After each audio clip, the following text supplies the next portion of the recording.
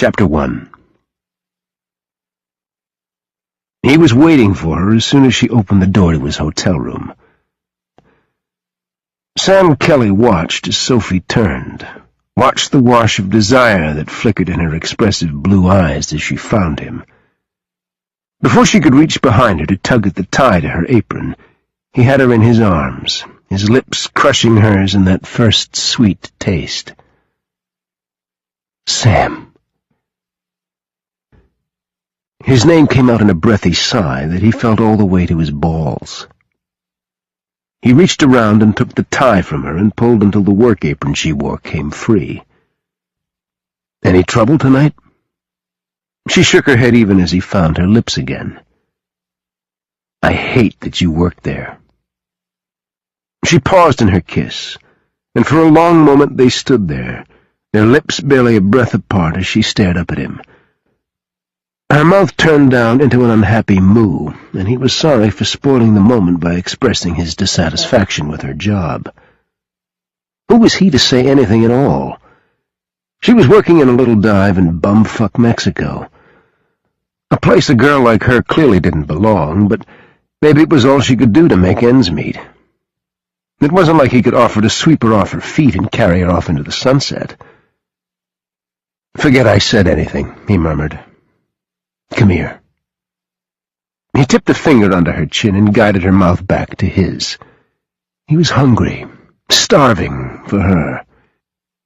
Even now, his brothers and their team were doing the job he was here for, because he wanted a few stolen moments with a woman he hadn't been able to resist, a woman he'd known he had to have from the moment he walked into the bar where she waitressed, a woman who made it too easy to forget duty. She leaned into him, warm and unsteady. He lifted her just enough that she could circle his neck with her arms, and she smiled against his mouth. "Better," she whispered. "I'll be better when you're naked." He carried her toward the bed and lowered her onto the mattress until he hovered over her, trapping her underneath his body. His mouth was just over her belly, and he looked up her body, meeting her gaze. "You're so beautiful," he murmured. With slow, methodical movements that belied his urgency, he slid her T-shirt up, baring her slim waist. Even as he raised it higher over her breasts, he tongued the shallow indentation of her navel. She shivered beneath his lips, and a fine smattering of chill bumps raced across her belly. She arched her back almost as if she'd buck him off, but he left her shirt and gripped her hips, holding her in place. "Mine." She shuddered and let out a light whimper when he licked up her midline and caught his teeth on the band of her bra. He grinned and levered himself upward so that his knees were on either side of her hips, and she was effectively trapped. Impatient to have her undressed, he grasped the hem of her T-shirt and ripped it up the middle until it lay in two pieces on either side of her. It hung from her arms, and he simply pulled until she was free. Her nipples puckered and strained against the lacy cups of her bra. The material shielded nothing of the dark crescents. Idly, he toyed with the nubs through the satin, touching and molding until they were hard points begging to be set free. The swells plumped over the edge of the cups, and with a light flick he pushed them free, baring her nipples so they peeked over the bra. Her hands crept up his thighs, sliding over the rough denim of his jeans, but he reached down and grasped her wrists, pulling her away. She started to protest, but he brought one hand to his mouth and kissed her palm before raising her arms over her head. He leaned until they were pressed to the mattress, and once again she was captured. In a moment of inspiration, he gathered the tattered remains of her T-shirt and tied one wrist to the headboard. She gasped, her eyes going wide when he took her other hand and secured it as well. Her breathing speeded up and her chest heaved. She licked her lips nervously, but her eyes darkened to sapphire. His smile was slow and predatory. She was like a drug, a high he didn't want to come down from. She made him feel strong and invincible. "Now what to do with you?" He reached into his jeans and pulled out his pocket knife. Her eyes widened slightly, but no fear shone in her gaze. He flipped the knife open and tucked the blade underneath the band of her bra. The material fell away, baring her breasts to his hungry gaze. He closed the knife and tossed it aside, then turned his attention to the clasp of her jeans. He wanted to rip them from her, but he was forced to take his time and to savor each inch of her flesh he unveiled. He worked the jeans over her hips and then down her legs, moving so he could free her entirely. Her shapely legs drew him. He ran his finger up the slim lines and curves and then followed with his mouth, kissing and licking a path to the silky scrap of underwear that shielded her pussy. He tucked one finger behind the lace, threading through the curls into the slick folds. She moaned and twisted restlessly when he found her clit. For a moment he played, stroking his fingertip over the sensitive nub. Then he slipped down until he rimmed her entrance, teasing her mercilessly. With one push, he was inside. Liquid velvet closed around his finger, and he closed his eyes as he imagined his cock there, gliding through her tight, swollen heat. "Sam?" Her agonized cry jerked him back to awareness. Her face was flushed, her eyes glittering with need. "Please," she begged. He ripped the panties, no longer patient, no longer willing to prolong his seduction. He wanted her, had to have her, now. His shirt came off and sailed across the room. He rolled to the side and yanked at his jeans, cursing under his breath when they snagged around his ankles. Where the fuck was the condom? Pocket shit. He leaned over the bed to pick the pants back up and yanked several packets out. They spilled onto the bed as he rolled back over. He grabbed one and ripped it open as he straddled her again. Her gaze was riveted on his groin. Her eyes flashed appreciatively, and in response he reached down, grasped his cock, and stroked. She strained against her bonds, and it only made him harder and more eager to take her. With a shaking hand he rolled the condom on and then reached down to spread her legs. God, she was so soft and beautiful, delicate and feminine. The silky blonde curls were damp with desire, and he ran his hand down the seam of her pussy before pushing her legs farther apart. She was open to him, open and unguarded, his to take, his to pleasure, his to taste and to touch. He rose over her, tucking his cock against her small opening. He could never get over that first thrust, where her body fought his size and her pussy closed around him like a vice. He was sweating and shaking like a teenager, and he hadn't even gotten inside her yet. "Are you ready for me, Sophie?" He nudged inward just enough that the head spread her opening and he could feel her heat. "Please, Sam, I need you." Those softly uttered words sent him over the edge. He gripped her hips and dove deep. She gasped. All the breath left his body in a groan of intense agony. She writhed beneath him, trapped. Her mouth opened and closed, and her arms strained against the bonds at her wrists. She surrounded his dick like warm honey, so sweet, so hot. He never felt anything to match the sensation of being inside her. When she bucked upward in protest of his not moving, he withdrew, and they both moaned at the sensation of him rippling through her flesh. "God, honey, you're so tight. You feel so damn good." "We fit," she said in a moan. "You fit me. Perfect." "Damn right," he growled, as he swooped downward to devour her mouth. He flexed his hips and sank deep again. He swallowed her gasp of pleasure, savored it, then returned it in his next breath as their tongues mimicked the action of their bodies. There was no thinking, only the slick, hot feel of her against his cock. His brain went numb as he lost himself. Deeper, harder. The rest slipped away.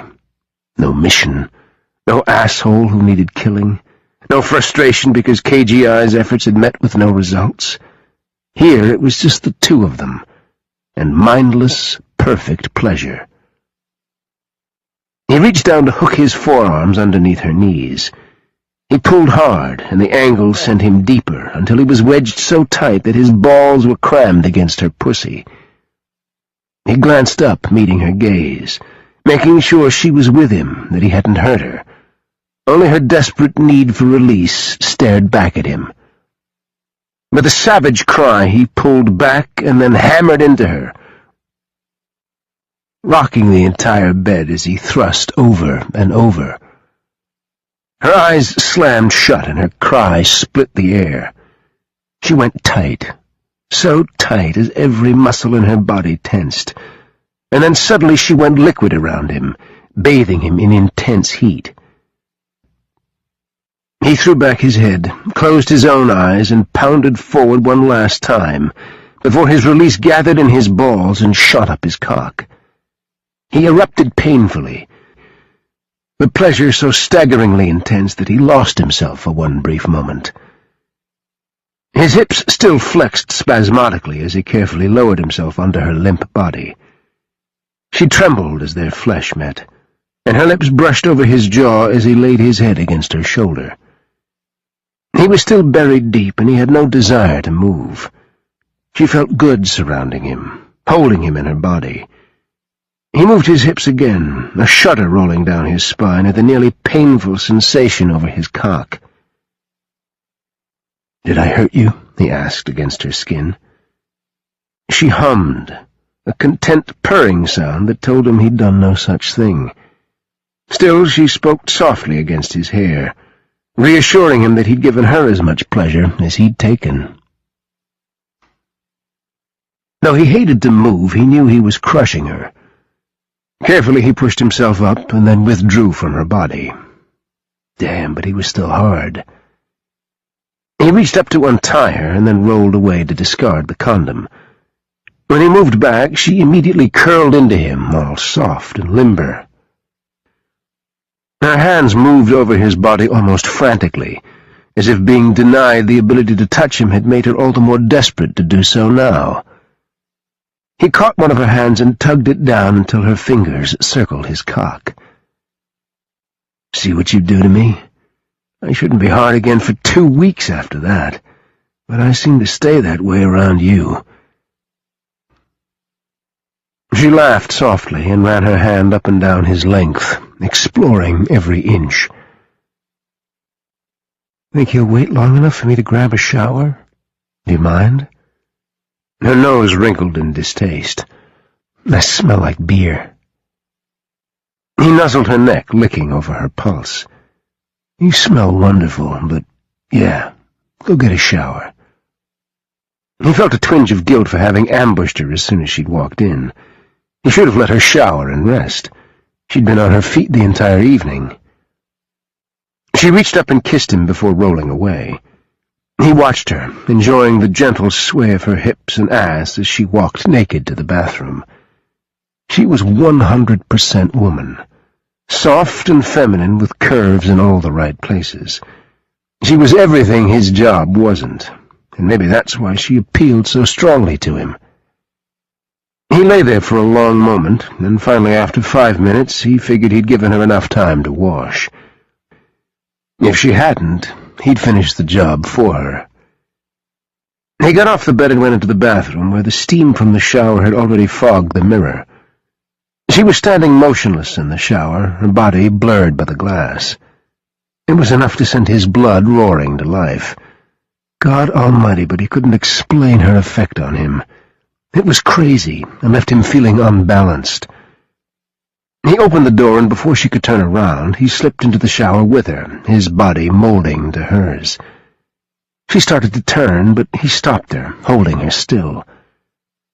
He lowered his mouth to her neck, where little droplets of water beaded and rolled down her skin. Her knees buckled, and she threatened to fall when his teeth sank into the slim column of her throat. He caught her and held her tight. "Put your hands on the wall." She put her palms on the tile and slid them up until her arms were above her head. He arched against her, then reached down and hooked her right leg with his hand. He pulled up, lifting her while he held her steady with his other arm. While the water beat down on them, he thrust into her, finding her warmth all over again. It was never enough. It would never be enough. In the back of his mind, a warning flashed. He hadn't used a condom, but he was lost in the feel of her silky heat against his bare flesh. His mind screamed stupid, but the male roared that she was his, and he'd take what was his. She tightened around him.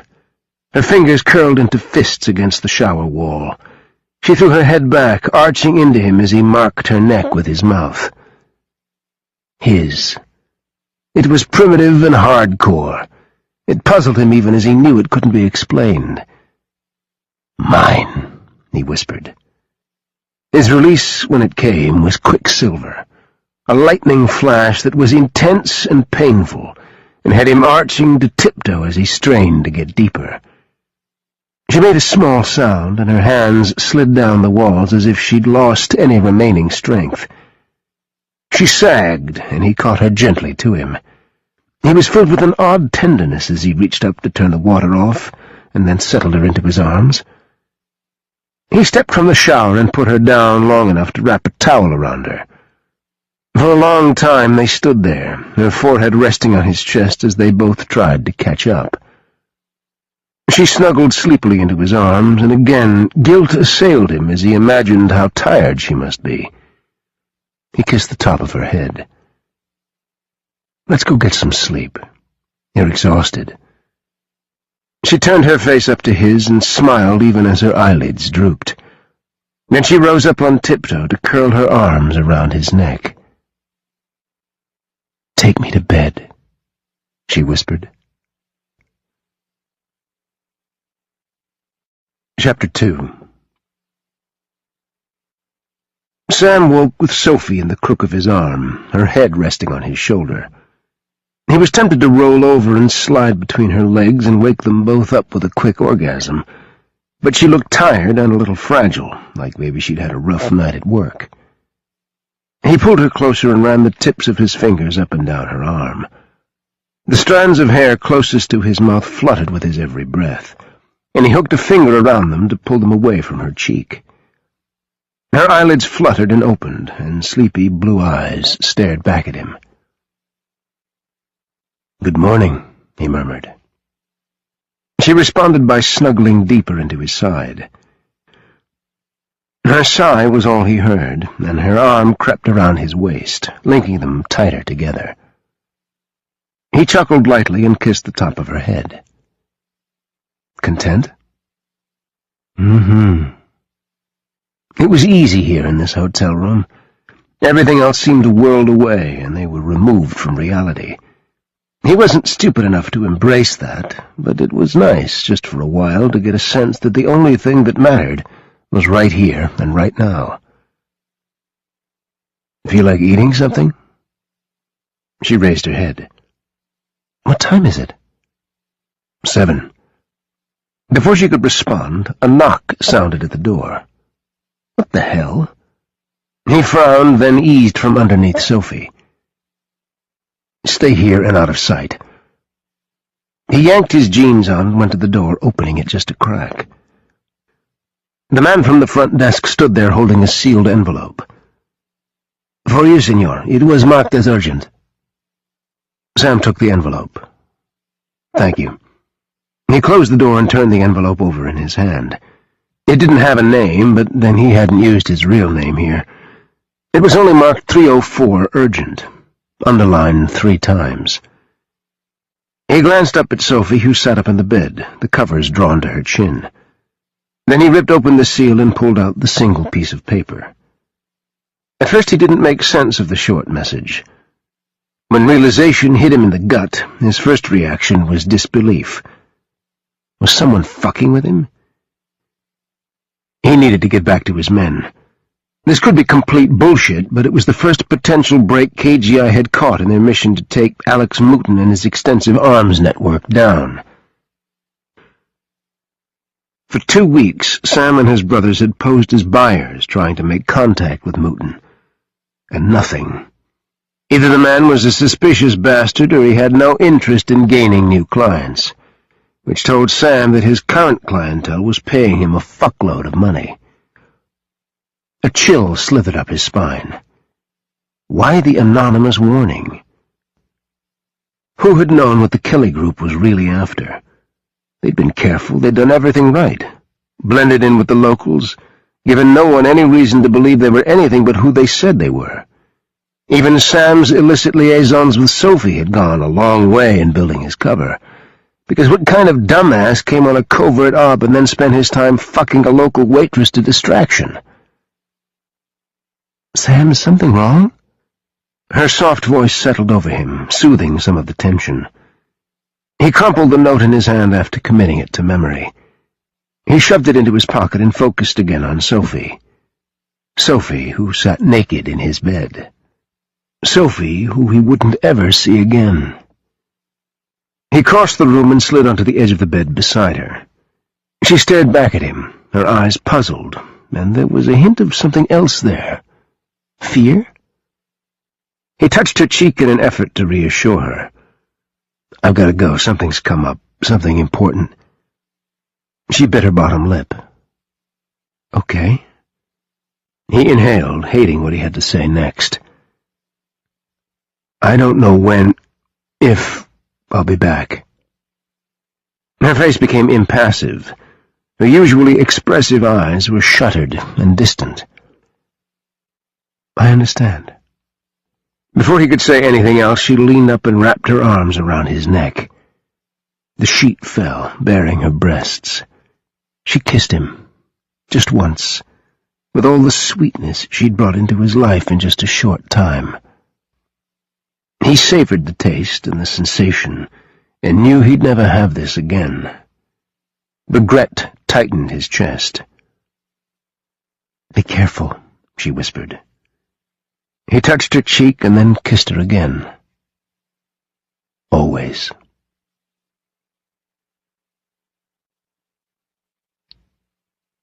Sophie waited long enough that she was sure Sam wouldn't return to the room, and then she hurriedly dressed, making sure she'd left nothing behind. In the bathroom, she twisted her hair in a quick knot and thrust a pick from her bag through the knot to hold it. The woman staring back at her in the mirror was young, amusedly fresh-faced and deceptively innocent-looking. She felt none of those things, but knew people only saw what they wanted to see. No one ever took her seriously or saw her as a threat. That would end today. Taking one last sweep of the room, she saw Sam's knife lying on the floor where he tossed it after cutting her bra off. She stooped down to retrieve it and then shoved it into her pocket. There would be no evidence he was here, and she might just need it later. Taking a deep breath, she cracked open the door and peeked out of the room and down the hall. Satisfied no one was about, she hurried to the stairs, bypassing the corridor leading to the elevator. On the first floor there were 2 doors in the alcove, one leading to the lobby, and one leading outside into the alley beside the hotel. She ducked outside to see the car waiting for her. Squaring her shoulders, she strode to the dark Mercedes. The driver got out, somber-looking in a dark suit and sunglasses that completely obscured his eyes. He was nameless and faceless, just like everyone else in her father's organization, just as she was. He opened the door to the back seat, and she was swallowed by the armored vehicle. The driver took her through the back edges of town, through crumbling cobblestone streets, some of which had huge gaps where sand and rock took over. The car drew no curious stares. The residents here were well used to her father's presence and had learned not to ask questions. They left the rows of shabby houses and turned onto a winding dirt road that led into the hills surrounding the remote town. When finally they approached the stern spires that guarded her father's compound, the driver slowed and then punched a series of commands into the remote installed in the dash. The heavy iron gate swung open to admit them, and they zoomed rapidly up the paved driveway. A thick line of trees obscured the view of the sprawling house, and in fact there was only a small hole through the dense line, where the car seemingly disappeared into a forest, only to burst through the other side to a sight that was deceptively idyllic. To a little girl, it had been fairyland. She hadn't been that little girl in a long time. Instead of pulling around front where the circle drive surrounded a huge fountain, the driver parked at the side of the house, under an awning that sheltered 3 other armored vehicles. He opened the door, and Sophie blinked at the wash of sunshine that slapped her in the face. She stepped out and glanced up at the driver. "Are you sure this is what you want to do?" he asked in a low voice. She merely nodded, not trusting that she wouldn't be overheard if she responded. "I'll be waiting." This time she didn't react. She walked past the driver and inserted her security card into the slot beside the door leading into the house. Her father would be alerted to her presence, and he'd be waiting for her. He never came to her. She was expected to go to him and give him a report just like any of his employees. A maid met her in the hallway to her father's office. Sophie didn't meet her gaze. The maid stared straight ahead, but as Sophie approached, the maid reached under her apron and handed a small bag to her as she passed. It was a designer handbag, something her father would expect her to have. He'd probably bought this one. She tucked it under her arm and stopped in front of the double door at the end of the corridor. She raised her hand to knock, but stopped in midair. She shook from head to toe, and sweat beaded her forehead. Each breath seemed dragged from her, heavy and sluggish. Her heart thumped wildly until she was sure it was audible in the silence. Swallowing back her fear, she squared her shoulders and knocked. She'd need every bit of composure she could muster. Her father could spot weakness in a second. The doors opened automatically, and she stepped forward. Miraculously, her fear subsided when she looked across the room to see her father standing against the huge picture window. It, like everything, was deceptive. What looked like a foolhardy extravagance for a man as wanted as he was in actuality a one-way reflective plate of the highest-tech bulletproof material available. It wasn't even on the market yet. He could see out, but no one could see in. "Sophie, you have information?" The casual way in which she posed the question didn't in any way fool her. Her father wasn't casual about anything. He was coldly aloof and calculating. He didn't expect obedience, he demanded it, with chillingly positive results. She glanced around the room, searching out the position of his guards. There were 2 inside, at least a dozen outside, each willing to give his life for the man who owned them. Today she was happy to accommodate them. "I do have something that might interest you," she murmured. He raised a speculative eyebrow as if he couldn't believe she'd proven useful. She made a show of opening her handbag as if she had something to give him. Her fingers slid over the rubber stock of the gun, and then one finger curled over the cool metal trigger.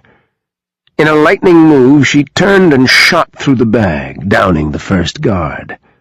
Before the second could react, she fired again, the heavy plunk of the bullet as it smacked his neck the only sound in the room.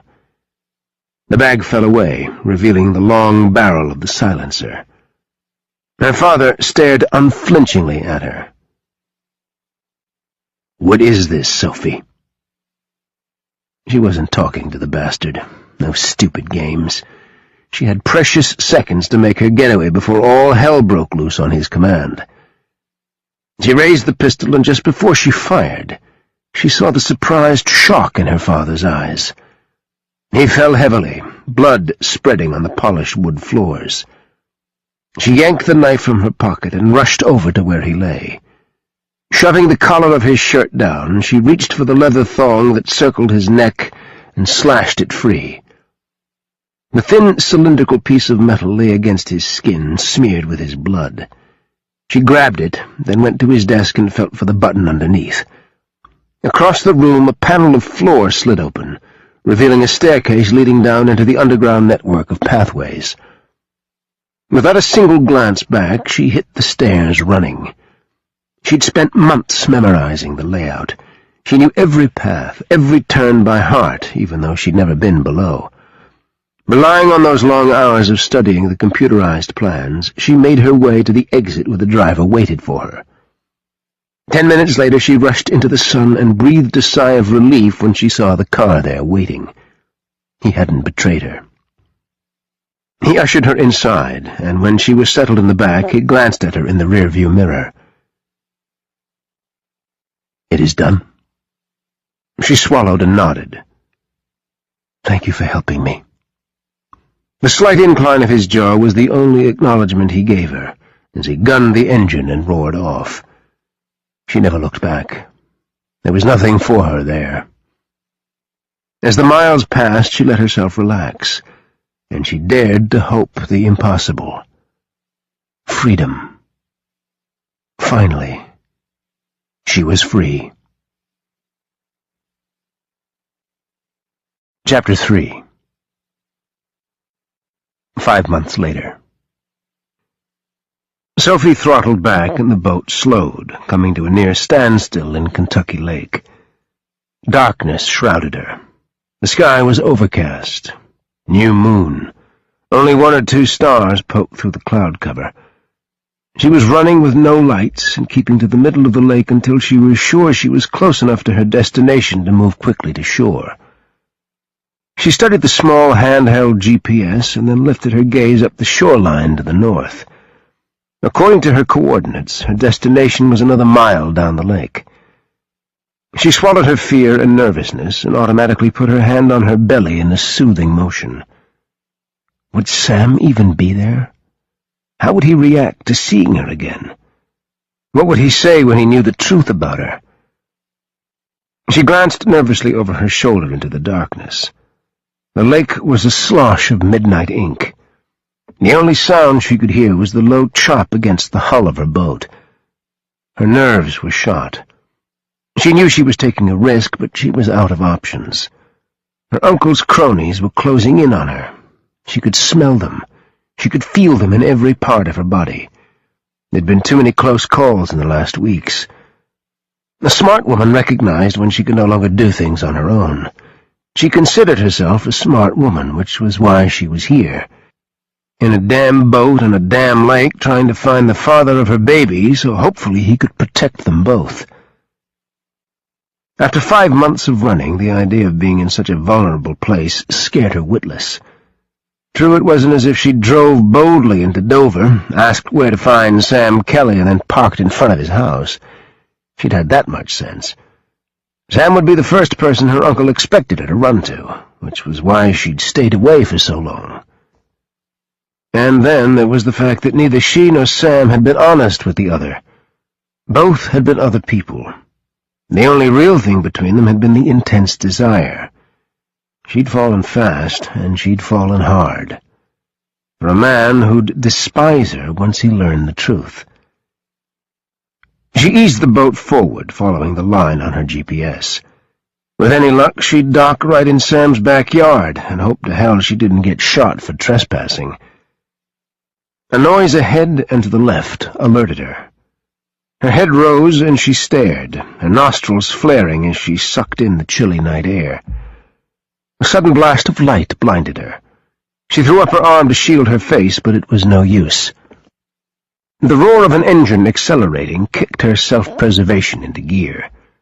Without hesitation, she dove overboard. She smacked into the cold water and felt the shock to her toes. The larger boat hit hers with a resounding crack. Debris flew into the air and pelted the water all around her. A huge chunk hit the surface in front of her and blew water over her head. Her mouth filled with water, and she pushed it out before rolling to swim toward shore. She hadn't gotten a full breath, and already her lungs were tight with the need for air. She surfaced and sucked in a huge breath. Pain exploded in her arm, and she inhaled another mouthful of water. Shock splintered with needle-like awareness. She touched her arm and felt warmth. Liquid warmth. Blood. Son of a bitch had shot her. Terror hit her like a sledgehammer. She fought to keep her panic at bay. She had to hold it together. Why the hell had he shot her? Her hair went straight upward and her neck popped back as a hand yanked her out of the water. She banged over the side of a boat, and she had the presence of mind to wrap her arms protectively around her middle. Her baby. She had to protect her baby. She landed with a crash on the deck of the boat and squinched her eyes shut against the beam of light shining into her face. "Get up."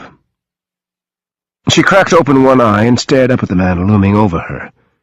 She glanced around and saw no one else. "Go fuck yourself." He kicked her in the arm, and agony ricocheted through her body.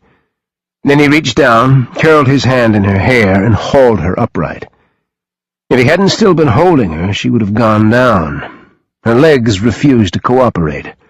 Her arm was on fire and hung loosely at her side. "Where's the key, Sophie?" "Look, I don't even know you," she spit out.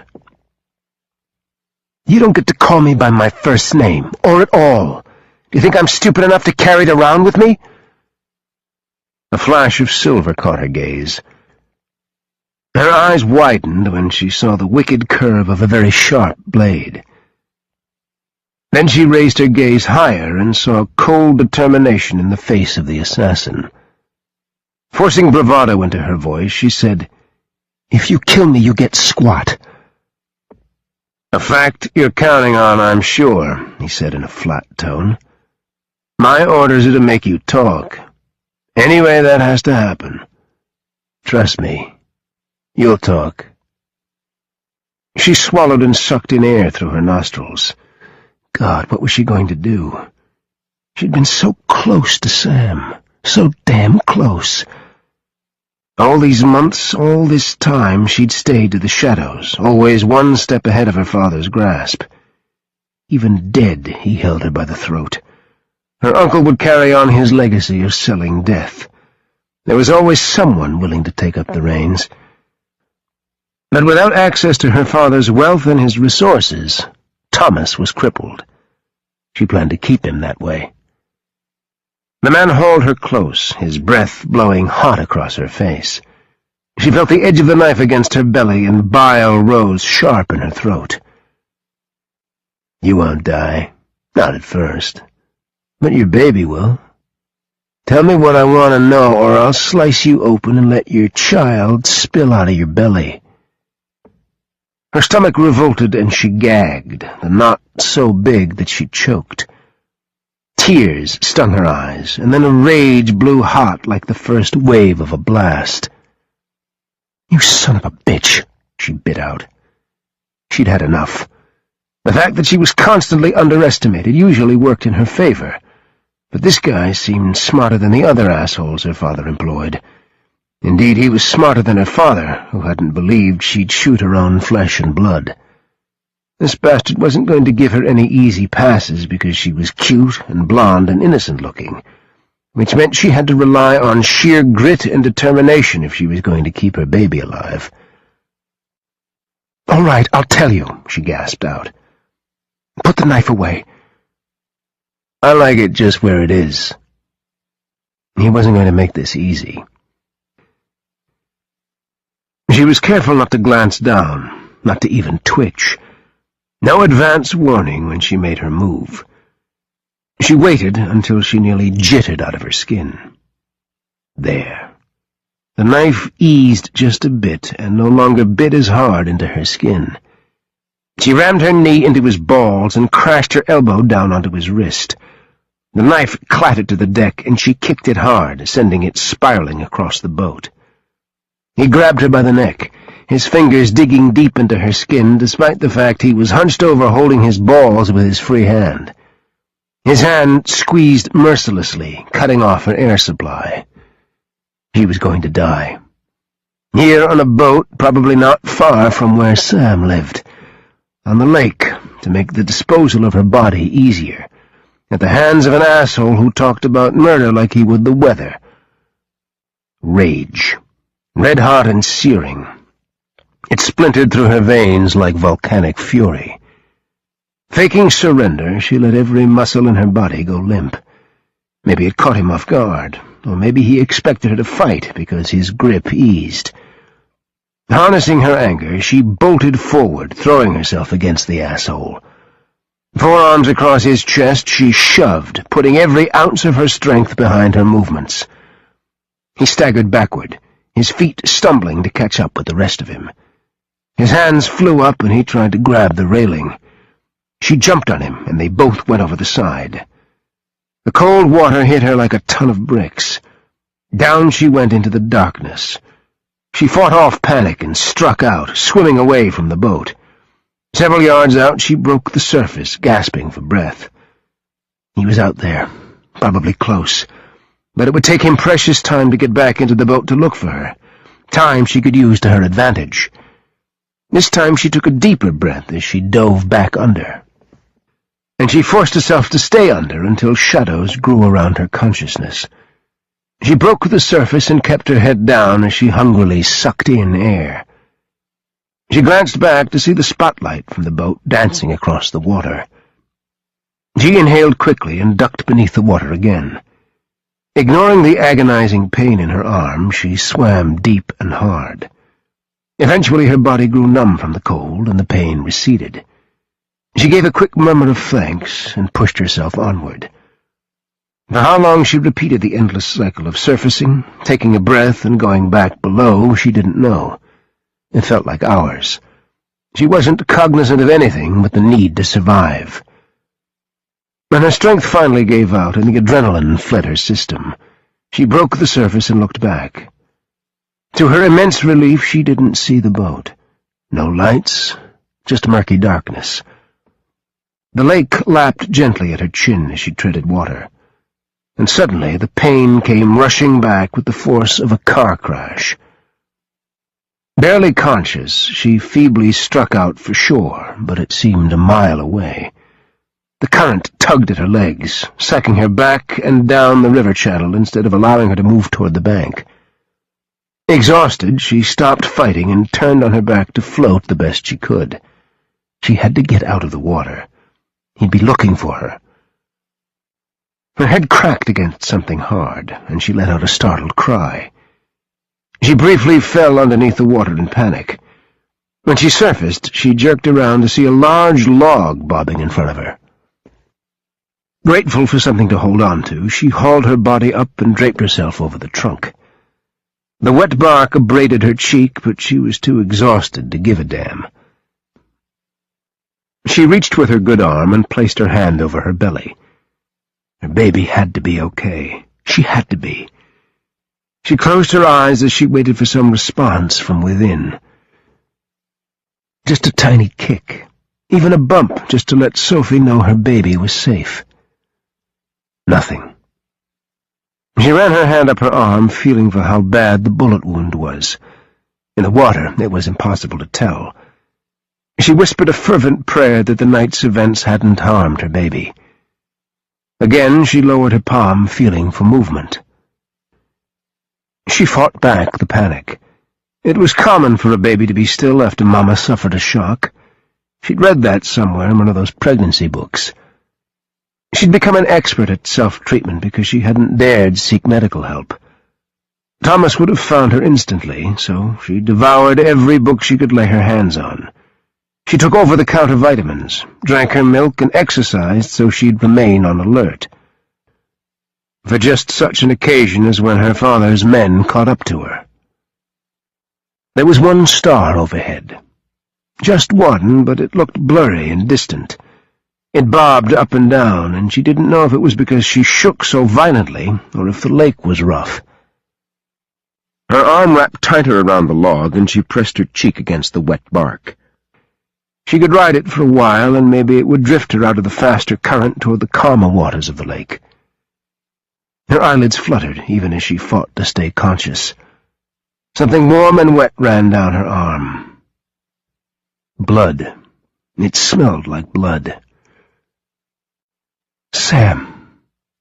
His image rose vividly to mind. Her last coherent thought was that she had to get to Sam. Chapter 4. The morning sun shone bright on the back deck of Sam Kelly's Kentucky Lake home. The wood was warm underneath his bare feet, and the rays chased the chill of the morning away. It had the makings of a truly spectacular day. The only way it would have been more perfect is if he was on the lake, fishing pole in one hand, the beer in the other. At least he had the beer covered. He drained the remainder from his can, then crumpled it and tossed it across the deck into the garbage can. "Nice shot," Donovan drawled from his indelicate sprawl of one of the lounge chairs. A brief cool breeze blew over Sam's face, reminding him that spring hadn't fully sprung yet. He glanced over at his younger brother and motioned for him to toss him another beer. Donovan tossed him a can and then looked in Garrett's direction.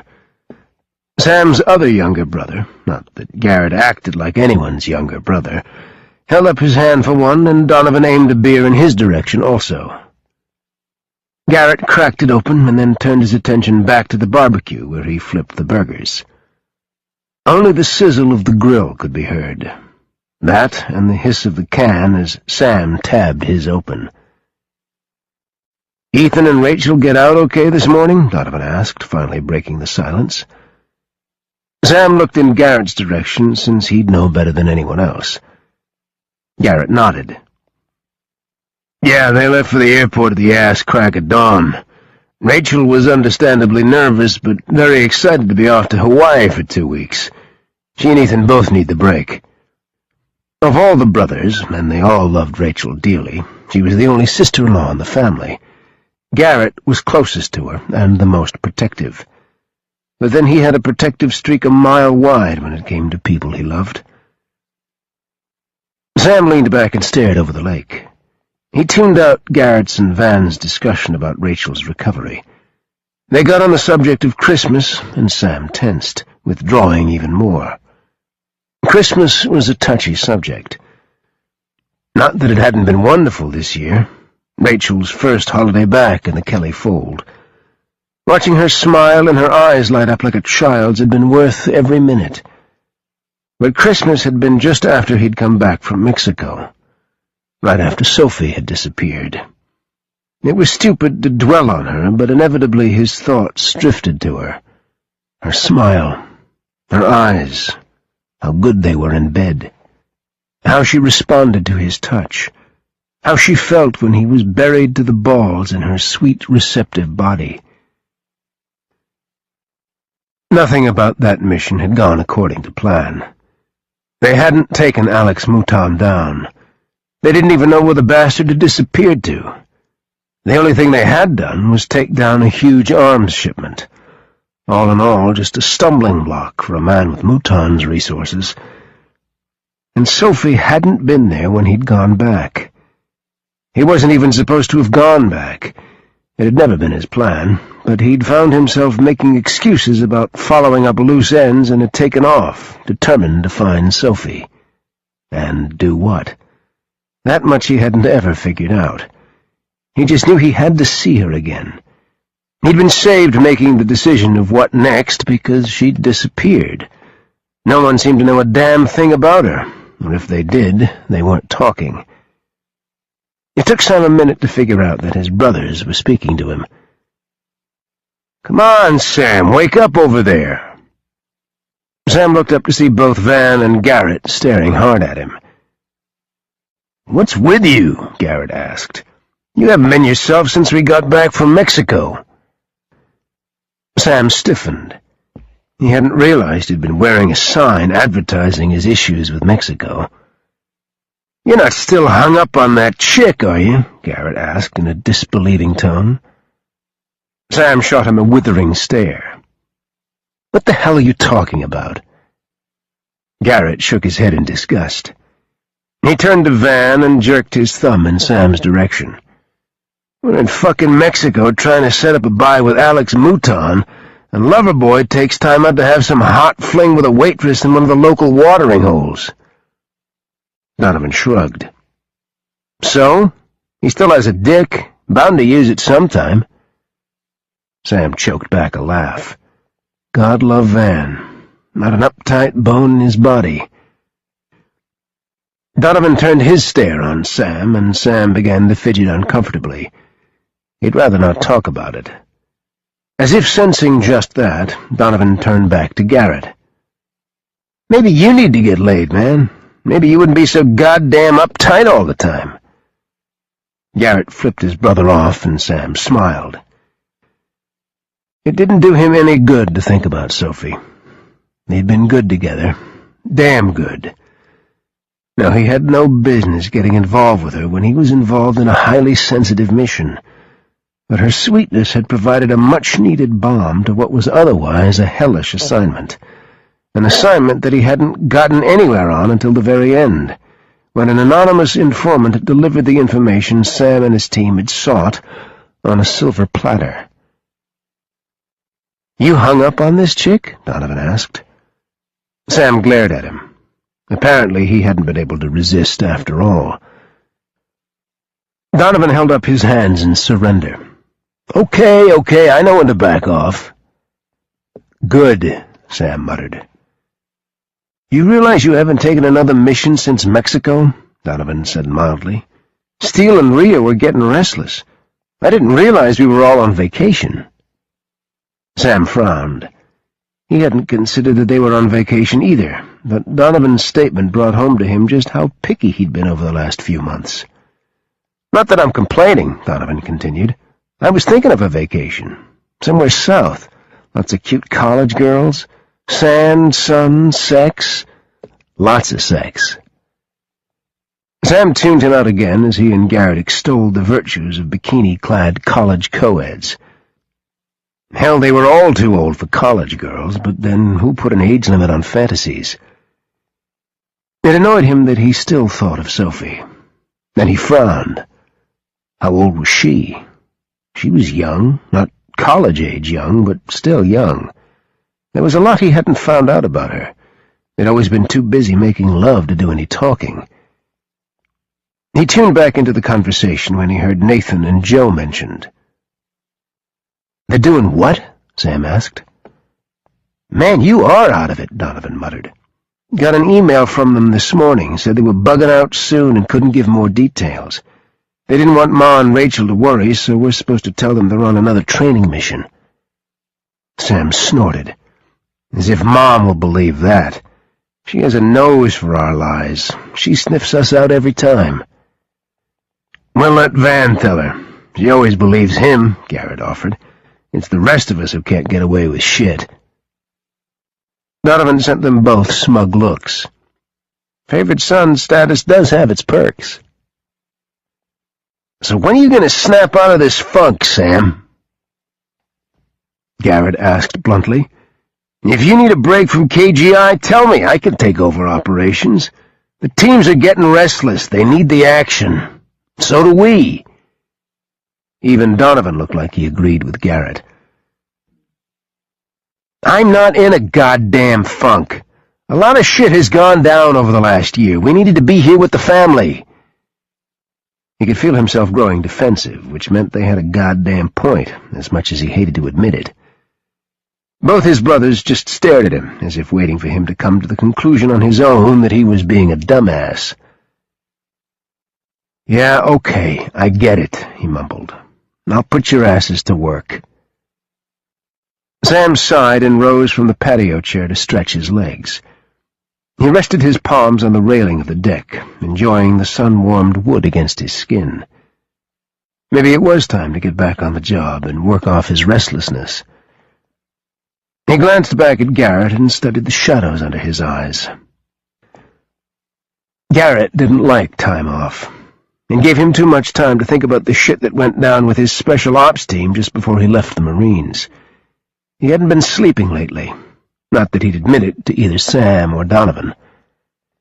Van had confided to Sam that Garrett had been tracking down any and all information on Marcus Latimer, the man responsible for Garrett's mission going to shit, and Garrett's subsequent stay in the hospital to recover from a bullet to the thigh. Sam had been meaning to bring it up with Garrett, but he hadn't found the right time. Not that any time was ever good to try to pin Garrett down and make him talk. "What the hell are you staring at?" Garrett asked rudely. "You look like hell," Sam said bluntly. "You haven't been sleeping again." "Yeah, well, that's two of us. At least I'm not hung up on some chick. Quit trying to avoid the subject by making this about me." "Find anything yet?" Sam asked mildly. Garrett frowned and looked for a moment like he'd pretend he didn't know what Sam was talking about. He slapped a burger on the grill, banging the spatula in the process. Then he glanced over at Donovan. "Hey, don't look at me," Donovan said, holding up his hands. "You haven't exactly been discreet about it." "I want to take the fucker down," Garrett said. Sam leaned back and braced his hands behind him on the railing. "Christ, Garrett, KGI can't afford to go on some damn revenge mission." Garrett shrugged. "Who says it has to be about revenge? The world would be a better place without the piece of shit. He's dirty. He's a traitor." He stared hard at Sam. "He cost me my team. While we sit here waiting for you to snap out of your funk, we could be doing something useful, like nailing Latimer's sorry ass to the wall." There wasn't a whole lot Sam could say to that. He understood Garrett's rage. He'd be doing the same in Garrett's shoes, but he sure as hell hoped his brothers would rein him in, just like he was doing with Garrett. "Garrett's not the problem right now," Donovan said pointedly. "You are. You need to pull your head out of your ass, and we need to go back to work. Otherwise, Garrett's going to go rogue on us and start some goddamn war trying to find Latimer." Sam blew out his breath and turned around to gaze out over the lake once more. His brothers were right. His head wasn't in it, and that was a very bad thing for KGI. They'd built their business into an extensive list of military and government contacts. They did jobs for agencies that didn't even exist. The job to take out Mouton had come from their CIA contact Resnick, and while KGI had thwarted one arms deal, Mouton himself had slipped through their fingers, which meant he was still there, still viable, and he was busy rebuilding his network. And at least for now, the U.S. government didn't seem inclined to follow up. Sam hated unfinished business. It went against his every principle to leave a predator out there who was capable of destroying so many lives. In theory, it wasn't personal. Mouton was just a job, but to Sam it had become personal the moment he failed to take the man down. He was tempted to tell his CIA contact to fuck off and go back after Mouton, but it wasn't worth getting on Uncle Sam's bad side. His lips twisted into a grimace. Maybe Donovan had the right idea. Maybe some sun, sex, and vacation would get his mind back in the game, and off Sophie.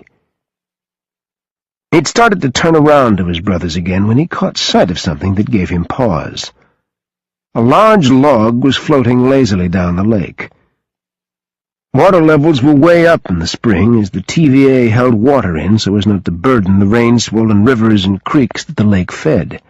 Recent storms and heavy rainfall had caused a debris field that had only just begun to diminish. But it was something on the end of the log that captured Sam's attention. "What the hell?" he muttered. "What's up, Sam?" Garrett asked.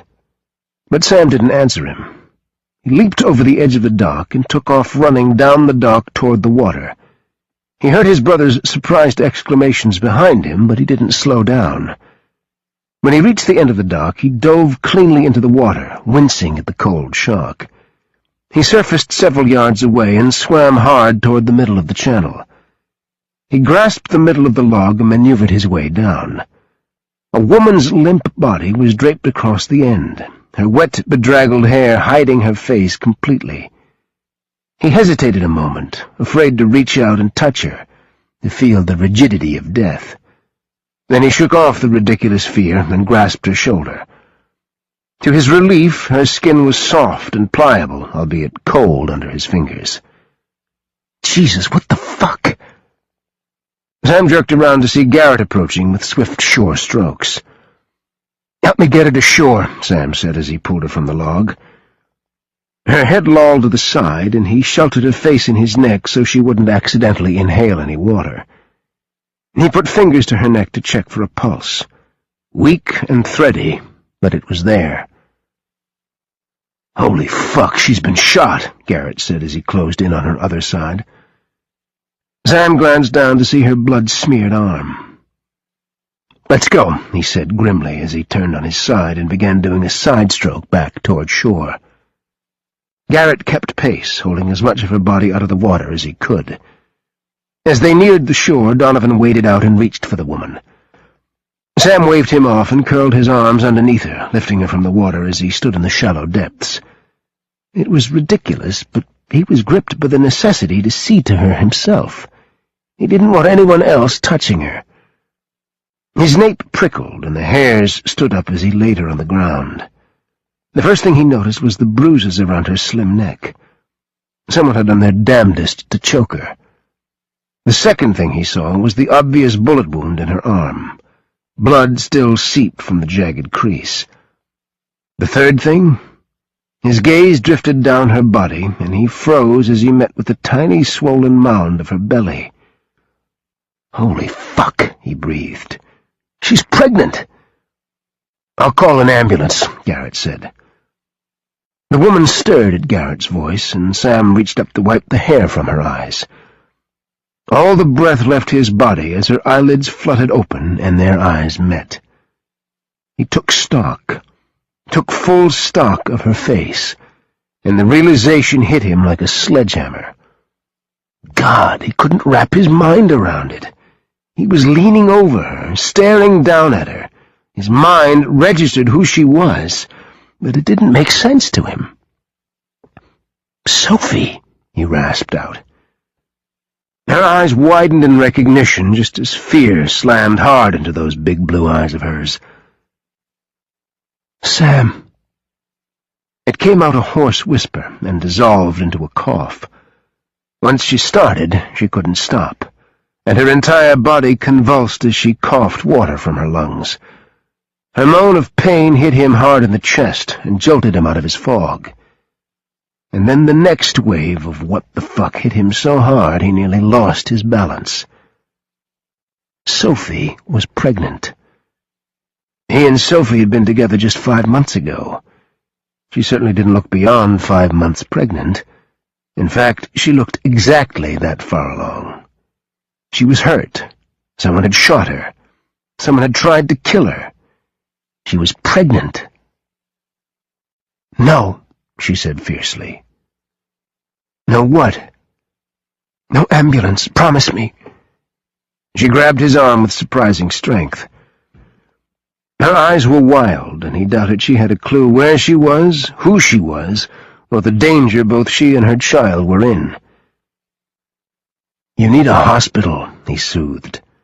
Hell, he needed a hospital. Or a stiff drink. What the hell was she doing here? Where the hell had she been for the last 5 months? Pregnant. Sweet Jesus, was the baby his? His tongue felt thick and swollen in his mouth. He couldn't form the words, and he doubted she'd understand them anyway. His hand automatically went to her arm, where the wound had started to bleed again. Her blood was warm against her cold skin, and he pressed as hard as he dared, not wanting to hurt her more. She raised her head, and her eyes, glazed with pain, sparked with determination. "No hospital, no police. Promise me. Promise me." The desperation in her voice got to him. An uneasy sensation crawled down his spine. His gut told him this was a clusterfuck beyond all clusterfucks. He glanced up at Garrett, who was staring at him and Sophie with a deep scowl of concentration. No doubt he wanted to know what the hell was going on. That made 2 of them. "Don't call the ambulance," Sam said, and turned to look up at Donovan, his hand still clamped over the bullet wound. "Get inside, find bandages, a med kit, anything you can dig up." "Have you lost your goddamn mind?" Garrett exploded. She's been hurt, she's been shot, and she's pregnant." Sam swallowed and looked down at Sophie's eyes that were now closed. "Garrett, please do as I asked. I know this woman." "Who the hell is she?" He stared both his brothers down. "She's mine." Chapter 5. Cold. She was freezing, and she was having hallucinations. Sam. She'd seen Sam, but he wasn't here. She didn't know where he was, only that there was a man who looked an awful lot like him standing over her with an expression of horror on his face. Sam wouldn't be that horrified to see her, would he? He didn't know the truth. Yet. No, it definitely wasn't Sam. Then a warm blanket surrounded her, and strong arms lifted her up. She settled against a hard chest, those arms still tight around her. Sophie opened her eyes and glanced up to see a hard jawline, strong, firm, with just a hint of stubble, as though he'd been too lazy to shave that morning. It was damn sexy. Her gaze wandered upward, and then his head moved and his eyes met hers. Blue. Pale blue, like ice, just like Sam's eyes. Was she still dreaming? If she was, she wanted to just go along with it. It was a nice dream. "Hey," he said softly. "You're back." Back? Where the hell had she been? Her brow crinkled in confusion. "Have I been here before?" she asked. For that matter, how had she gotten here? Everything was so fuzzy. She felt funny, not herself at all. She was having a hard time remembering the smallest of details. It frustrated her because there was something important she had to do. He shook his head. "No?" "But you said I was back as if I'd been here before." He gave her a worried look and picked up his pace. "I meant that you were back, conscious. You regained consciousness briefly when I pulled you out of the water, but then you passed out again." "Oh." His concern deepened, and he glanced over, and it was then that Sophie saw another man striding beside them. Big, mean-looking. He was scowling at her. Sophie shrunk against the man carrying her and gave an involuntary shiver. "It's all right," he murmured soothingly as he hoisted her higher in his arms. "No one's going to hurt you, I promise." "Who's that?" she whispered. Again he glanced sideways. "That's Garrett, he's my brother." "He's big and mean-looking," she muttered. He shook against her as he laughed. "He's harmless." A snort sounded, and Sophie guessed that Garrett didn't appreciate his brother's assessment. And Garrett leaned over to stare at her. "The question is, who are you?" She shrank back and would have crawled over her protector's shoulder and hidden behind him if she could have. "Back off, Garrett, you're scaring her." Garrett scowled again and gave her a look that suggested he wasn't finished.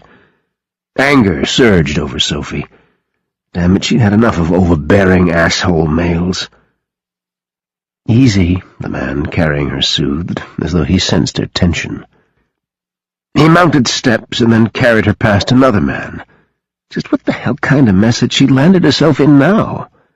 At least they weren't carrying guns, and so far they hadn't tried to kill her. That was a plus, wasn't it?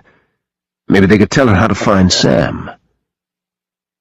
"Where am I?" she asked faintly as he settled her onto a bed. Not waiting on a response, she curled into a ball and reached for the covers and a pillow simultaneously. God, she was tired. She hurt from head to toe. "Oh, no, you don't," the male voice reproached. "You can't go to sleep yet." She shoved at him with a hand and snuggled deeper into the pillow. It felt good. Her muscles started to relax into the warm covers, and then they started screaming in protest. Her mouth and eyes flew open as pain overwhelmed her. Her arm. Fire. The numb had worn off, and then she remembered. Going overboard, getting shot, escaping. Her hand climbed up her arm, feeling for the wound. It couldn't be too bad, could it? "Easy," the Sam look-alike murmured. "I'd say some of the shock is worn off, and now you're starting to feel it." She shook violently, her fingers still gripping the area of the gunshot. A gentle hand grasped her fingers and pried them away from her wound. "Hurts." "I know. You should be in the hospital." Her head flew up. "No." "Here's the bandages," Garrett said as he strode into the room. "Van's bringing some water and washcloths so you can clean the wound." Sophie clutched the covers to her chest and stared cautiously at Garrett. Garrett didn't look any more impressed with her than she did him. He regarded her with what she could only describe as deep suspicion. A moment later, the third man crowded in behind Garrett. He at least didn't look like he'd like for her to be anywhere but here, but caution radiated from him nonetheless. "This is my brother Donovan," Fake Sam said as he jerked a thumb over his shoulders. "How many brothers do you have?" He grinned. "5. Only 2 are here, though." "There's 3 more?" she asked, trying to keep the horror from her voice. The room spun crazily around her, and she was so cold that her teeth were going to break from chattering. There was something important she had to do, but she couldn't remember anything beyond keeping her baby safe. She clutched her belly when she realized she still hadn't felt her baby move. Tears scalded her cheeks, and she sniffed loudly, but she couldn't manage to get air through her nose. Through the haze and confusion, she remembered the one thing she had to do above all else. "Sam," she croaked out. "I have to get to Sam. They'll kill him." She sank lower in the bed as the room dimmed around her. "I'm here, Sophie." "Sam?" No, it was that guy who looked like him. She shook her head. "No, Sam Kelly. I have to get to Sam. Important. They'll kill me, too. My baby." Her teeth clanked together until her jaw ached. Why couldn't she pull herself together? Why did she feel so disjointed and murky? The room spun crazily around her like she was stuck on some Ferris wheel from hell. Her stomach knotted and boiled. The god-awful pain was making her nauseous, and the last thing she wanted to do was puke. Nothing made sense. She'd heard herself babble on, but she couldn't even remember about what. Sam. That came back to her.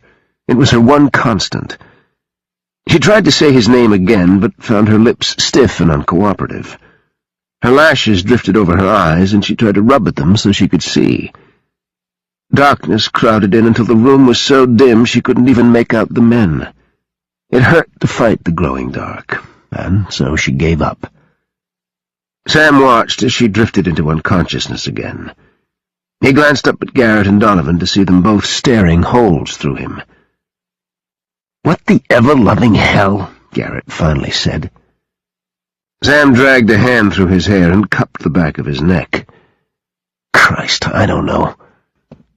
"Who is she?" Donovan demanded. Before he could answer, Garrett's eyes narrowed and he stared between Sophie and Sam. "It's the chick you were involved with in Mexico, isn't it?" Sam ignored Garrett and raised the covers higher over Sophie so she'd be warmer, but he was careful to leave her arm uncovered. The blood still seeping from the wound disturbed him. Hell, the whole thing disturbed him. "What the hell did she mean by needing to warn you?" Donovan asked. "This stinks to high heaven, Sam. You should call Sean and an ambulance. Let him handle things."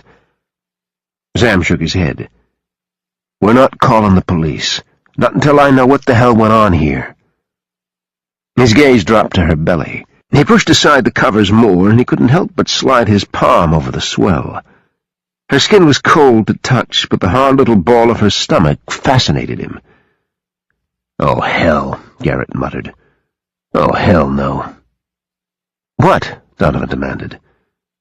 Sam knew. He swallowed and looked up at his brothers. "It could be mine. I won't know until I can talk to her, but we were together 5 months ago. She sure looks like she's about 5 months along." "Holy shit," Donovan blew out. "I'm with Van. This stinks like a roadkill skunk," Garrett said grimly. Sam gestured toward Sophie. "I need to bandage her while she's unconscious. I need you to help me with her arm. If the bullet's still in there, we aren't going to have a choice but to get her to the hospital." He glanced at the wound. Bullet or no bullet, it needed stitches. He didn't know how the hell he could keep her out of the hospital, or why the hell he should. Donovan eased onto the bed on the other side of Sophie, his expression grim. "It looks like someone beat the hell out of her, tried to choke her, and then shot her. Not necessarily in that order." Anger tightened in Sam's jaw. "Yeah, that's what it looks like. It's a wonder she got away." "If she got away," Garrett said sourly. Sam shot him an irritated look. "What's that supposed to mean? I find it pretty damn strange that she shows up half-drowned and beat up with a bullet wound and talking some shit like she has to warn you. Where the hell has she been for 5 months if you were so hot and heavy with her? She had to know you could protect her?" "So what are you saying?" Sam asked calmly. "You think she beat herself up, shot herself, then threw herself in the lake when she's pregnant as an elaborate scheme to get to me?" Garrett had the grace to look a little abashed. "Look, I know you're a suspicious bastard. I'm having my share of what the fuck-itis at the moment myself. But until I hear what she has to say, I'm reserving judgment." "Good call," Donovan murmured, as he examined Sophie's wound. "Looks like a through-and-through, no bone, flesh wound. It'll hurt like hell and will probably get infected after she spent so much time in the lake, but I don't think it's too serious. I'd be more worried about her pregnancy." Donovan's statement hit Sam like a hammer. Yeah, he'd seen her belly. He'd even calmly and matter-of-factly told his brothers that the baby could be his. But not until now had he really let it sink in. There was a baby. It might be his. He might be a father. Holy shit. Talk about coming from left field. This wasn't something he'd contemplated in his wildest dreams. He left it to his brothers to settle down and have babies. He figured Ethan and Rachel would pop out a couple before he would ever consider settling down and providing grandchildren for Mom and Dad. He winced. Holy hell. Ma would shit a brick over this. He was 36, well past the age most men thought about having families, wasn't it? But he damn sure assumed that if and when he got around to doing it, it would be on his terms, preferably with a woman he'd married and after thoughtful consideration. Babies and his career didn't exactly mix. "You okay, man?" Donovan asked softly. Was he okay? He felt like someone had yanked the rug out from under him, like someone had suddenly changed all the rules and altered the entire course of his life. Okay, so it sounded dramatic, but hell, it was. A baby changed everything. And then there was Sophie. Why had she disappeared? No, he hadn't given her any promises. He hadn't been in a position to offer her anything at all, not even his true identity. "Fuck," he bit out. Garrett glanced sharply at him. "How the hell did she know where to find me? She knew me as Sam, just Sam, some guy coming through the bar where she worked. Not Sam Kelly. I could have been from anywhere for all she knew." "I'd say you probably indulged in some heavy pillow talk," Garrett said dryly. Sam shook his head. "Do you think I'm stupid? Besides, talking wasn't exactly what we were doing when we were alone." Donovan snickered, but then quickly sobered. "So what the hell do we do? It's a little too coincidental that the chick you have a fling with while undercover just happens to show up looking like death warmed over, muttering dire warnings about people trying to kill you, when in fact she wasn't supposed to know anything about you, and certainly not where you lived." "That about covers it," Sam said as he stared down at Sophie's still form. The sheet over her belly bumped, just a little twitch that he almost missed. Perplexed, he leaned over and drew away the sheet. Her soaked shirt had ridden up, exposing the smooth expanse of her stomach. He remembered touching her, running his hands over her lush body, though it had certainly changed since they'd last made love. He put his hand to the side of her belly, only to feel the tiny little bump against his palm. In awe, he stared. It was the baby. "Guess the little critter is okay," Garrett mumbled. Sam couldn't form a response. He was too befuddled. Was this his child he was feeling against his fingers? "You should get her out of those wet clothes," Donovan offered. "You and Garrett both need to get into dry clothes. I'll go warm up some soup and find out if we have antibiotics in our stash of medications. She'll need that and something stronger than ibuprofen for pain. Not to mention, I'm not sure what she can take being pregnant." Sam stirred and shook himself from his trance. Then he scowled. No one but him was going to see her naked. He focused his frown on Garrett until Garrett finally got the message and walked toward the door, muttering under his breath the entire way. "Get the soup and find what medications you can," Sam said to Donovan. "After I get her out of these clothes and into something warm, I'll assess her injuries. When she wakes up and can tell us what the hell is going on and why she doesn't want us to take her to the hospital, we'll figure out what to do next." Donovan nodded and headed out of the room after Garrett. Sam turned his attention back to the woman lying in his bed. His woman. His child? He shook his head in denial. She wasn't his. He fingered a strand of wet hair, pulling it carefully away from her neck. "Where have you been, Sophie?" he asked softly. "What secrets are you hiding, and who the hell wants you dead?"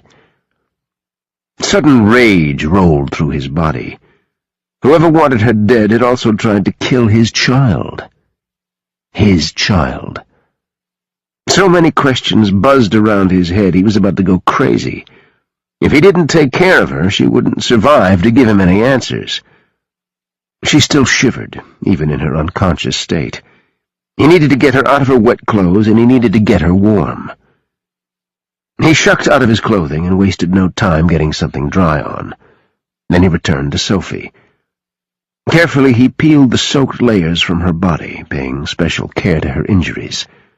A variety of bruises dotted her body, and his jaw tightened as he studied the dark fingerprints at her neck. Her nipples puckered and stood erect as chill bumps chased down her body. Her body was slim and curvy, except for the mound of her belly.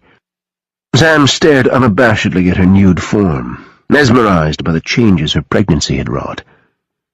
She seemed too small and too thin. She'd been a little bit of a thing to begin with, but shouldn't pregnancy fill a woman out? Make her more curvy?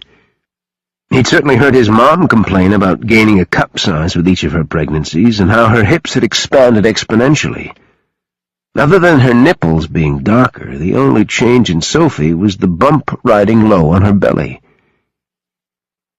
"Is it mine, Sophie?" he whispered.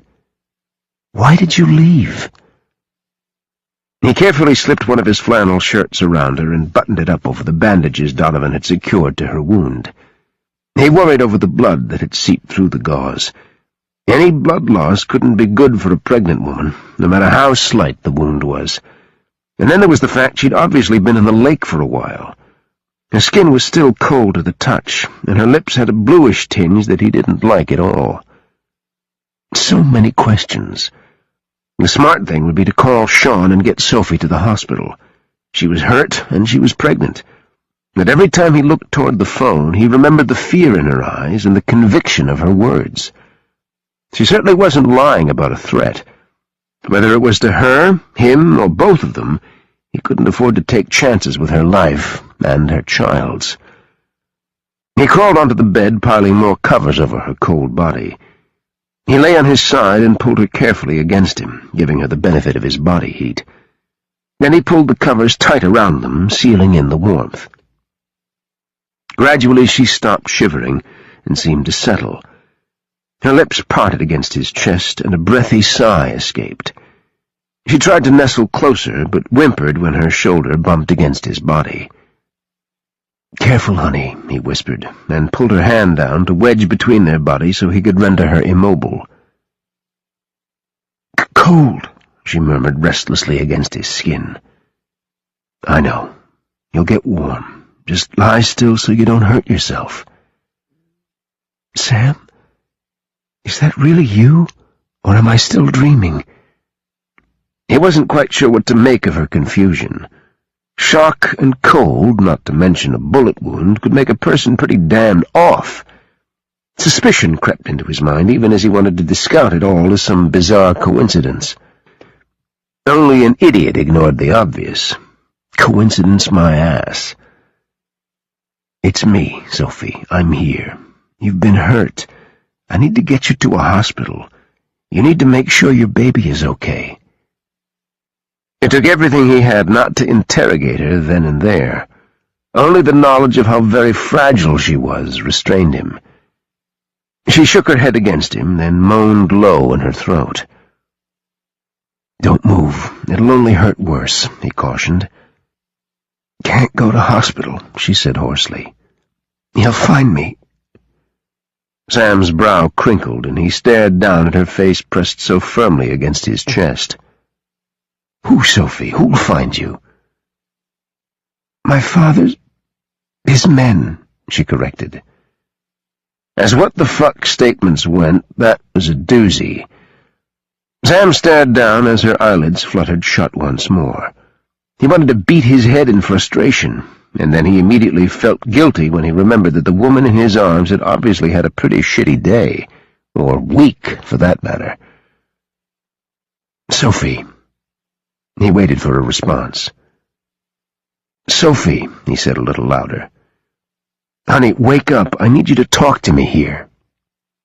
She moaned and dug her face into his chest, a gesture that told him more than words that she wanted him to shut up and go away. This was making him crazy. Van would be back any second with medicine and whatever else he'd managed to dig up. Going with that thought, Sam checked the covers to make sure she was shielded from any prying eyes. Not that Van was an asshole, but hello, a half-naked woman would draw any red-blooded man's eyes. Wouldn't matter if she was dead. He sighed when she went limp again. God damn it. This wasn't his day, his week, or even his month.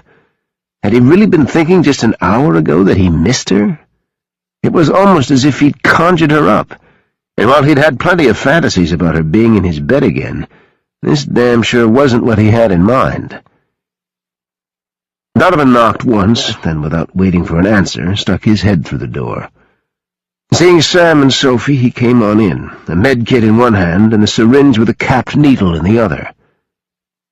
"What the hell is that?" Sam demanded when Donovan came closer to the bed. "Antibiotics. Got it out of the field kit." "How do you know it's safe to give it to a pregnant woman?" "The Internet is a useful thing," Donovan said calmly. "Amazing what you can find. I don't even know why people go to doctors anymore." "I'm supposed to trust my child's safety to some website you Googled?" Sam asked in disbelief. "Well, yeah, you got a better idea?"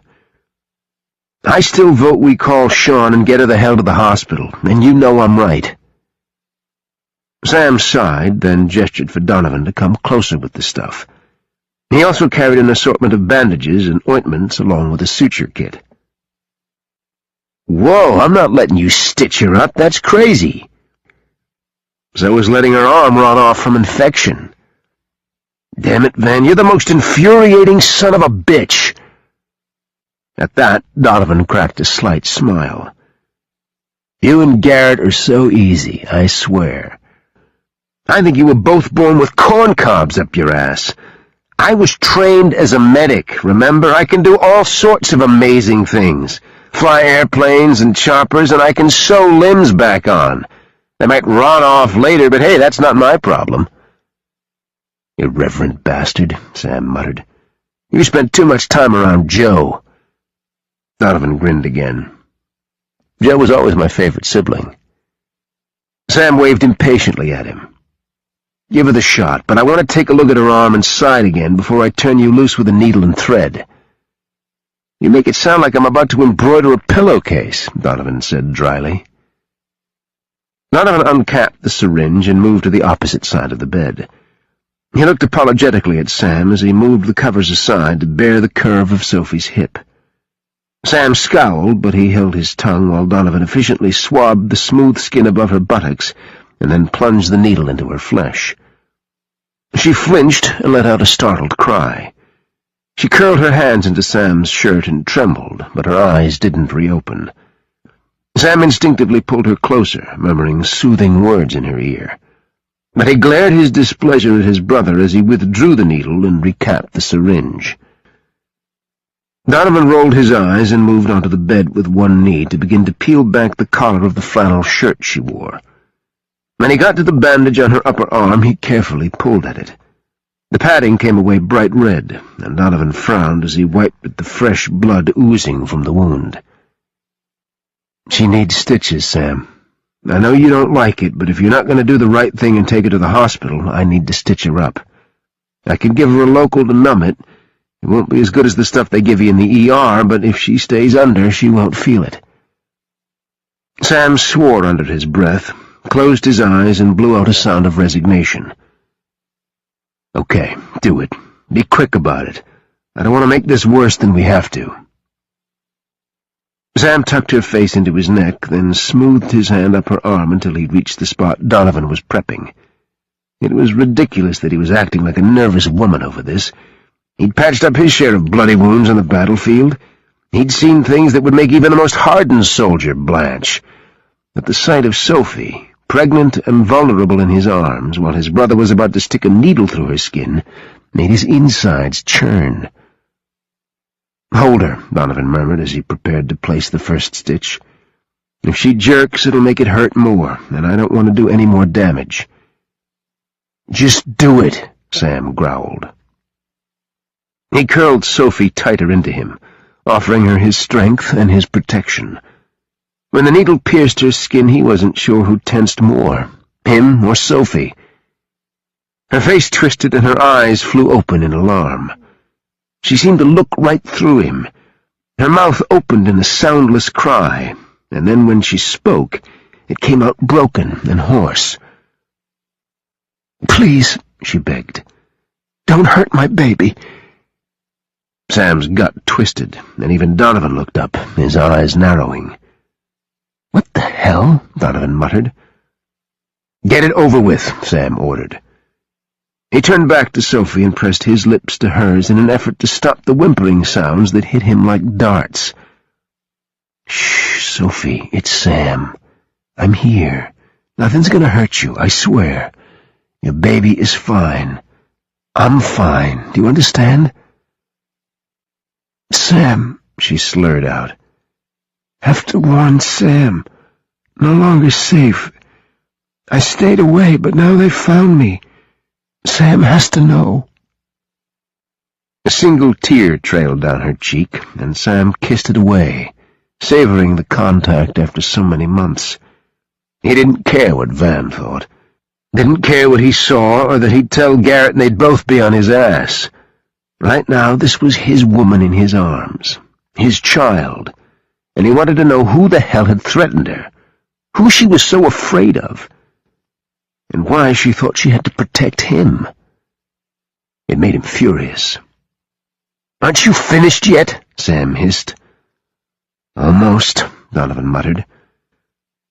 Donovan set the needle to her flesh to do the last 2 stitches. Sam just prayed he'd hurry the fuck up. Again, Sophie tensed and let out a low sob. Sam wanted to moan with her. "He'd be so angry," she said in a broken voice. She was babbling now, flinching with each stitch, though she didn't struggle. She seemed to have resigned herself to the hell she was enduring. Sam only wished he knew what was going on inside her fevered mind. "He'll hate me. He'll never understand. Have to tell him the truth." Donovan tied off the last suture and cast a worried glance in Sam's direction. Sam didn't need Donovan to tell him this was crazy. It went beyond bizarre. There was some seriously weird shit going on. The question was, how was Sophie involved? And if she was in trouble, why the hell hadn't she come to him before now? His hand slid down to palm her belly, and he felt the reassuring little wiggle of the baby inside her womb. And if this was his child, what the hell did that mean for him and Sophie now?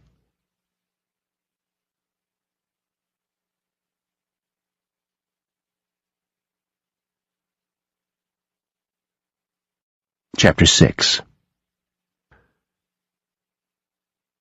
Sophie was finally warm. There wasn't a part of her body that didn't hurt, but she was warm. It took her a moment in her befuddlement to realize that the source of her warmth came from another person. She studied the feel of the body against hers without opening her eyes.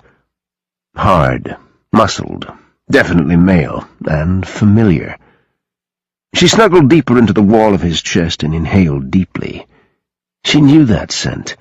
She'd know it anywhere. Sam. His arm tightened around her waist, forcing her belly into his groin. It was then she felt the light flutter of her baby. Gasping, she bolted upright, nearly screaming in agony when her arm protested. But she didn't care. Her baby had moved. She sat up in the bed, both her hands splayed over her belly, as she willed her little one to move again.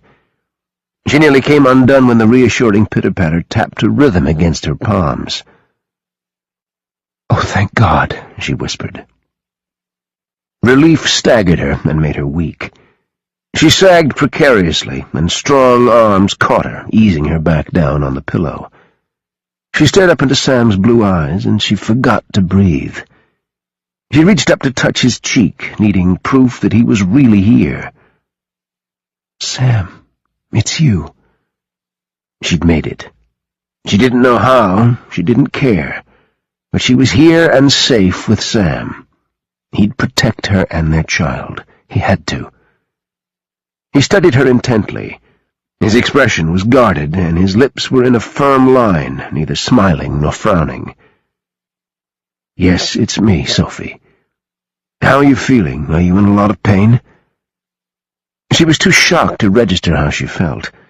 She was so relieved that her baby was moving, but she was flabbergasted that she was lying in Sam's bed, in his arms. How many nights had she lain alone, dreaming of being back in his arms? Then fear rolled through her. The rush of memories.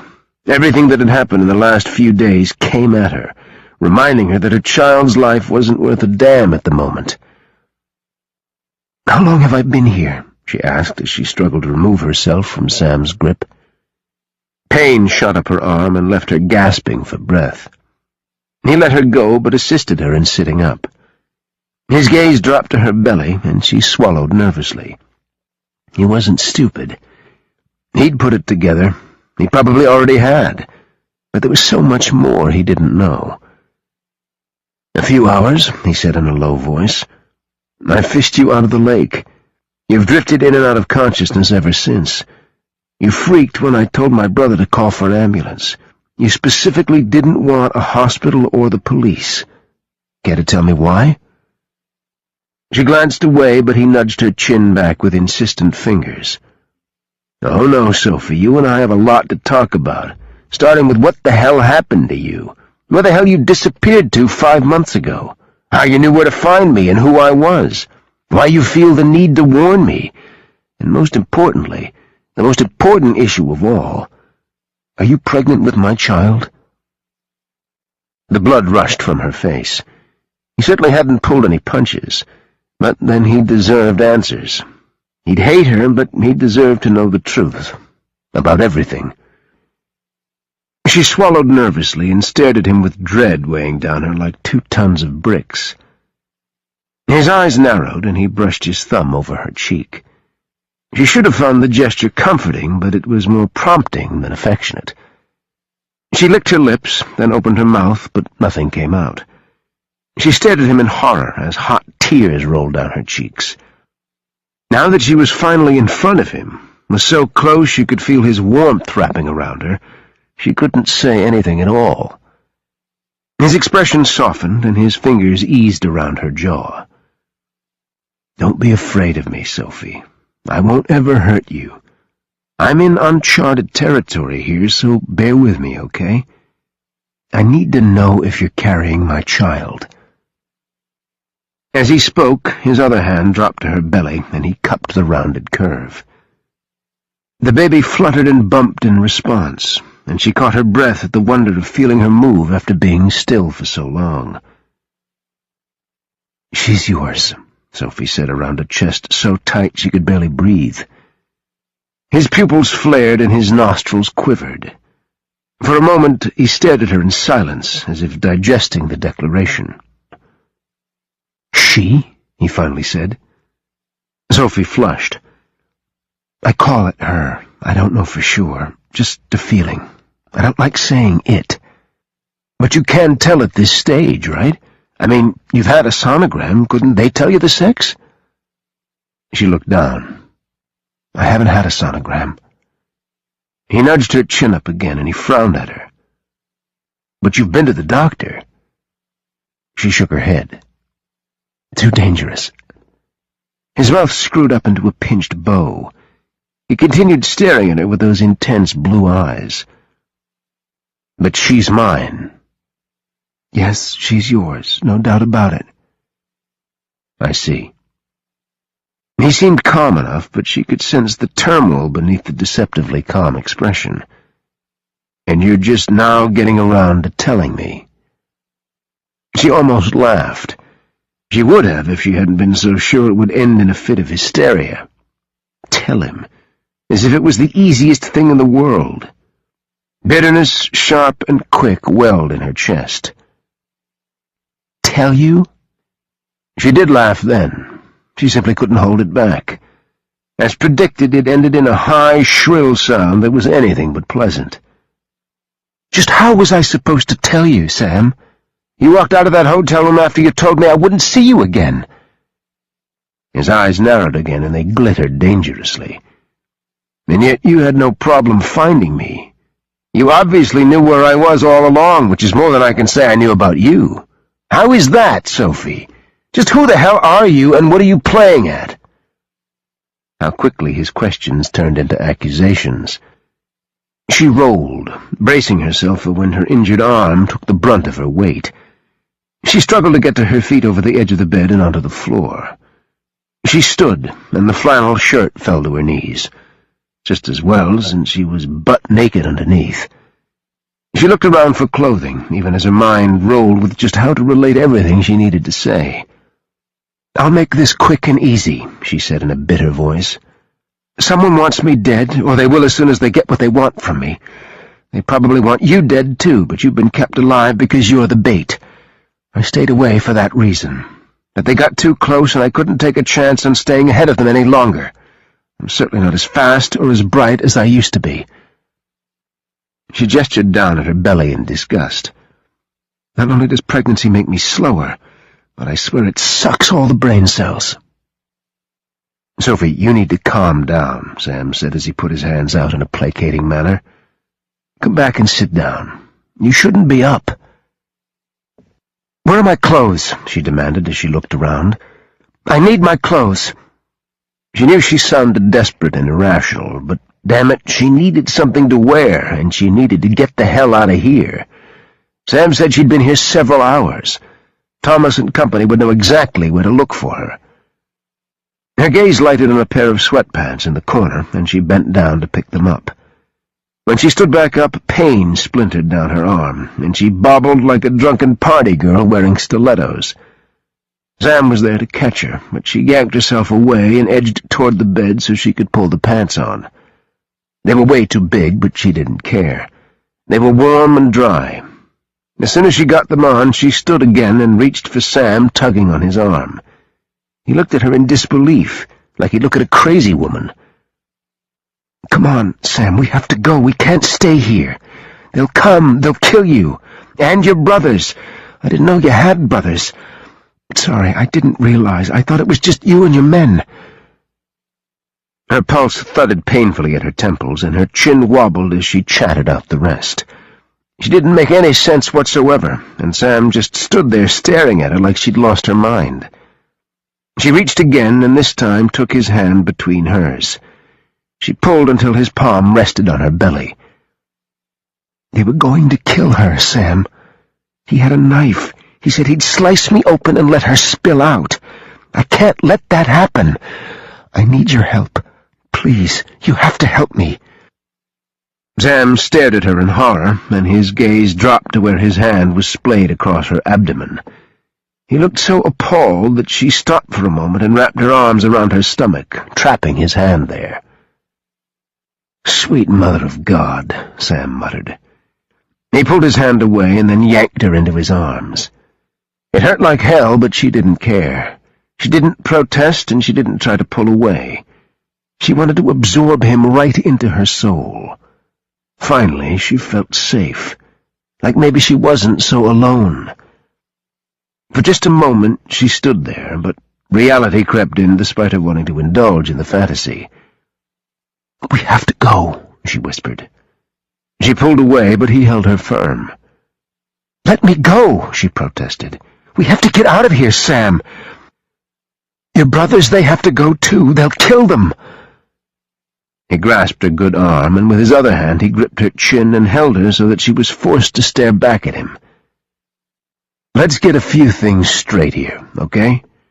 1, you're not going anywhere. Period. 2, I need answers, Sophie. A lot of damn answers. 3, no one is going to hurt you or my child. 4, if you knew where I've been all this time, you damn well should have come to me the moment you knew you were in danger." She stared at him in disbelief. Then she laughed. It was all she could do. He was so determined, and how like a man to try and simplify matters. "You don't get it, Sam. I can't stay. I won't put my baby in danger," she said fiercely. "I barely managed to escape the bastard last night. He shot me. He would have killed my baby. I'm not giving him a second chance. I've stayed ahead of him for the last 5 months." "And now he's caught up to you," Sam said calmly. "Sit down, Sophie. You and I have a hell of a lot to talk about. I want to get the personal stuff out of the way first, because then I want my brothers here when you tell them all this other shit." The fight left her, and the pain overwhelmed her senses. She sagged onto the edge of the bed and dropped her head in defeat. Sam knelt in front of her and carefully placed his hand on her belly. "Why didn't you tell me?" She glared at him again. "You didn't act like a man who wanted to know. You lied to me about everything from the moment we met. And yet you know everything about me. How is that, Sophie?" he asked in a dangerously low voice. She stared stubbornly back at him. "I came back for you," he said, surprising the hell out of her. She furrowed her brow and frowned hard at him. "What are you talking about?" He ran a hand through his hair and looked briefly away. "I was there undercover. I couldn't tell you things, Sophie. I couldn't share anything more of myself than I did. But when it was over, I came back and you were gone. Disappeared. I searched, and it was as if you didn't exist." Her cheeks warmed under his scrutiny, but she refused to feel guilty. She hadn't had a choice but to run, and run hard. She'd spent the last 5 months hiding, all because she'd helped him, and betrayed her father in the process. "Look at me and tell me she's mine," Sam said fiercely. "I have to know. Don't jerk me around about this." She raised her gaze until she stared levelly at him. She let calm invade her because she had nothing to hide when it came to this. Oh, she had plenty of secrets, but in this her conscience was clear. "She's yours. There's been no one else, Sam. Not for a long time." Was that relief she saw in his eyes? Regret? Joy? Maybe a mix of all three. It was hard to tell. For just a moment his focus shifted to her belly. He spread the material of the shirt tight over her stomach, and he slid his fingers over every inch, studying the curve and the shallow indentation of her belly button. "I can't wrap my brain around it," he said hoarsely. "I'm going to be a father." She started to thrust her fingers into his hair, but held back. There was so much unresolved between them, and maybe there was nothing to resolve. She'd been a fling for him, or so she'd thought, but he said he'd come back for her. Did she dare believe him? A man would say a lot to get himself off the hook when his ass was to the fire. But then he hadn't made her any promises, and she sure as hell had kept a lot from him. So many secrets, so much betrayal. It would be a lot easier to just warn him of the impending danger to him and his family and walk away. As if sensing her sudden desire to flee, his hand tightened on her stomach, and then he rose from his knees and took her hand in his. "We can talk more about us later," he said in a quiet voice. "Right now, we need to talk about who the hell is trying to kill you, and why you think me and my family are in danger. And we're not leaving my brothers out of this conversation, since they'll be the ones I'll be depending on to help save our asses."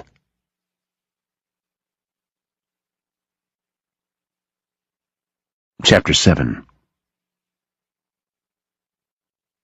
A myriad of emotions flickered across Sophie's face. Fear, indecision, pain, and deep weariness. She should be in bed, resting, but she was as jumpy as a cricket, and she looked like she'd flee if he looked away even a second. Sam urged her back to bed. He plumped the pillows and mounted the covers up over her body until she sat like a queen presiding over her subjects. Only she looked small and frail instead of stately. He held up a finger as he stared down at her. "Don't move, not even a muscle. I'll be back in a minute with my brothers." The sudden wash of fear in her eyes made his gut clench. Her hands went to her belly and she rubbed in a tight circle. He wasn't sure who she was trying to reassure, her baby or herself. It was all he could do not to lean down and kiss her, to tell her it would be all right, that he'd take care of her and their baby. There was too much unsettled between them, and the uneasiness in his belly kept growing in direct proportion to the suspicion that had taken root in his mind.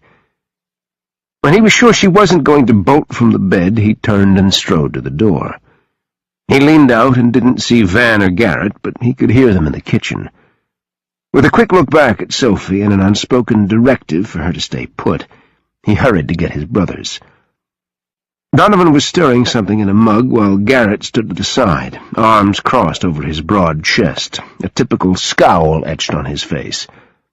They both looked up when Sam walked in, and Donovan dropped the spoon on the counter. "I heated up some broth for her, found some pain medication in our stash, and did a cross-check for contraindications for pregnancy." Sam nodded. "I need you both in the bedroom. Sophie's got some things to tell me that I want you to hear." Garrett shoved off the wall and did nothing to disguise his interest. "Like what?" "I don't know yet. She says she's in danger, that we're in danger. Since I depend on you two to cover my ass and vice versa, I figured it would be helpful for you to hear whatever it is she has to say." "What if she's full of shit?" Garrett asked. "Doesn't this whole thing scream setup to you? I'd like to know how the fuck she knew where to find you. According to you, she was a sweet-faced waitress with big eyes, and you blew her off when we got the tip about Mouton's arms shipment moving out." Sam's jaw clenched. "You're pissing me off right now, Garrett. You need to back the fuck off. You're not saying anything I'm not thinking, but I'm not going to go beat her down when she's hurt, scared, and pregnant. She's a woman, for God's sake. Use your head." "One of us has to," Garrett said evenly. "The right head." "I won't tell you again. Back off." The two brothers stood nose to nose. Garrett's eyes glittered with anger and impatience, but Sam knew he just wanted answers. Well, so did he. Hopefully he'd use a little more finesse than Garrett. Finally, Garrett backed away. Donovan cleared his throat. "So, are we going to be uncles?" The casual question made Sam flinch. Then he slowly nodded. "Yeah, the baby's mine." "Jesus," Garrett muttered. "Hoo, boy," Donovan said from pursed lips. He gathered the mound of supplies, then picked up the mug from the counter. "Not sure what you want me to say, so I'll just shut up." "Yeah," Sam snapped. "Shutting up is good." "You're so sure she's telling the truth," Garrett said, with a hint of anger in his voice. Sam stopped on his way back to the bedroom and turned around. He eyed Garrett evenly. No, I'm not saying that at all. I am, however, embracing the very real possibility that the baby could be mine. She says it's mine, and for now I'm going with it. I'm not going to let anything happen to my child." Garrett rubbed his palm over his face and nodded. "Yeah, I understand, man. Van and I have your back, you know that." Sam nodded. "Thanks." He turned around and walked back into his bedroom. Sophie was listing badly to the right, her eyes half closed. When she heard them come in, she jerked up and her eyes flew open. She winced and grabbed at her shoulder with her free hand. "Careful," Sam murmured as he went to her. He glanced back at Donovan. "Will this pain medicine knock her out?" "That's the plan," Donovan said. "For the first little while she needs something stronger. Then we can knock it down to ibuprofen." Sam grimaced, then turned apologetically to Sophie. "We need to talk. I'll have Donovan give you the medicine afterward, then you can sleep for a good long while." She shook her head, her eyes fierce. "I can't sleep, Sam. After I tell you what you want to know, I have to go. I can't stay here. I've already been here too long. If you won't go with me, I don't have a choice but to take off on my own." He shot his brother's appointed look, but didn't respond to her statement. He sat down on the edge of the bed and motioned for his brothers to get comfortable. Donovan edged onto the bed on the other side of Sophie and looked at her as if seeking permission. He might as well have not even been there for all the attention she paid him. Her face was pale and strained, and it was obvious she was fighting to stay conscious. Garrett stood at the end of the bed, arms folded over his chest, and he stared broodingly at Sophie. When she happened to glance up at him, she went even paler. "Damn it, Garrett," Sam muttered. "Ease up, for God's sake." Garrett shifted his position with an irritated huff. "Talk to me, Sophie. I need you to back up and tell me why you disappeared. Then I need to know how you knew who I was and where to find me, and why people are trying to kill you, and why you think me and my family are in danger." She threw him an impatient look that suggested she didn't appreciate the fact that he was questioning what she'd stated as fact. Then she looked down at her hands, and he could see the tips go white as she nervously twisted her fingers. She took a deep breath and then glanced up at him, her eyes almost challenging, like she was gearing up for battle. "My father was Alex Mouton." "What the fuck?" Sophie jumped at Garrett's explosion. Even Donovan recoiled and glared at Sophie. Sam processed the information with a sense of disbelief. He just stared at her, wondering just how badly he'd been set up and fucked over. She stared back at him, her lips pressed into a tight line as she waited for him to digest the bomb. It was Donovan who finally prompted Sophie to continue. Sam wasn't able to speak. He was too furious. He felt like the biggest goddamn fool on the planet. "Okay, so Mouton is your father," Donovan said in a tight voice. "Wait a minute. You said was." Her eyes grew distant, and she looked at them as if measuring whether she trusted them enough to say anything. "Just a figure of speech." "He sent you to me, didn't he?" Sam asked before she could continue. Her chin went up and her gaze hardened. "He did. You hit his radar the moment you came into his town. He wanted information." Sam's nostrils flared. "Pity you failed. Or maybe you weren't good enough to get me to talk." She winced and looked away. He felt like a bastard kicking a puppy, but God damn it, he was pissed. "He got nothing from me," she said. "He didn't really need it. He was onto you shortly after you stepped into his territory, but he thought it was a good idea for me to stay close to you in case you dropped any information he'd find valuable. How do you think I knew where to find you? Here, I mean. It's why you need to understand the danger that you and your family are in." There was a whole lot more she wanted to say. Sam could tell. Her lips quivered, and he saw the flash of her teeth as she sank them into her bottom lip to squelch the flow of words. What the hell?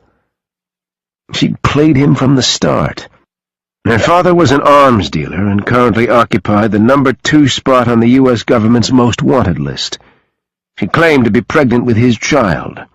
Her father wanted something from her and was using Sam's child as leverage, not to mention Sam and all his family were now in danger. And she expected him to drop everything to protect her. From what? Donovan shot Sam a look that clearly said, "Shut the fuck up." Was it that obvious he was ready to explode? "We need clear heads here," Donovan said. "I get that you two have history, but right now that's not as important as why someone's trying to kill Sophie. Why is that, Sophie?" He stared hard at her, but his expression wasn't as fierce as Garrett's, or what Sam knew his own must be. "You're not telling us everything." No, she wasn't. Sam could see the shadows in her eyes. She was holding back out of fear, but of whom? Was she afraid of him and his reaction? Or was she afraid of her father? And if so, what the hell had she done to make him turn on her after she'd prostituted herself for him? "Look, you have to know my father was a bastard. It's not like he gave his flesh and blood a free pass. I saw my opportunity to escape, and I took it. There are people not so pleased with me because of it." "And we figure in where?" Garrett demanded. She threw him a disgusted look. "You encroached on Mouton territory. You fucked with the family business. You were a target as soon as you showed up looking to score a deal." "That was 5 months ago," Sam pointed out. "Why now?" Her lips twisted. "You were bait. They were waiting for me to come to you. I stayed away as long as I could, but I'm getting bigger and clumsier by the day. Soon I'll be completely defenseless. So I came here because I was sure you'd at least protect your child." Sam looked up and closed his eyes in frustration. "So you stayed away, kept the knowledge of my child from me, even though you were both in danger, and you did this all to protect me." Rage burst in her eyes like a flare. It was a sharp mixture of anger and grief and of helpless anxiety. "You know what? Fuck you." She looked to his brothers, including them in her fury. "Fuck you all." She rolled to the side, shoving at Donovan as she slid to the floor. Her knees buckled, and she would have gone down in a heap if Donovan hadn't shot up to catch her. Still, she shook him off and wrenched her arm from his grasp. A spasm of pain whitened her face, and her blue eyes went pale. Sam moved across the room to cut off her escape route to the door. He made sure he took her uninjured arm, his other arm going around her waist to trap her against him. She tried to shove him away, but he held tight. "Get the shot ready," he ordered Donovan. "No!" She struggled harder until he feared she was going to hurt herself more. "Sam, you can't keep me here. They'll find me. Are you insane? I get that you don't care about me, but for God's sake, think about your child, your baby." He maneuvered her to the bed and wrestled her down until she was pinned to the mattress. Tears were trapped in her eyes, but none fell, probably held back by sheer determination not to let him see her bleed. He grimly held her down, staring into her tormented eyes. "Right now, I don't give a damn about what you did in the past. Let's get that clear. You were a lay, a fling. You played me. Okay, fine, I can deal with that. But if that's my child, if there's any chance that you're carrying my baby, you're not going anywhere. And I goddamn well protect what's mine." Hurt filled her eyes, and once again he felt like he was crushing an innocent. Some innocent. God damn, she was Alex Mouton's daughter. "I don't deserve to die, Sam. No matter what you think I did, I don't deserve to die." His hands gentled on her shoulders as Donovan closed in with the syringe. Despite his anger and shock, Sam smoothed his fingers over her cheek in a gesture meant to comfort her. "You're not going to die, Sophie." Donovan slipped the needle into her flesh, and she jerked in surprise, her shocked gaze going to Donovan.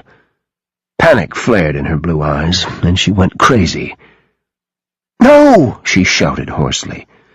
"God, please, let me go, please!" Her begging nearly undid Sam. Even Garrett looked discomfited by the desperation in her cries. Sam dropped down and pulled her into his arms. He held her against him to still her struggles.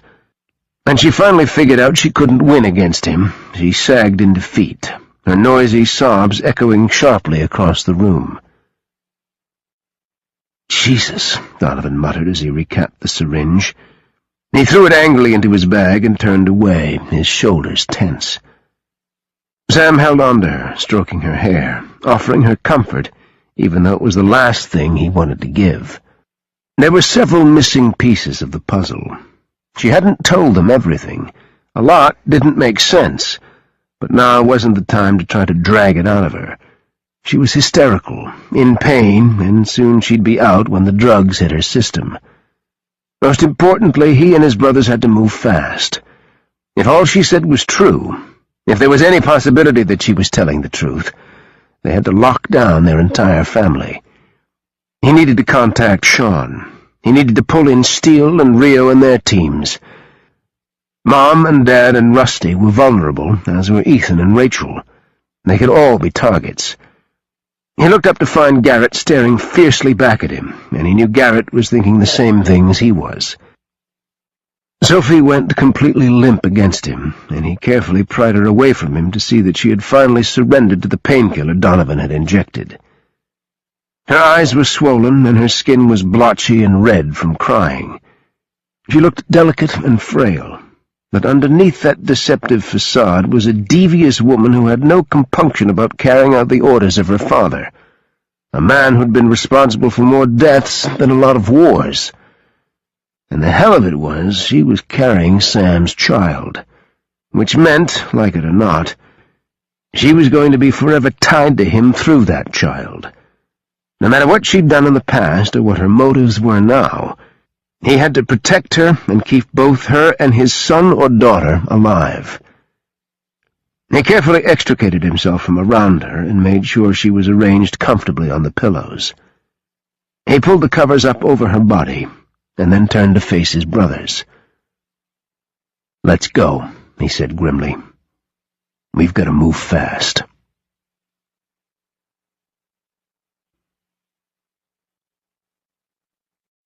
Chapter 8. "Do you believe her?" Garrett asked when they assembled in the living room. "Do you believe any of that shit?" Garrett still wore a look of discomfort after the episode with Sophie just moments before, but Sam was sure his brother didn't realize how much her distress had affected him. It would just piss Garrett off. "Whether I believe her or not, we have to treat this as a legitimate threat. Her wounds aren't faked, and neither is the fact that I pulled her half-dead out of the lake." "I agree," Donovan said. Garrett blew out his breath, but nodded. Sam looked at Donovan first. "I want you to get in touch with Ethan. Give him a heads-up on what's going on. Make damn sure he keeps his ears and eyes open for any threat to him and Rachel. And for God's sake, tell him not to come home. He could be walking into a trap." Garrett nodded his agreement. "Then I want you to get on the phone with Sean. Tell him to head out to Mom and Dad's until we can get over there." He glanced over at Garrett. "We need to have a look to see if anything's out there. I'm not walking into broad daylight with Sophie when I don't know what, if anything's, out there waiting." "I'll go," Garrett said. "You keep an eye on Sophie and stick by the radio. If there's anything out there, I'll find it." While Donovan made his phone calls, Garrett escaped through the basement tunnel leading down to the lake, and Sam did a step-by-step reconnaissance of the house, checking for any possible angles a shooter could use. The basement was solid, almost as much of a fortress as the war room on the adjacent lot, but there was only one way out of it if the house was breached, and he'd prefer to use it as a last resort. On the main level, the problem areas were the kitchen, which had a window facing the wooded area across the road in front of the house, and Sam's bedroom, where Sophie slept. The window there was an open invitation for someone to take out anyone in the room. He hoped to hell she was still under from the pain medication. The last thing he wanted to do was wake her up and have her wanting to split when he and his brothers hadn't fully scoped the situation. Carefully he slid his arms underneath her warm body and lifted, inch by inch, holding his breath when she stirred and snuggled into his chest. "Sam," she murmured in her sleepy, sweet voice, one he'd heard so many times when he woke her to make love to her again. It was a compulsion to slide his lips over her hair. It was still damp and matted by the lake water, but she still smelled uniquely Sophie. It pissed him off. In a situation where he needed to be in absolute and complete control of his judgment and emotions, he was decidedly not. He went back into the living room where he'd already placed blankets and pillows on the sofa. He eased Sophie onto the cushions and arranged her arm so nothing would press on it. Before he was tempted to linger, he turned away, refusing to look at her any longer. Donovan met him a few steps away. "Ethan's not happy. He wanted to hop on the next plane home, but at the same time he didn't want to drag Rachel into the middle of something we don't yet understand. He's not stupid. He'll do what it takes to protect Rachel. Sean's heading to Mom and Dad's now." Garrett's voice came in low and serious over the radio. Donovan and Sam both froze as they listened. "Sam, I've got someone. 2 o'clock, west. He's surrounded by camo netting. He's damn near invisible. He's clearly on observation duty. He's it. Rest of the perimeter is clear." "Son of a bitch," Sam muttered. "You have a clear shot?" "Negative. Trees in my way." Sam's nostrils flared. No one hunted him on his own turf. "Maintain your position. I'm going after him." "I'm locked. He moves and I got him. Be careful, Sam. This guy looks to be a professional." Donovan met Sam's gaze with hard eyes. "You should stay here, Sam. Let me go after him. If Sophie wakes, she'll need you." "She'll need you more," Sam said shortly. "You're the medic." Donovan nodded, not arguing, though Sam knew he wasn't happy with the decision. Sam suited up, his mind focused on the fact that there was a threat out there to his family. Stalking his prey was what Sam did best. He was patient and cunning. He'd once spent 6 hours closing in on a sniper, and took him out without the enemy, positioned a mere 15 yards away, ever knowing. This was more important. This man posed a threat to everything Sam held most dear in the world. His brothers, his family, and now his child. And Sophie. The voice whispered in his ear, a reminder he didn't want. When he finally got the intruder in his sights, he merely watched, gauging the man's intent. He was a soldier or a mercenary, and he, too, was patient. His movements were measured. He watched the house through binoculars, and occasionally he'd scout the area around the house, looking for anyone watching him. Sam smiled to himself. The asshole would never see Garrett unless Garrett wanted him to. Without a sound, Sam unsheathed his knife and crept forward, pausing when the wind stopped or his target moved. He was 3 feet away, and the man still hadn't detected his presence. Then the wind shifted, blowing from the west. The man turned up his head, nostrils expanding as he scented Sam like a wild animal. Before he could turn, Sam was on him. The blade pressed into the neck smeared with camo paint, and Sam hissed his demand close to the man's ear. "Who sent you?" "Fuck you." The intruder twisted and tried to ram his gun between him and Sam. Sam sliced, cutting the man's throat in one quick motion. The hiss of escaping air and the slight gurgle of blood were the only sounds denting the breeze. "Good work," Garrett said into Sam's earpiece. Sam held up the OK sign and then signaled that he'd take care of the body. He'd had left it there to rot, but 1, it was too damn close to his house and he didn't want to smell the bastard, and 2, it would be a headache for Sean when the body was discovered. Better it disappear for good. An hour later he returned to the house to find Garrett and Donovan both waiting. "I've set a secure perimeter around the house," Garrett said. "No one will be able so much as to piss in the direction of this house without us knowing." "We need to call Steele and Rio in," Sam said as he glanced toward the couch where Sophie still slept. "Mouton made the mistake of stepping onto our turf. We'll take the fight to him. This time he goes down." Both Garrett and Donovan nodded their heads in agreement. "Until Rio and Steele get here with their teams, we stay put. I don't want to get Sean or Mom and Dad involved in any way. We'll put big shiny targets on our asses and dare the bastards to come and get us." "Fucking A," Garrett snarled. "And Sophie?" Donovan asked. Again, Sam glanced over to her curled-up body on the couch. "She stays with me. She doesn't get out of our sight."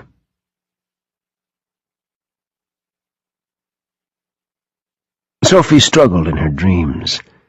The thing was, she was aware enough to know she was only dreaming, but she couldn't shake out of the hazy world of sleep. Exhaustion held her too firmly in its grasp. The assassin was holding her while he slowly carved a line into her belly. She felt the skin give way. Horror overcame her. She screamed, a giant, silent scream.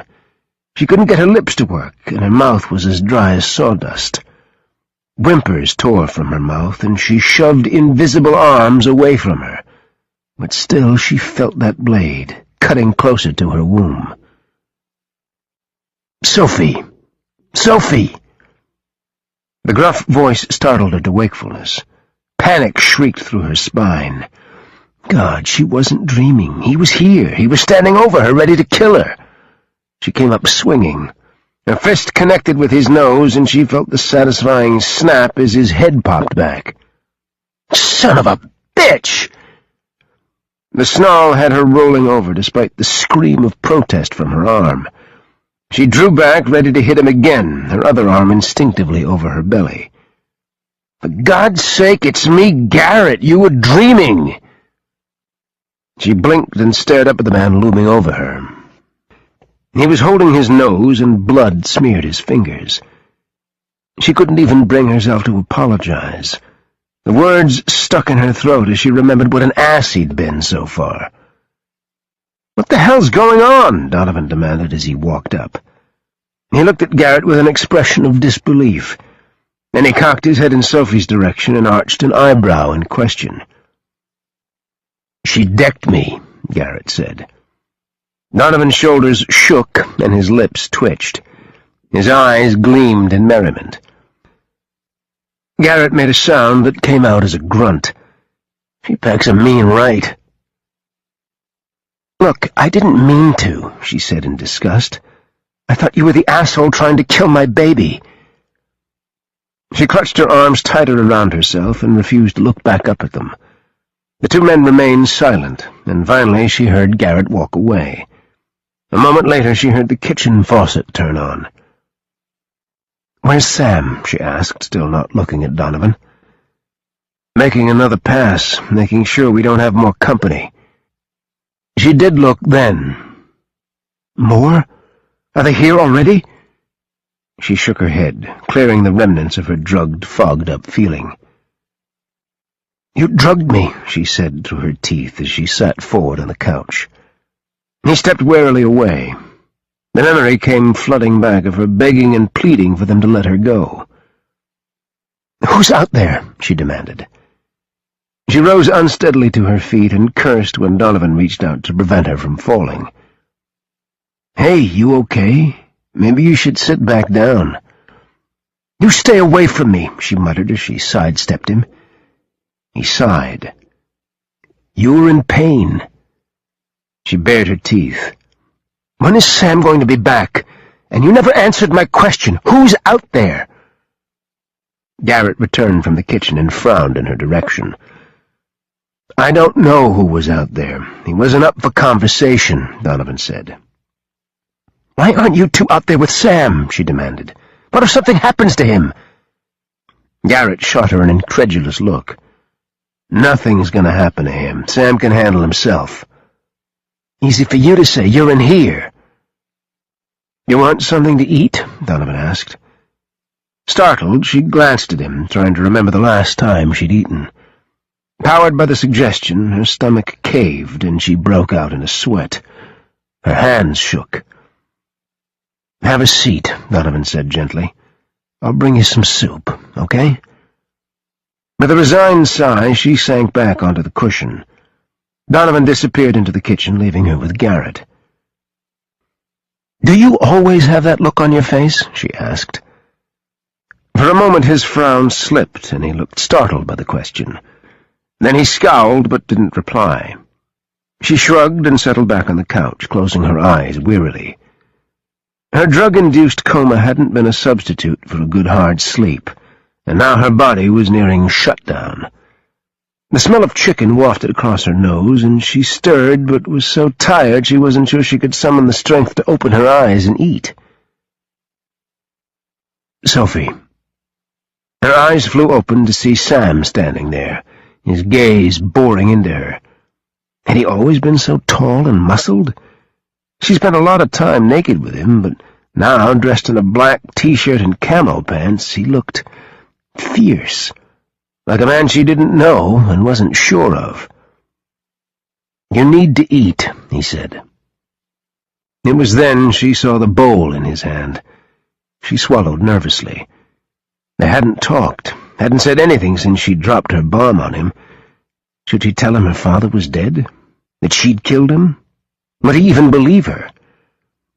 Her stomach bottomed out again, and she covered her nervousness by shifting position on the couch. Her arm was starting to ache fiercely again, and despite her anger over the forced painkiller, it would have been nice to have the pain subside again. She cleared her throat, hating to show weakness. She'd been forced to show strength in front of her father for so long that it was ingrained. "Do you have something for pain?" she asked. "Like a pill, something that won't knock me out?" The lines in Sam's forehead deepened. "Of course. Here." He handed her the bowl and slid the spoon around the inside until it rested against her finger. "I'll get you some ibuprofen." She cupped the bowl in her palms and let the warmth bleed into her hands. She sighed as she inhaled and closed her eyes to let the steam rise over her cheeks. It smelled like heaven. Sam returned with a small plastic bottle and a glass of milk. He shook out a couple of the tablets and sat next to her on the couch. Then he held up the milk. His gaze dropped to her belly. "For the baby," he said gruffly. Carefully, she put the bowl on her lap, balancing it carefully so the soup didn't spill. Touched by the gesture, she took the milk and the pills and then peered at him over the rim of the glass as she chased the medicine down. It was hard to gauge his mood. He was frowning, but then it seemed all the Kellys loved to frown. His eyes flickered, and again he looked down at her belly. She drained the glass and set it aside before reaching for the bowl again. He made her uneasy, watching her as she sipped at the broth. They were all watching her like she was some bug under a microscope, some undiscovered species. Spoonful by spoonful, she concentrated on the warm liquid that coated her throat down to her empty stomach. When she was finished, Sam took the bowl, their hands touching for just an instant. He paused, and she stared down at those fingers, remembering how they felt on her body, how tender he'd been, how rough he'd been, and demanding. She shook away those memories, determined that they not have sway in the here and now. Who was she kidding? She'd wish away the present in a heartbeat if she could just go back to those precious days she'd spent in his arms. No, she wouldn't go back. She'd give up a lot, but not her freedom. Maybe she'd made a mistake to run to Sam.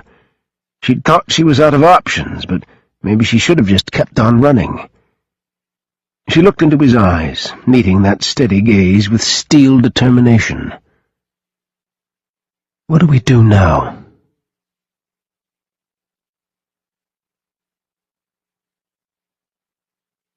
Chapter 9. Sam pulled a small digital camera from his pocket and turned the LCD towards Sophie. "Recognize him?" She recoiled and her stomach heaved. She jerked her head away as her breaths hiccuped from her mouth. The man was obviously dead, a gaping cut to the throat. "Do you?" She glanced back and folded both arms over her belly. Then she nodded. "He's the one who threatened to kill our baby," she said in a low voice. "You won't have to worry about him anymore." She lifted her gaze to meet Sam's. There was anger reflected in the blue, but there was also coldness, and she shivered against the violence of it. "Did you kill him?" He didn't hesitate. "Yes." Neither did she hesitate. "Good." "He was one of your father's personal assassins," Sam said. He pushed a button on the camera and then turned it again so she could see. Yes, she knew her father required his men to have the symbol of their loyalty branded into their arm. It was barbaric and senseless, but then he'd never had a shortage of men willing to die for him. "You need to start talking, Sophie. There's a hell of a lot I need to know." If he was angry, she could deal with that. Anger would be justified. But his voice was cold. He could have been interrogating a prisoner. "I'm pregnant with your child." She wanted to scream it. "Don't you remember how we made her?" "I didn't betray you, Sam," she said fiercely. His lips tightened. He glanced toward his brothers, who stood silently across the room, and dismissed them with a nod. As soon as they were gone, Sam stood, as if he couldn't bear to sit that close to her. For a while he kept his back turned, and heavy silence settled over the room. Then he turned, his eyes flat. "Then tell me, Sophie, what exactly did you do?" She flinched, and it pissed her off. She felt pinned to the couch, helpless. She couldn't stand the weight of his stare another moment. Her hands curled over the edge of the couch, and she pushed herself up, ignoring the pain in her arm. "Sit down, Sophie." He didn't bark the order, but it was an order nonetheless. Her chin went up in her best go-to-hell impression. It took courage to go to him, courage to face him down when he could so easily turn away and crush her without thought. It made her angry that she cared, made her angry that it mattered. She'd done what she had to do to survive. She shouldn't have to explain herself to anyone. "I knew you had secrets, that you weren't honest with me," she said. "Yes, I suppose you did." The words tripped out with a hint of sarcasm. She ignored it and went on, refusing to give him the fight he seemed to want. "I knew and I understood. I didn't care. I wanted that time with you, even though I knew when it was over that you'd walk away, and that I was never supposed to know who you were or ever expect more than what you gave me." His Adam's apple bobbed as he swallowed, and he looked away as if he was uncomfortable with the direction the conversation had turned. Would it kill him so much to admit that she'd hurt him? Did anything hurt this man? She wasn't trying to make him feel guilt. She accepted her role in deception as easily as she'd accepted his. Maybe she would have felt differently if she'd ever believed even for a moment that things were honest between them. "I didn't betray you," she said again. His gaze lifted, and those piercing blue eyes caught her again. This time there was a genuine question there instead of accusation and disbelief. "Tell me." Sweet relief sang through her mind. The weight that hovered so unbearably on her shoulders lightened, and she forgot the pain in her arm and in her heart. With those two words, he told her he'd listen. "I've already explained that my father sent me to you. He wanted me to glean whatever information I could, in any manner it took." "And you went?" She closed her eyes. She knew how bad it looked. She wouldn't apologize, though, and she wouldn't allow Sam to make her feel shame for her choice. "You were my best chance at escape. I never intended to do anything more than make my father think I was doing what he wanted. But I saw you, and I wanted you more than I wanted my freedom. The color deepened in his eyes. They went dark, and his body went still. "Why did you want your freedom?" he asked softly. She kept her gaze even, not betraying the surge of rage that flashed through her blood. "I hated him." Sam's brow furrowed, and he frowned. "Why?" "You know what kind of man he is. But what did he do to you, Sophie? Besides demanding that I harm myself for him? Is it important? I would think that's bad enough. You said it yourself. Who the hell does that? What kind of father asks his daughter to do that?" It wasn't everything, but it was all Sam needed to know, and it was certainly a credible enough reason for a daughter to hate her father. "Remember the note, Sam? The one you received that last morning?" He nodded. "I'm the one who sent it. I'm the one who told you about the arms shipment and when and where it was going down." His eyes widened in shock, and then narrowed just as quickly. His lips drew into a tight line, and he looked suspiciously at her. She rubbed her chest, trying in vain to wipe away the ache. No, he didn't trust her. She didn't blame him, but it hurt nonetheless. "Want me to tell you what was in it?" She quoted back the contents in a low, steady voice and never broke his gaze. She wouldn't look away, wouldn't give him any reason to believe she was lying. Word for word. She knew them by heart. She should. She typed up the note, printed it out in the hotel lobby, and paid the front desk clerk to deliver it.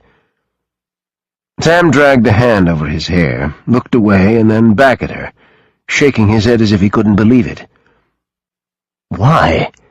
I don't understand. Why not just tell me?" She tried to laugh, but her throat closed in on her. "What would you have done, Sam? If I had unloaded that kind of story on you, would you have believed me? You would have been angry just like you are now. You would have been suspicious of any information I gave you about my father." He nodded grudgingly and sighed his acknowledgement. "I waited long enough for you to leave, and then I took my opportunity. I was helped by 2 employees in my father's house who were loyal to my mother, and, as a result, me. I've been running ever since." "When did you find out you were pregnant?" She closed her eyes, remembering all too vividly the fear and the joy. The panic that she wouldn't be able to keep herself or her child safe as her pregnancy progressed. "It hasn't been long," she said huskily. "Maybe if I hadn't been so busy slipping from place to place, keeping one step ahead of my father's men, I would have realized that the fatigue and sickness wasn't due to stress and fear. When I noticed my pants were snug and I hadn't been eating well, I tried to remember the last time I'd had a period. Then I knew." "That time in the shower," Sam murmured. She smiled faintly. "Yeah.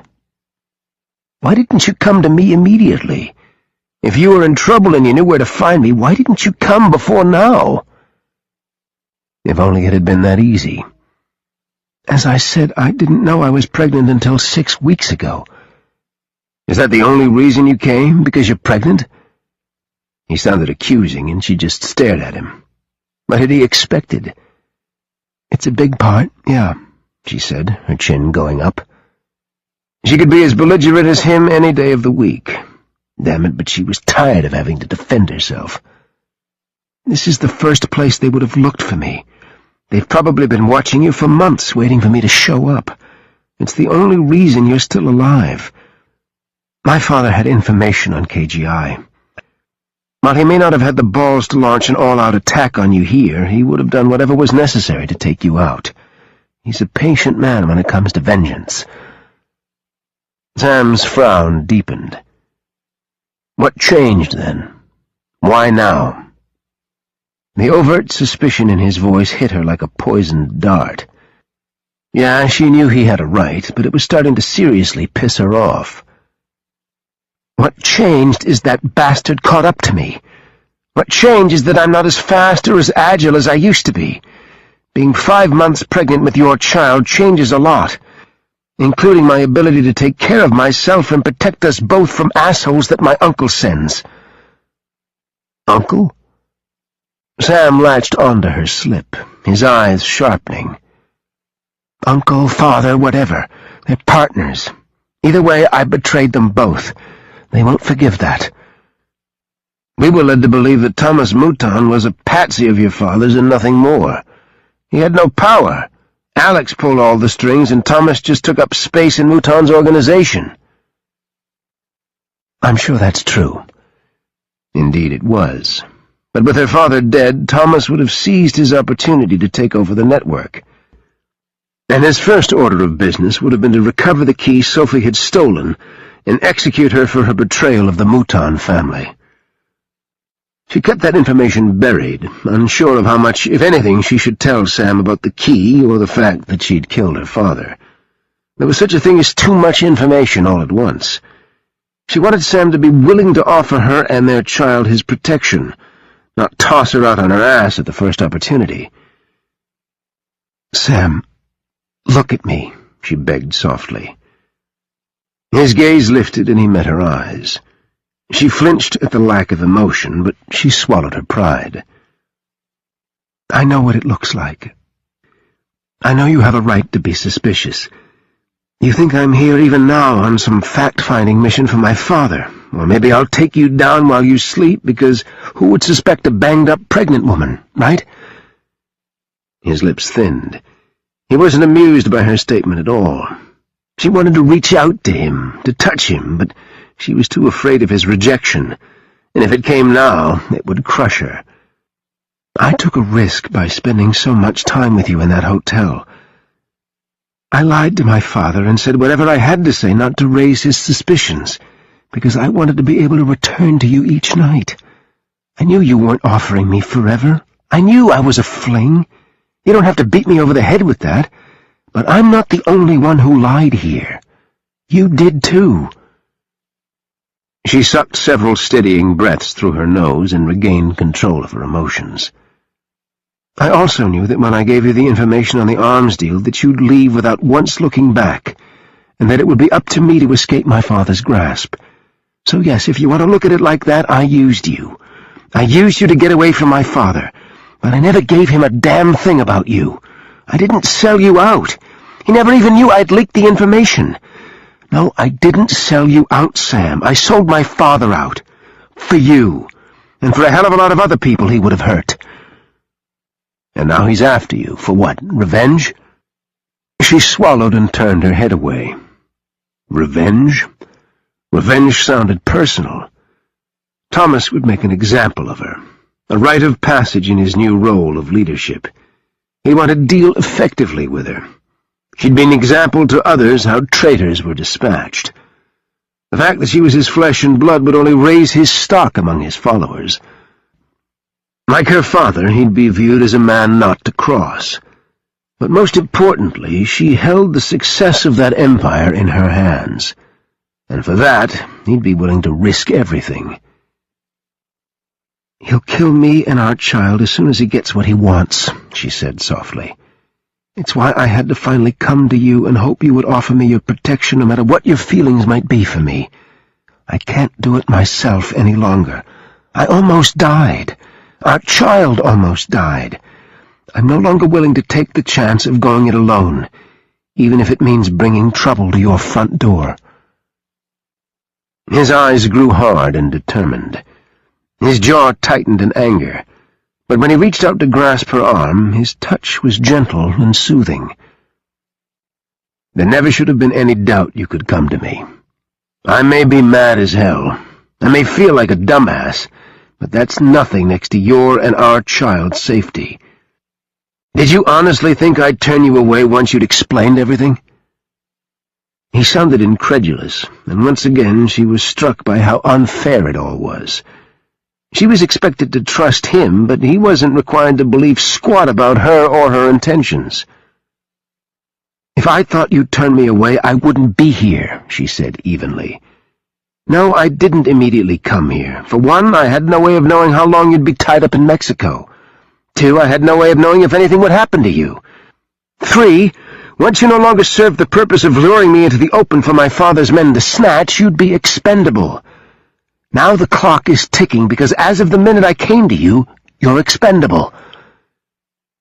"You really believe all that, don't you?" She turned away from him, her shoulders heaving with anger. "I'm not an idiot, Sam. You may not think what I've done has been smart or that I've had the best plan, but you know what? It's kept me alive so far. And you know what else? It's kept you alive, too." An impatient hiss escaped his lips, and then he gripped her shoulder and turned her back around to face him. "Let's get a few things straight here, okay? Just so there's no further misunderstanding in the future. You will not make decisions in regard to your or the baby's safety at my expense or in an effort to save me. That's horseshit. My job, what I do, is protect people. From now on, that's you and our baby, Sophie. I'm protecting you both, and the best way you can help me to do that is to listen to everything I tell you. Don't make rash, emotional decisions. And be honest with me, completely, from now on. Got it?" She wanted to deck him for being a condescending jerk, but she could see he truly wasn't attempting to talk down to her. He was in total command mode, and he was talking to her like he'd talk to one of his men. No nonsense, and he expected compliance. She was sorely tempted to snap him a salute and rattle off a snarky "Yes, sir." "Now come here," he said in a low voice. The deep timbre sent a shiver down her spine. He sounded gruff and a little unsure, but there was also a compelling plea for her to come to him. She went, and he caught her in his arms, pulling her against his chest. Warm. He was so warm that his heat soaked into her pores and invaded her stiff muscles. He felt so good, so absolutely right, that she could do nothing more than stand in the circle of his arms and bury her face in his neck. "I'll protect you, Sophie. We have a lot to work out, and we'll get there. But first I'm going to do everything in my power to make sure no one ever touches you or our child. If you believe nothing else, believe this." "I do believe you," she whispered. "It's why I came." "I just wish you'd come sooner," he said in a quiet voice. "I'm here now." He nodded. "And you're staying." He turned her toward the couch and urged her down once more. After making sure she was propped in a comfortable position, he carefully arranged the blankets around her. "You need to rest, and I've got to plan our way out of here. Donovan is doing some checking on our assassin, so if you'll sit tight and let us do our thing, we'll have you out of here as soon as possible." She tried to cover the yawn that threatened to crack her jaw, but gave up and surrendered halfway through. He leaned in, kissed her forehead, and then smoothed his hand down her face. "Rest, Sophie, and trust me to protect you and our baby." She stared back up at him. "I do, Sam, I do." Nodding his satisfaction, he turned on his heel and headed out of the living room to find his brothers. And she was left alone, huddled under the blankets on the couch to ponder the mess she'd gotten the entire Kelly family in.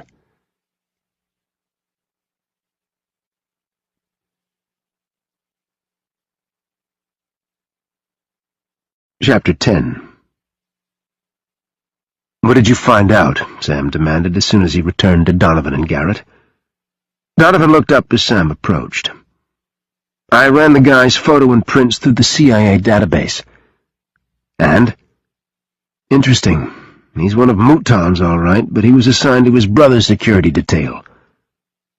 "What's so interesting about that?" Garrett asked.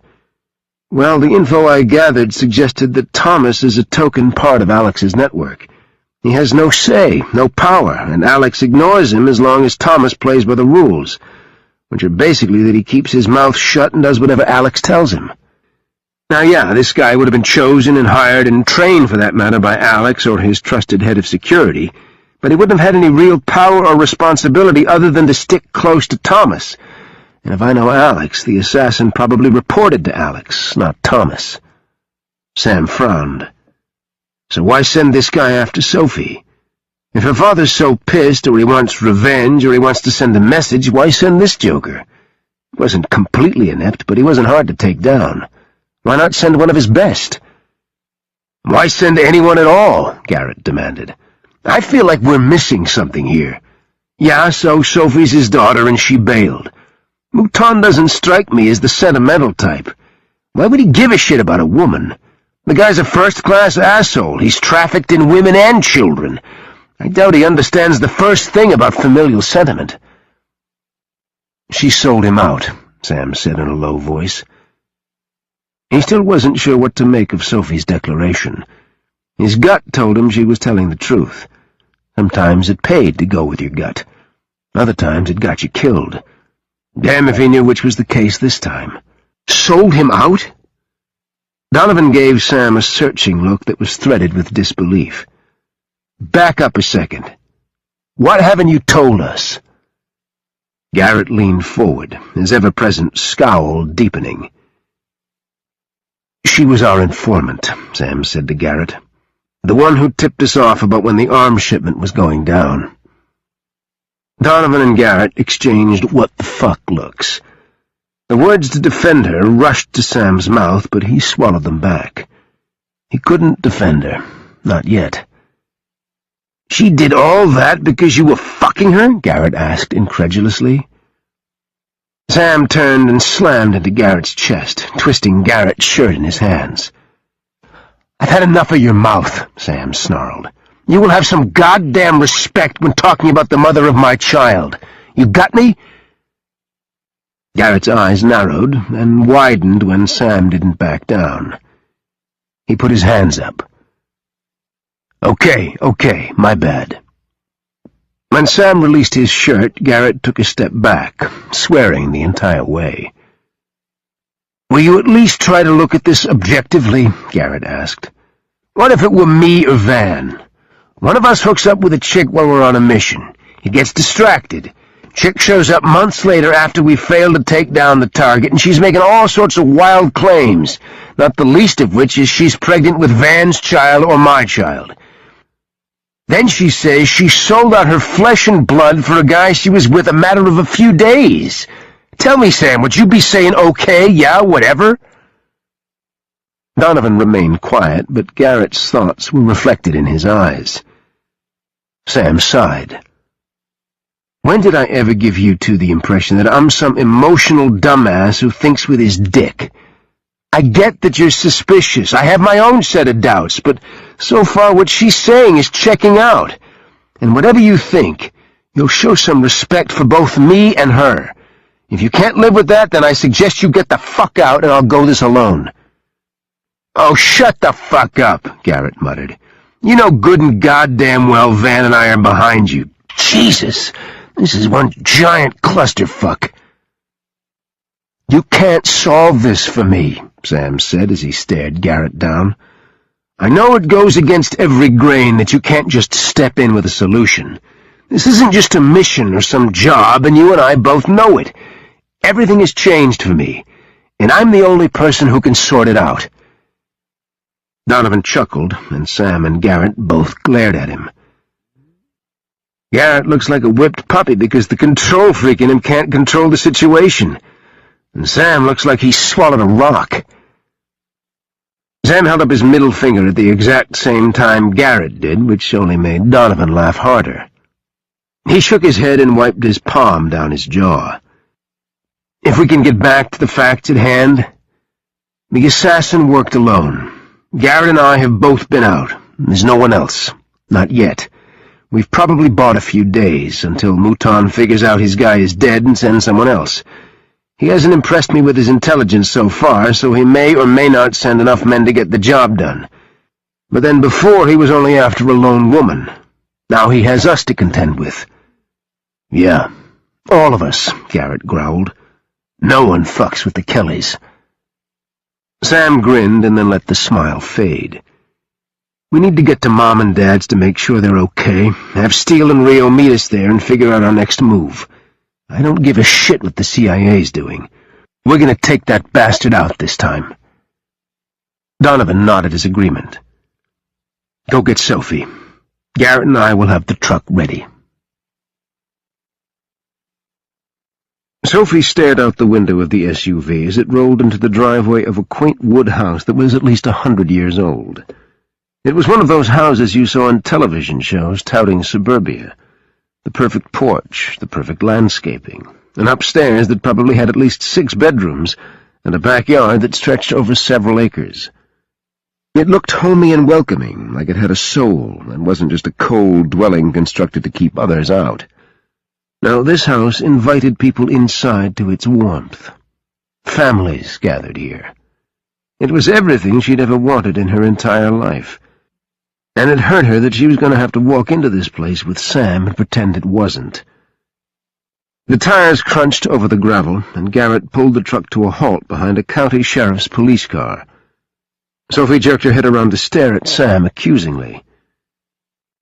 "Sean is here for the protection of my family," Sam said shortly.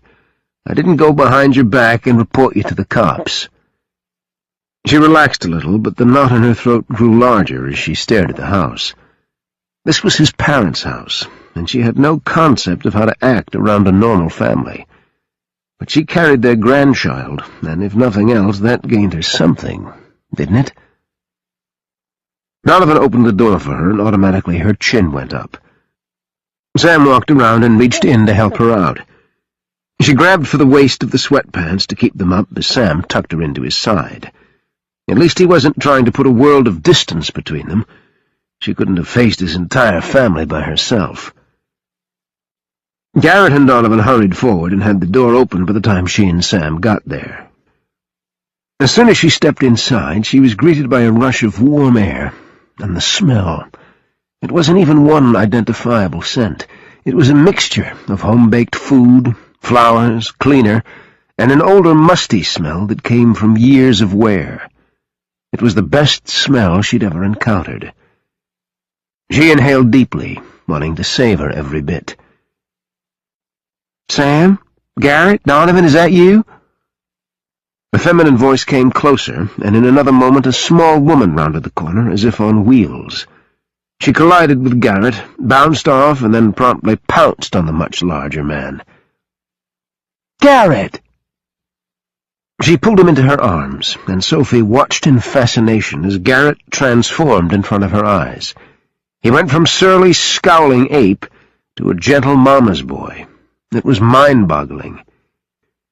He scooped her up in his arms, though she seemed to be doing most of the hugging.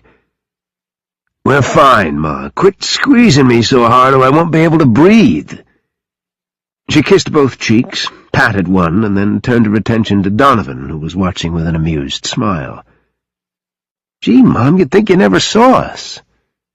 She scowled at him, and Sophie could see where Garrett got it. Their mom could be quite ferocious when provoked. She hugged Donovan fiercely, patting and squeezing in random patterns. "I've been worried. Sean showed up mumbling about safety and trouble and then wouldn't let your father or me out of the house. I was tempted to turn him over my knee." Sam pushed forward, shaking his head. "Sean did exactly what he was supposed to do, Ma. Don't be giving him any trouble." Mrs. Kelly turned to Sam, and her face softened. At the same time, she caught sight of Sophie standing to Sam's side, and her expression froze. She looked at Donovan, and then quickly back at Sam, and then focused on Sophie again. "What in the world?" She started toward Sophie, and it was all Sophie could do not to turn around and run. Mrs. Kelly's hands came up to brace Sophie's arms, but Sam was there to push one away from her injury. "Careful, Ma, she's been hurt." Sam's voice was soft and husky, almost tender. Sophie's knees began to shake because she couldn't take this. It was too much. She was scared out of her mind, and the last thing she wanted was rejection. "Oh, my word," Mrs. Kelly breathed out. And before Sophie could expend any more time being terrified, the woman enfolded her in her embrace as carefully as she would a child. And just as suddenly, she pulled away and aimed a ferocious glare up at Sam.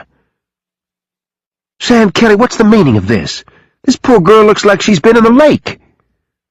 She reached up and touched Sophie's bedraggled hair and frowned. Then she glanced downward. "She doesn't even have shoes." Sam held up his hands, but his mom ignored him. Her gaze fastened on Sophie's belly, and Sophie went completely still. She stood there in dread, chin up, her knees so locked it was a wonder she hadn't passed out yet. "She's pregnant! Oh, dear Lord, Sam, what were you thinking?" Sam's eyebrows went up, and he backed away as if unsure of what his mom was referencing. "Mom, listen to me, okay? There are some things you need to know." "Well, make it quick," she snapped. Sam went back to Sophie's side and pulled her against him in a gesture that could hardly go unnoticed by his mother. And indeed, Mrs. Kelly's eyebrow went up, and she looked between Sam and Sophie with obvious curiosity. "Sophie and I met 5 months ago while I was on a mission in Mexico. We were involved. She's in trouble now and needs our help.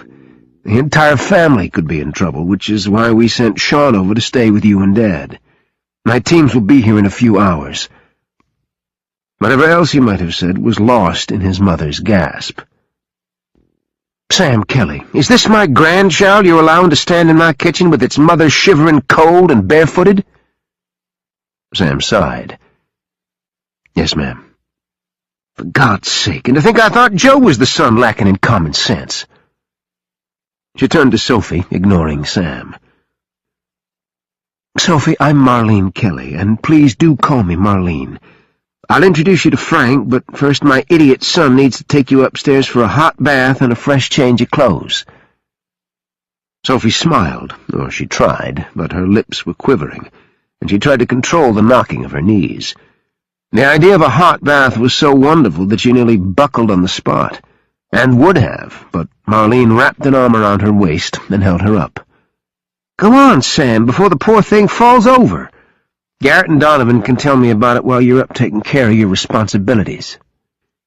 She pinned Sam with a stare that probably made all her sons quake in their boots. Sam threaded his hand through Sophie's and pulled her away from his mother. She wanted that bath, really wanted it, but she couldn't imagine how she'd manage. "Maybe I should take a shower instead. I'm not sure I'd be able to get out of the tub once I got in."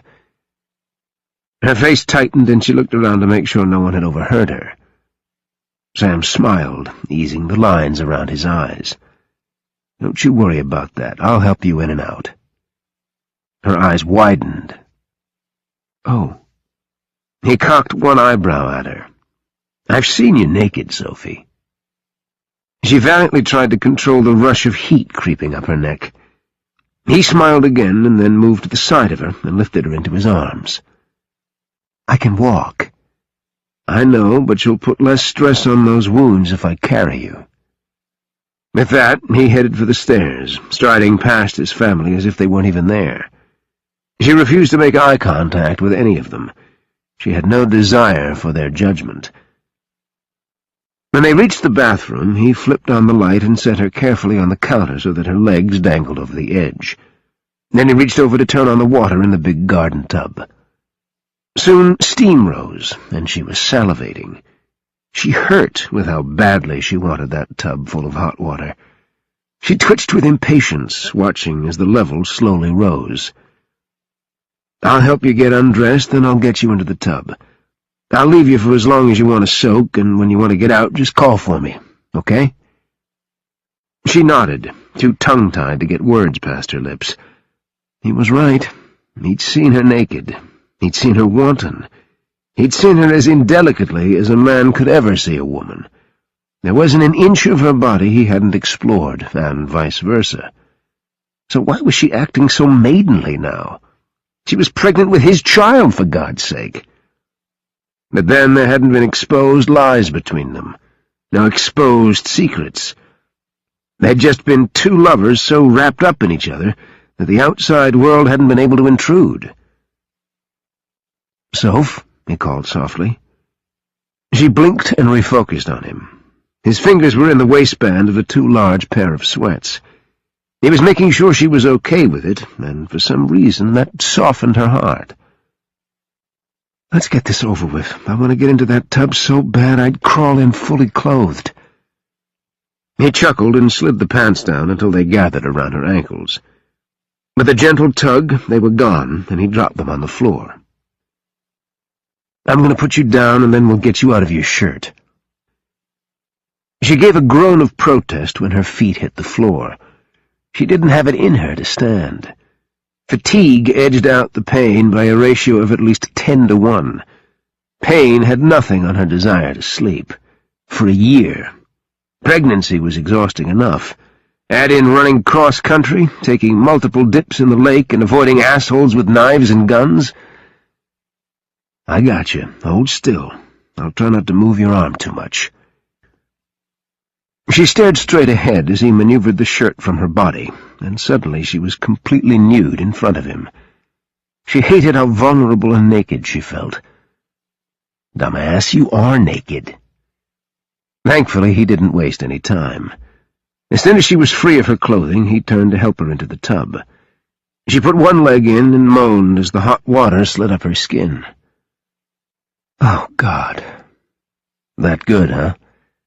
Oh, God, yes. I've never had anything so good in my life. She gingerly sank down, holding on to his hand. Her body shrieked in protest, but she didn't care. The water lapped to her chin, and she tilted her head back, closing her eyes. Oh, sweet heaven. Sam leaned down and gently tapped her chin until she opened her eyes again. Call me if you need me, okay? She nodded sleepily as the warmth swam intoxicatingly through her veins. He turned to go, and she suddenly remembered what she'd wanted to ask him for. Sam? He turned, holding onto the door edge. Yes? She shifted uncomfortably, seeking more of the water. Is there any way possible I could get some underwear? I hate to ask, but going without a bra sucks when you're pregnant. I mean, my boobs are huge now, and they're sensitive. She could see the very male shudder work over him. His eyes practically twitched at the mention of underwear and bras. I'll get it for you, don't worry. She smiled, feeling warmth that had nothing to do with bathwater flash over her. Thank you.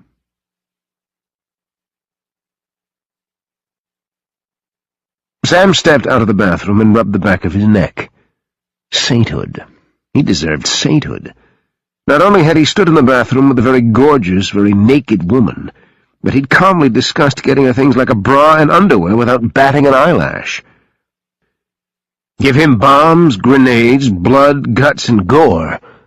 But bras? Jesus. Now where the hell was he going to get her a bra? Hey, get her settled? Sam looked up to see Garrett and Donovan coming up the stairs. He grimaced. Yeah, sorta. Garrett gave him a look. She needs a bra. Something about pregnancy and big boobs, and I sort of tuned out after that. Donovan's chest heaved in silent laughter. The bastard. So get her one, Garrett said. Garrett almost pulled off that somber, stick-up-his-ass look. Oh, yeah, he was good, but Sam saw the flicker of amusement in his eyes. There are 3 women in this house on a constant basis. Surely we can come up with a bra, Sam muttered. Well, Rusty and Rachel are smaller, Donovan said, hedging. Not that Sophie's, big or anything, but she's bustier. It dawned on his brothers about the same time it did on Sam. Their faces contorted, and Garrett's mouth flapped open and shut. Christ, that leaves Mom, Sam said. Garrett started backing away, hands out. Oh, no, hell no, I'm not asking Ma for one of her bras. That's just wrong. Donovan looked like he'd swallowed a bug, and then both he and Garrett stared at Sam. You're a woman. You do it.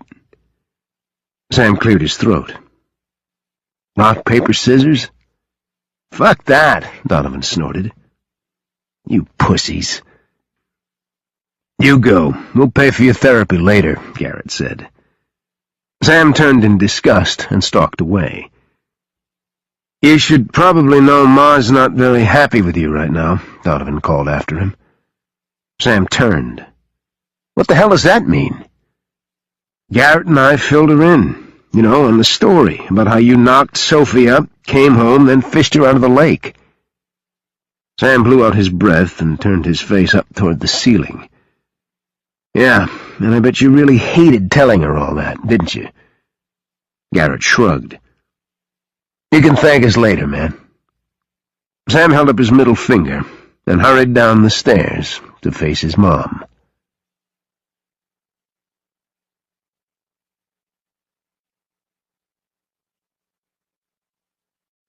Chapter 11. Sam hovered near the bathroom door and checked his watch. She hadn't called out, and he kept returning for fear he wouldn't hear her when she did. He couldn't decide whether to go in and check on her or wait it out. The decision was taken from him when he heard her soft call filter through the door. "Sam?" He pushed in, hastily tossing the items his mom had given him on the counter. When he turned to her, he saw her drowsy eyes watching him. Her face was flushed with the steam from the bath, and her hair lay damply against her cheeks. "You okay?" She nodded slowly. "I tried to get out, but it hurt. I was afraid of falling." He frowned and moved forward. "I told you I'd help you. You ready to get out now?" Again she nodded, and he reached down, sliding his arms into the water. His hand glanced off her lush bottom, and then went to the tender flesh underneath her knees. He lifted, and the water rushed over her skin like silk. He was riveted to the sight of her swollen, lush body.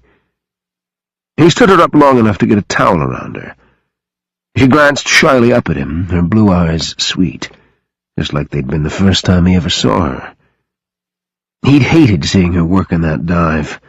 She was too young, too innocent to be exposed to the assholes who frequented the joint. Now he felt like an idiot, because after living with her father, the guys at the bar had to have seemed like Boy Scouts. "I can dry myself," she said after clearing her throat. He turned to the counter and gingerly raised the bra with one finger. "I know this isn't ideal, but it was the closest thing we thought would fit you. The, underwear, well, as long as it doesn't fall off. You could pull it up over your belly." Amusement twinkled in her eyes, but she smiled as if he'd just given her diamonds. "Thank you. This will be perfect." She bobbled just a bit when she tried to step forward, and he picked her up and set her on the counter. "It's all that hot water," he explained. "It'll make you lightheaded, especially when you're pregnant. You probably shouldn't have stayed in so long." She arched one golden brow at him. "How do you know so much about pregnant women?" An uncomfortable prickle assaulted his neck. I must have read it somewhere." He turned right and then left, and then realized she was still trapped in her towel and she needed to get dressed. There was a short knock at the door, and he scowled as he turned. He opened it just a crack so whoever was outside wouldn't see in. Donovan stood there holding a pair of pants and a T-shirt. He thrust them toward Sam. "Figured she'd do better if she wasn't running around in just Ma's bra and underwear." There was a hint of a grin on Donovan's lips, and Sam glared a giant hole through his head. "Thanks," he muttered. "Any time." He grinned again and then sauntered off. Sam called him a few choice words and retreated into the bathroom, where Sophie was still perched on the counter, the towel gripped tight at her chin. The towel split just at her belly, and he was afforded a tiny glimpse of the gentle mound that shielded his child. It wasn't as if he hadn't seen it a couple of times already. It was the way just a hint showed from the protective confines of the towel. Careful so as not to spook her, he slowly dipped his hands into that little part and pushed the towel aside so that more of her belly was bared. "Sam?" His name came out breathless, a little hesitant, a little nervous, but there was no fear in her voice. "Let me see her, Soph. I want to see my daughter. One moment where it's just us, no distractions, no danger, just you and me and our child." Her hand loosened its grip on the corner of the towel, and finally she dropped it altogether. The material fell away, baring her breasts and her belly. Even the delicate feminine V of her legs, with the soft, silvery blonde wisps of hair, was visible. It was the most beautiful sight he'd ever seen. Here on this counter, Sophie, bruised and battered, her hair wet and fatigue pulling at her eyes. Was there a more beautiful sight than a lushly pregnant woman? He couldn't resist touching her. The tips of his fingers brushed along the tops of her thighs, around to her hips, and finally up and over the tautness of her abdomen. As they gathered at her center, her belly dipped and jerked. He drew away, stunned. That was her. Sophie's face lit up like a million candles. Yes, that's her. Her own hand came to cradle her belly, and she rocked back and forth as though she was sitting in a chair soothing her baby. Drawn by a power he didn't understand, Sam lowered his head, inch by inch, until his lips were just a breath away from that tiny little pitter-patter. He pressed his mouth in the gentlest of kisses, even as he palmed both sides of Sophie's belly to hold her in place. The tiny kick against his lips had him smiling in sheer delight. "She's saying hello," he said hoarsely. When he looked up at Sophie, he was taken aback by the sheer sadness in her eyes. He could swear they were tears, but she blinked and they were gone. What could possibly have upset her? He crinkled his brow and touched a hand to her cheek. "Is everything okay, Soph?" She smiled, though it looked shaky to him. "I'm fine. The bath did wonders. I feel like a new woman." It was almost easy to forget that she was sitting naked in front of him, if he didn't keep getting distracted by the breasts he and his brothers had discussed in depth out in the hall. Her nipples, one of his favorite things, were darker now instead of the delectable shade of pink they'd been. They looked browner, ruby almost. He'd give anything to taste her one more time, to run his tongue along the puckered peak and feel her come apart in his arms. His body tightened painfully, and he nearly unmanned himself by bumping into the counter edge. Son of a bitch, that hurt. "I got your bra. It's right here. Donovan brought you some pants and a t-shirt. We'll get you shoes when you're dressed. Let me help you get into everything, and then we'll see what we have to work with." She wrinkled her nose at the bra. God, it's one of those torture devices. One of those 36-hour jobs or whatever they're called.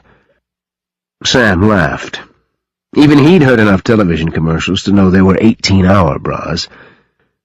But who the hell would want to stay in such a barbaric contraption for 18 hours? Those things weren't for sissies. "You're going to have to help me get it on. I can't put it on backward and twist it around. It'll kill my arm. I'll put the cups on, and you fasten the back." "Well, hell," he grumbled. "I've had plenty of practice getting women out of bras, but I can't say I've ever helped a woman into one." She flashed a grin. "Then you'll learn something new and useful." She positioned the bra, looped the straps over her shoulders, and he stared down at the dangling clasp. How hard could it be? He fastened the clips and tried very hard not to remember where he'd gotten this or who had worn it last, because there was only so much his brain could take. "Just hold the underwear. I'll step in," she directed. He bent and held what looked to be granny panties out and open while she grabbed onto his wrists for support and cautiously threaded one leg at a time into the holes. A few seconds later she had underwear all the way over her belly, and she burst into laughter. "I look like a goober," she said, still laughing. "The clothes will cover it." Thank God. Even as unattractive as his mom's girly things were, Sophie still managed to look sensational in them.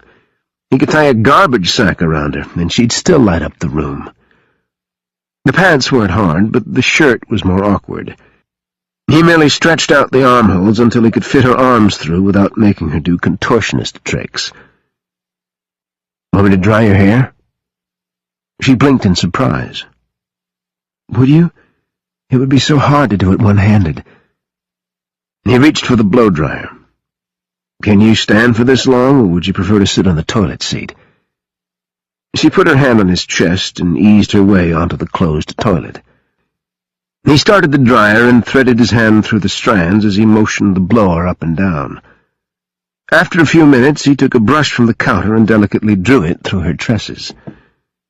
She closed her eyes and held her face upturned just a bit, like she was experiencing the first rays of sun after a long winter. Wanting to continue pleasing her, he brushed the strands as he blew over them until they shone like spun gold. "No one has brushed my hair for me since I was a child," she murmured, her eyes still closed. "It feels wonderful." "I've never brushed a woman's hair before," he admitted ruefully. She opened her eyes, and they smiled back at him through the mirror. "I'm getting the idea that you were an expert at getting women out of their clothes and messing up their hair, but maybe not so much with anything that came afterward."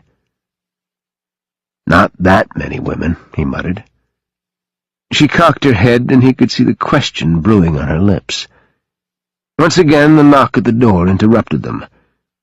Sam blew out his breath in relief, turned off the dryer, and laid it aside.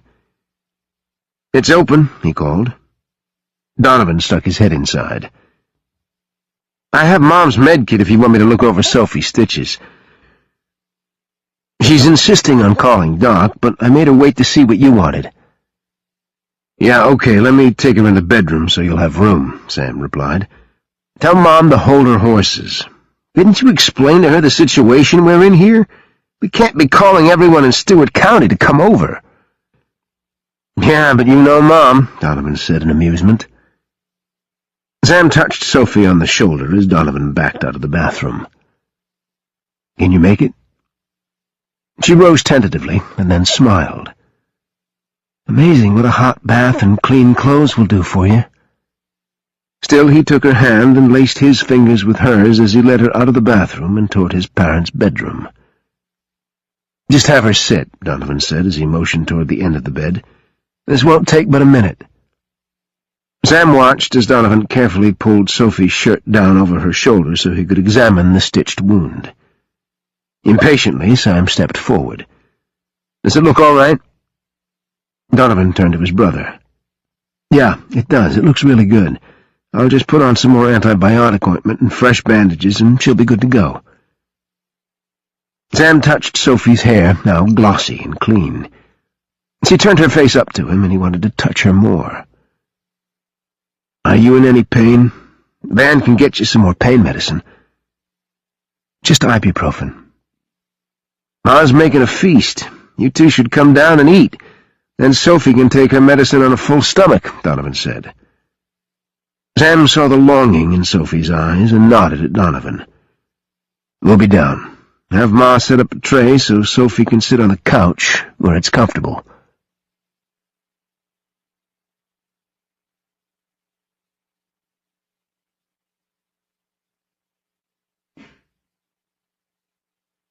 Chapter 12. Clean and warm. And now she was staring at a tray in front of her, holding more food than she could possibly eat. But damn if she wasn't going to give it her best shot. There was a bowl of chicken and dumplings, a grilled cheese sandwich, potato salad, and a plate of pot roast with mashed potatoes and gravy. Marlene had jokingly told her that she'd cleaned out her refrigerator, and since she hadn't known what Sophie liked, she made her a little of everything. Mouth-watering, Sophie dipped into the chicken and dumplings first. She ignored the goings-on around her and dug into each of the dishes, savoring each and every bite. When the couch dipped beside her, Sophie looked up to see a teenaged girl staring curiously at her. She didn't fit the mold of the rest of the Kelly family, and maybe that was on purpose. She had an interesting shade of green through her chestnut hair, a nose piercing, and a row of earrings in her left ear. While the girl wouldn't have stood out in most high schools, here in this seemingly conservative, straight-laced household, she stood out like orange neon glow. Since the girl continued to stare at her, Sophie stared back, childishly refusing to back down under the teen's scrutiny. The girl sniffed and then turned to grin in Sam's direction. "Sounds like Marlene needs to be lecturing someone else on safe sex, not me." "Rusty, for God's sake!" Frank Kelly bellowed. Sophie jumped and looked cautiously at the burly older man. His bark seemed worse than his bite, but she couldn't be sure on such a short acquaintance. "If you can't keep a civil tongue in your head, you can go back upstairs," Frank said. Then he turned to Sophie. "The smart-mouthed young lady sitting next to you is Rusty. Don't mind her. She likes to needle my boys." Sophie swallowed her bite and didn't ask the obvious. It wasn't any of her business. She really didn't want to know who Rusty was anyway. Rusty leaned over conspiratorially. "I'm the stray. Marlene sort of adopted me. Not that you could possibly think that I sprang from the same gene patch as that bunch." She jerked her thumb over her shoulder in Sam, Garrett, and Donovan's direction. "Zip it, Rusty," Sean snapped. "The last thing we need is your mouth today." Sophie looked in surprise at the young sheriff's deputy standing across the room. Rusty curled her lip in Sean's direction. "I don't answer to you, copper. Go eat a donut or something." Rusty turned back to Sophie and rolled her eyes. "He's another stray Marlene picked up, though personally I think he's worn out his welcome." "Rusty," Frank said in his gravelly voice, "that's enough, young lady." To Sophie's surprise, Rusty shut up and straightened in her seat. Sophie could swear there was genuine respect and affection in the young girl's eyes when she looked at the Kelly patriarch. Sophie was less sure of Frank. He watched her. He'd watched her ever since Sam had deposited her on the couch. There was nothing accusatory in his stare, but he studied her intently nonetheless, and it made her uncomfortable. She could only imagine the assumptions that were being made. She could name several, but there was no use in torturing herself. The assumptions were deserved, and she didn't have the mental energy or the desire to correct any of them. "Are you through, hon?" Sophie blinked and looked up to see Marlene standing in front of her, her hands outstretched to take the tray. "Yes, thank you, Mrs. Kelly. I appreciate the food. It was wonderful." Marlene smiled warmly. "Such a polite young woman, but please call me Marlene.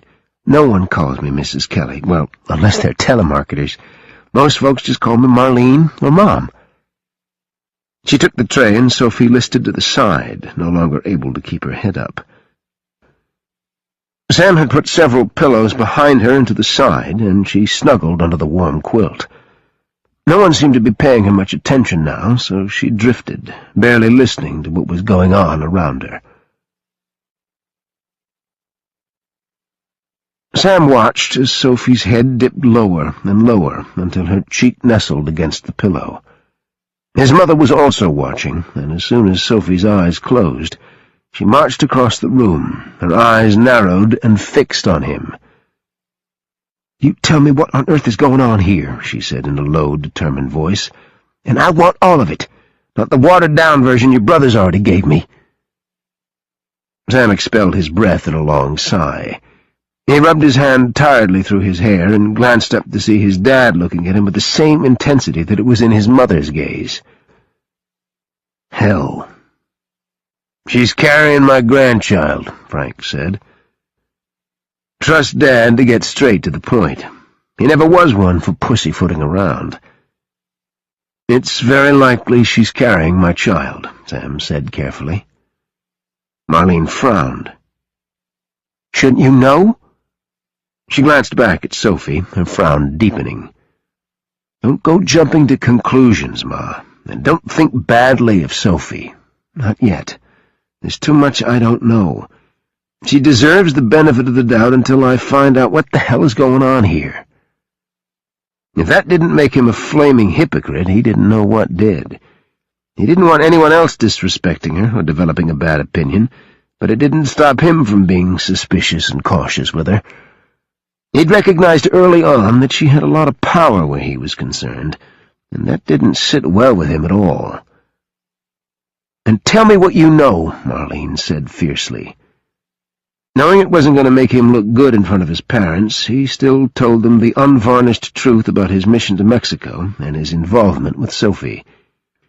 He left out the part about killing the assassin, but judging by the look on his dad's face, he'd figured out that much. No need to horrify his mother more than necessary.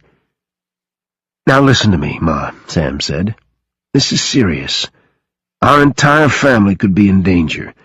I need you and Dad to do exactly what I tell you. No arguing."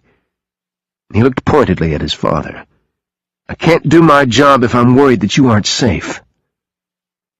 Frank put his arm around Marlene and drew her into his side. "What do you want us to do?" Sean, who'd been standing just to the side, walked forward so he could be included in the conversation. "My teams are due to arrive shortly. One will be assigned solely to keep you safe. All of you. No one moves without my men say so, and that includes Rusty." Sean scowled. "I'll keep the little twit in line." "Sean," Marlene admonished with a sharp frown. Sean's expression didn't change.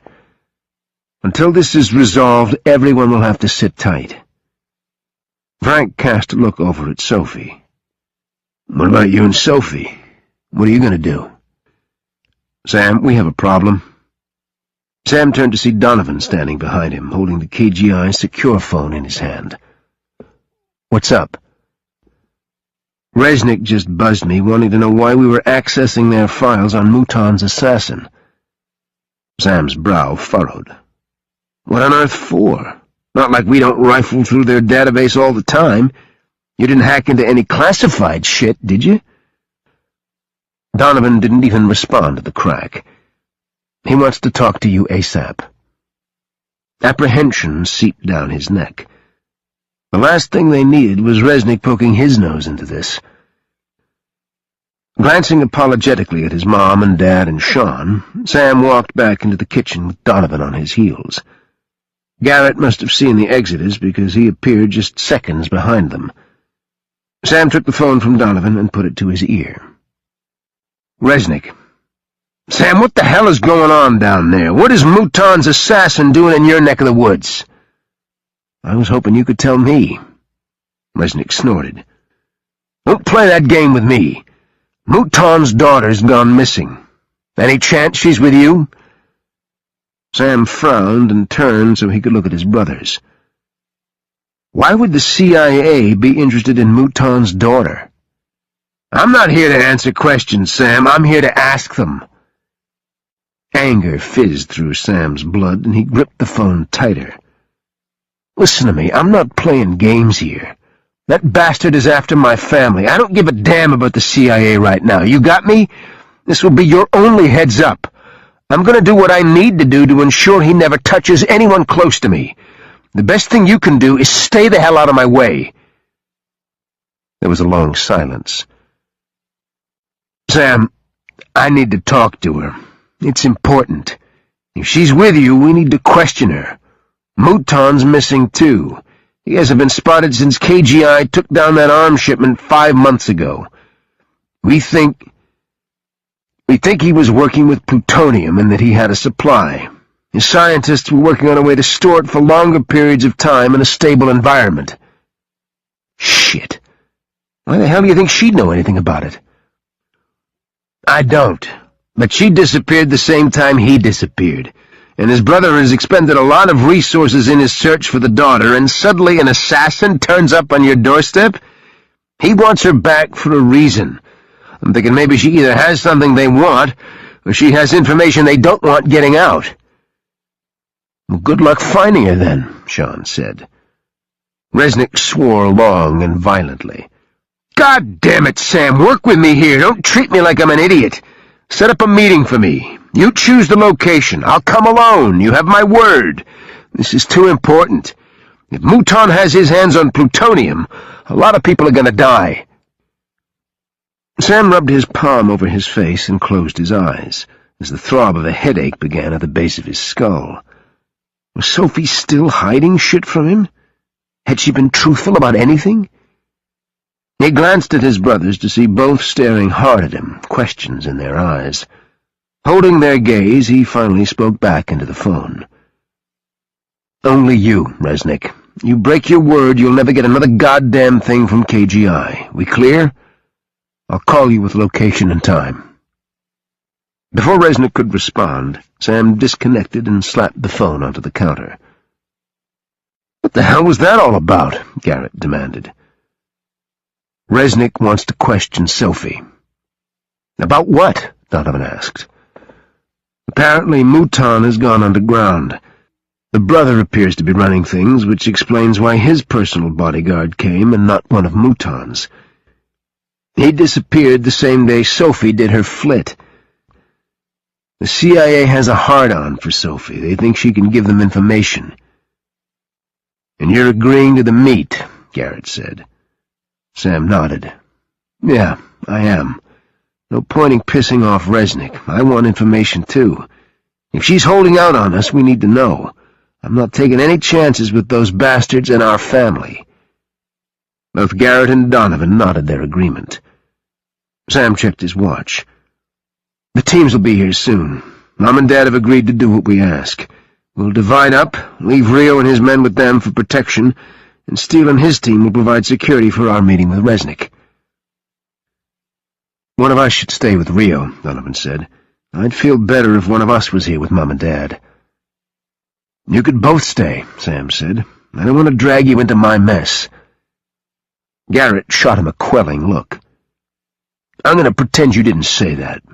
Van can stay with Mom and Dad. I'm going with you and Sophie." "Okay, then. Let's figure out where the fuck we set up the meet and greet with Resnick."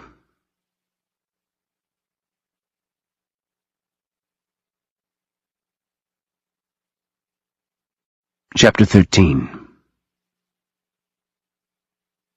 When Sophie awoke, the living room was filled with strange men, all clad in black shirts and camo pants. They looked hard, not just muscled, but hard in the sense that they'd seen and endured a lot. These were military men, disciplined. More than just money guided their motivation. Their loyalty couldn't be bought as her father bought those loyal to him. Her thoughts were fanciful. She didn't know any of this for a fact. Maybe they weren't any better than her father, but she had to believe in something, and right now she chose to believe in Sam, and by default the men who worked with and for him. Fascinated by the lone woman in the group, they called her PJ, Sophie watched her interact from the safety of her blankets and mound of pillows. No one had noticed she was awake, and she was quite happy to observe in silence. PJ was small and surprisingly feminine-looking, or maybe it was because she was surrounded by much larger, terse males. She was quite pretty in an understated way. She had a tan that testified to time spent outdoors. Her hair was pulled back in a neat ponytail, simple and no-nonsense, just like she appeared. Her eyes, though, were a clear shade of green, beautiful enough that Sophie found herself staring unabashedly at the fascinating woman. She, too, was dressed in a black T-shirt and camo pants. A large knife was secured to her belt, and she wore a shoulder holster with a pistol tucked under her arm. Sophie felt a rush of envy. Here was a woman who was wholly self-sufficient. She didn't need the men who surrounded her. She was obviously an equal, and she could take care of herself. These men trusted her to look out not only for herself, but for the team as well. PJ wouldn't have run scared like Sophie had done, nor would she have made such a pitiful attempt at escaping Thomas's assassin. She glanced down at her hands and almost laughed. It was rather pointless to be comparing herself to a female mercenary, though she did wonder about PJ's story. How awesome that she had choices, that she could do and be anything. She was in control of her own destiny. So were about 1 billion other people on the planet, and now so would Sophie be. No longer would she be controlled by another human being. It was a vow she repeated often. Her gaze drifted to where Marlene and Frank sat in the corner of the room. Marlene was on Frank's lap, and he had a firm arm around her. They were talking in low tones, and it was obvious Frank was comforting her. Every once in a while Marlene's worried gaze would seek out her son's, but there was also fierce pride reflected there, and love. It made Sophie's chest ache. It hurt to see such love, such a sense of family in this sprawling house. Pictures and memories littered the walls and the mantel over the fireplace, occupied every available space on the surface of end tables and over the television. It was everything she'd ever wanted and never had. The baby kicked, just one gentle nudge, like she was turning over to a better position in her sleep. Tears burned Sophie's lids. Already she loved her daughter so much, and she vowed with everything she had that somehow, some way, her child would grow up with the love and security that Sophie never enjoyed. She had no experience, but she had dreams. She had imagined 1,000 times how normal families lived and loved. She wanted that for her daughter. She wanted it for herself. "Are you all right?" She jerked her head up to see a tall, dark-haired man, Rio, standing over her. She froze as she studied him. He looked fierce, but there was something soft in his eyes as he stared down at her. "You looked upset." She cleared her throat nervously. She wasn't sure what to say, or if she should say anything at all. This might be one of Sam's men, but that didn't automatically give him a pass. Then he smiled, and white teeth flashed. "You remind me of my little sister. Magdalena was her name." "Was?" It came out little more than a whisper, and when pain flashed in his dark eyes, she regretted making the distinction. "She passed on a few years ago. She was pregnant like you, and just as beautiful. Pregnancy does that for a woman." Sophie didn't know what to say or how to respond, so she said nothing. To her surprise, Rio held out a glass of iced tea and carefully put it into her hand. Touched by the gesture, she gave him a genuine smile and raised the glass to her lips. "Thank you." "Who are all these people?" she asked, looking beyond him to the others. He glanced over her as she did. The man standing to Sam's right is Steele, the other team leader. "I'm Rio, by the way. My team is standing to the side. All this togetherness isn't really our thing." She followed his direction to a group of 5 men standing silently with no expression. They merely observed. She shivered. They looked dangerous. "That's Cole and PJ with Donovan. They're the 2 sharpshooters. They both belong to Steele. On the other side of them are Baker, Renshaw, and Dolphin." She raised her head to look at Rio. "Dolphin?" Rio grinned. "Because he swims like one." "Why are you being nice to me?" she asked bluntly. His eyebrow went up and he studied her for a moment. "Why wouldn't I be?" She shrugged. "You don't know me. I think maybe you're used to people not being very nice to you. Maybe it's time to alter your expectations, He offered a smile, then returned to where his men stood. He leaned against the wall, propping one foot behind him, and stared at Sam and Steele with a bored expression on his face. Every once in a while he looked back over at her and smiled. He had no idea how much that small gesture meant to her in a room filled with people she didn't know or trust. It gave her something to grasp. He may not like her or trust her, she doubted either, but he was nice to her and he didn't have to be. How silly, but unsurprising, that she was such a weak sucker for someone showing her any sort of kindness. She was already firmly under the spell of Marlene Kelly, and for all she knew, the woman had changed her mind about her the moment Sam gave her the story. Talk of safe houses and leaving turned Sophie in Sam's direction. He was speaking to Steele, and Rio had closed in on the small circle of men surrounding Sam. Garrett and Donovan stood on either side of Sam, and she was struck by how fierce their expressions were. She struggled to lean forward so she could hear, and Marlene and Sam both saw her at the same time. Sam turned in her direction, going silent as his gaze roved over her. Marlene left the shelter of her husband's arms and slid onto the couch next to Sophie. "How are you feeling, dear?" Marlene asked as she laid a hand on Sophie's arm. Not wanting to be rude, she yanked her gaze from Sam and turned to Marlene. "Better. The bath and food did wonders." "Are you hurting? Do you want some more pain medicine?" Sophie paused, realizing she hadn't given her shoulder any thought. She hadn't awakened with the vicious ache. Tentatively, she tested her motion, raising her arm at an angle. She winced and immediately dropped it back to her side. Before she could respond to Marlene, Sam was next to her, his eyes flashing with disapproval. Don't move your arm more than necessary. You don't want to open those stitches. He glanced over at Donovan. Van, you want to take another look before we bug out?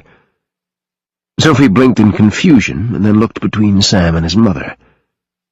I'm fine, Sam. He just looked at it, and I haven't so much as moved it until a second ago. It wasn't even hurting until I did. Well, don't move it then, he said gruffly. Are you leaving? She asked. The idea of him going sent panic up her spine. His eyes narrowed, and then he blinked. Did you think I was leaving you? You're coming with me, Sophie. Her lips rounded to an O. Where are we going? She was so relieved that her head was slightly swimmy. We'll have plenty of time to discuss that on the road. Sit tight here with Mom while I get all the details worked out with my men. He touched her hand briefly as he rose, but warmth traveled her entire body. He glanced one more time at her before returning to his men. Is there anything I can get you? Marlene asked. Sophie shook her head and focused on Sam. She wanted to hear what he had to say and find out what his plan was. She needed the sleep, but now she was at a disadvantage. She'd missed a lot while she dozed. Rio, I want you to bug out with Mom, Dad, and Rusty. Donovan's staying with you. Stay low until you hear from me. Steele, you'll pull recon at Eagle One with Cole, PJ, and Dolphin. When you give me the all-clear, I'll bring Sophie in. I want Baker and Renshaw on the first plane to Hawaii to watch over Ethan and Rachel. I'll send Garrett to meet Resnick and bring him in. You'll maintain the perimeter at all times. I'm not taking any chances. I'll take care of it, Steele said. It was the first time she'd heard Steele say anything. He mostly stood and watched, his intense blue eyes taking in everything around him. He looked cold and intimidating. Instinctively, she found Rio, and he flashed her a quick grin.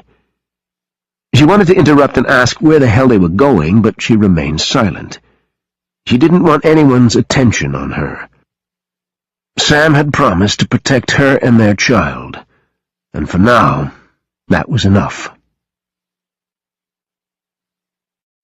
Chapter 14. Sam, I think Sophie should be examined by a doctor before you leave, Marlene said in a worried voice. Sam looked down at his mom, who had her hand on his arm. Van checked her over, Ma. He stitched her wound and gave her antibiotics. But Donovan isn't going with you. He's staying with us. Garrett isn't a medic, and neither are you. Besides, what does Donovan know about pregnancy? Sam frowned. This is your child, Sam, Marlene persisted. This woman has been through hell. You need to make sure everything is all right with the baby. Sam cupped the back of his neck and twisted his head from side to side. Fatigue and tension had a firm grip on him. I have to see to their safety, Ma. You know that. I can't let anything happen to them. We can't walk into a clinic, even using a different identity. Her father would be on to us. I'm sure he has a net several 100 miles wide around us. I can have Doc come here to look at her. He's delivered more than one baby. He could at least listen to the heartbeat and give her some vitamins. She should be taking vitamins. His frown softened as he saw the very real worry in her eyes. He leaned down and hugged her tight. I'll get her vitamins. I'll make sure she eats well. I'll take very good care of her. And as soon as possible, I'll get her to a doctor. You have my word. But I can't do it now. I can't take the risk and stay here any longer. Marlene sighed and reached up to pat him on the cheek. He smiled at the gesture. It always made him feel like a boy again. You're my oldest, and I love you dearly. But I have to say, you royally screwed up this time. He blinked in surprise as she shook her head and pulled away. Then he laughed. There was nothing else to do. He was being taken to task like a teenager caught having sex in the back seat of his parents' car. At least then he'd worn a condom. Blowing out a weary breath, he turned to the others. Is everyone ready to roll? He glanced over at his dad. Are you, Mom, and Rusty packed? His dad walked toward the kitchen. Just let me lock up the house and set the alarm." Sam nodded, not having the heart to tell his father that locks and an alarm wouldn't stop Mouton's men if they wanted to get in. His mom hugged everyone, including making the rounds of his men. It was amusing to watch their discomfort over being fussed over by Marlene Kelly, but it's not like they'd refuse her. She wasn't the type you refused. Sophie watched from the sofa, and Sam could see pain that had nothing to do with her injuries deep in her eyes. He made his way over to her and reached for her hand. Her haunted gaze met his, and he squeezed her fingers, hoping to lighten some of the darkness he saw reflected on her face. "Sit tight," he murmured. "I'm going to take some pillows and blankets out to the SUV so you'll be comfortable. Garrett's going to drive, so I'll sit in the back with you." Now that orders had been given, everyone split up and went their way.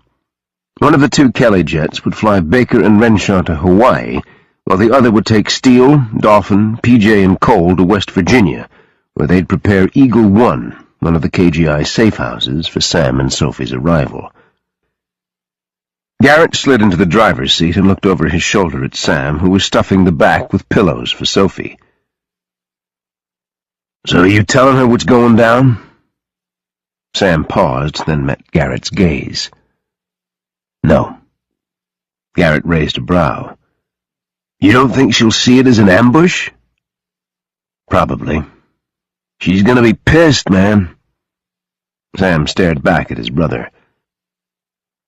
"You don't seem concerned with pissing her off."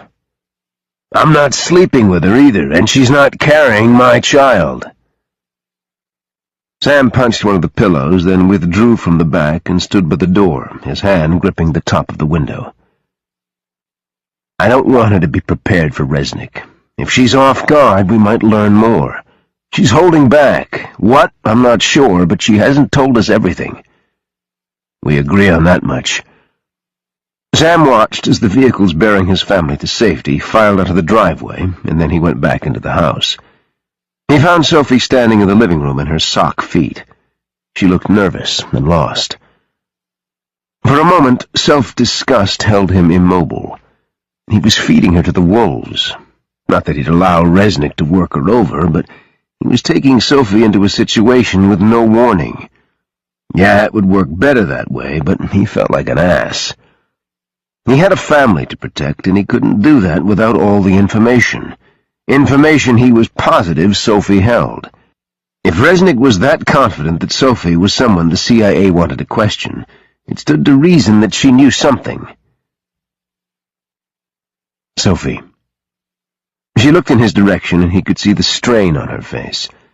The deep sadness in her eyes hit him deep. He stepped forward, wanting to touch her. His fingers traced down her arm until he caught her fingers in his. "Why do you look so sad?" he asked. Her lips trembled as she tried to smile. She looked away and stared around the room. "Do you know how lucky you are?" That wasn't at all what he'd expected her to say. "Why do you say that?"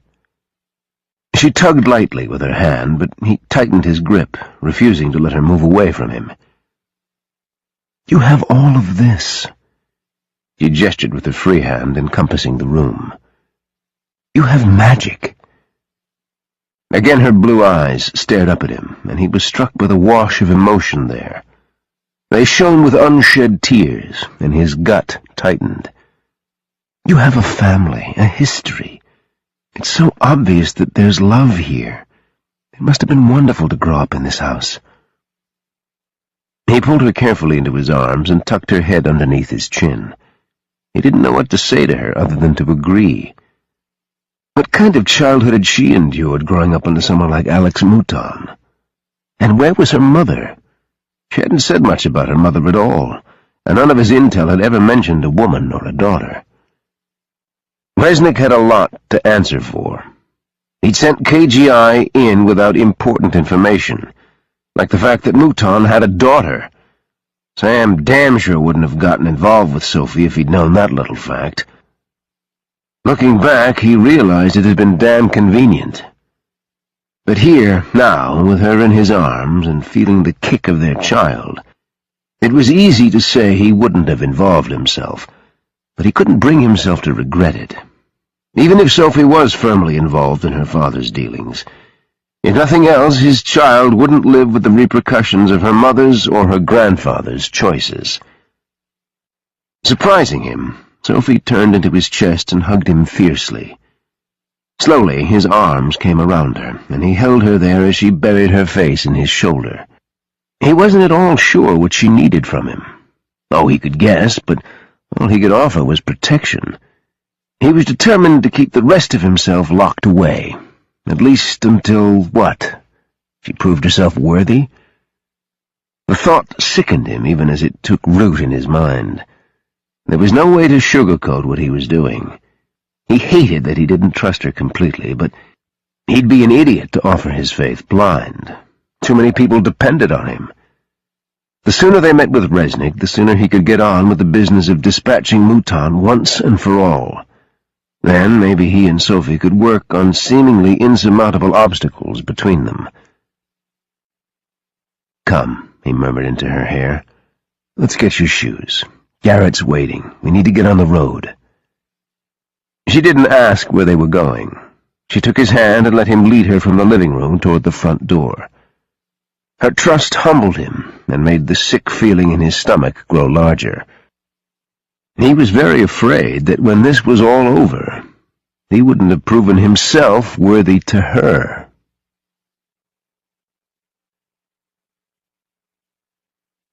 Chapter 15. "I don't like the idea of leaving you and Sophie alone," Garrett said as he navigated traffic through Nashville toward the airport. Sam leaned against the door, Sophie in his arms. Her lower body sprawled across the seat. She'd fallen asleep 30 miles out of Dover, and her soft, even breathing filled the back of the vehicle. He absently ran his fingers through the strands of blonde hair resting on her cheek as he stared back at Garrett's reflection in the rearview mirror. "I don't want to give Resnick our location. He was way too damn eager to know about Sophie. Given half a chance, he'd bring in a team and take her. If you go and bring him in, I don't have to worry about that happening." Garrett nodded. "I'll make damn sure we aren't followed. If I have to drug and blindfold the fucker, he won't have a clue where I'm taking him." Garrett drove into the long-term parking lot and cut the engine. Sam gently touched Sophie on the cheek.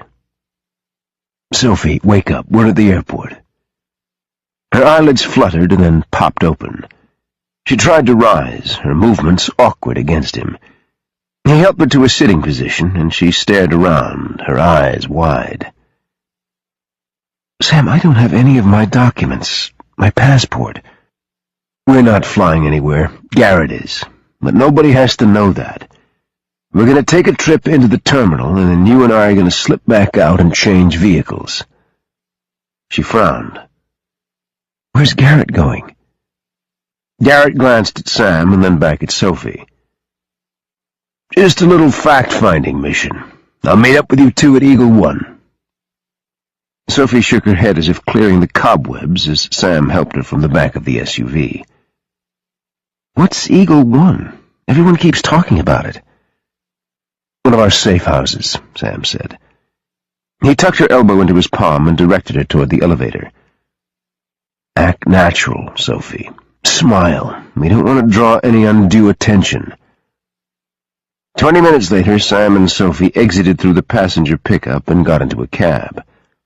He directed the driver to a location just outside the downtown area and then sat back and pulled Sophie to him.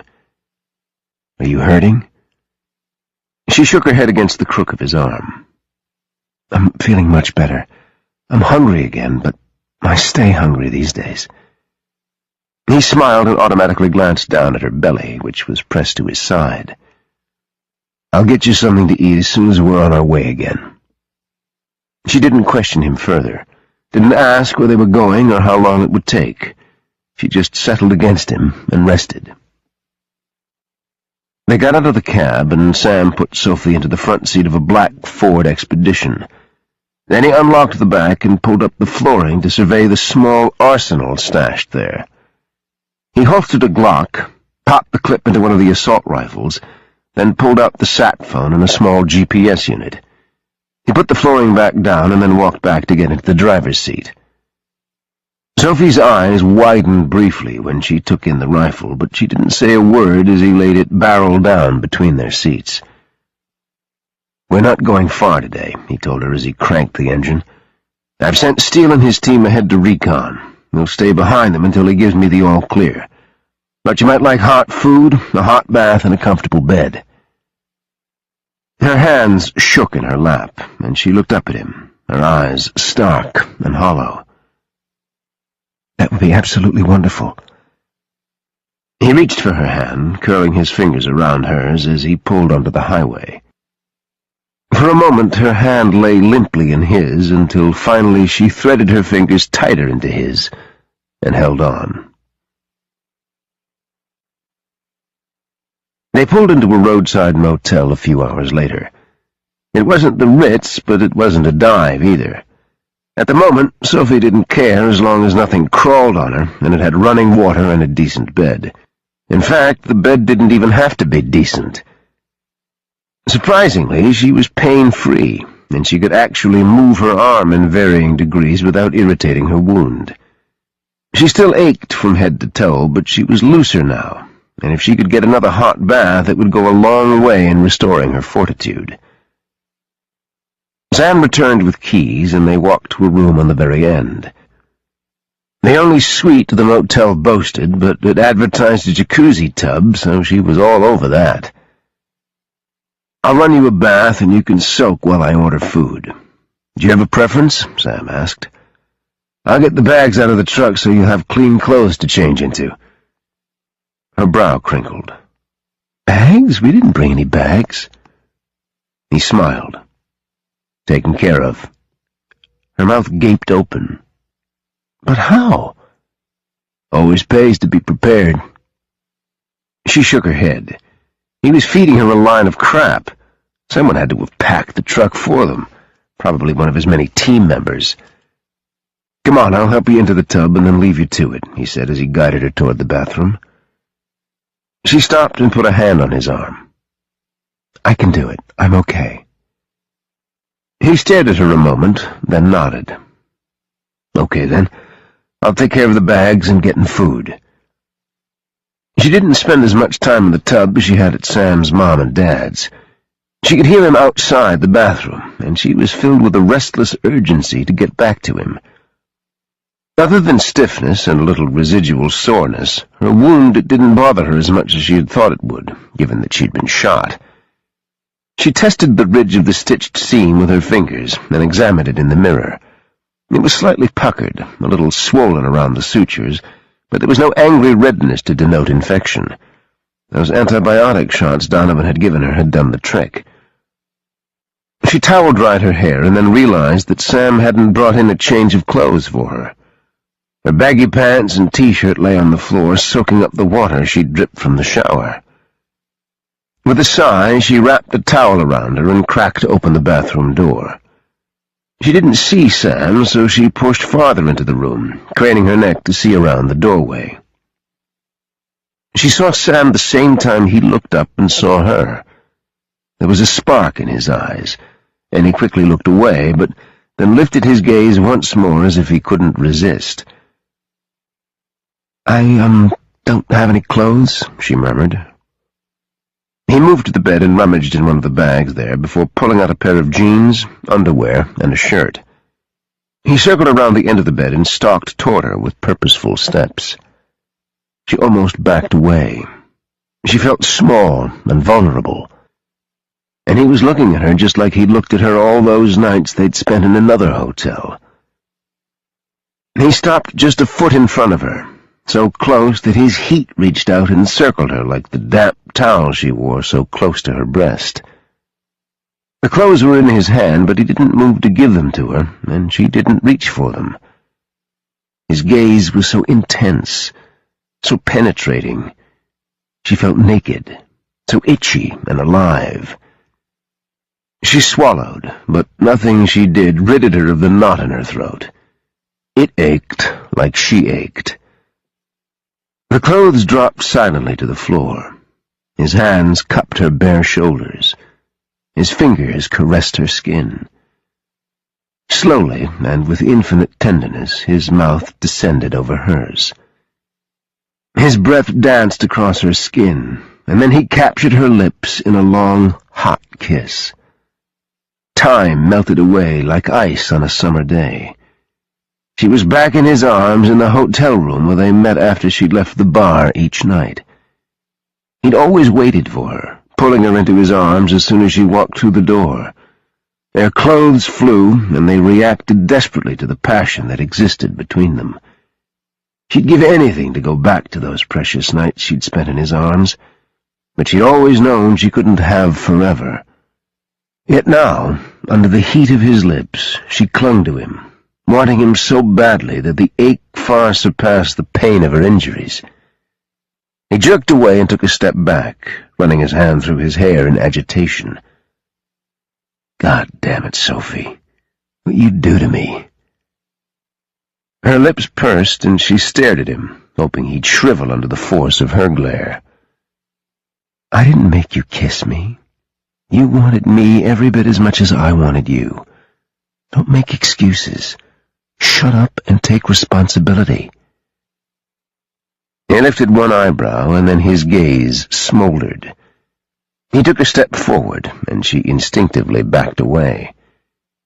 His hands smoothed up her shoulders, carefully skimming over her bandaged arm until he cupped her face in his palms. "You're absolutely right," he murmured. "I'll own up to the fact that right now I want to make love to you more than I want anything else. It's stupid, insane even, but there you have it. For now, I'll take responsibility for the fact that I'm going to kiss you again." She swallowed the lump in her throat just as his lips descended again. She melted into his arms, giving herself fully to his embrace. A low moan rose from her throat, swelling painfully before it rushed into his mouth. She wanted to touch him, to hold him against her, to know that nothing bad would ever happen to her while she was in his arms. "Tell me we can't make love, Soph," he murmured against her lips. The pet name he'd used so many times when he was on top of her, inside her, beside her, or wrapped around her, sounded so sweet to her ears. She was starved for him. "There's too much unresolved between us. We can't make love." She sighed unhappily and stared up at him as his thumbs caressed the corners of her mouth. Her face was still tenderly cupped in his hands, and she didn't want to break that connection for any reason. "Why can't we?" she whispered. "I've missed you so much, Sam. I've stayed awake so many nights aching for you to hold me again, to kiss me and make love to me like you did before." He closed his eyes and leaned in until his forehead rested against hers. "You're hurt. This is crazy." She tilted back just enough that she could brush her lips over his. "I'm okay, Sam. I need you. Please say you've thought about me even just once." "Shit, Sophie." He sounded angry. He pulled away, his expression grim. "I've thought about you. I've thought about you a hell of a lot more than once. I wish I hadn't, but God damn it, you disappeared. I came back for you, and you were gone." Pain, worse than the knife, sliced through her chest. Would things have been different if she'd been there when he came back? Not that it had even been possible.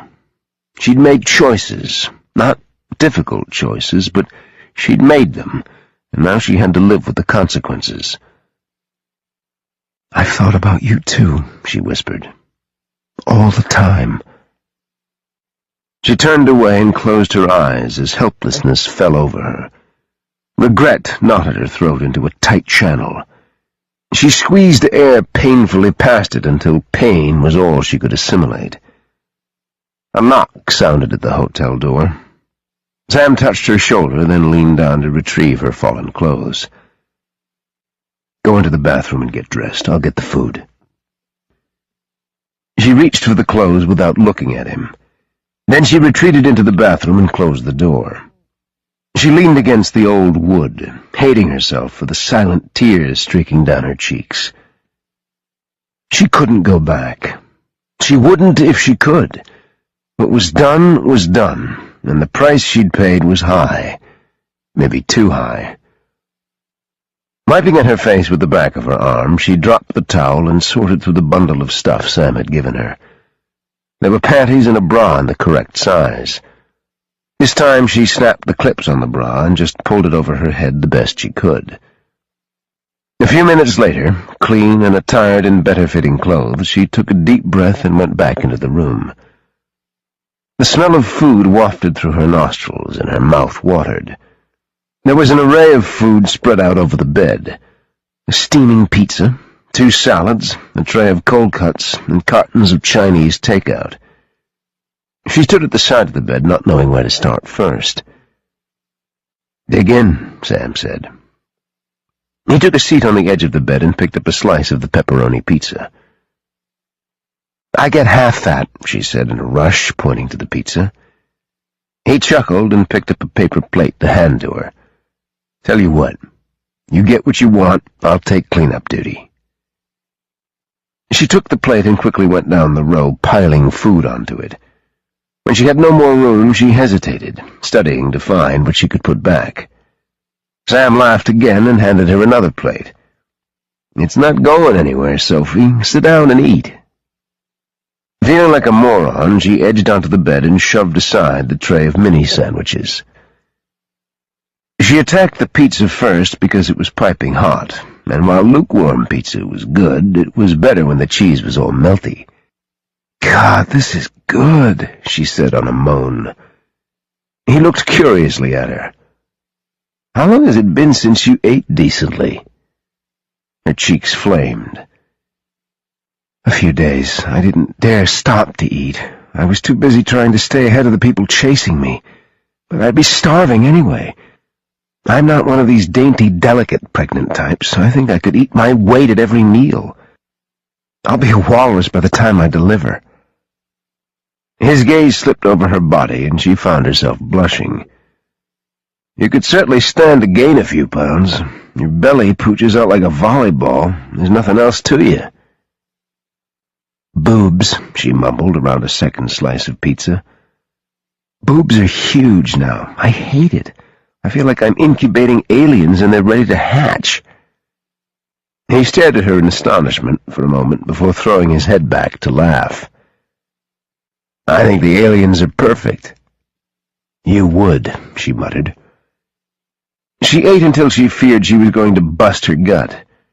Her belly felt so tight that it was all she could do to move. She flopped back on the bed and closed her eyes, letting contentment wash over her. Then she had to laugh because as contentment went, this wasn't exactly ideal. She was stuck on the run in a motel with a man she lusted over with every girly hormone in her pregnant body. A man whose child she was carrying. A man who didn't trust her and seemed to fight with himself over whether he liked her or didn't like her. Then there was the fact that her uncle's men were breathing down her neck, she'd killed her father, and she'd stolen access to his entire fortune. When she fucked up, she went whole hog. "What are we doing, Sam?" she asked softly. "Where are we going?" "I told you, a KGI safe house." She made a sound of frustration. "And what happens then? You can't tell me you don't have a plan. Where do I fit in?" "I told you I'd protect you and our child," he said in an even tone. A tone that could have been used with anyone. A tone that told her he wasn't giving anything away. She rolled away and got awkwardly from the bed. She went to the window because there was nowhere else to go. Her fingers curled and uncurled, denting her palm when her nails dug into her skin. "Why won't you tell me anything?" She hated the pleading sound of her own voice. It sounded needy and pathetic. Where was the woman who'd coldly planned her father's murder and her escape? She dropped her head down, regretting that she'd conjured the image of her father slipping to the floor. his blood running over the polished floor. She may have hated the bastard, but the idea that she'd so easily pulled the trigger frightened her. Was she more like him than she thought? "Come to bed, Soph." Sam's low voice fluttered across her neck, so soft and entreating. She shivered and clutched her arms protectively over her chest. His hands slid over her shoulders, and he pulled her back against him. Then his lips whispered just below her ear. A simple, delicate kiss that conveyed more than words the heavy regret between them. "Come to bed," he said again. She let him lead her away from the window. The food was gone and the covers were pulled back. He kept his gaze down, but he carefully eased her down onto the mattress before tucking her in as he would a child. Without undressing, he walked around the foot of the bed and to the other side, where he slid in next to her. His warmth enveloped her even before he pushed up against her. For a moment she resisted and lay stiffly as he tucked her against his body. But then, unable to resist, she relaxed and snuggled readily into his embrace. Right now she didn't care what he thought of her. For the moment she was safe, even if it was just an illusion. Their child rolled and bumped between them, and her throat tightened at the fantasy of how it could have been if she wasn't who she was, and he wasn't who he was. They could be regular people, celebrating the life of a child and their first foray into parenting. He could read pregnancy books and worry endlessly over whether she was eating properly. He'd be there for each kick and wiggle, and they'd stay up late at night talking about names and make wishes for the future. "Sam?" His name spilled from her lips. She had so much to explain, she didn't even know where to start, but she could take the tension between them no longer. "Shh! Not now, Soph," he said in a quiet voice. "Just let it be. Sleep now. Our child needs your strength." With a resigned sigh, she closed her eyes. Chapter 16. Sophie woke to warm, sensual lips sliding up the side of her neck. She shivered as Sam's tongue traced the shell of her ear and lingered at the lobe long enough for him to nip it with his teeth. The covers had been thrown aside, and his palm skimmed up her leg, pushing the oversized shirt over her hip to gather at her waist. She sucked in her breath. Had she taken off her pants during the course of the night? She was lying there in only her panties and a shirt, and Sam's hands were fast making work of the shirt. Or maybe he was just that good. In past times he would already have been over her, inside her, waking her to the feel of his cock stretching her and setting fire to her nerve endings. But this morning he was tentative, seeking permission, her acquiescence. Her body throbbed. A pulse thrummed in her groin, and already she was swollen and wet for him. She loved his touch. Even at his gentlest, he was strong and masterful. She'd been drawn to his strength when she had cause to fear everything else in the world. He made her feel protected and cherished. But now, her brain hurt trying to decipher where they stood, if they stood anywhere at all. She couldn't even look back at what they'd had, because what they'd had wasn't real. It was built on lies and half-truths. His hands slid over her belly and cupped their child as if bringing home the one thing they did have. They'd created a very precious life. She was very real. He kissed her again, just one touch against the pulse at her neck. His body pressed into the curve of her behind. His erection was hot and turgid, pulsing against her skin. Chill bumps dotted her hip and spread rapidly down her legs. "You said we couldn't," she said without conviction. He moved his hand up to cup her breast, and he kneaded gently, working the nipple between his fingers. "Are you more sensitive here now?" he whispered. She nodded, unable to speak around the tightening of her throat. "Then I'll be extra careful." He touched and stroked, alternating until her nipples were stiff peaks, erect and so hard that they hurt. The simplest brush across the points sent a current of desire streaking through her abdomen. "I'm going to take your shirt off. Just lie still. Let me do the work. I don't want you to hurt your arm." She shivered at the raw sensuality in his voice. Low-timbred, husky, with just a bit of a rasp. It always got low and gravelly when they made love. Oh, God, they were going to make love. He eased the shirt farther up until it gathered around her neck. He stretched the armhole until he could slip it around her elbow. There was only a twinge as he pulled it the rest of the way up and over her arm. "Lift your head for just a second, honey." A moment later, she was free of the material, and she was down to her underwear. He rose up on his elbow, and she turned her head so she could see him. He simply watched her, his gaze drifting up and down her body with lazy strokes. "You're so unbelievably beautiful," he said hoarsely. She swallowed. She didn't want to ruin the moment, but she had to know what had changed. Why was he willing to make love to her now? "You said we couldn't," she repeated. "I did," he agreed. "But right now I can't think of a single reason why we can't. I want you, Sophie. I missed you. I can't lie here without touching you. I want what's mine again. I want to give you what's yours." Her chest fluttered, then grew tight. Her stomach flipped, and she began to shake. "Shh, baby," he said as he stroked down the curve of her body. "Just let me love you. We'll figure this all out, Sophie. I swear it."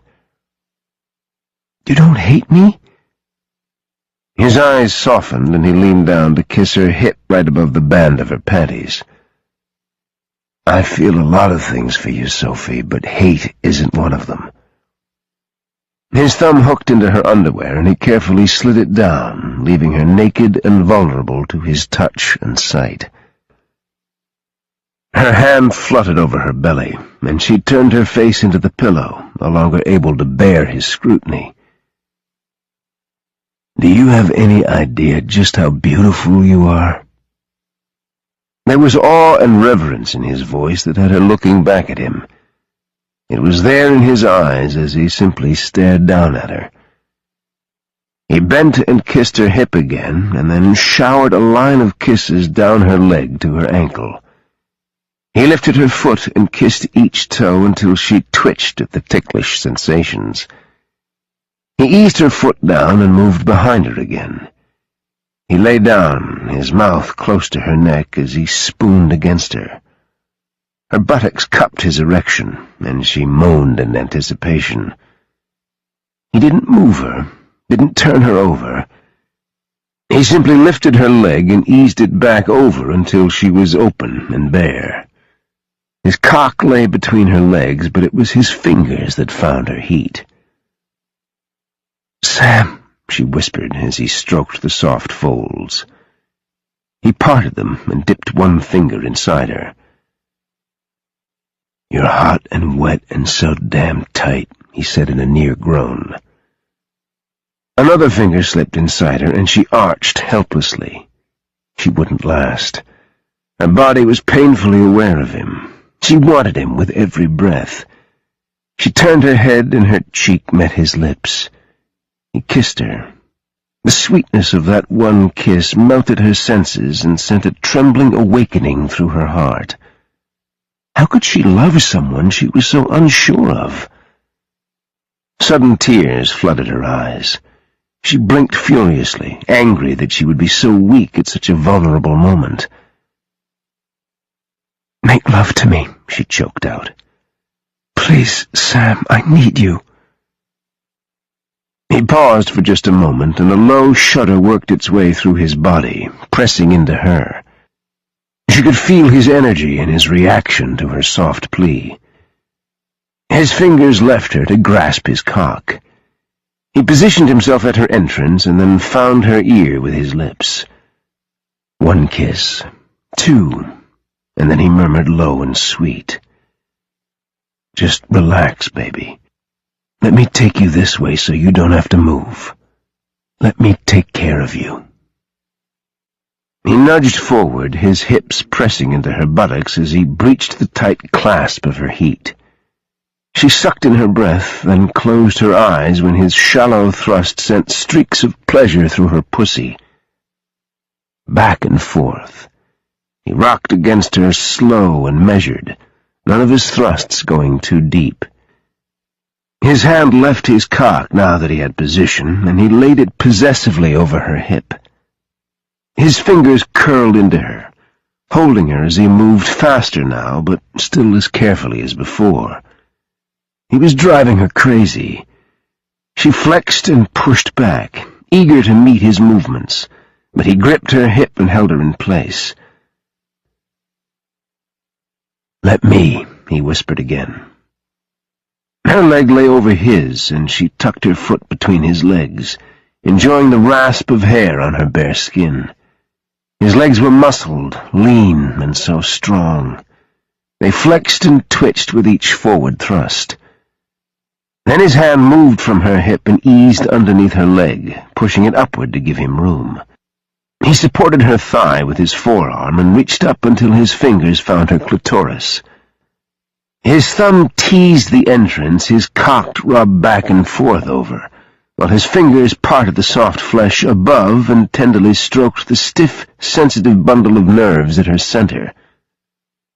No longer able to lie still, she tightened and bucked back against him. His thrusts got stronger, and he sank deeper until her buttocks were flat against his abdomen. "Are you ready, honey? Go with me. Come with me now." "Just 1 more second," she breathed. She closed her eyes and rocked against him. His fingers grew more assertive, and he moved his thumb up to roll over her clit in a demand for her to respond. "Yes, oh my God, yes, just like that, Sam. Don't stop, please. Don't stop." She was pleading. Her voice was hoarse and needy, and each demand came out in a short burst of air. He drew back and then pumped deep just as his thumb rolled in a tight circle. She cried out and tensed. Her fingers curled into balls, into fists so tight that her hands shook with the strain. Cascades of color flashed, little and big spots that floated through her vision even when she closed her eyes. Sam was thrusting hard and fast now as he sought his own release. His hoarse shouts mixed with her agonized sounds. It sounded as though she was in the worst sort of pain. But the pleasure was so intense, so beautiful, that she didn't want it to end. She reached down to still his hand when the sensation became too intense to bear. He eased his thumb away, but continued a gentle rocking motion that sent his cock gliding through tissues slick with his release. Finally he stopped, lodged deep within her. She didn't move for fear of displacing him, and she lay there simply enjoying the feeling of being so intimately connected to this man. He kissed her back, rubbed his thumb in circles around the ball of her shoulder, and then kissed her again, his erratic breaths sending goosebumps over her skin. "I need you." His voice was quiet and regretful, as if he had no liking for the admission and hated voicing it even more. She wondered why he'd been honest. Maybe he too was tired of all the deceit between them. "I can't explain it. Not sure I want to, but damn it, I need you, Sophie. It's not just physical. It can't be. I've had physical before." He moved slightly, and for a moment she feared he was pulling out of her, but he stayed locked tight. Their bodies joined as he shifted closer to her. He slid his hand over her waist and splayed his fingers over her belly. His grip was possessive and tender, and told her more than words that he was claiming what was his. He continued to pet and stroke her belly, his touch light and soothing. He rested his mouth on her shoulder, and neither spoke. She floated on a cloud between sleep and awake, existing in a state of delicious lethargy. Finally, she dozed, and only came awake when she felt him finally pull away in a warm rush of fluid. "Be right back," he said. He returned with a warm towel and gently cleaned between her legs. Then he settled next to her in bed once more and pulled her in close to him. "Don't we have to leave?" she mumbled. "No, not yet. My team will notify me when it's safe." She stirred and frowned. "Are we safe here? Just us?" She felt him smile against her neck. "Yes, Soph, we're safe. I wouldn't risk you or our baby. I'll know if anyone steps within 10 feet of our door." "How?" she asked drowsily. He chuckled. "Security. I did a lot while you were taking your bath. Sleep now, and don't worry about anything." She sighed as some of the post-coital euphoria faded. It was hard not to worry when she faced so much uncertainty. She still hadn't told him everything, and when he knew, he might not want anything to do with her. He hated her father, and if the apple didn't fall very far from the tree, she couldn't imagine Sam being overjoyed with spending time with her, loving her, or allowing his child to be raised by a monster. Fear churned in her stomach until she was sucking deep breaths through her nose to quiet the nausea. He couldn't. He wouldn't take her child from her. She closed her eyes. He was being an idiot. Nothing of the sort was going to happen. She just had to be careful, pick the right time, and make sure her uncle never got close. And the last she couldn't do without Sam.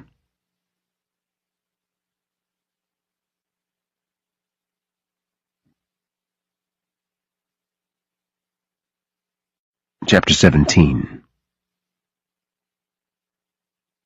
Sam woke to a warm, sweet body sprawled across him, and a tiny pitter-patter thumping him in the side. It took him a moment to process that it was his child kicking him. He smiled and slid his hand down Sophie's spine, down to cup her plump little rear as he lay there soaking up the utter domesticity of the scene. His woman, limp and sated, draped across him in a possessive manner that gave him a ridiculous sense of satisfaction, and his child, waking him up with a tiny foot to his gut. If the little imp was anything like her mama, he was in for a hell of a ride. As he continued to caress her behind, she stirred and murmured something against his neck before burrowing deeper into his arms. "What was that?" he asked against her ear. "Shower," she muttered. "I need one, but God, I don't want to get up." "Then don't." He tightened his hold on her, content to stay just like this.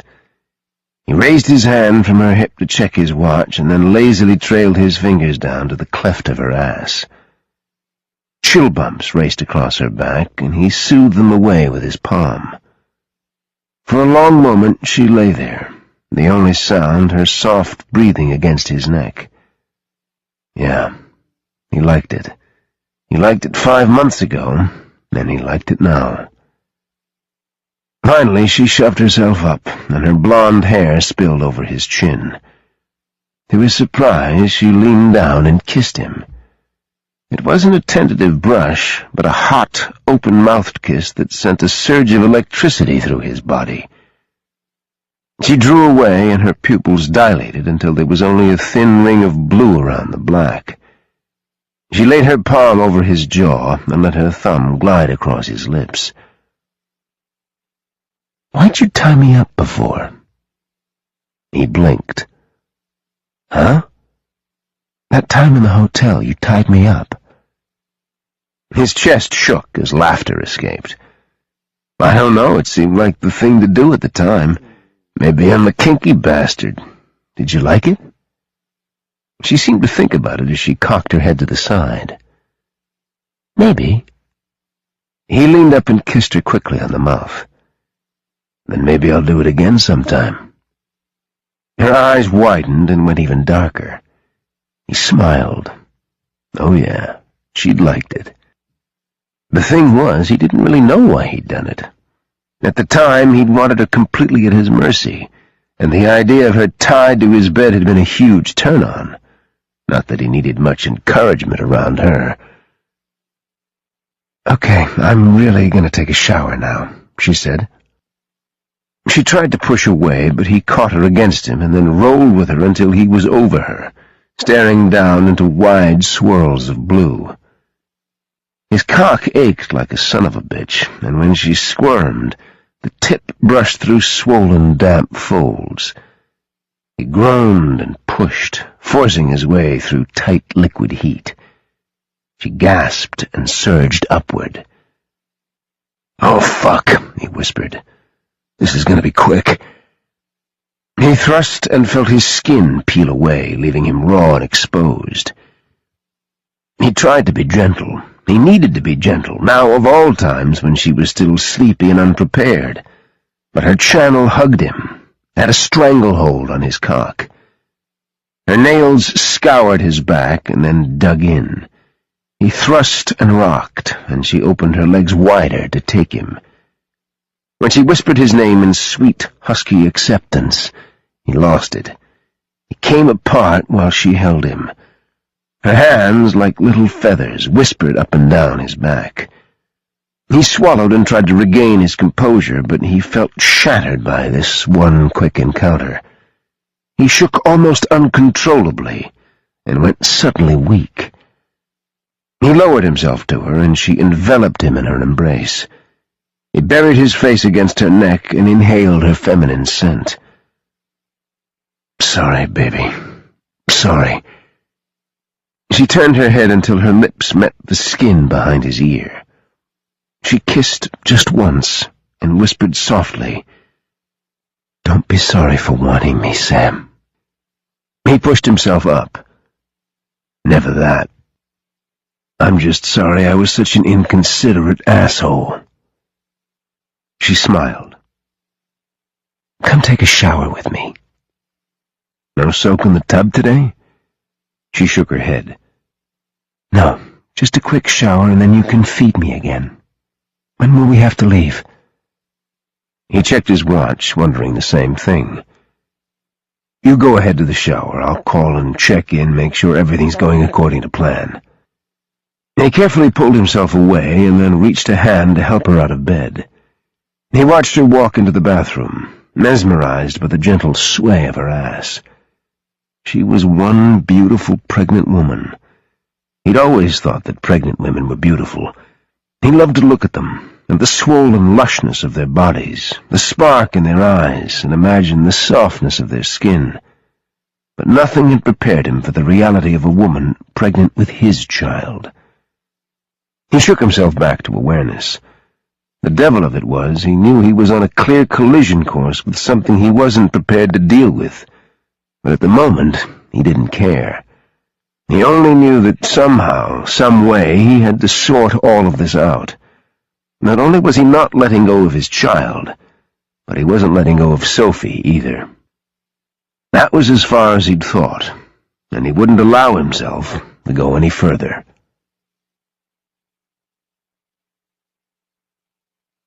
Sophie walked out of the bathroom in bare feet, her hair still damp from the shower. She rubbed it with a towel as she glanced around for her shoes. "Looking for these?" Sam asked as he tossed her tennis shoes onto the bed.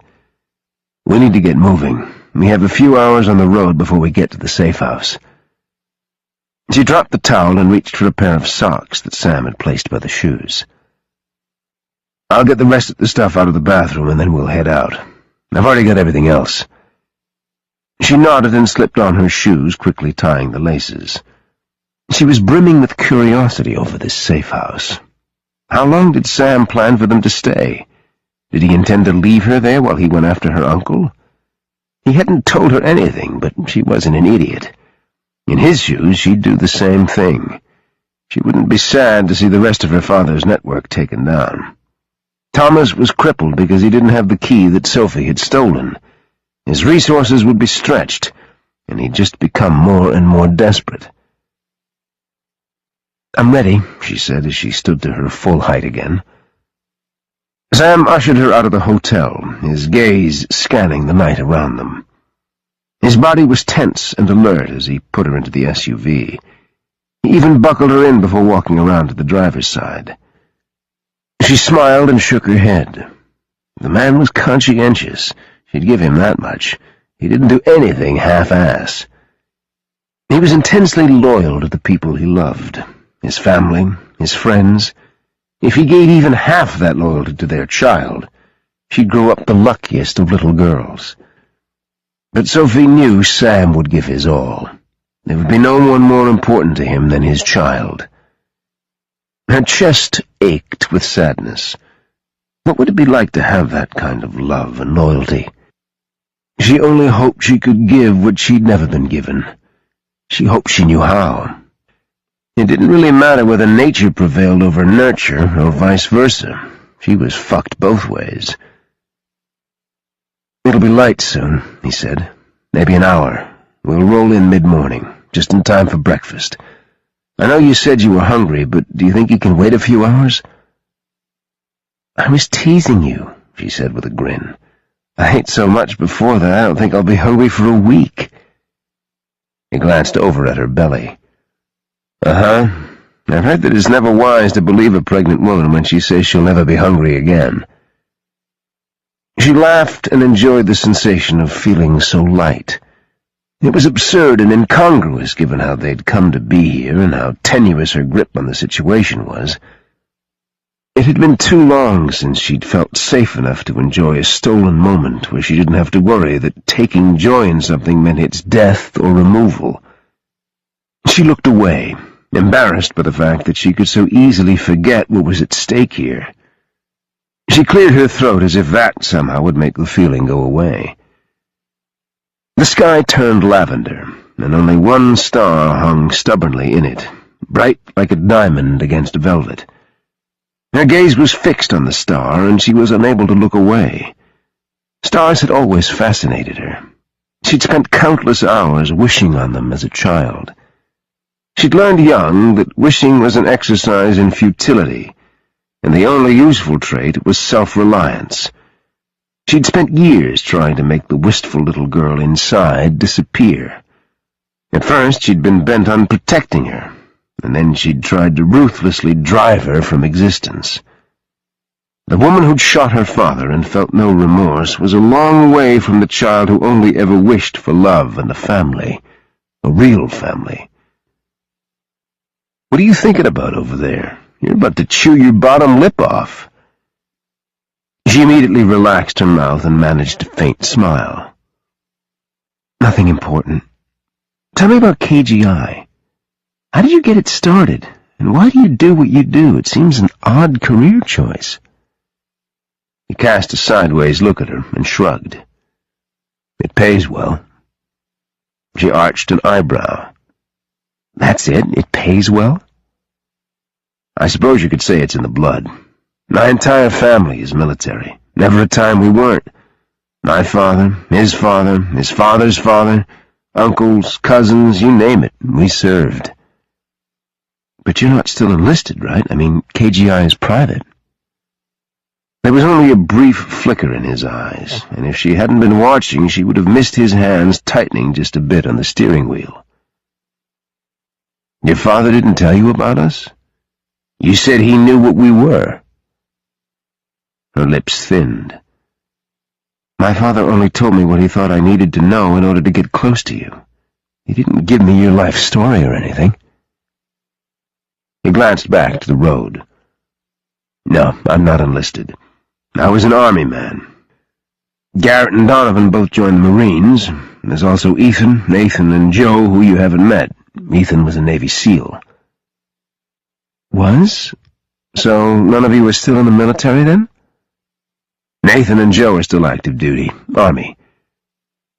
And does Ethan work with you? Sam grimaced. Some, probably more in the future. He and his wife have had a rough time. His focus is her right now. Oh, I mean, that's good. Yeah, they need the time. They'll be fine, though. Rachel's tough. She's a fighter. Sophie looked at him curiously. A warm glint had entered his eyes when he spoke of his sister-in-law, and it made Sophie curious to know the story lurking behind those enigmatic words. So you formed KGI when you left the military? That seems like such a daunting undertaking. I can't even imagine. Sam smiled. Not so much. I had a lot of good contacts. I saved an upper-level CIA operative's ass during an incident at one of the U.S. embassies. He told me if he could ever return the favor to call him, so I did. Call him.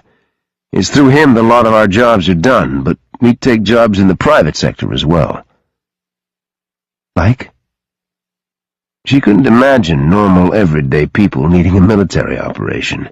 Her father, yes, but then he was as far from normal as one could get. Most of our hostage recovery missions are contracted through governments and not always our own. We've been hired by smaller countries without the military might of a more developed nation. In the private sector, we've taken jobs to recover kidnap victims, and we've also done fugitive recovery. Her eyes widened. You mean like prison escapees? He smiled. No, not quite. More like criminals who haven't been apprehended yet, or are on the run before they've been tried for their crimes. The job is a lot of things, but predictable and boring it's not. It sounds very dangerous, she murmured. It can be, but we're good at what we do. We hire and train the best. She grinned cheekily. You sound like a commercial now. He reached over and chucked her on the chin. No one likes a smart-ass. She caught his hand and kissed the tip of one finger. His eyes went molten, and for a moment he swerved as he took his attention from the road. "You're a menace," he muttered. Her eyes widened innocently. What? He shook his head and chuckled, but faced the road and returned both hands to the wheel.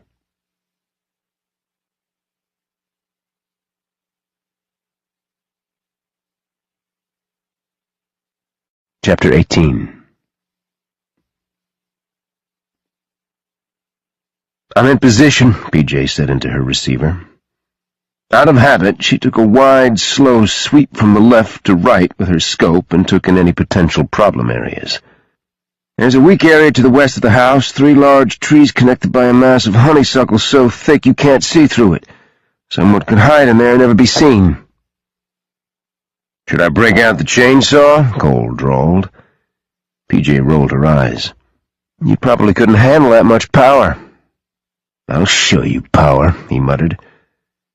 "Children," Dolphin reprimanded. PJ grinned and mentally counted to 3. Yep, Steele broke in with his dry, no-sense-of-humor voice. "Cut it, you two. We have a job to do here. I'll take a look at your problem spot, PJ," Steele said.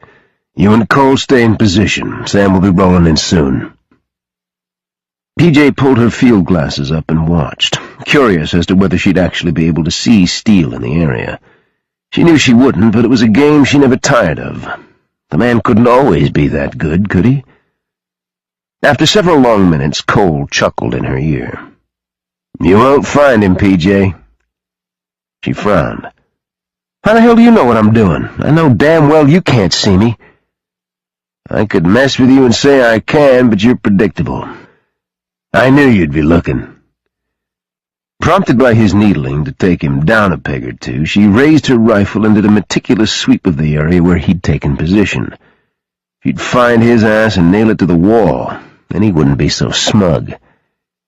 It took several sweeps and intense concentration, her eyes nearly crossing as she looked for any pattern that didn't fit. She would have missed it if she'd so much as blinked, but there it was, a shoelace, just the end between 2 leaves. "Gotcha," she whispered. "Who are you shooting now?" Cole asked in amusement. You. Just found you." Dolphin's laughter broke in. "Bullshit," Cole said in a terse voice. But there was a pause, and then the shoelace disappeared, and the foliage surrounding it shifted slightly as if blown by a breeze. She laughed. "Nice move, but I'd have already nailed you. You gotta watch those huge feet of yours, Cole." "Son of a bitch," Cole muttered. "Is it true what they say about men with big feet?" "Come down here and I'll let you find out." She snorted. "You dream big. As amusing as I find you two, I want radio silence and I want it now," Steele ordered. PJ complied with the order and went silent, but she was still smiling as she went about her surveillance.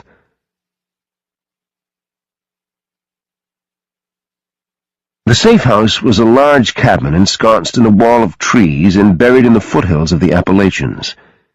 The area surrounding it was wide open and gently sloping. She could see its appeal from a protection standpoint. No way anyone could sneak up on you here. Still, Sophie nervously surveyed the terrain and wondered if it would be safe. If her uncle would find her here, and if he did, would Sam and his team be enough to protect her? Sam touched her hand, and she turned to look at him. His fingers curled around hers, and he squeezed reassuringly. "You'll be fine here, Soph." She smiled and hoped it looked genuine. "How long do we have to stay here? Will you be going with the others when they go after my father?" He looked startled by her question. "You're so sure that's what I'm doing?" She shrugged. "It's what I would do. He's a threat to your family." "He's a threat to you and our child." "Yes. I don't intend to let him remain a threat." She raised a trembling hand to her forehead. "Are you okay? Is your head hurting? What about your arm?" "I'm fine." He frowned but didn't press. The SUV rolled to a stop, and Sam cut the engine before looking up to where Steele strode across the yard to meet them. "Stay put until I come around for you," Sam said as he opened the door and stuck a leg out. She nodded, and he stepped out of the truck and shut the door, leaving her in silence. He and Steele conversed, and Steele made several gestures at the surrounding area. Fear knotted her belly. Not fear for her safety. She felt at ease for the first time since she'd fled her father's estate. This was a different fear. She had to tell Sam everything. Soon. Sam walked around the front of the truck and opened her door. He reached in to help her down and then hurried her toward the cabin. She shivered as the cool, damp air brushed over her skin. The sun still hadn't burned off the fog, and the ground was shrouded in light mist. She inhaled deep and pulled the moisture into her dry throat. The wooden steps creaked under their feet as they climbed up to the porch. Sam opened the door, and a rush of warmer air hit her in the face. The inside was sparsely decorated, with only a couch and one well-worn armchair in the living room. A large stone fireplace dominated the back wall, but the hearth was empty, and no fire blazed. It wasn't fancy, nor was it furnished beyond the bare necessities, but it felt safe. She had no idea if that was any real intuition, or just a product of her wishful thinking. But for once it was nice to depend on someone other than herself for her well-being. She was tired, beyond tired, of running, of always fearing the current day would be her last. Sam ran his hand up her back and over her shoulder before giving her a light squeeze. "You okay?" She turned and smiled at him, and marveled at how nice it felt to really smile, to feel like smiling even amid such adversity. "I'm okay. Better than okay. I was just thinking how nice it was to feel safe, and to feel like I could depend on someone other than myself." Puzzled by the sudden discomfort that crossed Sam's face, she cocked her head to the side. "Did I say something wrong?" He recovered quickly and shook his head. "No, of course not. I'm glad you feel safe. I want you to feel safe." She glanced around at the empty cabin and lifted her hands. So what do we do? Play cards? Monopoly? Though it was a joke, a tingle of excitement jolted through her at the idea of doing something so simple as play childhood games. Games that Sam had probably played 1,000,000 times growing up. She'd never done such mundane things. Never had those moments of playful, mindless fun. He chuckled. I need to get back with Steele and make sure the perimeter is secure. See what, if any, concerns he has. I'm afraid I didn't pack cards or Monopoly, but we can always play Truth or Dare. He waggled his eyebrows suggestively and grinned. It transformed his face from serious hard-ass to light and playful. Her heart fluttered. He really was extraordinarily good-looking. I've never played Truth or Dare, but it sounds interesting. His eyes widened in mock horror. Never? Your education has been sorely neglected. What about Spin the Bottle? She solemnly shook her head. I can give you the abbreviated version of both games. You end up in a closet kissing me with my hand up your shirt. She held a hand over her mouth to stifle the giggle. If that's supposed to warn me off, I'm afraid it didn't do the job. His blue eyes went molten, and he swaggered closer to her. He chucked her chin upward with his knuckle, and then fused his lips to hers in a long, hot kiss. She leaned in closer, her knees going weak. She loved his taste, loved the slight bristle of beard stubble over her chin. She loved how he smelled, couldn't put a name on it, but it was a heady mixture of blatant masculinity and comfort. If she could bottle it, she'd make a fortune. He drew away long enough to touch her swollen lips with the tip of his finger. Hold that thought, he murmured. I'll be back and we can take up where we left off. I'll even trade the closet for the bedroom. She parted her lips and nibbled at his finger, then sucked it inward. He stiffened and his pupils dilated. Let him imagine her mouth around his cock. It would give him something to think about. With a saucy grin, she let his finger fall away, and she started in the direction of the bedroom. I'll be waiting, she called back. In the closet. His bark of laughter followed her as she stepped into the small bedroom. She hadn't seen anyone when they'd driven up, but there had been another vehicle parked on the side of the cabin. She knew they were here, somewhere, but she was happy to hold on to the illusion of privacy for her and Sam. Sam could do his thing, check in with his team. She knew he'd see to their safety. She trusted him, which was an odd and new sensation for her. Trust wasn't a word she'd even contemplated before, but she decided she liked it.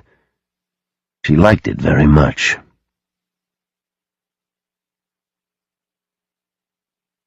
Sam entered the bedroom to find it empty. The sound of running water reached his ears, and he followed the trail of clothing on the floor from the bed to the bathroom. He smiled when he stepped into the bathroom and saw Sophie's silhouette behind the glass door of the shower. He ducked back out and positioned his radio and the sat phone on the small dresser for easy access, and then he went back into the bathroom. When he heard the water turn off, he swiped a towel from the rack and waited for Sophie to open the shower door.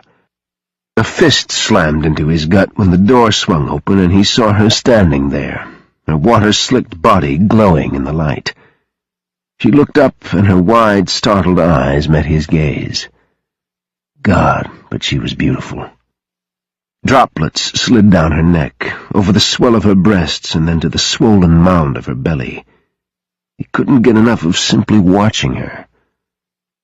Mechanically, he moved forward and held the towel open for her to step into. Shivering, she melted into his arms, and he wrapped the towel around her and then rubbed briskly to dry her. The towel fell to the floor, and his hands glided over her warm, soft skin. I just want to touch you, he said. I can't get enough of how you feel. She moaned and arched into his hands like a cat wanting to be rubbed.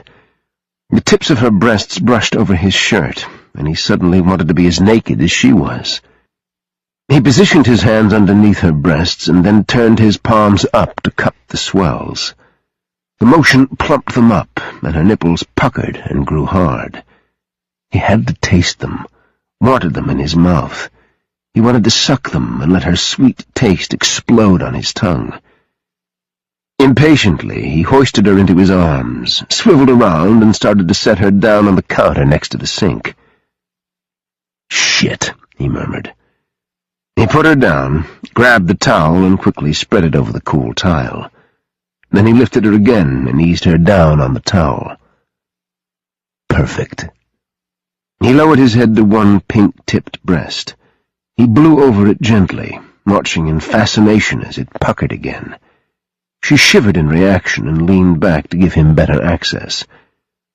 He swiped his tongue over the crest. Velvety. He loved the way it felt in his mouth, loved the way she tensed and danced under his touch. She was so honest in her response, and she didn't shy away. She gave everything to him. He leaned farther in to suck the tempting little butt into his mouth and winced when his groin pressed into the edge of the counter. Jesus, but he was hard, and he was dying to get inside her. "Spread your legs," he whispered. "Let me see you." Tentatively, she pulled her knees up and then parted her thighs. Blonde curls guarded soft pink flesh. He ran his thumb down the seam and then pressed inward, finding her damp center. "I have to taste you." He heard her quick intake of breath even as he lowered himself to his knees in front of her. "Put your feet on my shoulders," he said, "and relax." The balls of her feet dug into his shoulders. Using 2 fingers, he parted the delicate folds of her pussy. His mouth hovered precariously close, and he inhaled her scent just as he kissed the opening. Keeping his mouth pressed tight to her, he pushed his tongue inward, savoring the hot, silky essence. She moaned and shuddered, and for a moment her feet left his shoulders. Her fingers shoved forcefully over his scalp, and then she guided him back when he drew away. "Please, oh, Sam, touch me." He licked gently, wanting to bring her as much pleasure as he was taking. He kissed his way up to her clit, and then tongued it before sucking carefully to bring it farther into his mouth. She began to shake. Her excitement spurred his. His cock swelled and strained against his jeans, and he knew if he didn't get inside her soon, he was going to come regardless. He stood abruptly and fumbled with his zipper. He was as clumsy and unpolished as a teenager with his first girl, but nothing mattered except finding her sweet heat. He moaned his relief when his cock came free and jutted forward. His hand closed around it while the other shoved his jeans down over his hips. He fitted himself to her opening, then rubbed the tip of his cock up and down, and finally inside. The opening flared around the head, and he closed his eyes, gritted his teeth, and hoped to hell he could maintain a tight leash on his control. He pumped his hips forward and thrust to the hilt in one hard push. She gasped. He gasped. He locked his jaw and stood still, absorbing the sensation of so much tight, wet flesh surrounding his dick. Her hands curled around his shoulders and her fingers dug deep. He opened his eyes and searched her gaze for any sign that he'd hurt her, that he'd gone too fast. He felt callous, a first-rate ass, but he was lost in the feel of her and helpless to do anything but drive. He withdrew and thrust. He strained up on the balls of his feet in an effort to get deeper. "Tell me if I hurt you," he gritted out. Even as he said it, he hoped to hell he wasn't, because he wasn't sure he had the strength to stop. Her fingers cut into his skin, and her breaths left her lips in soft little bursts. "No, don't stop." Her breasts shook with each thrust, and his hands left the edge of the counter to cup the supple mounds. His thumbs brushed the tips in rapid strokes to mimic the motion of his hips. Fire centered in his groin, balled in a painful knot, and then exploded outward into his gut and to his balls. His release lurked, menacing in its power, and he stopped, wanting to prolong the moment. He rested against her, his sack pressed against her ass, his dick completely encased in her heat. She twitched and pulsed around him, and she twisted restlessly, telling him without words that she needed more. "Hold on to me, baby. I can't wait any longer. You feel so good." He withdrew, and the ache intensified as she rippled across his length. He pushed forward again, taking care even as his mind screamed at him to take her as hard and rough as he could. He reined in that urge and sank deep, then stood motionless before repeating the act all over again. His release drew his balls up so tight it hurt, and when he plunged deep again, it shut up his cock. He spilled hot and liquid even as his hips jerked spasmodically against her.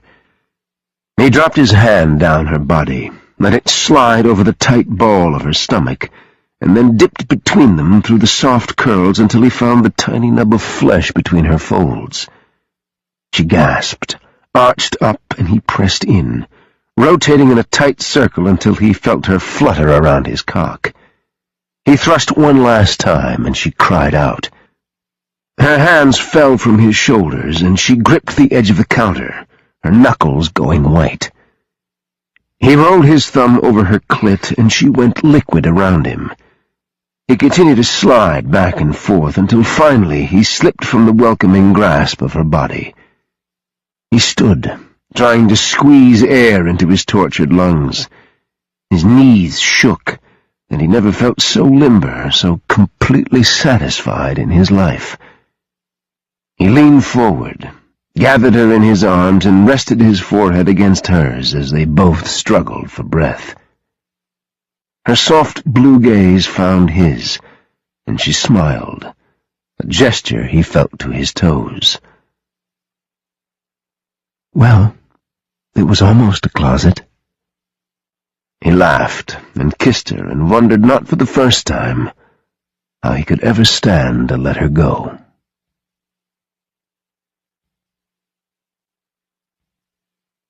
Chapter 19. "This blows," Rusty complained as she stared at the television set in boredom. Marlene Kelly gave her one of those enduring motherly looks that suggested she didn't appreciate Rusty's assessment. Frank made a grunt from his seat in the recliner and rubbed a hand over his chest. "You'll make this a lot easier if you keep a decent attitude, young lady." Rusty nearly groaned. She hated the young lady bit. Frank pulled it out only when he was calling her down about something, and it made her feel about 2 inches tall. Amazing how he could do that without ever raising his voice. She and the parents had been herded into some podunk little house several miles away from Dover, all in the name of safety, and here they sat, twiddling their thumbs like morons, while Sam and company were off saving the world, or at least the chick Sam had been dumb enough to knock up. Donovan was out playing superhero with Rio and company. Maybe they'd do something cool like plant explosives to keep the bad dudes away. "If it weren't for missing school, this would double blow," she muttered. "At least the eye candy isn't bad." Frank rolled his eyes and looked over at Marlene. "You see, this is why we didn't have girls. They're all hormonally deranged." Rusty grinned. "I just call it like I see it." Frank rubbed absently at his chest and grimaced. He shifted in his seat, but never moved his palm. "Frank, is something wrong?" Marlene asked in a worried tone. "Nah, just a case of indigestion. I wonder if they have any antacids around here. Place seems stocked well enough." Rusty snorted, but she got up from the couch and headed toward the kitchen. Well stocked? Well stocked would be having something to do in this godforsaken place. They didn't even have cable TV, so they were stuck watching 2 of the major networks, and she hated sitcoms. She rummaged around in the cabinets, but didn't find anything that resembled antacid. She did find some ibuprofen, so she shook out a few of the pills and poured a glass of milk from the fridge. She returned to the living room and handed Frank the glass of milk. No antacid, but isn't milk supposed to help? I got you some pain stuff. Maybe that'll work. Frank smiled and took the medicine from her outstretched palm. Thank you, Rusty. I'm sure this'll do the trick. She shrugged and headed back to the couch to sit next to Marlene. Family sitcoms were the worst. Watching dysfunctional people trying to be funny while appearing all happy was worse than watching paint dry. She knew all about dysfunction, and it didn't go hand in hand with happy or funny. She sighed and tuned out the laughs of the studio audience and wondered how long it took to save the world. A few days? Weeks? She'd ask Marlene how long, but it would only earn her another one of those motherly looks that made her cringe. She turned when she heard Frank move. He sat forward in his chair, holding his arm. He looked pale and strained, and he huffed for breath. Alarmed, she glanced at Marlene to see her staring at Frank as well. "Frank," Marlene said sharply, "what's wrong?" "It's nothing, Marlene. I just need to get up and move around. Feels like a damn elephant is sitting on my chest." He struggled to his feet and for a moment stood stock still before he swayed. With a groan, he pitched forward and hit the floor with a thud. Panic hit Rusty like a ton of bricks. She surged to her feet and screamed for Rio and Donovan at the top of her lungs. Marlene threw herself onto the floor beside Frank at the same time Rusty scrambled over the coffee table to kneel beside him. "Is he breathing?" Rusty asked fearfully. "Oh my God, is he dead?" Before Marlene could respond, Rusty leaned her ear down to his chest, feeling for any movement. She reached a hand up to his neck. He was supposed to feel for a pulse, right? He wasn't moving. God, he wasn't breathing. She didn't think his chest was moving at all. She couldn't feel a pulse, but her hands were shaking so bad that she doubted she could have felt one anyway. Rio and Donovan burst into the room, one of the other men tailing them. They all had their guns up, but when they saw Frank on the floor and the two women surrounding him, they tossed the guns aside and rushed over. Donovan shoved Rusty out of the way and immediately checked for breathing and a pulse. Rio bent next to him and tore open Frank's shirt at the chest. "He's not breathing," Rusty said. Rio's gaze found hers for just a moment, and she saw steady reassurance there. Then he doubled his hands and positioned them over Frank's heart. Face drawn and pale, Donovan tilted Frank's neck back, then leaned down and began mouth to mouth.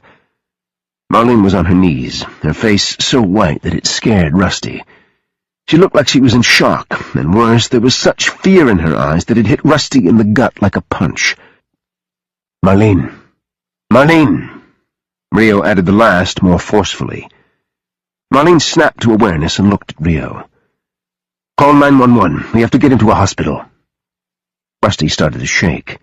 There wasn't a part of her body that wasn't trembling violently. Oh, God, not Frank. No, no, no.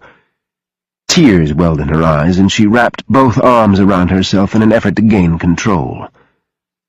Rio's expression was grim as he and Donovan continued CPR. Donovan wouldn't look in her or Marlene's direction. His steadfast focus was on forcing air in and out of his father's lungs. Marlene raced to the phone, and Rusty could dimly hear her relaying the situation to the dispatcher. Only seconds later, Marlene returned and stood anxiously over the men. "They said an ambulance would be here in 10 minutes. Donovan didn't acknowledge her. He kept on with the breaths. The wait was the worst Rusty had ever endured in her life. It was like a bad video that was stuck in a replay loop. It didn't seem real. It couldn't be real. This wasn't happening. She couldn't lose Frank. He believed in her. No one else believed in her. When the paramedics finally arrived, they had to force Donovan away. It was a blur. There was a tube and needles, lines and a machine. When they paused in CPR to check for a rhythm and the thin, red, flat line streamed across the monitor, Rusty lost it. "No!" She threw herself forward and shoved the paramedic out of the way. She hugged Frank to her, sobbing, her heart breaking. "No!" she cried hysterically. "You can't leave me. Please don't leave me. You can't die." Rio plucked her off, and she kicked and fought him until he wrapped both arms around her and held her immobile. The medics quickly wheeled Frank out of the room to the waiting ambulance. And when Marlene would have followed Donovan, Rio's man gently reined her in. "Listen to me, Rusty," Rio said in a low voice next to her ear. "He's not gone, not yet. They can save him. You have to believe that. You can't give up on him. He'll know." Tears ran down her cheeks. She'd never felt so lost in her life. Not when her stupid mother ran out on her. Not when her asshole stepfather made her life miserable. Not when she'd tried to turn tricks just to find a way out of her life.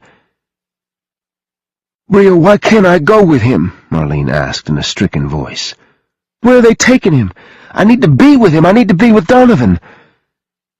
Rio gently set Rusty down on the couch and took the seat beside her. He cupped her cheek even as tears splashed over the back of his hand. He glanced over at Marlene. "My job is to keep you safe. All of you. I'll take you to the hospital, but we'll do this right.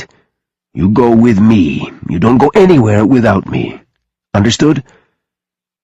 Marlene nodded numbly, her eyes glazed with fear and grief. Then she crossed the room and sat down next to Rusty, pulling her into her arms. Rusty hugged her fiercely and buried her face against her breast. All moms needed to smell like Marlene. Warm and comforting. Rusty's only experience with mother's smells was one of alcohol and stale cigarette smoke. "Shh," Marlene said as she rocked Rusty back and forth. "He's a fighter, Rusty. All the Kellys are. It'll take more than a heart attack to put Frank down. He's survived worse." Rusty choked back another sob and clung desperately to those words. She knew Marlene was putting up a brave front for her, and she appreciated it, loved Marlene for doing it. But she felt Marlene's betraying tremble and the fear that was laced into those words of comfort. Rio put a hand on Rusty's back and then slid it up to squeeze her shoulder. "If you two will come with me, we'll get you to the hospital." Chapter 20. Sophie woke to an empty bed and the sun streaming through a crack in the blinds. She turned from the glare, reached for Sam's pillow, and hugged it to her, inhaling his scent. She was deliciously tired and sore from their lovemaking, and for the first time she didn't dread telling Sam everything. She'd confide in him about the key and trust him to do the right thing with the information. He was a good man, and she didn't think for a minute he'd betray her trust. Smiling, she got out of bed and pulled on one of the pairs of elastic-waisted jeans she'd found waiting for her. She'd been ridiculously touched that there had been actual maternity clothes in her size along with all the accoutrement, including a bra that fit and underwear. With a satisfied sigh, she went in search of Sam. She didn't want to put off the inevitable any longer. She'd tell him, get it over with, and then hopefully she could put the past behind her. The murmur of voices from the living room grew louder as she ventured down the hall. When she rounded the corner, she was surprised to see someone standing with Sam and Garrett. She knew Garrett was supposed to arrive today, but Sam hadn't said what he'd been doing.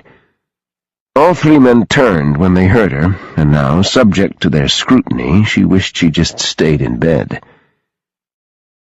"If I'm interrupting, I can just go back." She started to turn, but Sam strode over, his expression indecipherable. He took her hand, but tension radiated from him, and she glanced nervously over at the new guy again. "Sophie, I want you to meet Adam Resnick. He's here to speak to you." She blinked in surprise, and her gaze rapidly went from man to man. Garrett, as usual, stood there looking like he could break a rock on his face. The Resnick guy looked eager, for lack of a better word. Sam looked worried. "To me?" Her heart pounded harder. She broke out in a sweat, and she swallowed in vain at the knot in her throat. How would this man, whoever he was, know anything about her? Why would he want to talk to her? Resnick stepped forward. "Sophie. Can I call you Sophie?" She nodded stiffly and waited, her dread increasing with each second. "I'm with, well, Let's just say I represent the interests of the United States government, and I'd like to talk to you about your father." She sucked in her breath, and her shocked gaze went to Sam. He'd sold her out. He'd actually sold her out. Sam frowned and reached out for her, but she flinched away, putting half the room between them. For a long moment she stood, fists clenched, facing away from the occupants of the room. When she turned, she refused to look at Sam. She directed her gaze at Resnick and asked in a cold voice, "What do you want to know?" Resnick moved toward her, and she took a quick step back. Her chin went up, and she forced calm she didn't feel. "Where is he now?" "I don't know," she said truthfully. "Okay, where is he likely to be? If you'd give us information on his holdings, we can match it to what we know of him. Maybe we're missing something." "I don't know." Resnick made a sound of frustration. "What can you tell us, Sophie? If you cooperate fully, we'll make allowances for you." A chill went down her spine. "Resnick," Sam growled. Sophie ignored Sam and stared straight at Resnick. "Allowances? What sort of allowances should I expect? What is it you're threatening me with?" Resnick held up his hands. "I'm not threatening you. I'm merely pointing out that we can do more to help you if you cooperate with us."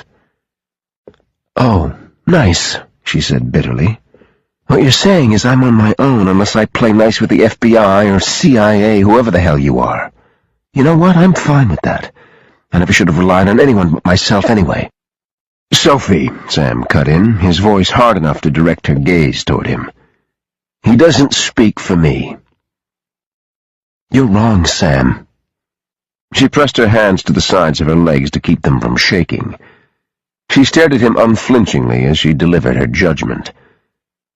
"The moment you brought him here, he spoke for you. Sophie, damn it!" She looked away again, anger vibrating in her throat. She wasn't getting into this with him in front of others, or any time. "I'm asking you to help me," Resnick said. "He's hurt a lot of people. As his daughter, you know this. We think he's trying to put together technology to build a nuclear weapon and auctioning it to the highest bidder. He has to be stopped. He doesn't confide in me. I'm not privy to the details of his business dealings," she said stiffly. "Okay, yes, I understand that," he said in a placating tone. "But there are things you can tell us about him, small details you might not think will help." "Thomas is who you should be looking for." Resnick blinked in surprise, and then looked at the others as if gauging their reaction to her statement. "Why is that? We were led to believe that Thomas had no power whatsoever." She stared coolly at him, her hands still tight against her sides. "You asked, I told you. He wants me dead, but maybe you don't care about that." Resnick stared intently at her. "Is he dead, Sophie? Did Thomas kill Alex in an attempt to seize power? Is that why he's after you now, because you're Alex's heir? Or do you have something he wants?" The blood left Sophie's face. She willed herself to keep it together. Her stomach revolted, and now her skin felt hot and clammy. "If you'll excuse me, I need to go to the bathroom." She bolted, ignoring Sam's worried question as to whether she was okay. Okay? How could she be okay when she'd been played for the biggest fool ever? God, when was she going to stop being so damn trusting? Hearing footsteps behind her, she slammed the bathroom door behind her and locked it. Last thing she needed was Sam hovering over her. "Sophie," he called through the door. "Damn it, Sophie, open the door so I can see if you're all right." She leaned over the sink and breathed deeply, sucking air through her nostrils as she fought the urge to puke. She sensed Sam's presence for several more seconds before she finally heard him retreat and walk back down the hall. She splashed water on her face and stared at her reflection in the mirror until she was sure she didn't look like she was about to fall apart. She looked down at her hands and raised them in front of her and waited for the shaking to stop. When she was satisfied she could hold it together for however long this questioning lasted, she opened the door and quietly walked back into the hall. When When she reached the end, Resnick's words stopped her cold in her tracks. "I have to take her in, you know that, Sam. She's too valuable to let go. She knows something. Even you can see that." Fear nearly knocked her to her knees. A dull roar started in her ears as her blood pounded furiously. Hell, if she'd escape her uncle only to fall prey to some government lackey who was eager to put a notch in his belt by taking down the Mouton family. She didn't escape one prison only to enter another. Her child would have a better life than she had, and she'd do anything to ensure that. She already had. She turned, her mind working frantically for an escape route. There were windows in the bedrooms, but she certainly hadn't inspected them to see if they opened. Now seemed a good enough time.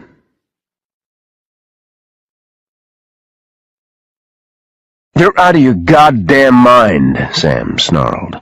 "Sophie stays with me, and that's non-negotiable." Resnick blew out his breath and dragged a hand through his hair. "Look, Sam, I don't have a choice in this. This is a matter of national security. Surely you can see that. I have to do whatever it takes to stop Mouton, even if that means taking his daughter into custody. Hell, I'm not going to hurt her. I'd make sure she was taken care of.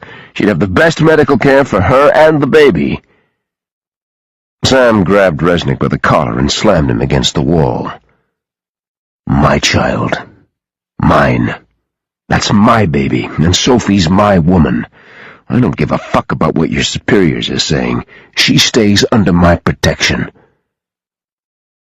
Garrett stuck an arm between Sam and Resnick and pried Sam away. "Cool it, Sam. You two need to chill the fuck out. This isn't helping." Sam jerked away and cupped a hand over the back of his neck as he paced across the room. "Christ, Sam, you have to know my hands are tied here," Resnick said. Garrett held his hands up. "I think Mouton is dead, and I think Sophie knows it." Sam and Resnick both glanced sharply at Garrett. "We have that as one of the possible scenarios," Resnick said. "But what makes you say that?" "Sophie's been holding back from the start. She's been as jumpy as a cricket, but she's slipped up a few times and referred to her father in the past tense. She said nothing of him being after her, but she's mentioned the uncle. What if you're right about Thomas making a power play? He kills Alex, maybe even tries to kill Sophie in the takeover. She escapes, Thomas catches up to her, puts a bullet hole in her, and she comes to Sam for help and protection." "It's plausible," Resnick said. "It's something I've considered, but the only thing that makes no sense to me is why there's such an emphasis on Sophie. Women have never meant anything in Alex's empire. They're used and discarded, or kept under tight wraps, as I suspect Sophie's been. If she escaped, while Thomas might be annoyed, I can't imagine him risking so much to pursue her on U.S. soil." "Unless she has something he wants," Sam said grimly. Garrett nodded. "Exactly." Sam started to head toward the bathroom, but he stopped. Impatience simmered in his veins. But he had to handle this just right. He'd hurt Sophie by keeping this from her. She wasn't going to be very cooperative now because he'd lost her trust. For the 100th time, he questioned his decision to allow Resnick to meet with Sophie. He hadn't wanted to anger a man who'd handed them so many of their missions, but in agreeing, he'd placed business ahead of his child, and that made him a huge dumbass. He'd hoped that Sophie wouldn't know anything. Resnick would be satisfied, and then he'd leave, and Sophie would be free of any interest in national security.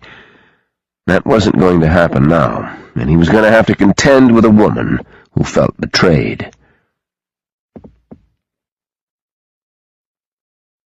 PJ scanned the area in 2-minute intervals, her eyes peeled for anything that wasn't supposed to be. It was a damn boring job, but she never allowed boredom to interfere. A single lapse could cost lives, and she'd had to learn patience the hard way when she'd worked in SWAT. Some lessons you learn by the book, others you learn from cold, hard experience. The latter may not be the best way to learn, but it damn well stuck. She swept the perimeter again, and when she got to the house, she stopped. not believing what she was seeing. "Well, hello," she murmured. Sophie was climbing out the window. Impressive for a pregnant lady. PJ had always imagined pregnancy making a woman awkward as hell, and about as graceful as a moose, but Sophie made quick work of the window and ran like a rabbit for the woods. Shit. "Steele, we've got a problem. Subject is escaping into the woods, heading north, fast." "Say again?" Yeah, she didn't believe it either. She repeated the information and heard Steele's soft curse. "Dolphin, you're with me. Cole, you and PJ stay on lookout, and PJ, relay that to Sam. Tell him Dolphin and I are on it." "You two always have all the fun while I get stuck in the trees," she complained. Not that she really wanted to mess with a pregnant woman. There was too much similarity between them and pit bulls for her liking. She'd take on a man any time, thank you very much. She tapped the button to switch from the privacy of her communication with her team, and then fired a message Sam's way. Chapter 21. "She what?" Sam demanded. He yanked the receiver from his ear and stalked down the hallway to the bathroom. Son of a bitch! Son of a bitch! The bathroom was empty. So was the bedroom. Only the cracked window told him the story as PJ relayed it. God damn! "What's going on?" Garrett demanded from the doorway. Resnick stood to the side of Garrett, his brow drawn in concern. "She's gone. She went out the window. PJ saw her running into the woods. Steele and Dolphin are in pursuit." Resnick swore, and it set Sam off. He closed the distance between them and slammed Resnick against the wall in the hallway. "You stay away from her. You leave here and you forget you ever knew she existed. You got me?" "I can't do that, Sam. You know that." "Do it for me." Resnick blew out his breath and sagged. "God damn it, Sam, what a time to call in a favor." Sam let go of his shirt. "We have to get moving. Sophie is out there. She probably thinks I'm set to turn her in."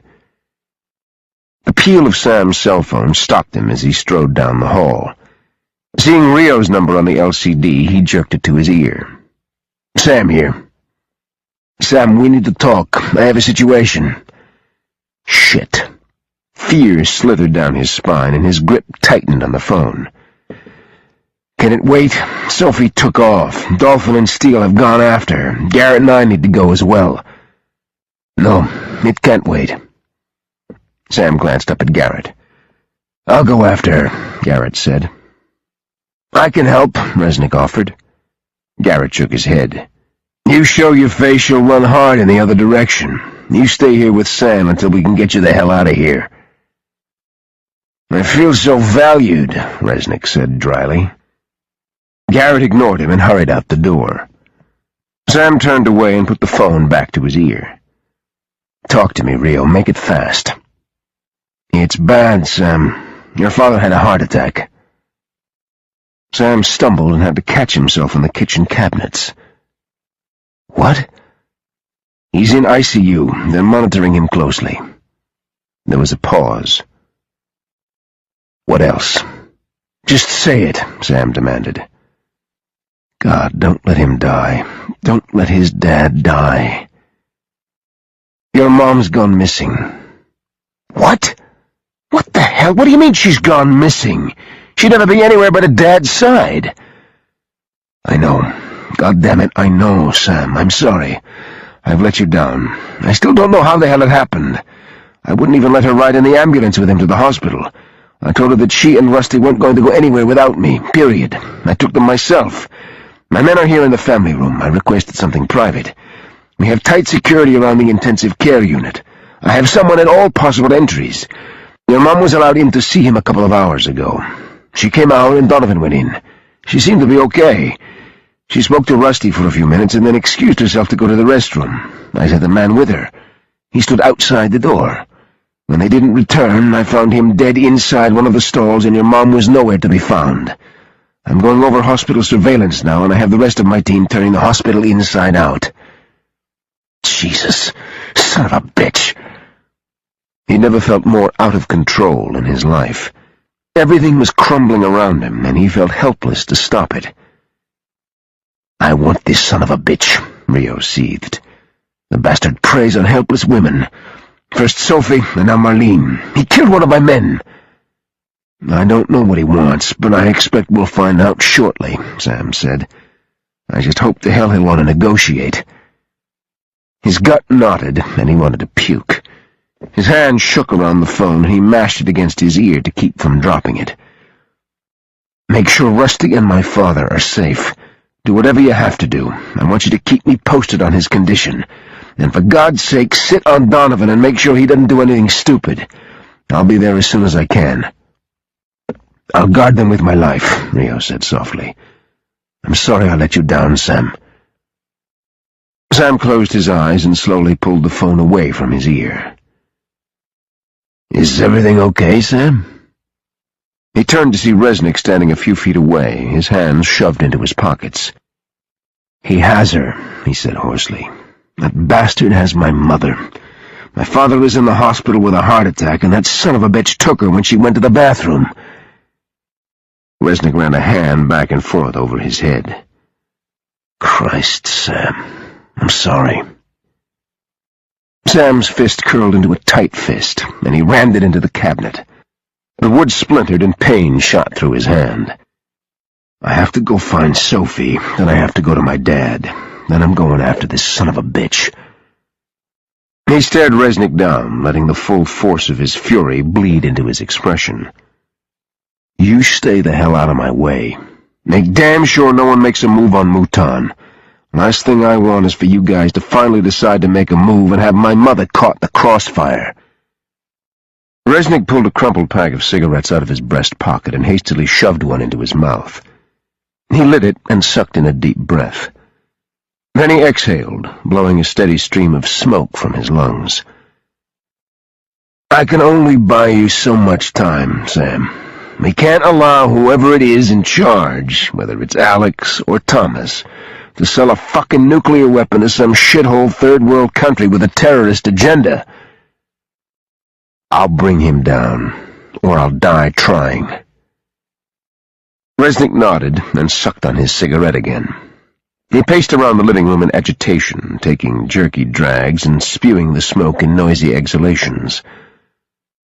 Sam checked his sidearm, then reached for the rifle lying on the counter. He shoved his earpiece in and positioned the mic in front of his mouth.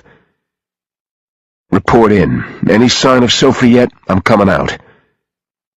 "Negative," Steele responded. "We're looking." Sam swore and shoved out of the door. Sophie huddled between two of the three large stone outcroppings and forced herself to slow her breathing.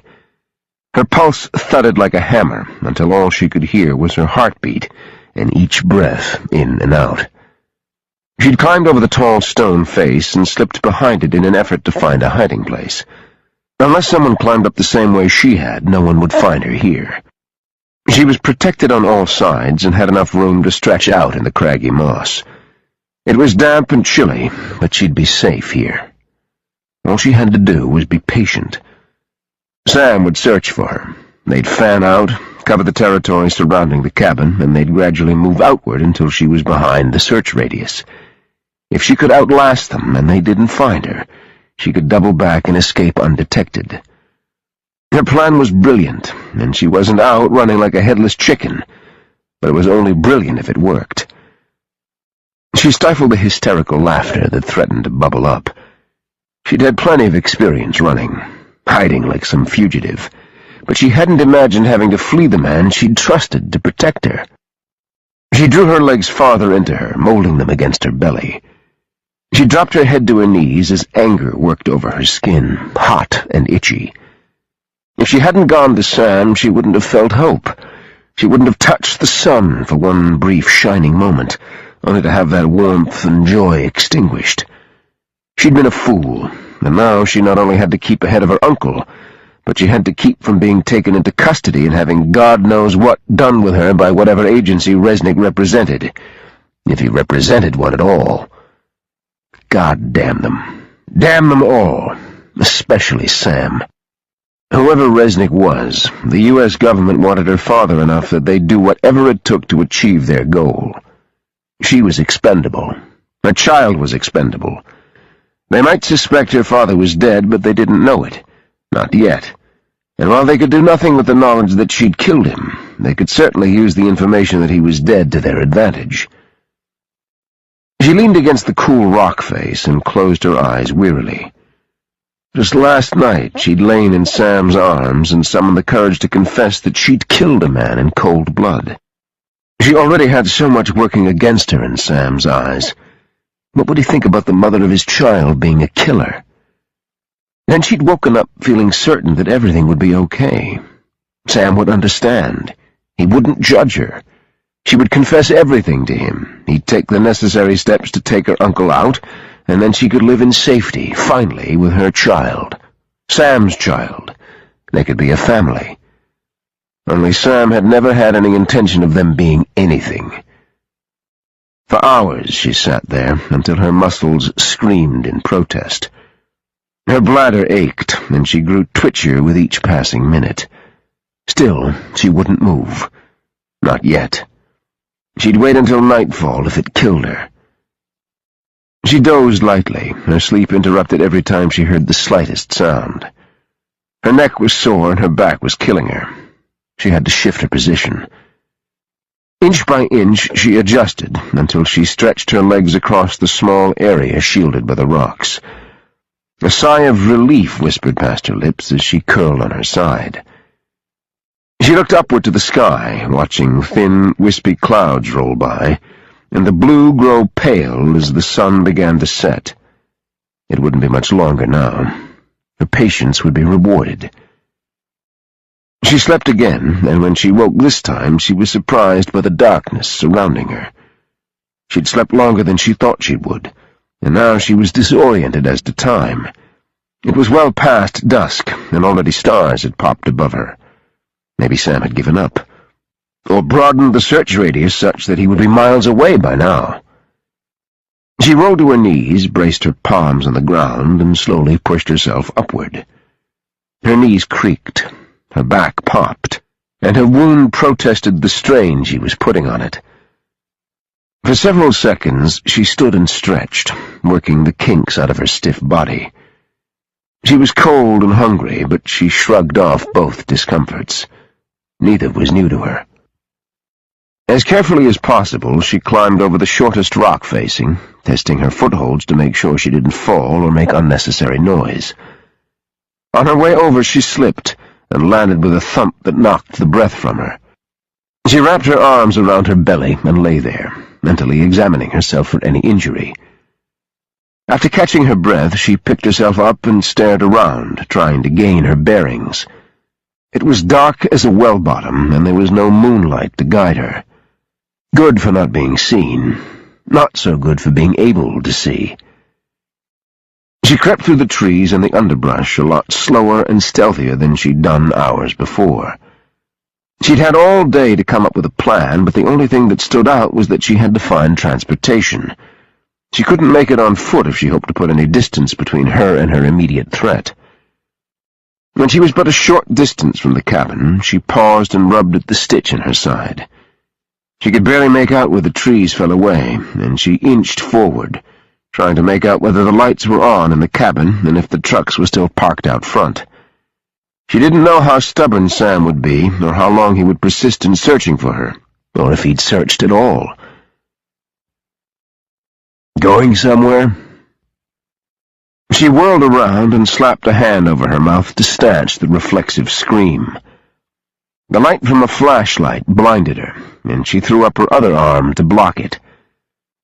Poised for flight, she shot to the right, but Garrett's hand snapped around her wrist and he hauled her up short. "Let me go," she said desperately. "You're going to hurt yourself. Stop struggling," he said in a calm voice. Tears knotted her throat. "Damn you!" The light went down, and then he turned it upward so the immediate area was illuminated. She expected his face to be his usual thundercloud, but he wasn't frowning. "Let me go," she pleaded. You don't even like me. You haven't liked me from the beginning. Let me go and I'll never bother you or Sam again, but at least give me a chance to protect my baby." Something that looked like regret and unease flashed across his face. His features softened and his grip lessened on her arm. For a moment, hope sparked in her chest. He was going to let her go. But when she tried to pull away, his grip tightened again. "Listen to me, Sophie. Sam is frantic with worry. Whatever you heard or think you heard, he isn't about to sell you out." "He already did," she said bitterly. "I shouldn't have expected anything else. He doesn't owe me anything. I was just some chick he picked up in a bar. Knocking me up wasn't part of the deal." "If you knew Sam, you wouldn't be spouting that horse shit," Garrett said. "I get that you're hurt. I get that you feel betrayed, but give him a chance to explain. We will protect you, but we can't do it if you take off on us." "We?" she questioned. "Are you including yourself in that promise?" "I am," he said evenly. "Why?" she blurted. "You've made no secret of the fact you despise me. You don't trust me. You don't want me anywhere near your brother." "You're carrying my niece or nephew. You're important to Sam." There was resignation in his voice, as if acknowledging that left a bad taste in his mouth. "That makes you important to me." She stared back at him, and he met her gaze. There was no anger, none of the disapproval she'd grown so used to in his eyes. She swayed in his grip, suddenly so fatigued that she would have fallen if he hadn't reached his other hand out to steady her. "Let me take you back, Sophie. You're tired, you're hurt, and you have no business running like you've been running with you carrying a baby." "I can't." Her voice turned pleading, and she stared imploringly at him, hoping she could sway him. "I can't go with that Resnick guy, don't you understand? I'm expendable to him. I'm nothing in comparison to what they gain by taking down my family's network. They won't care about me or my baby. I want her to have better than I had. Please, just let me take care of my baby." Garrett's entire face softened, but he didn't let go of her arms. "I swear to you, Sophie, Sam will never allow Resnick to take you anywhere. That was never his intention. Not only that, I won't allow it. You have my word." "You aren't really offering me a choice," she said dully. He sighed. "No, I'm not. I'd like you to come back willingly, but if you don't, I'll be forced to bring you back by whatever means necessary." Her chin dropped and she closed her eyes. "All right," she accepted quietly.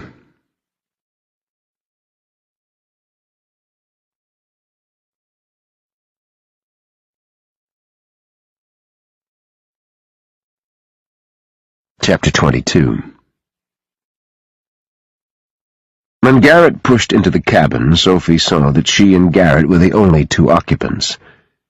He closed the door behind them and shot her a look that suggested she not think of running again.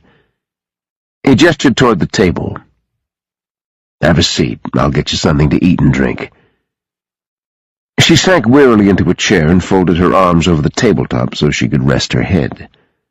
When Garrett set a glass of milk in front of her, she drank greedily and then returned her head to its perch. She closed her eyes and rested while Garrett rummaged around in the refrigerator. She was hungry, but she was too tired to eat. A moment later the door burst open, startling her from her lethargy. She bolted upright to see Sam stalk in, his eyes blazing. She barely had time to register alarm before he was in front of her. He yanked her to her feet, cupped one hand around her nape, and then dragged her to him.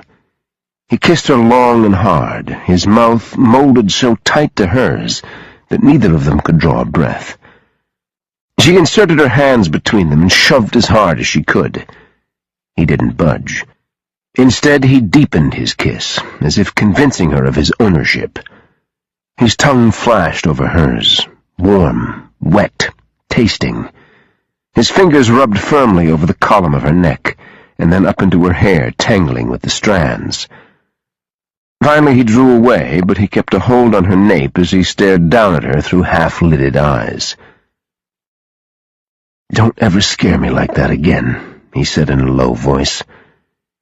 She tried to pull away again, but he cupped his other hand to her cheek and smoothed his thumb over her swollen lips. "I know I hurt you, Sophie. I'm sorry. Sorrier than I can say. I don't have time to explain everything to you now. I hope you'll understand that." With that, he turned and strode toward Garrett. She listened in horror as he told his brother that Frank had had a heart attack and that their mother had been abducted from the hospital. She swayed and had to brace herself against the table. She didn't chance looking at either man.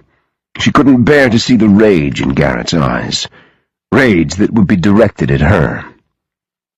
Nausea boiled in her stomach like acid, and she gulped breaths through her mouth. Her chest heaved, and she closed her eyes before finally sinking back into the chair. All she wanted to do was bury her face in her arms and weep. "Sophie, we need to go." She raised her head to see Sam standing by the table, his expression grim. Beyond him, Garrett was already striding from the cabin. "Where?" she croaked out. "Back home, to my father. I need to see him, and then we have to find my mom." She shakily rose, nodding her agreement. Of course they had to go. She went out ahead of Sam and nearly ran into Garrett at the bottom of the steps.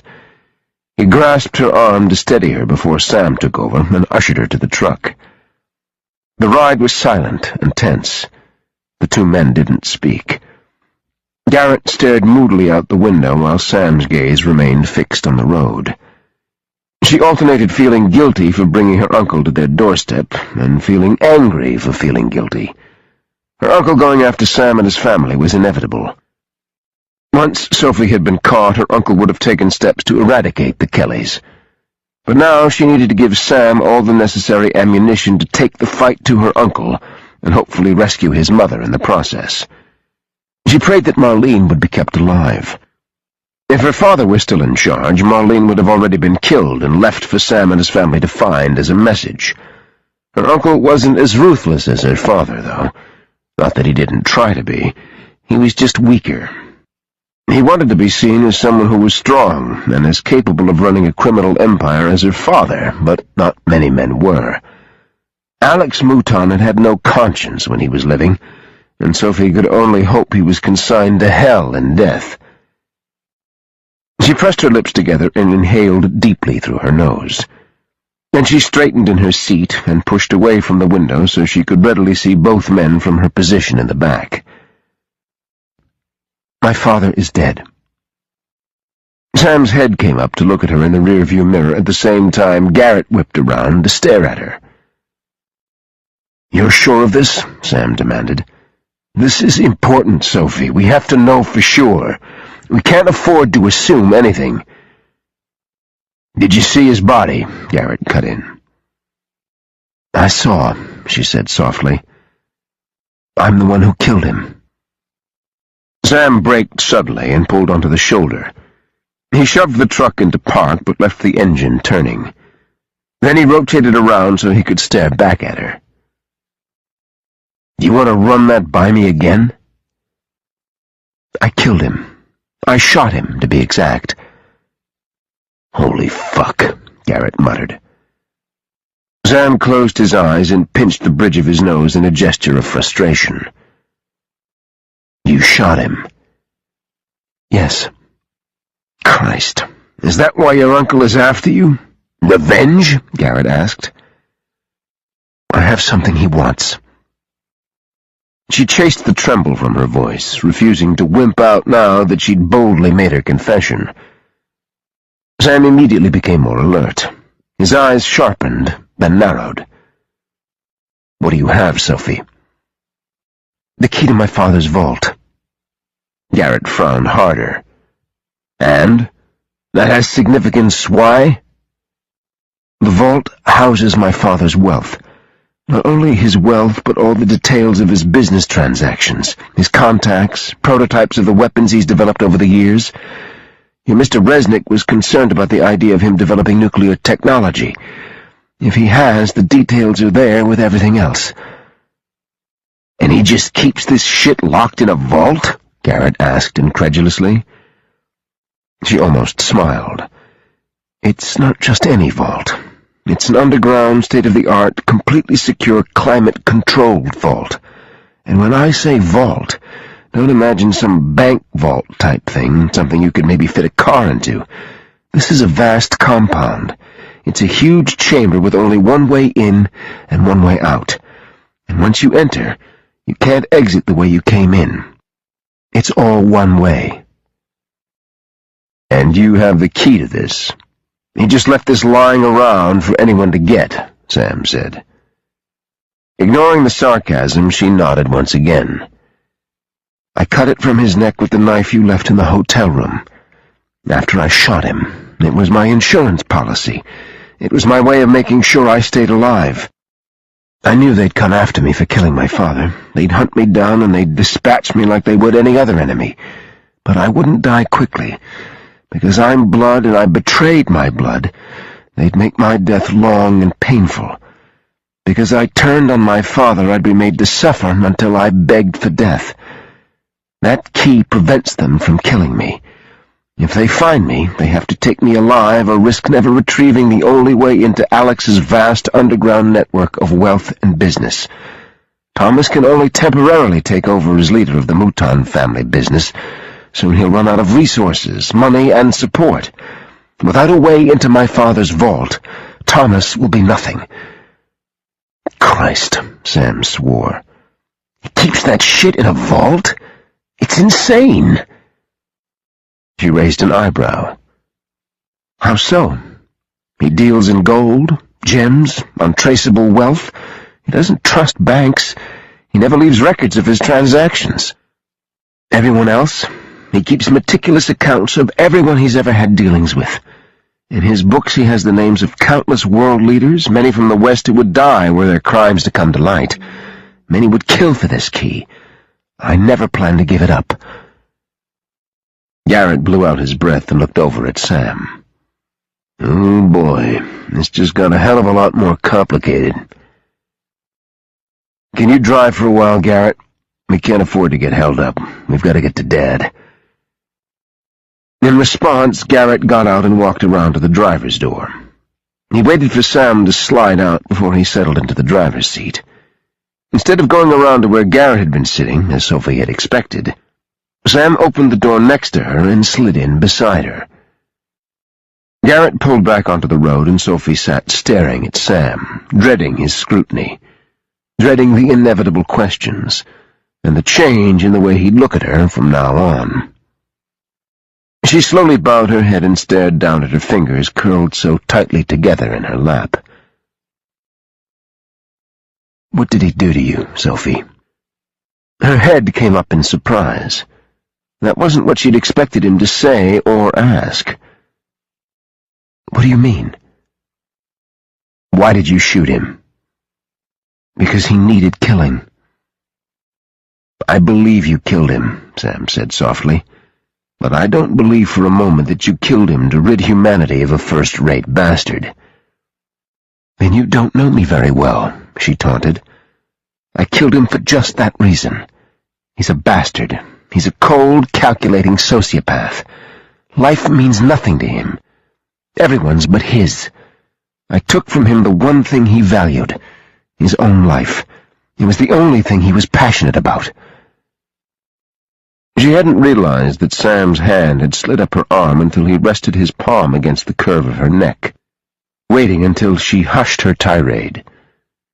Suddenly he was caressing her skin, smoothing some of the horrible tension emanating from her. "And I took the key because it meant no one could take over his legacy." "That was a pretty damn stupid, brave thing to do," Garrett said grudgingly. "More stupid, mind you, but still amazingly brave." "Where's the key now?" Sam asked. He kept his voice as even as the light caresses he feathered over her skin. But she didn't want to talk about the key. She wanted to know why he'd set her up with Resnick. If his father hadn't had a heart attack and his mother hadn't been abducted, would Sophie even now be on her way to some dark hole the U.S. government would put her in, where she'd never be seen or heard from again? It was obvious Sam was going to need her now that circumstances had changed so drastically, and it was likely he was going to need to trade Sophie for the one thing that mattered the most to him. She tried not to think about how much that hurt. It seemed everywhere she ended up, she was expendable. "Why Resnick?" she asked hoarsely. "Why did you lie?" "I didn't lie."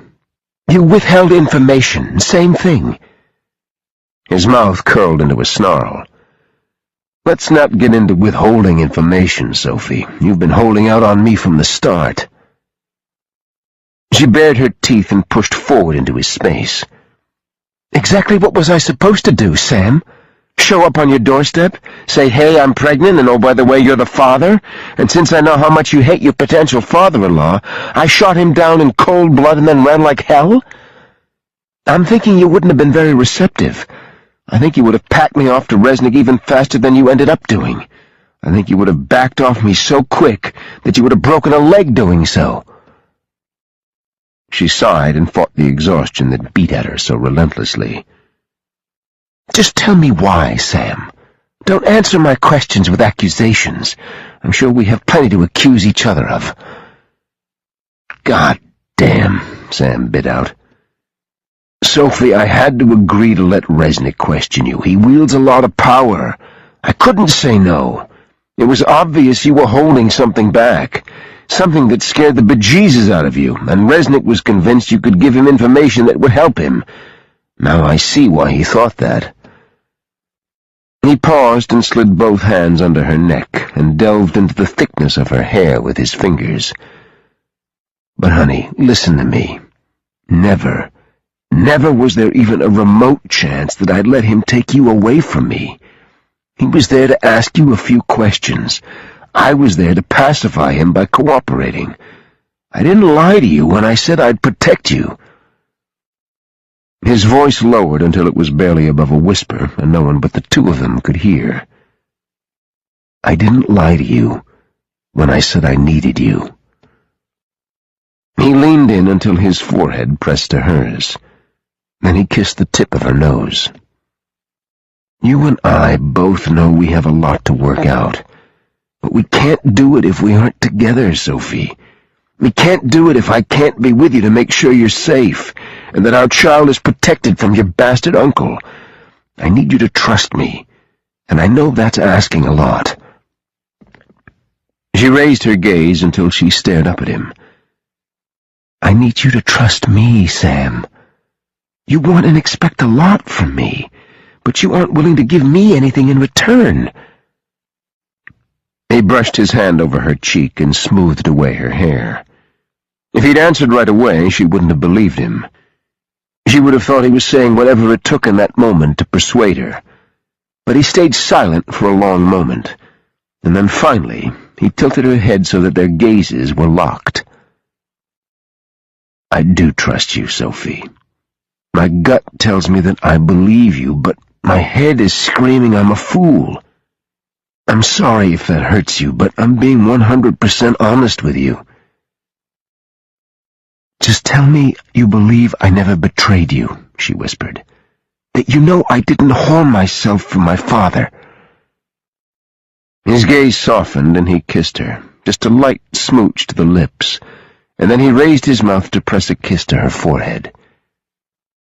"I believe you, Sophie." She wrapped her arm around him and burrowed into his chest. He held her tightly against him while she absorbed his warmth and strength. "I'm scared, Sam." He rubbed her back and dropped a kiss on the top of her head. "I know, honey. I am too." "He's going to demand the key. He'll want me back. I have to go. If it had been my father, he would have already killed your mother, but Thomas will try to trade. He's desperate. He just wants the key, and me." Sam tensed beneath her. His arms tightened painfully around her. "This is where I need you to trust me, Soph. I'm not handing you and my child back over to that bastard, but neither will I leave my mother. I'll find a way. I swear it." She pulled away and braced herself against his chest so she could look into his eyes. All she saw was unwavering determination. She wasn't as convinced as he was, but she knew he believed absolutely in what he was saying. She put a hand on his face and smoothed her fingers over the lines carved deep into his brow. "I know you will." And she prayed with everything she had that he would.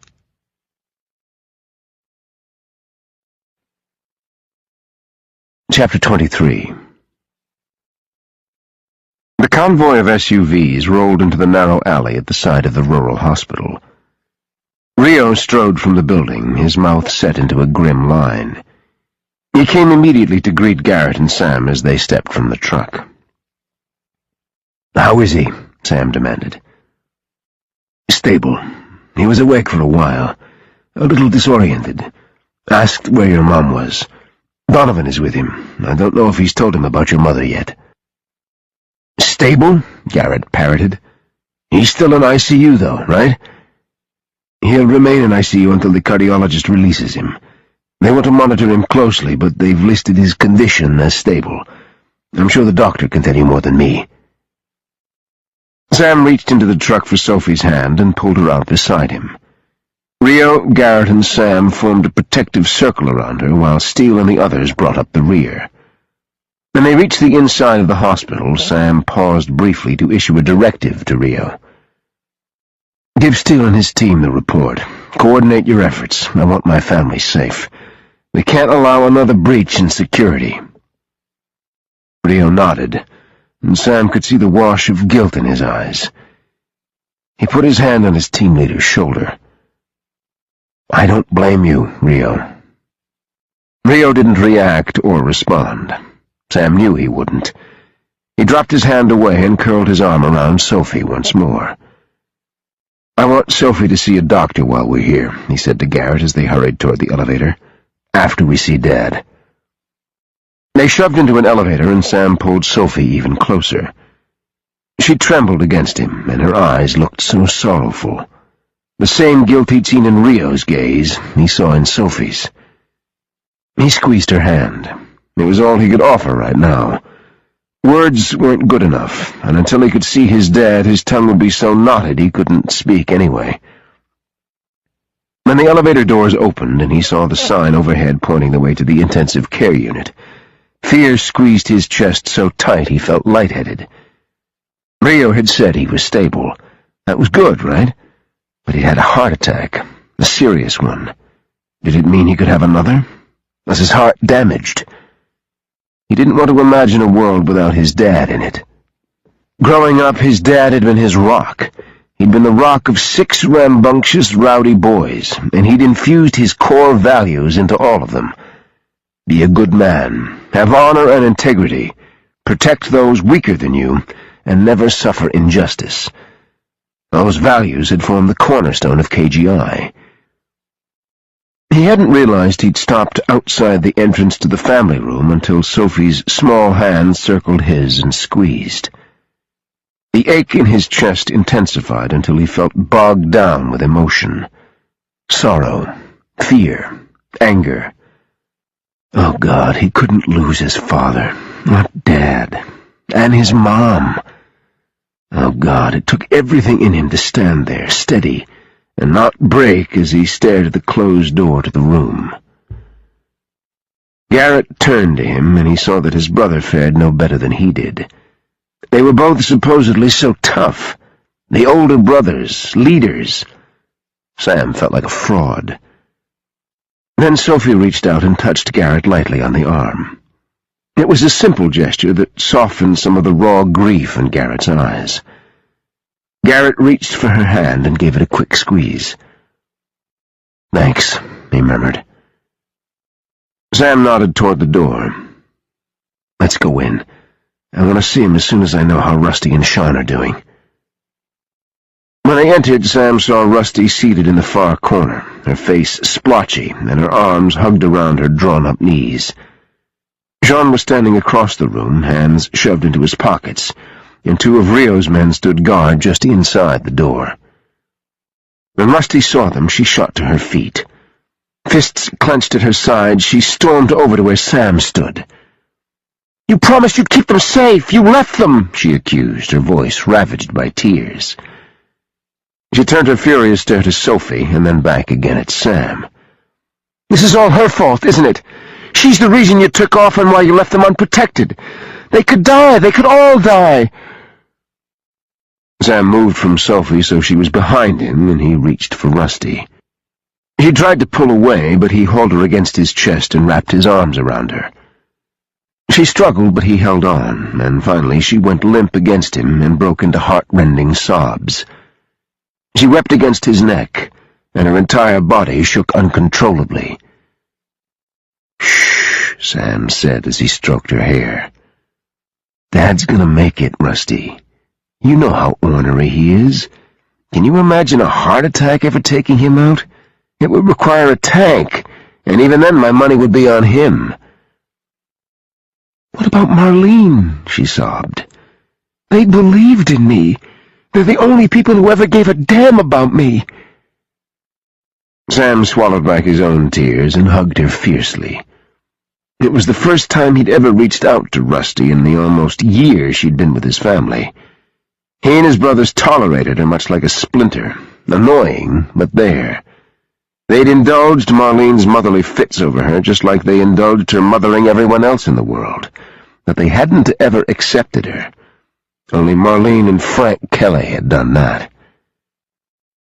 "We'll get her back, Rusty, I swear it. We'll get her back."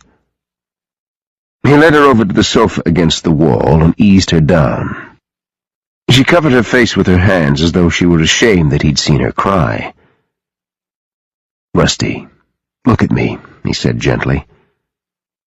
Slowly her chin lifted and her haunted eyes found his. "I know you're angry. I am too. But Dad needs you to be strong for him, especially now that Mom is missing. I swear to you, I'll bring her home." "You swore you'd keep us safe," she said bitterly. Sam sighed. "Rusty, you're old enough to know that shit happens. Playing the blame game gets you nowhere. If it makes you feel better to blame me, then by all means do so. It won't change a damn thing, though. If I have to move hell to find my mother, then that's what I'll do." Tears crowded her eyes again, and her face crumpled. I'm sorry, I'm just so scared. If I lose them—" She broke away and buried her face in her hands. Sam pulled her against his chest again. "You'll always have a home," he said quietly. "No matter what." She jerked her head up and stared at him, tears sloshing over the rims of her eyes. "Do you mean that?" "I wouldn't say it if I didn't." She smiled, really smiled, and it occurred to Sam that it was the first sign of true joy he'd ever witnessed from her. She was always so reserved and on guard, way tougher than a girl her age should ever have to be. "Thank you," she whispered. "I need you to promise me something now." She cocked her head. "What?" "You don't go anywhere, even to the bathroom, without an armed escort. No exceptions. I can't focus on getting Mom back if I have 2 people to rescue. Okay?" Her face fell at the mention of Marlene, but she bit her lip and nodded. "I promise." He rose, leaving her on the couch. Before walking away, he reached down and squeezed her hand. "I'll be back. I need to see Dad." Sophie was standing where he'd left her. She was pale, her face drawn, and she looked like she'd have preferred to fade into the wall. Garrett was absent, probably gone back to see their father already. Rio stepped into the waiting room, and Sam went to meet him. He reached for Sophie and pulled her into his side when he stopped in front of Rio. "Watch over them for me," he said in a low voice. "I'm going back to see Dad, and then we have to put our heads together." "Steele and I are working on it," Rio said. Sean coordinated with the local and state police, and they set up roadblocks within an hour of her abduction. If I had to guess, I'd say they left by air. There were reports of 2 helicopters in the area, and we're trying to run down information on both. Sam reached up to touch Sophie's cheek. Stay here with Rio. Don't go anywhere without him, okay? Sophie looked uneasy as she glanced over at Rio, but she nodded. Sam glanced at Rio one more time, and Rio nodded. Then Sam walked out of the room into the door that led to the glass-enclosed rooms in the intensive care unit. It took a moment for a nurse to answer his summons, and when he told her he was there to see Frank Kelly, she informed him there were already 2 visitors with him. Sam ran a hand through his hair in frustration. I just got here. I have to see him. My brothers are with him. I'd like to be there with them. Please. Her face softened, and she glanced back toward the nurse's station. Come with me. He followed her to the far end of the unit, to the last cubicle on the right. She paused at the door and motioned him in. I can't let you stay long. If the charge nurse comes back, she'll insist on the 2-visitor limit. Thank you, Sam said. He nudged the already ajar door and stared at his father lying motionless on the bed, wires and tubes and machines everywhere. Garrett was sitting on one side of their dad, with a chair drawn up to the very edge of the bed, while Donovan was slumped in a chair on the other side. When Donovan looked up and saw Sam, he immediately got up and walked over. After a moment's hesitation, Sam enfolded Donovan in a bear hug. How is he? Sam whispered. Donovan drew away and murmured low. He's woken up a few times. First time he asked for Ma. At first, I don't think he had any idea what had happened. And now? He knows, Donovan said grimly. Sam closed his eyes. Then he nudged by Donovan and went to his father's bedside. Garrett looked up, his eyes bleak. Sam eased into Donovan's chair and leaned forward until he grasped his father's hand. It shocked him how weak and human Frank Kelly looked, lying so pale in the bed. Dad, he said softly, it's Sam. Garrett and I are here. Can you hear us? To his surprise, his dad's eyelids twitched and fluttered open. For a moment he stared at Sam as if not recognizing him. Then his lips parted. Sam. It barely came out as a whisper, more as a raspy sigh than an actual word, but it was the sweetest sound Sam had ever heard. Tears burned his eyes when his dad carefully turned his hand in Sam's until he could curl his fingers around Sam's palm. Slowly, Frank turned his head until he locked onto Garrett. Garrett, is that you? Garrett leaned forward and grasped his father's other hand. I'm here, Dad. Where's Van? He's here too, Sam said, standing right here behind me. Get your mother back. Don't worry about me, I'll be fine. You go get your mother. Bring her home to me. Pain spasmed across Frank's face, and a tear rolled down his wrinkled cheek. I've never been without her. Not in 40 years. We'll find her, Sam vowed. You just concentrate on getting well so when she gets home you're not stuck here in the hospital. Frank nodded. Ethan and Rachel, are they safe? Yes, they're fine. I need to tell Ethan about Mom. Frank shook his head. No. You leave him as far away from this as you can. He has no business bringing Rachel home and into danger. You boys will find Marlene. I have every faith in you. I love you, Dad, Sam said as the knot grew bigger in his throat. Take care of yourself, please. Love you too, son. Be careful. Frank seemed to sag deeper into the bed. His face was gray, and he looked exhausted with a few minutes of talking. Alarmed, Sam called for the nurse. She came in immediately and did an assessment. He's overtired. You really should leave him to rest now." Reluctantly, Sam rose and filed out of the room with his brothers. They gathered in the family waiting room, where Steele, PJ, Cole, and Dolphin had joined Rio and his men. Rusty still sat on the sofa, her hands curled tightly in her lap, and Sophie had retreated to the far corner and stood with her arms wrapped around her waist, as if protecting herself and her baby from the world. Despite his need to talk to his men, Sam left the knot of people and walked to where Sophie stood. He had a very real need to touch her, to feel her against him. He ran his hands up her arms and then carefully pulled her into his embrace. "Is he okay?" she asked anxiously. "I mean, I know he's not okay, but will he be?" He kissed her lightly on the lips. "I think so. He looks bad, and he's worried about Mom, but I think that worry is what will keep him fighting." Her face fell. "I'm sorry, Sam. This is all my fault. I should have stayed away longer. I shouldn't have come at all. I knew—" She sucked in a wavering breath. "I knew what would happen, that my uncle would come after you, but—" He put a finger over her lips. "You most certainly should have come to me. I don't even want to imagine you out there still running, hurting, maybe even dead by now. We'll work this out, Soph. I don't want you blaming yourself. Put the blame where it belongs, on your father and your uncle." She buried her face in his chest and clung fiercely to him. All his reservations melted away, and all he could see or feel was her, where she belonged, with him standing between her and the world.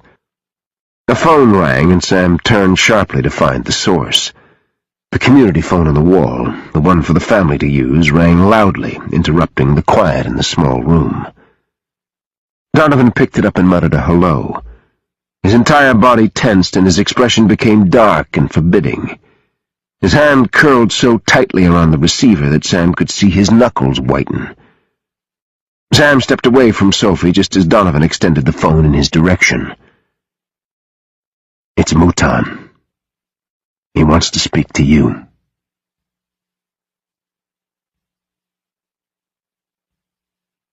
Chapter 24. Sam heard Sophie's gasp behind him. A dull roar began in his ears, and he crossed the room to snatch the phone from Donovan's hand without any realization that he'd done so. "Sam Kelly," he barked. Thomas Mouton was short and to the point. "I have something you want. You have something I want. If you want your mother back alive, you'll hand my niece over to me, and you better make damn sure she has what she stole from me." Sam's lips curled into a snarl. "From you? Don't you mean what she stole from her father? Some would argue it's hers now. Are you taking over, Thomas? I didn't think you had the balls to run Alex's organization." A low hiss was all he heard in response, and then he heard a startled cry. Feminine. His mother. "Sam? Sam, is that you?" His heart fell. His hands and knees shook so bad he had to sit down on the couch. "Mom, are you all right? Has he hurt you?" Her voice was tight with anger. "No, I'm fine, son. He wants me to tell you to do what he says, or he'll go after every member of our family." She broke off, and there was a muffled sound as the phone was taken from her again. Sam lifted his gaze and sought out Sophie, who stood as still as a statue across the room. Everyone else had turned to look at her as well, and she only grew paler. Then, as if gathering herself, she straightened. Her eyes went flat, and no hint of emotion was reflected in the cool blue. She strode to where he sat and extended her hand for the phone. "Let me speak to him," she demanded in a low voice. "Yes, Sam," Thomas demanded. "Let me speak with my beloved niece." Slowly Sam handed the receiver over to Sophie and watched her expression grow even colder as she put it to her ear. He rose to stand beside her, but she turned away, and when he touched her shoulder, she flinched and shrugged him off. "Thomas, this is Sophie. Listen to what I have to say, and listen well. I have what you want. I'll bring you the key."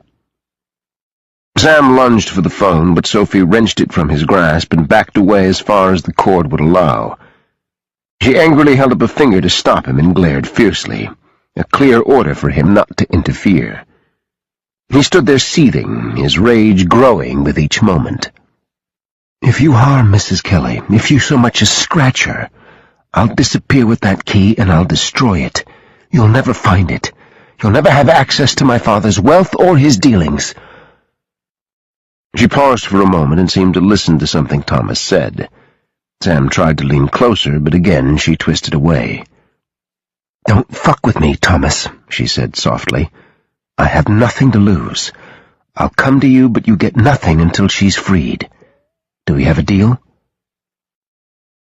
She turned back to Sam and slid the phone down to her neck before handing it back to him. Sam jerked it away and put it to his ear, only to hear a dial tone. He exploded. "Sophie, what the fuck?" He was furious at her for agreeing to trade herself for his mother, and furious because he knew nothing of the deal, no location, nothing. He hated the helpless feeling that gripped him, and he hated being dependent on Sophie for information. "I did what needed to be done," she said calmly. "If it had been my father, your mother would already be dead." The room erupted in various exclamations and curses. Garrett and Donovan pushed up next to Sophie, and both of them looked as furious as Sam felt. "What the hell was that all about?" Donovan demanded. Hurt flickered in Sophie's eyes for a brief second before she steeled herself once again, and any emotion was lost as she stared first at Sam and then the others. "Thomas isn't as disciplined as my father was. My father would have killed Marlene to send a message. He didn't negotiate. He didn't bargain. He demanded, and if his demands weren't met, he acted. Thomas is weaker. It's why your mother is alive. All he wants, all he craves, is wealth and power, and with my father gone, he sees it all at his fingertips. Only I'm standing in his way. His sights are on me. No one else matters. Not your mother, not you, not anyone else." She said it so matter-of-factly that it could have been the weather they were discussing. Sam stared at her incredulously. Did she honestly believe he was going to throw her under the bus? He stared at his brothers, who were still glaring at Sophie, but now he wasn't sure whether they were pissed because she'd so readily agreed to the trade, or whether they were pissed because she'd taken control out of their hands. "That was a goddamn stupid thing to do," Garrett all but roared at her. She did flinch this time and took a step back. Garrett ignored it and stepped forward until he stared down at her from his full height. "Do you honestly think any of us would just hand you and our niece or nephew over to that bastard? Are you out of your mind?" Now she looked panicked, and her gaze jerked to Sam in a plea for help, only he didn't feel particularly helpful at the moment. He, too, was goddamn pissed. Even Donovan, who from the beginning had treated her much more gently than Garrett, advanced on her with a deep scowl on his face. "You may not realize it yet, but you're part of this family," Donovan all but snarled. "We'll find a way to take down that bastard and rescue our mother, but it won't be because we handed you over like a bunch of fucking pansies." Sophie's eyes widened and tears shimmered there, turning the blue to liquid. Sam wasn't ready to rescue her yet. She needed to hear this, needed to understand what he himself hadn't been able to say yet. Maybe he hadn't realized it himself. Steele stepped forward, and soon the remaining members of KGI formed a circle around her. She was trapped. Nowhere to run. No place she could deny her value. "KGI doesn't hide behind a woman. Even one as courageous as yourself," Steele said in his quiet, stern voice. Rio glanced at Steele in amusement before adding his own statement to the mix. "And I rarely agree with anything Steele has to say, but in this I do. You may have never had anyone you could count on in the past, but you do now. And we're not going to let you do something foolish like walk into a certain death." All the color leached out of Sophie's cheeks. She looked stunned. She glanced frantically from face to face and then finally came back to Sam. She looked at him, her eyes pleading. For what? Confirmation? Understanding? His heart turned over in his chest. Did she really not think she had any value except as a bargaining tool? His breath caught and held. Of course she wouldn't. He hadn't given her any reason to believe differently. Things had gone so crazily fast in the days since he pulled her from the lake that he hadn't really given her presence in his life any thought beyond the immediacy of the here and now. He didn't even know if she wanted a place in his life. He hadn't offered her one, hadn't made her believe in her value. "Sophie, what did Thomas say?" Sam asked gently. "What else did he say about the exchange? What are we supposed to make it?" Some of the light left her eyes, but damn it, he couldn't tell her everything he wanted to tell her in front of all his men, and their first priority had to be the information. Her voice was scratchy, and she wiped at her cheek with the back of her sleeve as she spoke. "He's here, in the U.S. "Where?" Garrett bit out. "My father owned a large estate in West Texas. It's isolated, and I'm sure the local law enforcement is on his payroll. He moved into places and took over. That's how he operated. Thomas took your mother there. He wants to make the exchange. We have 48 hours. She looked up at Sam. "He wants you and me to go alone." "Fuck that," Donovan muttered. Sam turned to Donovan. "Do we have intel on a holding in Texas?" "There were 2 to my knowledge," Donovan said. Sam glanced back at Sophie. "Where, Sophie? Where are we going?" "Rock Springs, not far from Del Rio and the border." Sam faced his men. "Okay, I want all the intel we can gather on this place. Sat imagery, the local climate, topo maps, the works. I want to know who takes a piss and when, and I want it yesterday. The clock is ticking. Garrett, you and Donovan need to get with Sean and see what kind of local cooperation we can have to keep this hospital locked down and provide protection for Rusty and Dad." He sighed as the weight of their mission settled over his shoulders. The mother of his child, and his child, for the life of his mother? It didn't even bear thinking about. If he had anything to do with it, it would never come to that. "Garrett," he said as his brother started to leave with the others. Garrett stopped and glanced back at Sam. "Get on the horn with Resnick."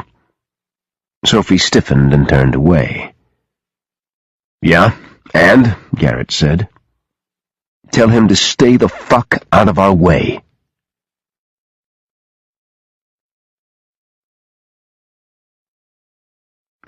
Chapter 25. Sophie was shaking so bad she was going to fall if she didn't sit down. Her senses were shattered, and she needed to get away from the overwhelming presence of so many people. There was no friendly welcome from Rusty, who sat isolated in the corner of the room, and Sam would never let her get a foot outside the door without him. She'd never been more scared or more overwhelmed in her life. Sam pressed in and put a hand on her shoulder. She jumped and skittered sideways, the light touch hard on her already frayed nerves. "Sophie," he said softly, "I'm going to take you down the hall so a doctor can examine you." Her baby. Yes, she wanted to make sure everything was okay with her baby. Numbly, she allowed Sam to lead her from the room. He kept her tight to his side, and they only traveled 3 doors down to what looked to be a private doctor's lounge. It was empty when they went inside, and he directed her to sit on one of the leather couches that lined the wall. Then he sat beside her and took her hands in his. She stared down, watching as his fingers grazed lightly, soothingly over her palms. "The doctor will be here in a moment. I wanted a chance to talk with you privately." She raised her head in alarm. He held her gaze, and she was surprised by the tenderness in his eyes. No anger, no judgment. Never before had she felt quite so overwhelmed. The events of the last few minutes had somehow unhinged her. She felt so desperately adrift, and she was more afraid now than she'd been when she'd run so many months ago, and kept running. Before, she'd had nothing to lose, and now she stood to lose so much, and maybe nothing at all. Angered by the tears that slithered down her cheeks, had she done nothing but cry for the last hour? She scrubbed at the wetness with the back of her hand and looked away so Sam wouldn't be witness to her awful, gut-wrenching weakness. But he turned her back. Ever so gently, he touched her chin and brought her back around. He swiped at one damp trail with his thumb, and his gaze softened all the more as he stared into her eyes. "I lied, you know," she said brokenly. He looked startled by her admission. "About what?" She pulled away from him and stood, unable to just sit there when every muscle in her body fidgeted uncontrollably. She paced 3 steps and then stopped, her back to Sam. Her heart raced, and even as she wiped at the tears, she felt the uncontrollable urge to weep more. "I gave you a bullshit line about why I killed my father, and maybe some of it was true, but I killed him for my mother, and now because of that, you could lose yours." She turned then so she could at least look him in the eye. "I'm so sorry, Sam. I never meant for this to happen. I never dreamed." "What did he do to you, honey?" Sam asked.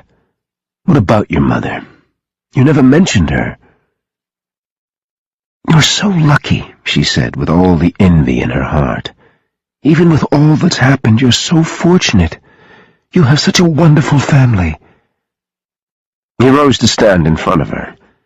He seemed indecisive as to whether he should touch her or not, and finally he just stood there and watched her. "And you didn't have a family?" She slowly shook her head. "My mother was the closest thing to family, but even she was too cowed by my father to ever do anything to gain his disapproval. He didn't marry her. He didn't want me to have his last name. He thought it would be inconvenient were his enemies to ever try to use me to weaken him. Inconvenient. What they didn't know was that he wouldn't have cared. He would have never given or sacrificed anything for me or anyone else, but he didn't want to be inconvenienced. God." "Oh, Sophie," Sam said quietly. "He killed her. And you know why? He wasn't angry with her.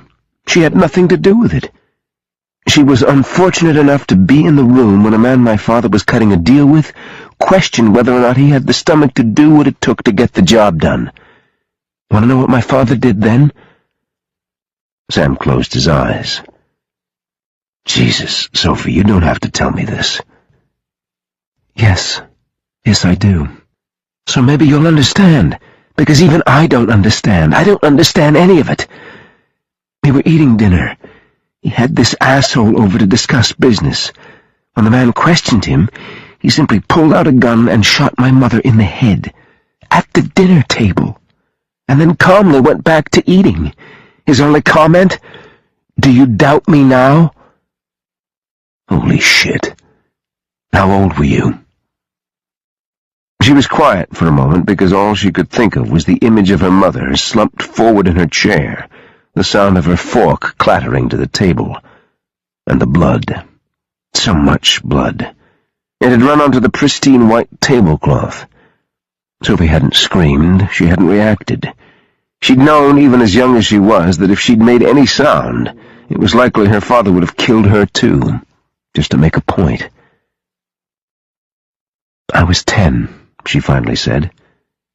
He went back to eating and then complained because his steak was too well done. I remember being afraid for the cook, but his mood was strangely relaxed, and aside from pushing his plate aside and wiping his mouth, he did nothing more than stare at the man across the table. Then he asked him if he'd like an after-dinner drink. They retired to my father's study while I sat there staring at my mother.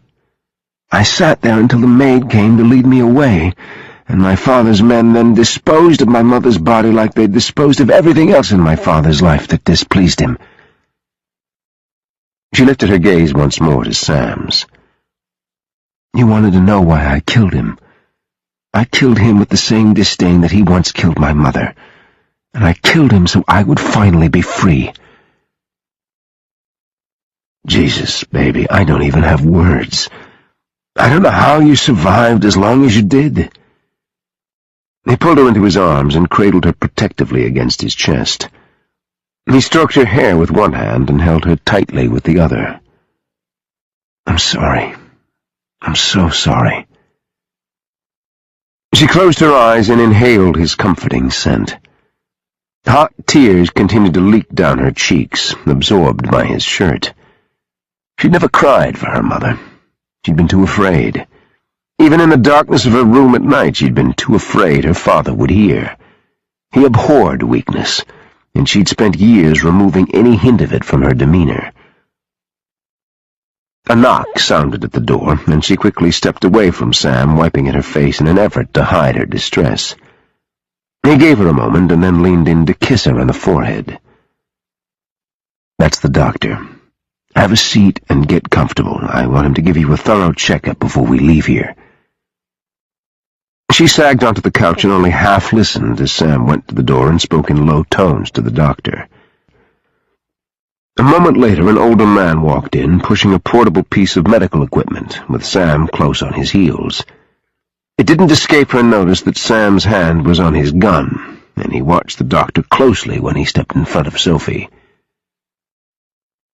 "Sophie, I'm Dr. Richards. I'd like to check you over, listen to the baby's heartbeat, and, if you consent, I'd like to do a sonogram as well, just to make sure everything's as it should be." He smiled as he spoke, and Sophie relaxed a little. "I get to see the baby?"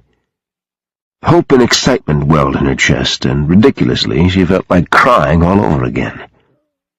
"Yes, we can even see if you're having a little boy or a little girl if you want." Her gaze flew to Sam. He looked a little gobsmacked. "I do," she breathed. "Do you?" she asked Sam. Sam circled around the doctor and slid onto the couch beside her. "I do. I'd love to know." The doctor began with a cursory exam of Sophie. He listened to her heart, took her blood pressure, asked her general questions about her health history. He asked to see her arm, poked and prodded at the stitches, and seemed surprised that the sutures looked so clean and that there was no sign of infection. Then he asked her to recline on the couch, smiling as he did so. "I'm afraid it's not the best of exam tables, but Mr. Kelly felt strongly about me performing the exam here and not in one of our rooms." "No, it's okay," she said hastily, as she looked right and left to determine the best way to lie down. Sam answered her dilemma by simply rotating and easing her down until her head was in his lap. He smoothed the hand over her forehead as the doctor slipped the waistband of her jeans below the swell of her belly. There was a muffled sound from the machine as the doctor placed the wand over her belly and moved back and forth. Then he settled on a spot, and a rhythmic whop, whop, whop echoed over the room. Sophie yanked her head to the side to see a pulsing blob on the screen. "That's the heart," doctor said. "A good, strong heartbeat, right where we want it." She was mesmerized by the sight. This was her baby. She stared in awe as the image moved. Occasionally the doctor stopped and typed on the small keyboard attached to the sonogram machine. He pointed out arms and legs, the head, and even a tiny mouth. And then a hand, seemingly held out as if to wave, the little fingers splayed. Sophie's heart contracted. She was hit by a wave of love so fierce that it paralyzed her. Her child, a tiny life nestled in her womb. She couldn't even wrap her head around the idea. "Okay, here we go. Let's see here. We have a shy one." Dr. Richards probed harder on her stomach and then turned the wand. "Ah, there she is. Take a look, Sophie. You have a daughter." Despite her vow not to shed another tear, the screen went completely blurry. A daughter. "I was right," she whispered. "A girl." "You called it right," Sam said, softly above her.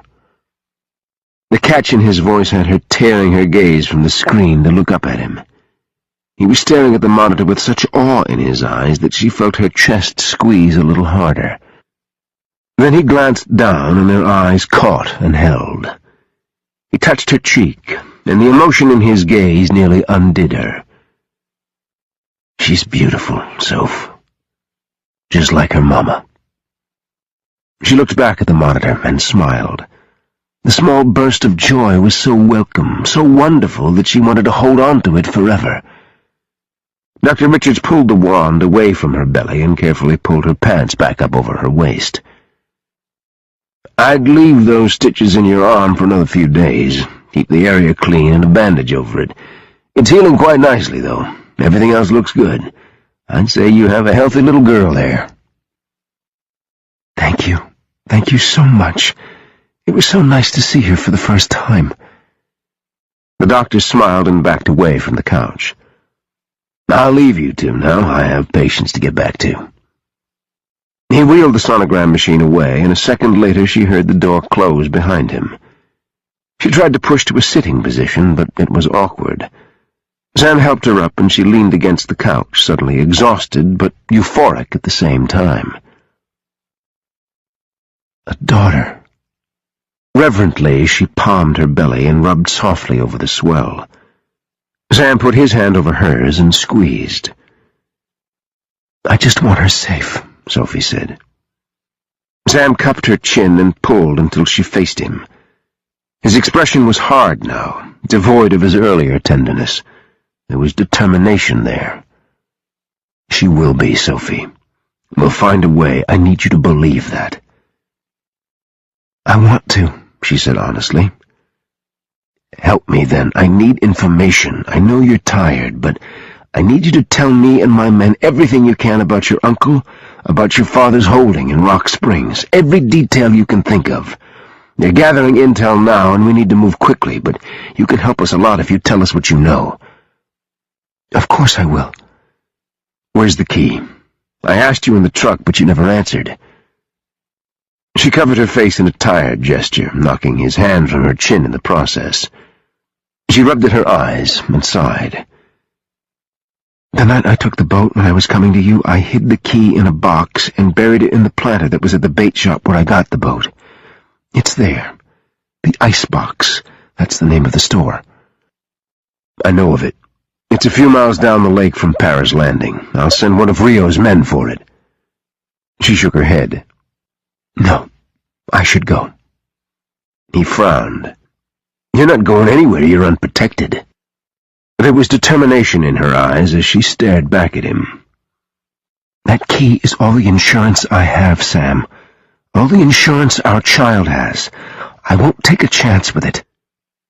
"I know I don't have a right to ask, and you have every reason to be unsure and scared, but trust me, Sophie.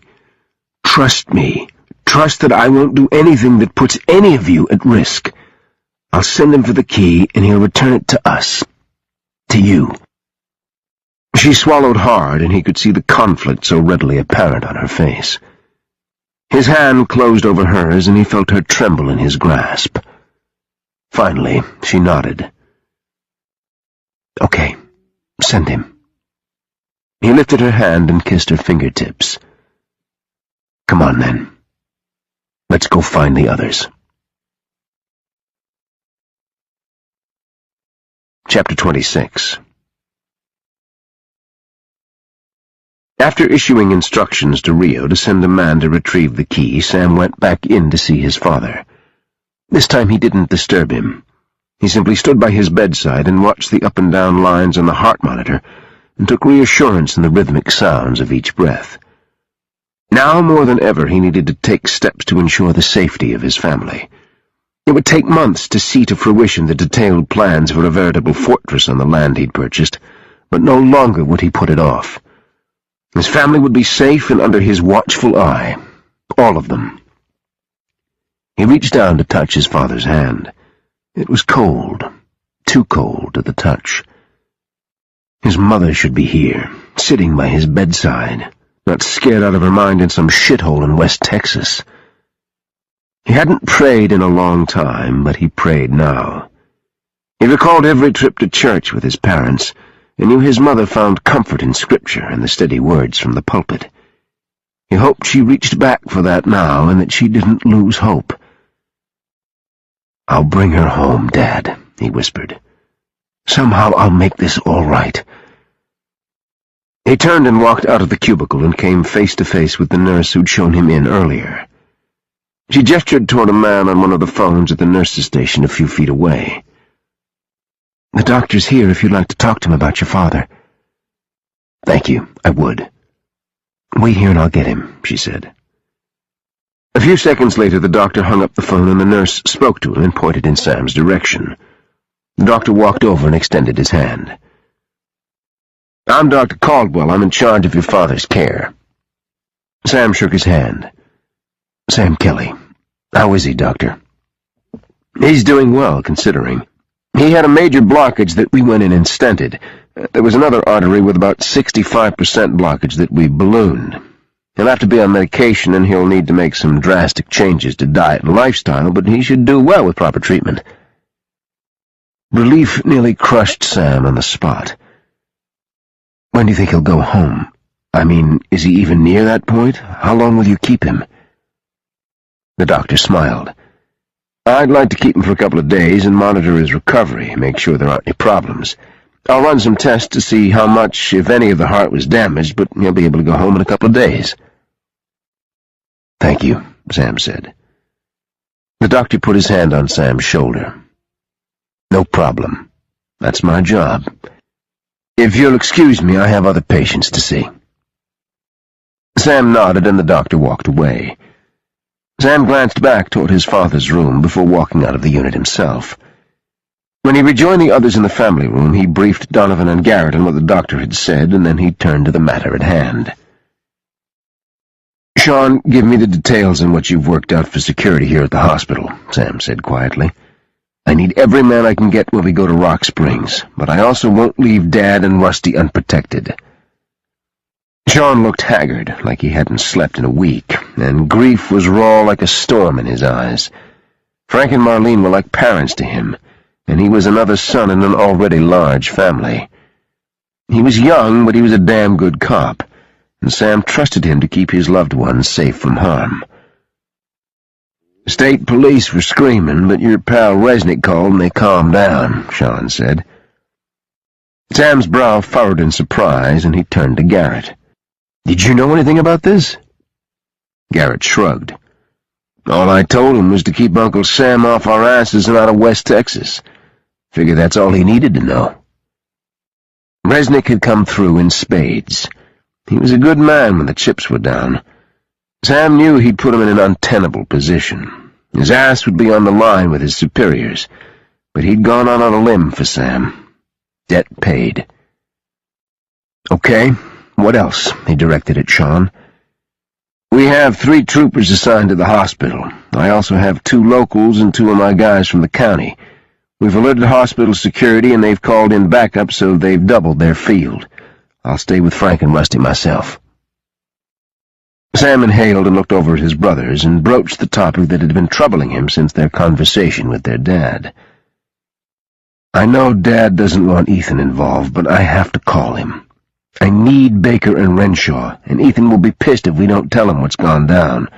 I wouldn't blame him. I'd want to know if I was out of town and all this shit had happened, and heads would roll if I was left out of the loop." Garrett grimaced. "I agree, but what about Rachel? If we call Ethan, he's going to race home, and he's going to want to go in with us." "We need him," Sam said. "Rachel could stay with Rusty and Dad," Donovan offered. "Ethan's going to be in a hell of a position. He won't want to leave Rachel, but he's not going to stay behind while we go after Mom." "I'll guard them with my life," Sean said in a tight, grim voice. Sam put his hand on Sean's shoulder. "I know you will, Sean. I just worry about dragging Ethan into this fight when Rachel is still fragile." "I don't like it, but you're right. We do need him," Garrett said. Sam looked at Donovan for confirmation, then heaved out a huge breath. "Okay, I'll call Ethan and bring him in. The Kelly jet could have him home by morning, and we'll take out as soon as we have things in hand here." He looked back over at Sean. "I want Sophie to stay with you and the other women. He caught a blur of movement from the corner of his eye. Sophie had sat quietly through the entire conversation, but now she leapt to her feet. "Are you insane?" she demanded. "I'm not staying here." Sam caught her hand and brought her next to him. "This isn't up for negotiation, Sophie. I want you safe. I'm not bringing you into the middle of a war with your uncle." Her pale face crinkled with anger and outrage. "You're signing your mother's death warrant. Whatever your plan is, you cannot go in there without me. The moment he realizes I'm not holding up my end of the bargain, he'll kill your mother. Oh, he won't do it himself. He doesn't have the balls, but he'll have her killed. Are you willing to risk that?" "I won't trade her for you." She pulled her hand from his and faced him, her mouth set in a fierce line. "I made the deal with him. The key in exchange for your mother. We have to at least give him the semblance of that. What if your plan goes wrong? Are you prepared for the worst? Are you willing to pin everything on your ability to go in and flawlessly execute a rescue?" "Sophie, don't ask me to trust you, Sam. This has nothing to do with trust and everything to do with me not being willing to be responsible for your mother's death. How about you trust me? Trust me to know my uncle and know what'll happen when he realizes he's not going to get what he wants." Sam closed his eyes. God damn, but he didn't want to involve Sophie in any of this. How could he? "How close do you think you'll be able to get without me? Are you willing to take that chance, Sam? You want me to trust you. Well, I do. I trust you to keep me safe when I go with you. I trust you to come up with a plan that has your men going in for your mother while I face my uncle. You know I'm right. You may not want to take me, but you know you have to. You know it." Her impassioned plea impressed the men gathered around Sam. They shifted restlessly, and he could see they battled the same dilemma he did. None of them wanted her in harm's way. They didn't want her anywhere near her uncle, but they also knew she had a very valid point, and it pissed him the fuck off. Christ. "I don't like it," Donovan said. "We can't risk Sophie and her baby on the off chance we don't get the job done." "I don't like it either," Garrett muttered. "But do we have a choice? Do we really want to take that risk? We can protect her, Sam. You know we can goddamn protect her. You don't want her to go, I don't want her to go, but do you really want to face Dad and tell him we didn't do all we could to bring Mom back to him?" "That's a low blow," Sam said fiercely. Sophie's small hand slid over his arm and she tugged, turning his attention back to her. "Do I get a say in this?" she asked softly. "I brought this to your door, Sam. I brought it to your mother and father's door. They didn't get a choice. Let me do this. Let me save your mother like I couldn't save mine. Do you think I could live with myself if I stayed here and she dies?" Her courage astounded him. It humbled him. He felt wholly unworthy of her selflessness. And as much as he wanted to deny her, as much as he wanted to tie her down if necessary to keep her safe, he knew in his gut she was right. She was right, and it made him so furious, so afraid for her, that he wanted to break something. He stared into her eyes and then closed his. His hands found hers, and he hung on. God forgive him, but what was he supposed to do? How did you make a choice between keeping your woman safe or possibly causing the death of your mother? Sophie moved against him. He opened his eyes just as she leaned up on tiptoe. She kissed him, a soft, gentle kiss that held a wealth of meaning and support. It was the first time she'd made any overt gesture in front of the others. "I have faith in you," she whispered.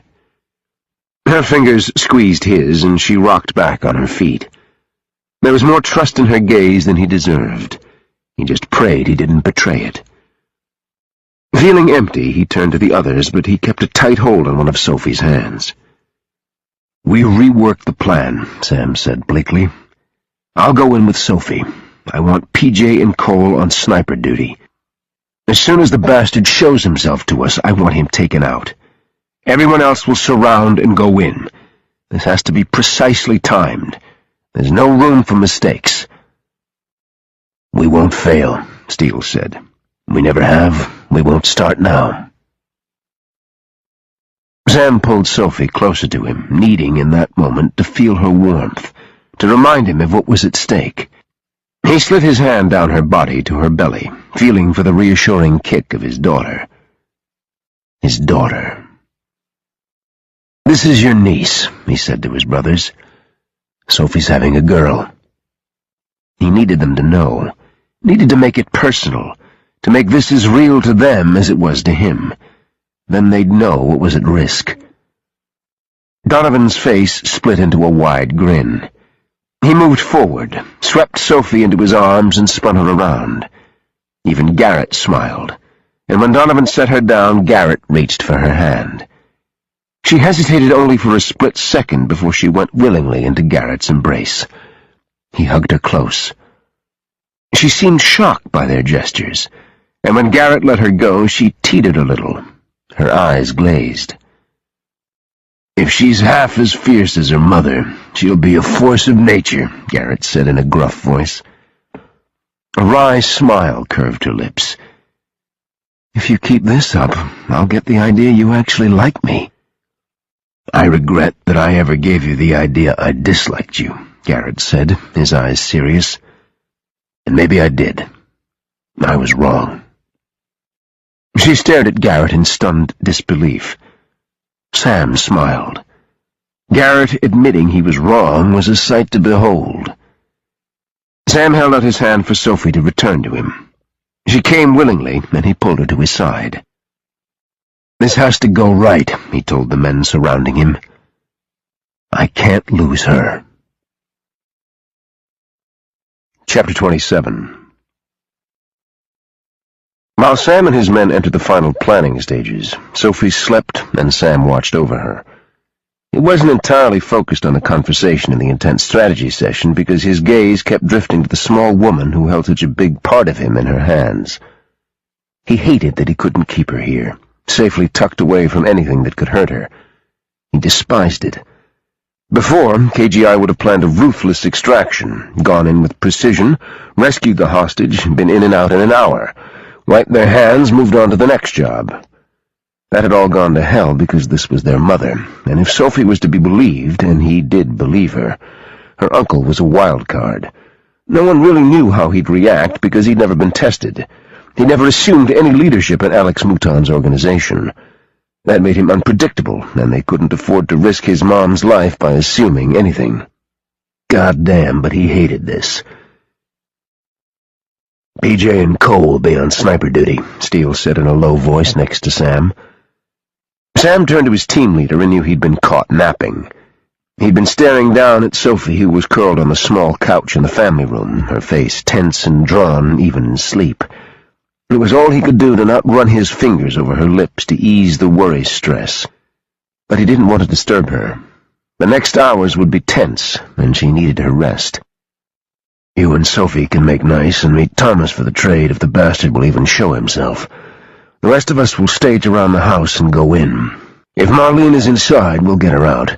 If she's with Thomas, PJ or Cole will take Thomas out at the first opportunity." "He knows I won't be coming in with Sophie alone. He can't be that stupid. He'll be expecting something. We have to give him something else entirely," Sam said. "I won't risk her. I want Garrett and Donovan with me. Protection for Sophie. If I find enough men with me and Sophie, the rest of you might come as a surprise." "And Ethan?" Sam blew out his breath. He needed Ethan, but he didn't want to involve him either. Hell of a note. "Ethan comes with me. You and Rio will take your teams and take down everyone in your path. It needs to be clean and quiet. The longer it takes for Thomas to figure out you're there, the better." The door to the room burst open, and Ethan strode in, his hand curled tight around his wife's hand. Baker and Renshaw flanked the couple and were armed to the teeth. Sam went to meet his brother just as Donovan and Garrett broke away from the others as well. "How is he?" Ethan asked hoarsely. "He's resting. He'll be okay. I spoke to the doctor earlier." Sam's gaze dropped to Rachel, and he extended a hand. "Rachel, honey, how are you?" To his surprise, she walked into his arms and hugged him fiercely. He responded by enveloping her in a hug. She'd gotten better about expressing affection with him and the other family members, but this spontaneous outburst caught him off guard. "I'm sorry," she murmured. "You must be so worried." He dropped a kiss on the top of her head and relinquished her to Garrett, who stood impatiently to the side. Garrett and Rachel had always had a special bond, and next to Ethan, Rachel was the most open with Garrett. "Tell me what the hell's going on, Sam," Ethan demanded. "The report I got was sketchy at best, and I still don't understand what's happening here." Sam caught Garrett's eyes and nodded for him to take Rachel away. Garrett responded by wrapping an arm around her slender form and guiding her past Sophie and over to where Rusty sat. As succinctly as possible, Sam gave Ethan the story from the top. The parts about him and Sophie were abbreviated, but his warning was crystal clear. His brother wasn't to place blame on Sophie's shoulders. Ethan stared dumbly at the couch where Sophie lay sleeping. Then he dragged a hand over his short-cropped hair and shook his head in disbelief. "I'm going with you," he said firmly. His stare was challenging, as if he expected Sam to shoot him down, but Sam nodded. "I need you on this, Ethan. I've made arrangements for Rachel and Rusty to be cared for. Sean's going to stay with them, and we have a veritable army around the hospital so they and Dad will be safe." Ethan lowered his voice. "I need to explain to Rachel. She doesn't know what's going on, just that Dad's had a heart attack and there's trouble." "Then go explain," Sam said. "We leave in an hour."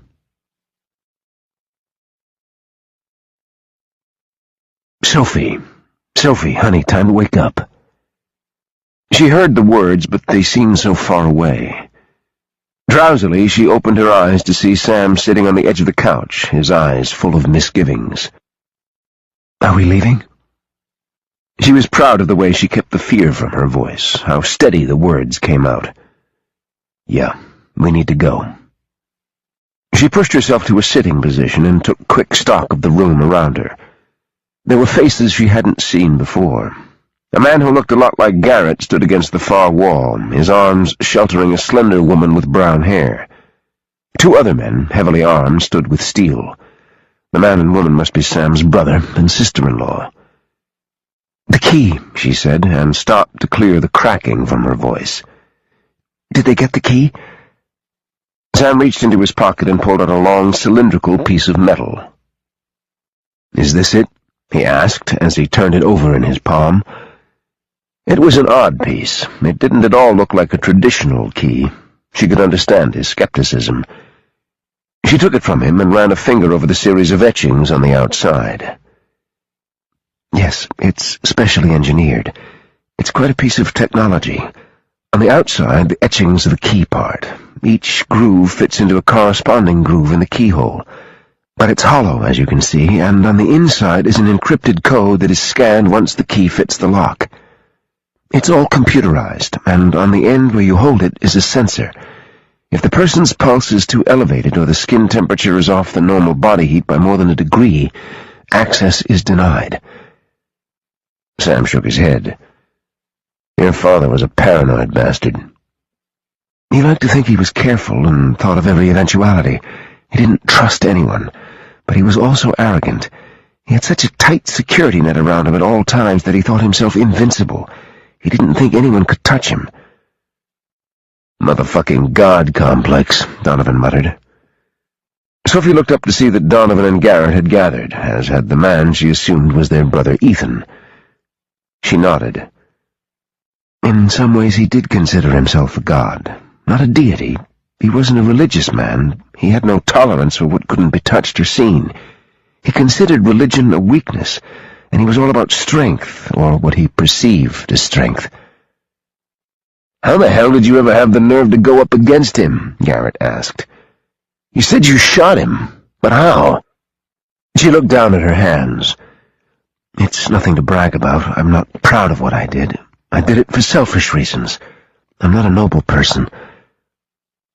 Sam's hand slid under her chin and tilted it upward until she met his gaze. "I disagree," he said in a quiet voice that almost shook. You're risking your life for a woman you don't know. That makes you pretty goddamn noble in my book." His hand tightened as if just saying the words were unbearable. "You'll find a way to keep me safe," she said. Those weren't just words meant to reassure. She believed them, and she wanted him to know that. Ethan stepped forward and put his hand down to Sophie. "I'm Ethan, Sam's younger brother. I'll be going with you to Rock Springs." She gingerly slid her hand into his. "I'm Sophie." He smiled, and it was startling to see someone who so closely resembled Garrett smiling. "I know who you are. My brother's told me a lot about you." Steele walked up and touched Sam on the arm. "We're ready to move. Trucks are here, helicopters are waiting, and the jet is fueled." Her stomach balled into a knot, and she lowered her hands to her lap so no one could see how bad they shook. The key pressed into her palm, and the leather strip that had secured it to her father's neck lay limply across her leg.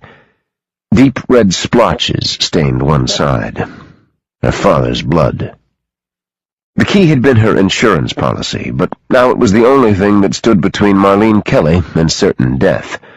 When she gave it up, unless Sam and his men were able to completely bring down her uncle's network, she'd wear a target on her back for the rest of her life, however long it lasted.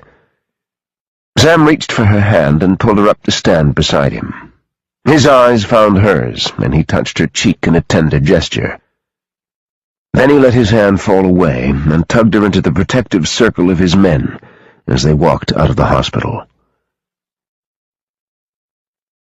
They were climbing into the SUVs when a black sedan roared toward them. The clatter of guns was deafening as every single one of Sam's men took cover and aimed at the approaching vehicle. It screeched to a halt a few feet from where Sam stood, and Sam shoved Sophie into the back seat. "Stay down," he barked. He drew his Glock as the door to the car opened and Resnick popped out, hands in the air. Without waiting for a summons, he strode determinedly toward Sam, his mouth set in a grim line. "God damn it, Adam, I told you to stay the fuck out of our way," Sam said through gritted teeth. He purposely didn't order his men to put down their weapons. Resnick was smoking like a chimney, and he yanked the cigarette out of his mouth. "I need 5 minutes of your time, Sam." "I don't have 5 minutes. Get out of my way, Adam." "You're on a goddamn suicide mission, Sam. God damn it, listen to me!" Sam's eyes narrowed and he lowered his pistol. "What the fuck do you know about where we're going?" Resnick blew out an agitated puff of smoke, then threw the still glowing cigarette to the pavement. It skidded away in a shower of sparks. "It doesn't take a genius. I have access to more sophisticated satellite imagery than you do. Mouton has moved a fucking army into West Texas. Your men are good, Sam, the best. But are you prepared to take on a goddamn army?" "What are you proposing?" Sam demanded. "I have 2 teams mobilized and en route to Del Rio. They'll coordinate with you." "Look," Garrett broke in impatiently, "if you're going to talk, do it on the road. We've got to make tracks." Sam jerked a thumb at Resnick. "Get in." Resnick hurried around to the passenger seat and jumped in next to Garrett. Sam slid in next to Sophie, who was staring at Resnick like he was a snake. Sam reached for Sophie and pulled her close as Garrett roared out of the parking lot. "Don't worry," he murmured in her ear. Resnick turned in his seat to look at Sam.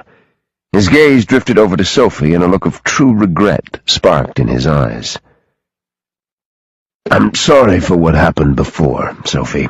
I never intended to frighten you."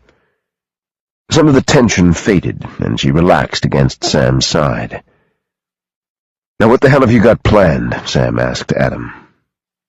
"You'd be walking into a massacre," Resnick said. "A goddamn massacre. It looks like he's pulled in all his men, and maybe some mercenaries as well.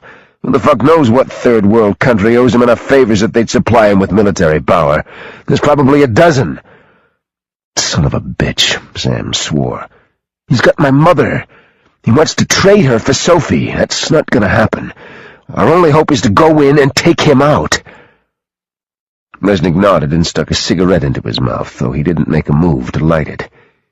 He removed it at intervals just like he was smoking it, and his hands shook in agitation. He'd always been a high-strung son of a bitch. "You know what I think of you and your men, Sam, but you can't do this. You're outnumbered at least 4-1. You need to let me even the odds. I have 2 Black Ops teams staged and ready to go. They're the best." "And what do you get out of this?" Sam asked bluntly. Resnick found his gaze and met it head-on, his eyes glittering with determination. "I want him taken down by any means necessary. Who does it is of no consequence, and if I can aid in that goal, then I'll do what it takes." His gaze swept to Sophie and then back to Sam. "Alex is dead, isn't he?"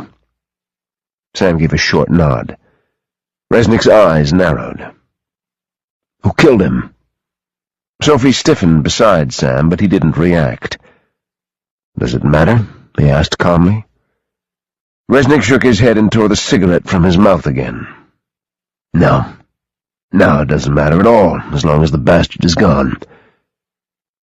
Sam looked at Garrett, who stared back at him in the rearview mirror. For a moment, the 2 brothers didn't say anything, and then Sam finally turned back to Resnick. "We'll meet your men in Del Rio. They don't go in. They do nothing without my say-so. Is that understood? Everything goes according to our plan. My mother and Sophie are to be protected at all costs." Resnick nodded. "I understand. I got it. I'll make the call." Sam relaxed and rubbed his hand up and down Sophie's arm. "Thanks, Adam. We appreciate the help."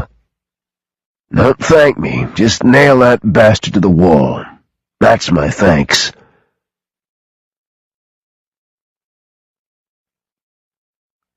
They arrived in Del Rio at nightfall. The Kelly jet landed on a bumpy patch of flat soil that had been commandeered by Resnick's teams. They flew in dark, and Sophie's fingers left a permanent imprint on Sam's hands. When they finally rolled to a stop, she sagged like a deflated balloon. "Rio and Steele are on the ground already. I've notified them of the change in head count. They're awaiting your orders," Garrett said as he ducked through the exit and made quick work of the steps. He waited at the bottom and reached for Sophie, who preceded Sam from the plane. Garrett set her on her feet and stared at Sam in the dark. Resnick, Donovan, and Ethan followed close behind. "Adam Resnick?" The voice filtered through the small group like a ghost.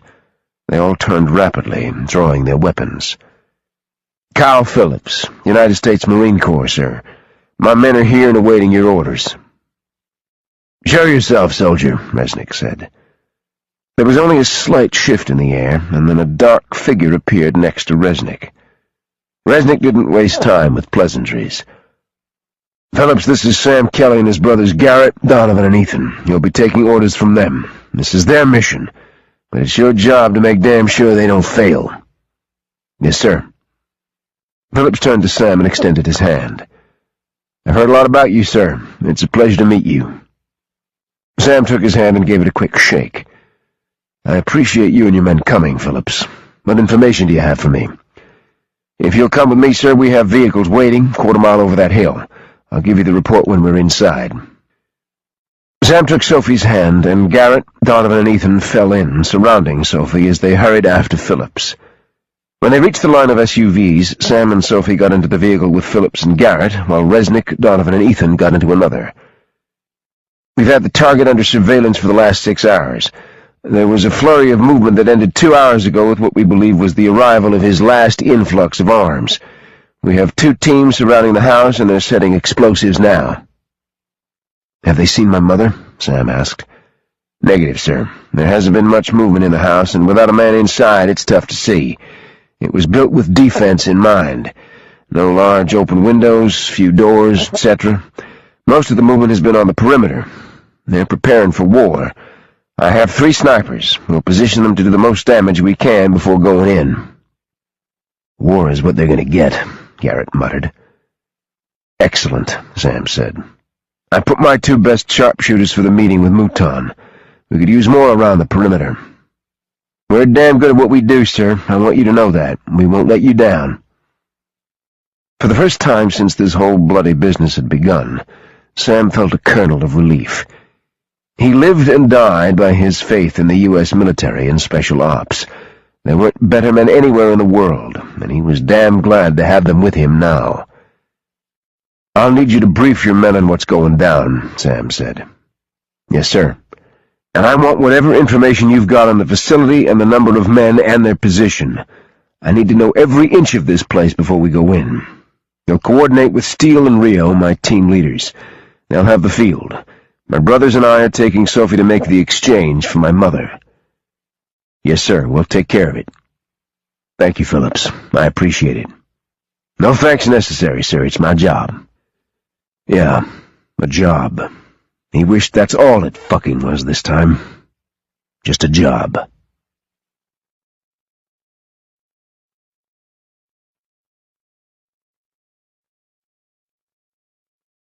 Chapter 28.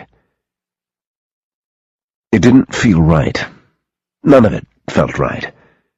Sam eyed his surroundings as the SUV rolled up the winding, dusty road that led to the front gate of Mouton's Spread. Garrett drove, and Resnick, who'd insisted on coming along and adding his manpower, rode shotgun. Sophie was squeezed between Sam and Donovan in the middle seat, while Ethan rode in the back. He glanced sideways at Sophie's pale features and saw grim determination in the set of her mouth. Over her thin shirt she wore a Kevlar vest that Sam himself had secured around her small frame. Hell, he'd wanted to cover her from head to toe with body armor. He wanted no part of her unprotected. What if something went horribly wrong? How could he ever forgive himself if something happened to her or their child? He was sorely tempted to tell Garrett to turn around so he could take Sophie back. As if sensing his turmoil, Sophie slid her fingers through his and turned her head to gaze up at him. She squeezed and smiled, and that small reassurance hit him in the gut. He was a damn fraud. It was his job, his duty to protect his family, and yet it was Sophie who was determined to protect them all. He squeezed her hand back, all the words he wanted to say trapped in his throat. He forced his thoughts to the situation at hand. Steele and Rio had joined Phillips' teams hours before, when night still shrouded the rocky hills. They had established a tight perimeter around the compound, and PJ and Cole were in position, their rifles trained on the front entrance. It was a mission Sam should have felt good about. Phillips' teams had evened the odds. He had absolute faith in his own men. This should be a walk in the park. Only this was personal. This was involving people he loved.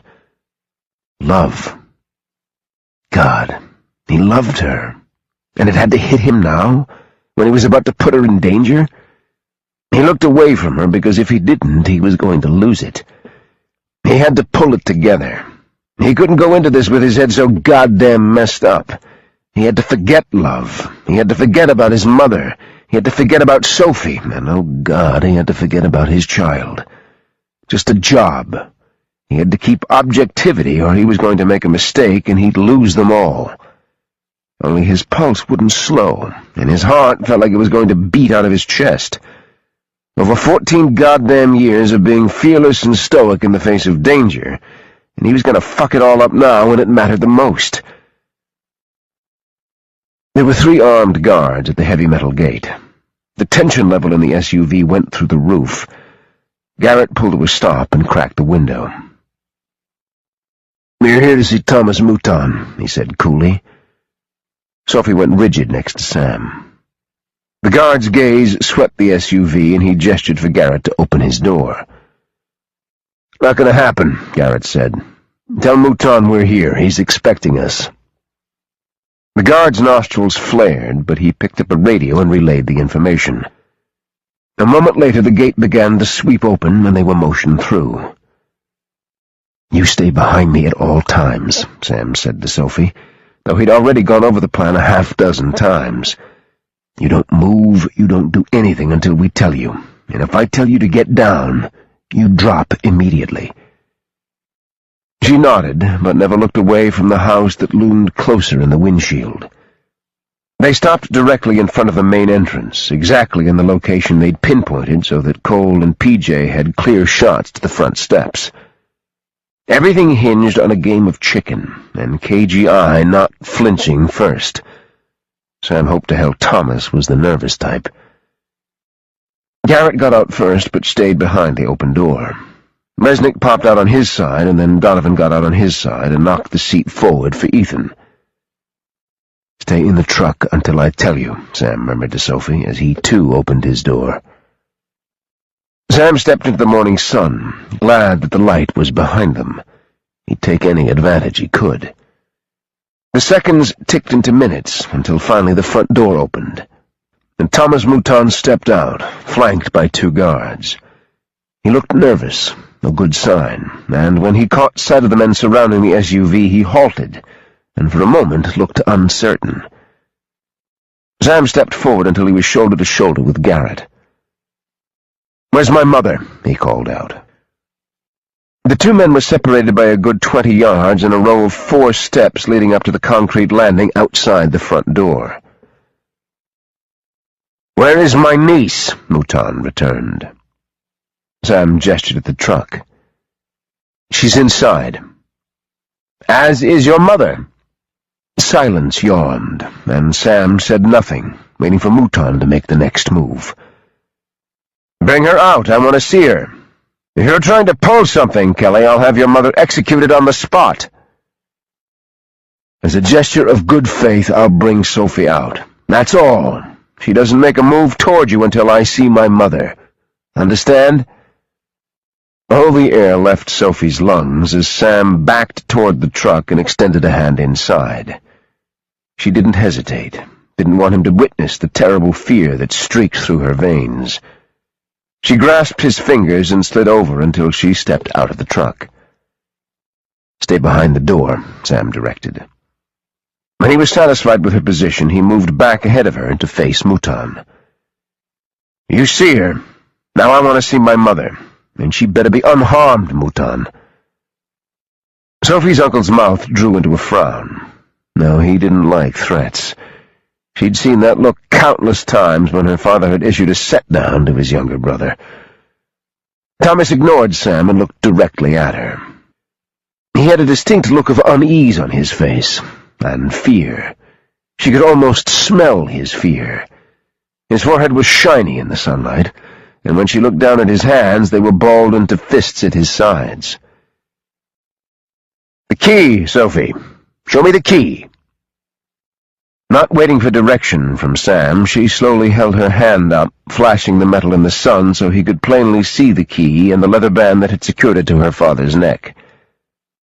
The door opened again, and the men surrounding her in the SUV all tensed, each reaching for his gun. The guards at Thomas's side reacted by drawing their rifles. Marlene Kelly came into view looking pale and haggard, but Sophie didn't look at her. No.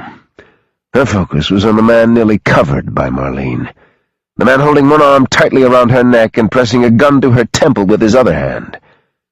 Sweat broke out on her forehead.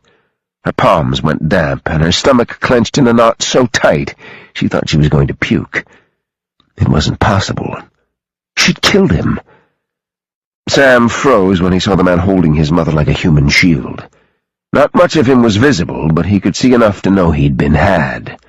Not just had, but truly and royally fucked. Son of a bitch. He glanced sideways at his brothers, but he refused to look back at Sophie, refused to give her or her bastard father the satisfaction. God, when he remembered the tears Sophie had conjured she'd fed him that sob story about her home life and how she'd shot and killed her father, it made him want to puke. She was good, and he'd been sucked in, hook, line, and sinker. Was the baby even his, or had she lied about that, too? Jesus, Garrett muttered. It echoed Sam's own thoughts perfectly. "I believed her too, man," Garrett said quietly so the others wouldn't hear. Sam went cold, utterly still, and he turned it all off. Right now, nothing mattered but getting his mother to safety. "Let her go, Mouton," Sam called. "Let her go, and you'll get what you want." "Welcome home, daughter," Alex called out. For the first time, Sam turned and put his hand out to Sophie in a stopping motion. "You don't move a fucking inch until he lets her go." Sophie stood stock still, her face pale and drawn. Her hand clutched the key, that goddamn key. Did her father even need it? Was the whole thing an elaborate ruse to get Sam and his men in a vulnerable position? There was too much Sam couldn't wrap his brain around, but it didn't matter. His mother did. While he was still faced away from Mouton, he ordered in quick, urgent tones, "PJ, Cole, take the goddamn shot." "I do not have a shot. Repeat, I do not have a shot," PJ said. A split second later, Cole's voice bled through the receiver in Sam's ear. "Negative on a clear shot." Sam swore under his breath. He turned back to Mouton, ignoring the pleading in Sophie's eyes. "It would seem we're at an impasse, Alex." But were they? Did the bastard even want Sophie? Was he willing to sacrifice her to achieve his means? And what was his purpose? Revenge? None of this made any sense. Why go through such an elaborate charade? Doubt crowded Sam's mind. Had Sophie really betrayed him? Pushing aside his emotions, he stared Alex Mouton down. Sam needed to get him talking, needed him to make a mistake so PJ and Cole could take him out. "No, we aren't," Alex said indifferently. "It really doesn't matter to me one way or another if your mother dies. Can you say the same?" Marlene made a sound of panic as Mouton dug the point of the pistol harder into the side of her head. Sam zeroed in on Mouton's hand, how it tightened around the stock. His finger hovered and then closed around the trigger. He was going to kill her, right here in front of Sam and his brothers, and Sam was helpless to do anything but watch. Out of the corner of his eye he caught movement. Garrett whirled around, his hands going to his pants just as Sophie shot past him, one of the grenades from Garrett's belt in her hand. And so she'd made her move. She yanked the pin and clutched the grenade in the same hand as the key. Only the leather tie was visible, squashed up next to the grenade. Her hands trembled and her eyes were wild and fierce with determination. Her gaze connected with Sam's, and he saw so much pain and sorrow that it sucked the air from his lungs. And he knew in that moment that he'd made a terrible assumption. She hadn't betrayed him. Sophie couldn't breathe, couldn't process the nightmare unfolding in front of her eyes. Her father was going to kill Marlene. She knew it without a doubt. No matter what happened, he would make a statement. Don't cross him, ever. She wanted to vomit, but right now she had to be strong. She had to think fast and not betray her gut-wrenching fear. That she could do. She'd hidden her fear and weakness from her father for years. She wouldn't fail now. Holding the grenade close to her now that she was sure her father had seen it, she leveled a cool stare at him and voiced her demands. "Put the gun down and let her go." Marlene's eyes drew up in horror as Sophie walked toward the front steps. Sophie ignored her. She couldn't think about Marlene or offer her any reassurance. "Let her go, or I blow us all up," Sophie said in a voice devoid of the horrific fear that rolled through her body. "You're bluffing," her father bit out. "Am I?" She gripped the grenade tighter, her thumb now numb from the pressure she exerted on the handle. "You think I don't know that I die either way? If I go with you, you'll kill me. I have nothing to lose, but you have a choice. You can let Mrs. Kelly go, and I'll put the pin back in the grenade and go with you. Or I'll relax my grip and blow me and you and the key to smithereens. Either way, I die. If you let Mrs. Kelly go, you don't die. Now what's it going to be?" Her father shifted, but he was careful to keep the terrified Marlene in front of him. "Honey, don't do this," Marlene said in a scared, shaky voice. "Think of your baby, my grandchild. Don't do it." Go back to Sam. For God's sake, go back to Sam. Shut up, Alex Mouton snapped as he angled the tip of the gun harder into her temple. Let her go, Sophie demanded. She pulled the grenade up her body until the hand holding it and the leather strap rested against the straps of her vest. Then she tossed the pin onto the porch where her father and uncle stood. Thomas swore and immediately dropped down to retrieve the pin. He extended it toward her, his hand shaking. You put it back in, he said hoarsely. Put it back in now. Her father stared at her for a long moment, as if measuring her determination. All right, Sophie. You're calling the shots. If you want Mrs. Kelly to be freed, you come to me and make the trade. You for her. She doesn't move away from me until you're close enough to dissuade the snipers. She swallowed and took a hesitant step forward. She wouldn't look back. She couldn't. If she did, she'd only see what she'd never have. When she was close enough to Marlene, she whispered, Tell Sam I love him, and that I never lied to him. How touching, her father sneered. Lightning fast, he thrust Marlene away from him and yanked Sophie to his chest. Run, Sophie yelled hoarsely. The world around her erupted in chaos. Marlene fled toward her sons. The two guards standing on the steps fell, blood running from gaping wounds in their heads. Thomas dove back into the house. Gunfire erupted over the compound. A heavy explosion rocked the ground. Sophie held tighter to the grenade as her father backed through the heavy front door, his arm a stranglehold around her. Her last glimpse of Sam was as he rushed his mother into the safety of the SUV. She closed her eyes. Thank God.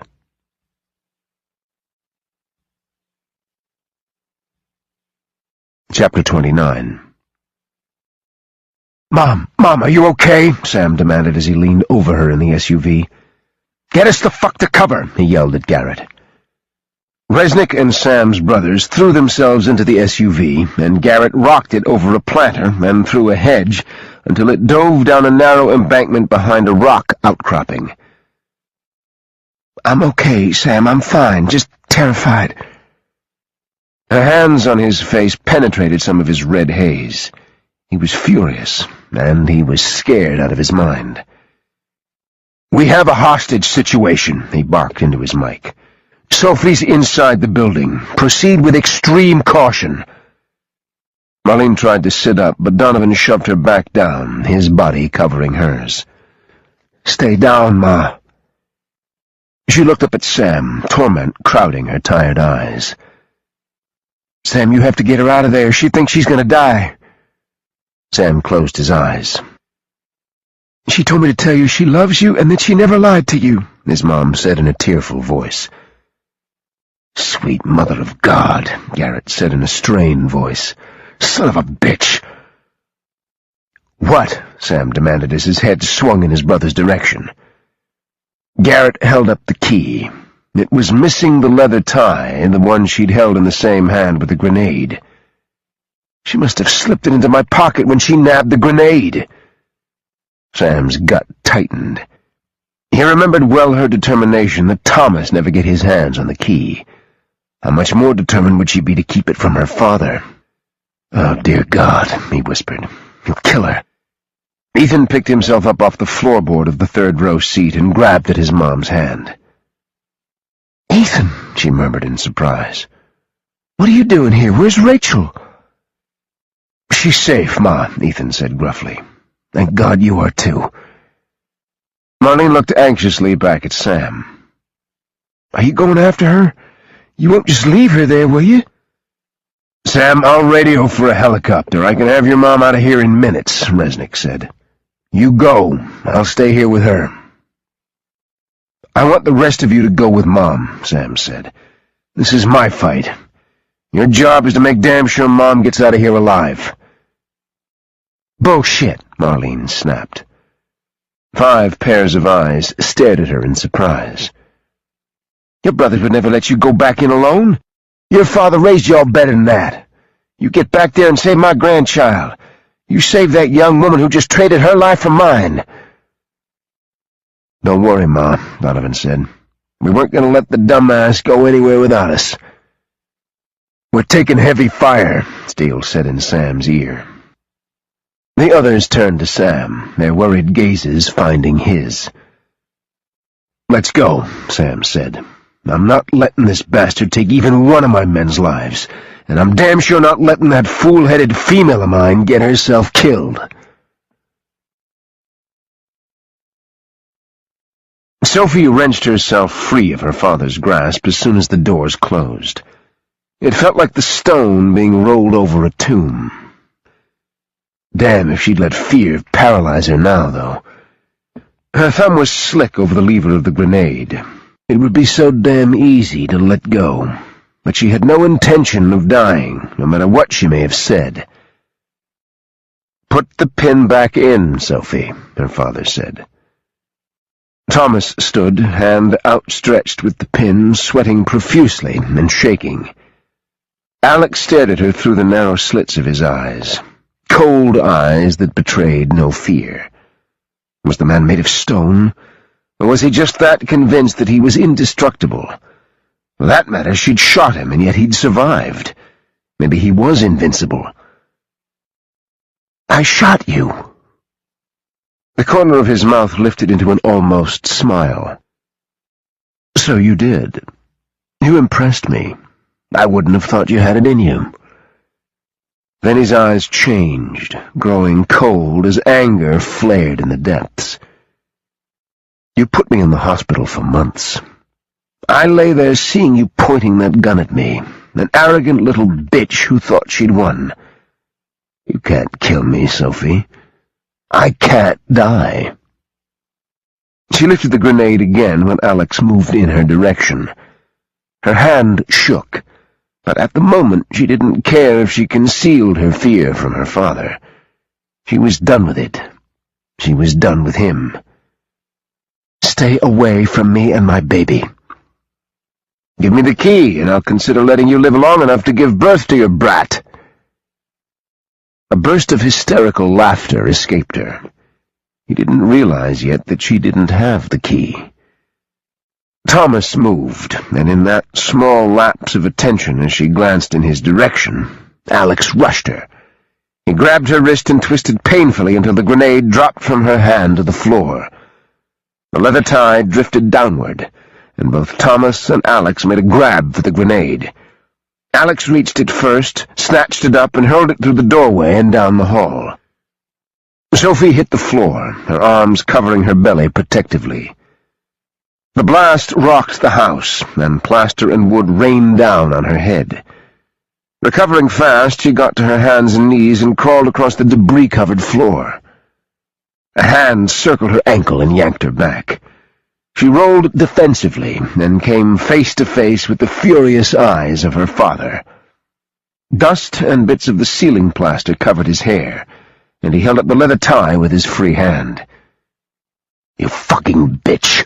Where's the key?" Self-preservation kicked in, and she struck at him with her other foot. Struggling wildly against his hold, she fought to gain purchase with her hands, pushing against the floor in an attempt to gain leverage. Hope bloomed when she saw him drag his left leg in an effort to keep up with her. His pants leg was ripped from the knee down, and blood dripped onto the floor. With another desperate kick, she managed to free her ankle, and she turned, scrambling over the floor toward the doorway on the other side. He was on her in 2 seconds, his body landing clumsily against hers. The sound of his breathing filled her ears as his hand curled into her hair. He yanked viciously, and when her head came up, he slapped her across the face. Stunned, she hit the floor again, only to have him haul her up and drag her toward the opposing hallway. Thomas was down, pinned under part of the doorway that had fallen in the explosion. Sophie fought back wildly. She wouldn't die. Not now. And she damn sure wasn't going to die in her father's hands. She aimed a kick at his injured leg. Cursing, he struck her again, this time with his fist. The cold metal of a gun brushed across her cheek before he lowered it and dug it painfully into her belly. "Be still and cooperate, or I'll shoot you and leave you to bleed out like a gutted pig," he hissed. "Give it up," she gasped out. "You can't win. Sam and his men have you surrounded. You can't possibly think you'll make it out alive." "Watch me." "Where are you taking me?" she demanded as he dragged her through the house. The sounds of gunfire surrounded them, distant but growing closer. What if Sam got killed? Or his brothers? What if they couldn't get Marlene to safety? God, there were so many what-ifs. Sam thought she'd betrayed him. Would he really put her above the safety of the people he cared most about? She wasn't as sure as her father that he'd come for her, even if it was his child he was most interested in saving. In the face of her seeming betrayal, it didn't seem a stretch that he wouldn't even believe the baby was his. Her father shoved her into the library and toward a wooden panel in the center of the room. The doors slid open, revealing an elevator. He forced her inside, then withdrew a key from his pocket and inserted it into the slot below the button for the floor. The doors swooshed shut, immersing the interior in darkness. The floor lurched below her, and they began their descent. All the while he held her arm in his bruising grip. Her face ached, and her mouth had swelled and was split in the corner. The metallic taste of blood hovered on her tongue, but she was alive. She wouldn't give up hope yet. "Please, Sam, find me. Save our child. Save me. I love you." The elevator stopped, and the doors opened to more darkness. Had they descended to hell? Her father thrust her forward, and she clumsily stumbled along the hard floor. He'd slowed now, and he limped heavily, his body bobbing into hers. She faked a stumble, then let out a cry of anguish. He fell into her, recovered, and let out a hiss of pain, but she'd slowed him down. Her brain short-circuited. She could only slow him down so much in hopes that Sam came for her. She babbled out the first thing that came to mind in a desperate bid to distract him, make him talk, all the cliched things someone did when she was fighting for her life. What else was there left for her? "How did you survive? I shot you. You should have died." Probably not the best thing to do. Remind him of the fact she'd shot him down like he'd shot her mother. He remained silent, refusing to be drawn into conversation. His only response was to kick at her ankle to spur her movement. She went forward, pretending to fall. Her hand groped for the wall so she didn't go down hard. "You're trying my patience," he snarled. "Get moving or I'll shoot you and leave you here." Like a flame to a dry fuse, fury caught fire and burned hot and wild through her veins. "Why don't you, then? You're a coward who preys on women and those weaker than you. You shot my mother at the dinner table. What kind of sick fuck does that?" He actually paused, his fingers still on her arm. She felt a betraying tremble surge through his body. The cold bastard had reacted to the mention of her mother? "You think I shot her for some random point?" He chuckled, but it sounded more like a pissed-off hiss than amusement. "Your mother was a whore with no loyalty, just like you. She betrayed me just like you betrayed me." "What kind of shit have you been smoking? What could she possibly have done to deserve being shot in the head over dinner, for God's sake?" "Shut up," he barked. "Shut the hell up and keep walking." She opened her mouth to speak again, but he twisted her arm until she cried out in true pain. She fell silent and battled the waves of nausea coursing through her gut. The tunnel led on forever, but her sense of time had been irrevocably altered by the chain of events leading to now. She nearly tripped and went down when her foot clipped a divot on the floor. She registered the sound of a hand sliding over the wall, and then light flooded her eyes. She blinked, not wanting to be weak and miss an opportunity, any opportunity to fight, to escape, to live. Her heart sank when she saw two Hummers parked a few feet away, and the long tunnel leading out in front of them. His hand still wrapped around her arm, he held up his gun with the other hand and pointed it square in her face. "Get in." Oh, God, she couldn't get in that truck. She couldn't allow him to take her. A shot roared in her ears. Reflexively, she jumped back just as her father hit the truck. His head smacked sickeningly against the passenger window, and for a moment he stood, eyes yawning. Then, like a puppet whose strings had been let go of, he sagged and slid down the side of the truck. Blood smeared and streaked a path downward and then pooled beneath him when he finally collapsed to the ground. She whirled, expecting to see Sam or one of his brothers standing behind her. She prepared to launch herself toward him, her heart pounding in relief. She stopped short, her feet tangling and catching when she saw Thomas standing a short distance away, gun still raised in the direction he'd shot. Her stomach lurched, and she fought the urge to throw up. She stared numbly at him, not knowing what she was supposed to do. "He deserved a more painful death," Thomas said in a detached voice. "For what he did to Maria." Sophie shook her head. "Why do you care what he did to my mother?" Thomas turned his gaze on her, and she shivered at the coldness she found there. All traces of fear had been wiped from his eyes. No tension, no nervousness. It was as if he'd been freed from the one man he feared above all else. Wildness blazed, and his expression turned triumphant, almost as if he couldn't believe what he'd just done. "He killed her because she loved me," Thomas said. "He found out. I don't know how he found out. Maybe one of the servants betrayed her. But it's no coincidence that the day after she gave herself to me, he killed her." Sophie shook her head. The world was crazy. She'd sprung from insanity. Her entire gene pool was one big tainted mess.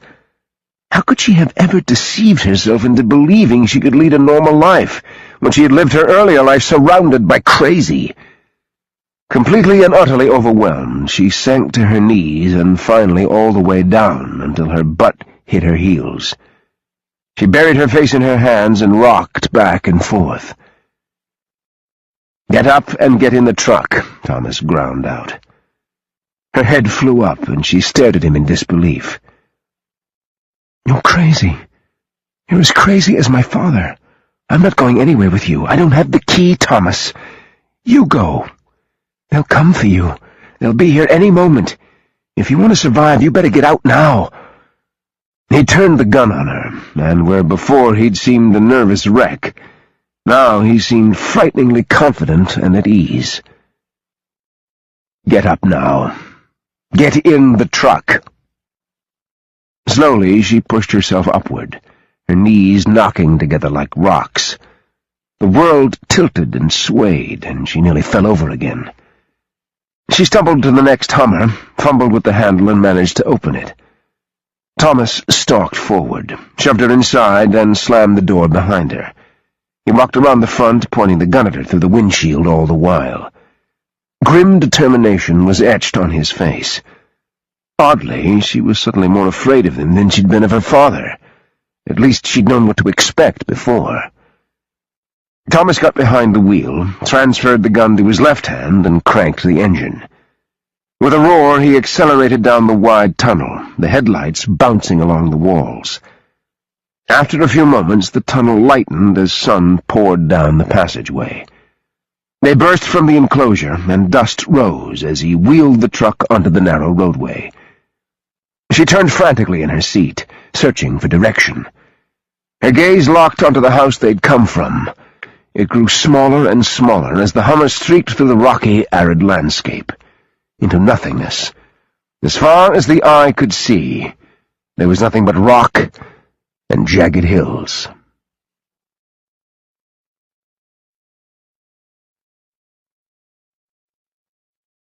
Chapter 30. When an explosion rocked the house, Sam and his brothers flattened themselves on the ground, and Sam's heart nearly stopped. Sophie. Grenade. Dear God, what had she done? "Sam, no!" Garrett barked close to his ear. He hadn't even realized he'd gotten to his feet and run for the door until Garrett flattened him. He lay on the ground, Garrett sprawled on top of him, his gut about to explode with what the fuck. "God damn it, Sam, we're gonna do this right, and that doesn't include you getting your ass shot full of holes." "Get off me!" Sam gritted out. "I have to find her." The sound of a helicopter landing diverted his attention for all of 2 seconds as he glanced back to see Resnick hustle Marlene Kelly aboard. Relief for his mother mixed with god-awful fear for Sophie. Slowly, Garrett moved off Sam, and Donovan and Ethan moved up beside them, guns drawn and trained toward the entrance of the house. "We do this together," Garrett said. "As a unit. Backup. Familiar concept? As in you go nowhere without it." "Shut the fuck up," Sam growled.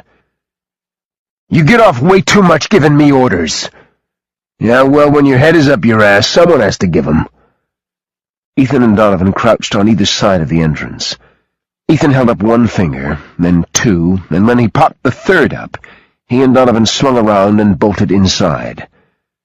Sam and Garrett followed, then moved ahead beyond the foyer. "We're inside the house," Sam said into his receiver. "Steele, Rio, give me your status."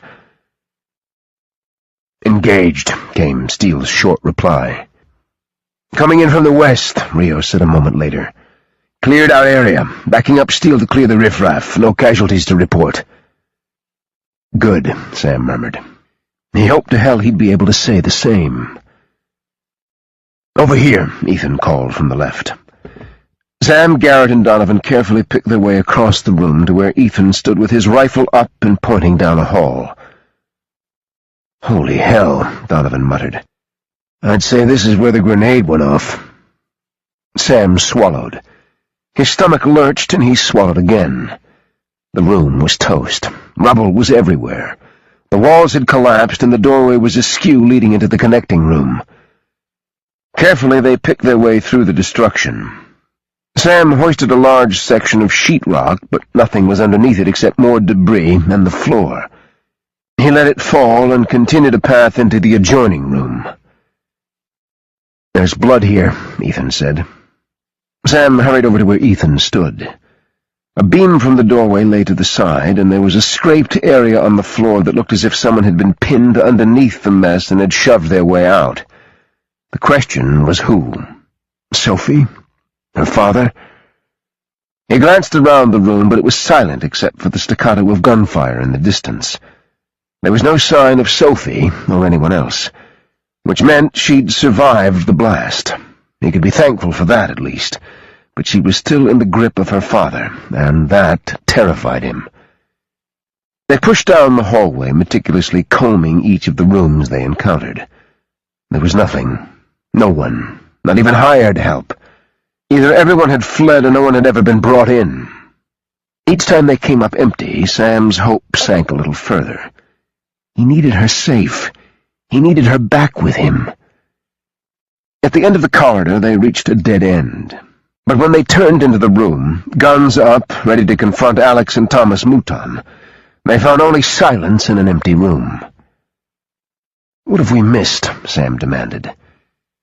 His gaze swept the room again, looking for anything that didn't fit. He frowned when he caught sight of a small splatter of blood on the polished marble. Head down, he searched the area around it, looking for more. There. Just a drop. He followed the sparse sign and came face to face with the wood-paneled wall. Deep cherry, custom crafted. It would have cost a fortune. "What's up?" Donovan asked. "The blood trail ends here. There's something behind here. Has to be." Donovan raised the stock of his rifle and rammed the butt into the wood. It held fast, but the thud sure as hell sounded hollow. "Amateurs," Garrett muttered. He shoved by Sam and Donovan and pushed them back away from the wall and then fired a series of rounds into the panel. Wood splintered and fell away. Garrett lowered his gun and then stepped forward and kicked at the fragmented wood. Ethan joined him, and the two men managed to knock a hole big enough for them to get through. Ethan stuck his head in and then whistled. "Give me a light," he called back. Donovan yanked a small flashlight from his belt and thrust it into his brother's hand. Ethan flipped it on and then shined it inside the hole. "What is it?" Sam asked impatiently. Ethan withdrew. "Looks like an elevator shaft. No elevator, though. If they took it down, it's probably sitting there. Don't see a way to make it come up, so it probably requires a security code or key inside." "We'll rappel down," Sam said. Donovan sighed. "I knew you were going to say that." Ethan gave a slight smile. "Haven't gotten over your fear of heights, flyboy?" "I like heights just fine, in an airplane or helicopter. I don't like dangling from a rope." "Let's go," Garrett broke in. "Save the chit-chat for later." Sam was already in the process of securing the hook around the steel beam that framed the shaft. After he was securely belted and had tested the hook's hold, he stepped off into the darkness and began a rapid descent. "God damn it, Sam, slow your ass down," Ethan growled. He estimated they were 30 feet down when his boots knocked against a hard surface. "Throw a beam down here, Ethan," he called. Just a few feet above him, Ethan turned on the flashlight and directed it down. He landed beside Sam a few seconds later and flashed the light across the surface. They were on top of the elevator. Donovan and Garrett landed on either side, and while Ethan held the flashlight, Sam bent down to pry open the hatch. As he pulled upward, Ethan shined the light inside the elevator, and Donovan and Garrett pointed their rifles downward. "Clear," Garrett said. Not waiting for more, Sam threw the strap of his rifle over his shoulder, then knelt and angled his lower body through the opening. He dropped down and waited with seething impatience for his brothers to join him. "God damn, it's dark," Donovan said after they pried open the elevator doors. He left the others, and Sam could hear him sliding his hands over a surface. "We're in a damn tunnel." Ethan raised the light, but Sam put his hand out and pushed Ethan's arm down. "Douse the light." They moved stealthily down the corridor. Sam pressed, almost at a run. When they rounded a bend, he blinked as a distant light source came into view. He held up his hand and motioned silently for his brothers to fan out.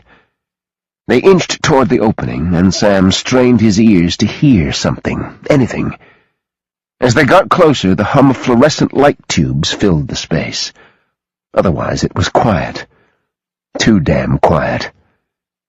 Sam and Donovan on one side of the tunnel, Garrett and Ethan on the other. The two pairs faced each other, guns up. Sam held up one finger, then two. On three, they burst into the opening. Sam pulled up short at the sight that greeted him.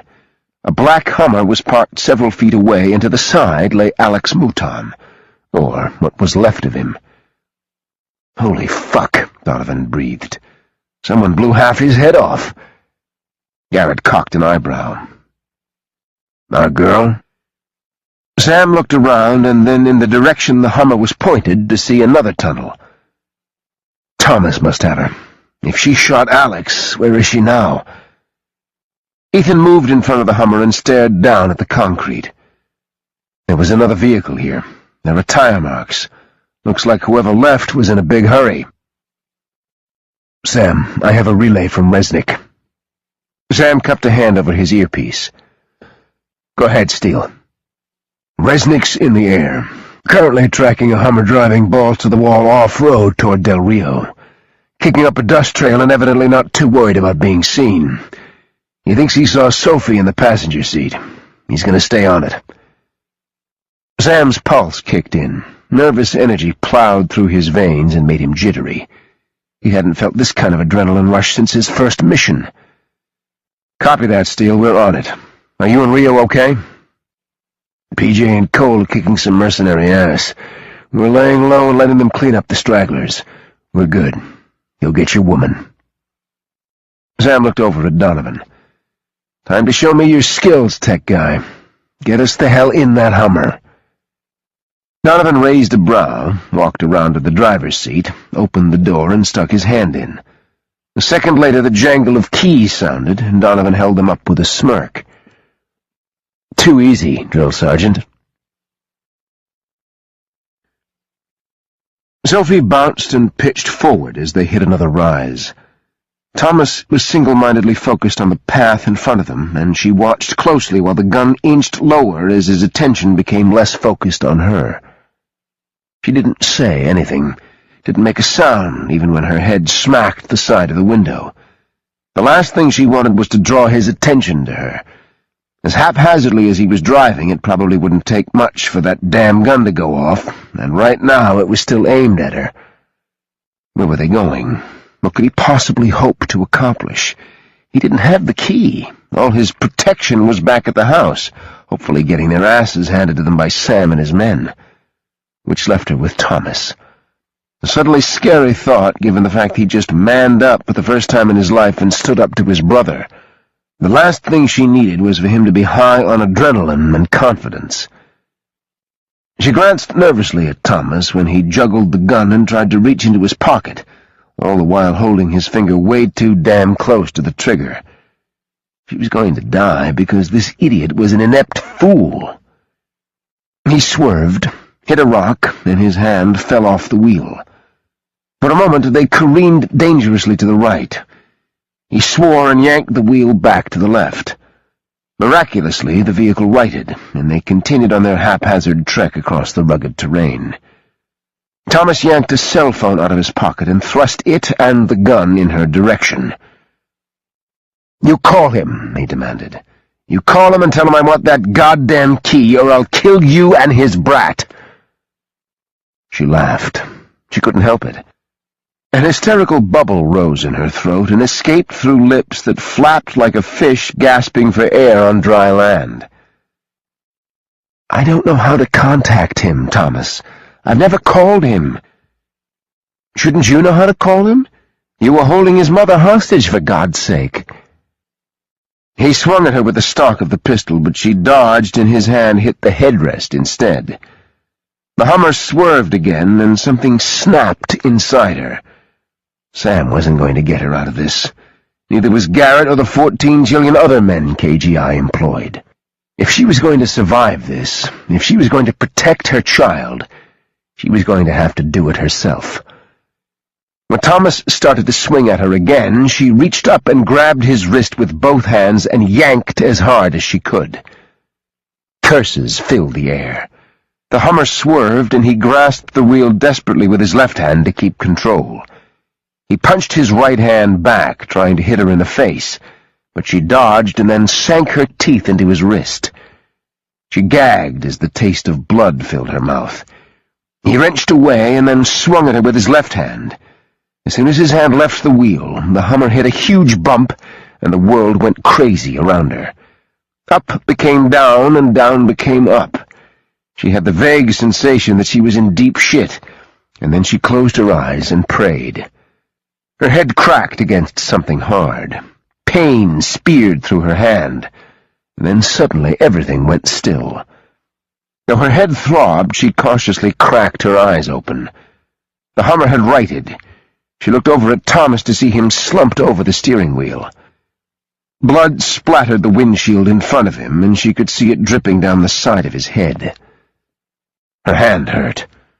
Oh, God, she was losing it. Was that all she could come up with? She just flipped a gazillion times with a man holding a gun, and the only thing that registered was that her fingers ached like a son of a bitch. She looked down to see her pinky and ring finger already swelling. The angle of her ring finger looked off, but her brain was so fuzzed all she could do was stare dumbly at her hand. "Out. Get out, Sophie." She reached across her body with her left hand to open the door. Let it open, please. She didn't want to have to crawl out the window. It popped open a few inches and stuck stubbornly. She bumped at it with her shoulder, but only managed to move it a bit. Swearing in frustration, she rotated her body and leaned back toward Thomas, praying the whole time that the bastard was dead. She braced her feet against the door and pushed with all her strength. The metal shrieked in protest, but she managed to pry it open enough that she could get out. Eagerly, she scooted forward until her legs stuck through the opening.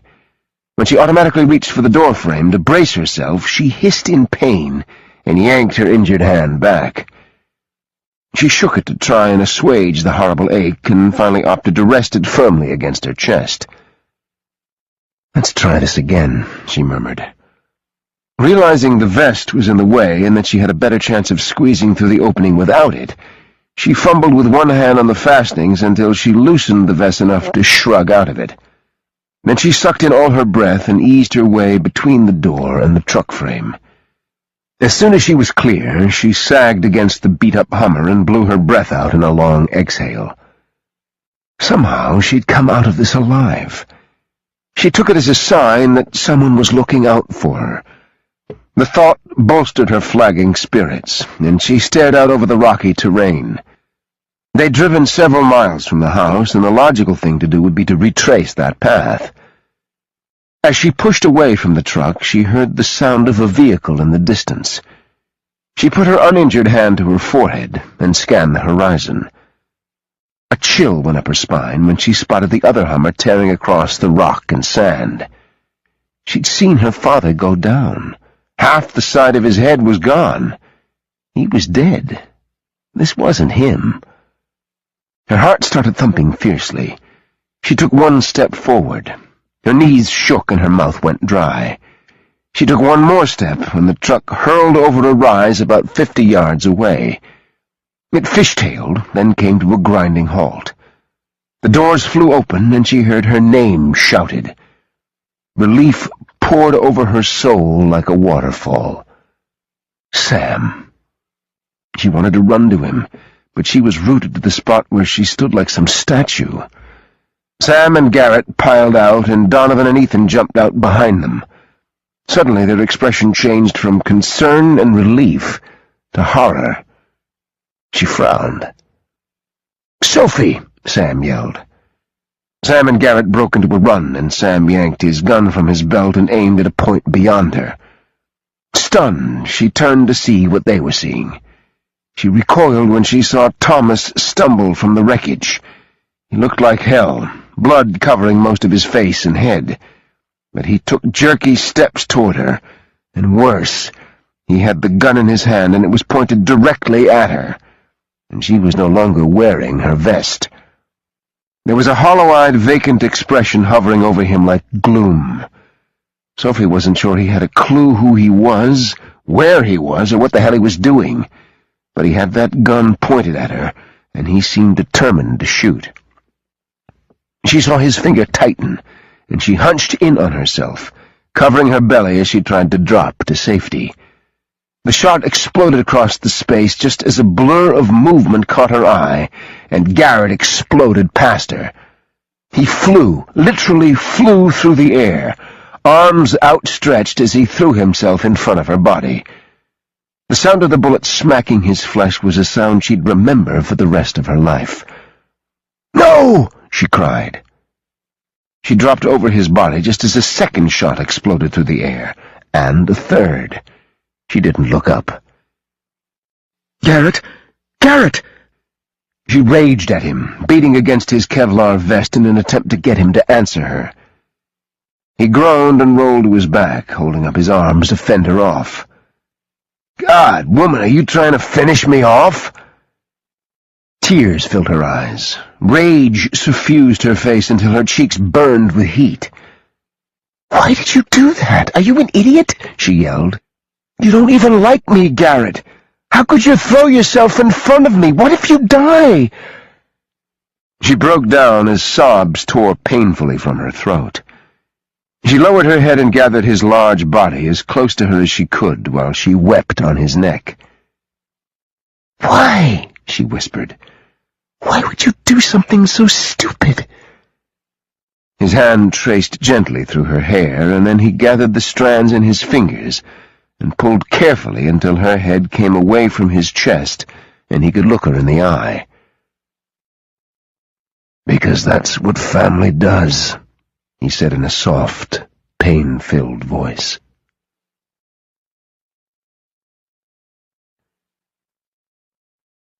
Chapter 31. Sophie stared down into Garrett's eyes that were glazed with pain and beginning to fade. Warmth spread under her hand, and she looked down to see her palm pressed to his shoulder. Blood seeped through her fingers and over his shirt. No. The bullet had struck him where he wasn't protected. She shook her head in denial as tears coursed down her face. "Sophie, honey, stop looking at me like that," Garrett said gruffly. "You'll have me convinced I'm gonna die." "You're not?" she asked in a quivery voice. "I hurt like a son of a bitch, but I'm pretty sure nothing vital was hit. That's what the vest is for." She lifted her hand and swallowed in horror at the sticky blood that covered her palm. Then she looked back at Garrett in panic. Was he lying to her? "Sophie, move away. Let me look at him." She turned to see Donovan tugging at her arm, his face grim with worry. She allowed him to pick her up, and then she stumbled away as Donovan bent over Garrett. Immediately she was enfolded in a fierce hug. Sam. She went weak with relief. "Are you all right? Are you hurt? Talk to me, Sophie. Are you and the baby okay?" He ran his hands urgently over her body, pushing, pulling, tugging at her clothing as he searched for evidence of injury. Then he reached out and touched her temple, his fingers coming away covered in blood. She stared stupidly at the blood. Her blood. She remembered her hand hurting, not her head. She hadn't registered that she was bleeding. She stared down at her hand. Garrett's blood, not hers. "Son of a bitch," Sam swore. "Ethan, get me something to clean this off so I can see how bad it is." He all but carried her to the Hummer he'd driven up in. He was exceedingly gentle with her as he set her down on the edge of the seat. Her legs dangled over the edge, and she just sat there, numb, suddenly exhausted, worried out of her mind. "Garrett shouldn't have done that," she murmured. She stared over to where Donovan was taking care of Garrett and talking into his receiver in urgent tones. It bewildered her. Garrett had said it was what family did, but she wasn't family. Certainly not his family. Was she? Garrett didn't even like her. He had to think she'd betrayed Sam, betrayed them all. Sam's hands shook as they slid up her arms to grasp her shoulders. For a moment he held her there, his fingers firm against her skin.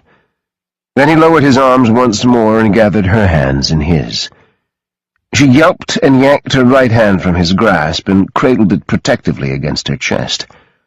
She kept her gaze purposely from his. She glanced over at Garrett again and rocked back and forth, cupping her fingers against her. They throbbed. Pain streaked up her arm. Her head had started to ache, too, and she could feel the warm blood slide slowly over her ear. Sam watched and worried as Sophie blanked out the world around her. Ethan appeared with a med kit, and Sam grabbed a bottle of saline and some bandages when Ethan opened it. "Go help Van with Garrett. Does he have a chopper coming?" "Yeah, Resnick is landing now." Sam nodded and motioned Ethan away. He hadn't even heard the helicopter. He'd been too focused on Sophie. He carefully wiped at the blood that seeped down her temple and ear. She didn't seem to register what he was doing. Her gaze was fixed on Garrett in the distance. When he finally got the area cleaned, Sam thumbed the gash and the knot on her head. It needed stitches. He hoped to hell that was all, and that she didn't have a serious head injury. She needed transport, too. He tried to pull her wrist away from her chest so he could look at her hand, but she resisted, holding it tense. "Honey, let me look at your hand. I need to see how badly you've hurt it." He purposely kept his voice low-pitched and soothing. Her gaze was still focused on Garrett, and another tear rolled down her cheek. His heart turned over in his chest. God almighty, but he loved her. His skin itched and crawled with the need to hold her and comfort her. "Soph, let me have your hand, sweetheart." She looked at him finally, and then she glanced down at her hand, confusion clouding her blue eyes. Slowly she extended it, but held it gingerly in her other hand. He winced when he saw the two swollen and obviously broken fingers. He gently prodded at her wrist and moved her other fingers. Only the two were injured. It probably hurt like hell, but he couldn't discern any other injuries. He prayed she didn't have anything internal. He touched a finger to her neck to find her pulse. It was a little erratic, but it beat strongly against his fingertips. Her color wasn't too bad, considering. She was pale, yes, but not deathly so. It was her mental state that was bothering him at the moment. Not even the sound of the helicopter fazed her. She just sat there, her eyes vacant, her face dusty and tear-stained. "Sam," Ethan called. "You need to get her aboard. Mom and Resnick are going to stay with me and Van. We'll drive out. There's room for both you and Sophie." Sam gathered her close in his arms and carefully lifted her from the truck. She lay limply against him as he hurried across the ground toward the waiting helicopter. Donovan leaned down to take Sophie from his arms when Sam arrived. "How's Garrett?" Sam shouted. "Stable," Donovan yelled back. "I've stopped the blood and applied a pressure dressing. He's hurting like a son of a bitch, but he'll make it." Sam closed his eyes and inhaled deeply in relief. Thank God. Donovan crouched in the helicopter and situated Sophie on one of the seats while Sam climbed in behind him. Garrett was on a litter on the floor, his legs and one arm immobilized. He opened his eyes and stared up at Sam. "Sophie?" he mouthed. Sam leaned down close to his brother's ear. "She's okay, I think. Thanks to you." Garrett tried to shrug, but then paled in pain. Sam put his hand on Garrett's chest and stared down fiercely at the big man. "Thanks, man. I can never repay what you just did for me. You saved my future. You saved my life." Garrett smiled faintly. His mouth worked, but Sam couldn't hear him over the roar of the engine. He leaned closer. "She means a lot to you, man. I was wrong about her." Sam returned his brother's pained smile. "So was I." "All set," the pilot yelled back. Donovan hopped out of the back and then gave the pilot a thumbs up. Sam scrambled up and sat next to Sophie, who still stared at Garrett with numb shock. Sam leaned in close, touched her cheek, then nuzzled through her hair to her ear. "He's gonna be just fine, honey, I promise." For the first time she seemed aware of Sam, and she turned her anxious gaze on him. She tried to say something, but he lost it as the helicopter lifted into the air. She looked back down at Garrett, so close to her feet. Garrett smiled. Sam knew it had to be difficult when it was obvious he was hurting, but he lifted his free hand up to Sophie. She grasped it, and Garrett squeezed. He would have dropped his hand back down, but she held it tight and leaned over to hold it between her knees. "I'm okay," he mouthed up at Sophie. "You?" She only nodded, then grimaced and held up her right hand to show him the swollen, misshapen fingers. Garrett winced in sympathy, but he kept holding Sophie's other hand as they hovered over the terrain. Some of Sam's anxiety and the tightness in his chest dissipated as he watched Garrett soften toward Sophie. Garrett looked at Sam, and Sam knew his brother had seen the same fragility in Sophie, almost like she was teetering on the edge of a complete breakdown. Sam leaned over and wrapped his arms around her. He pulled her in close and slid one hand down to cup her belly. He wanted to feel the reassuring thump of their child, but her stomach was still and rigid. He wouldn't borrow trouble and wouldn't expend energy worrying endlessly. Their daughter had to be okay. Sophie had to be okay. He couldn't live without either.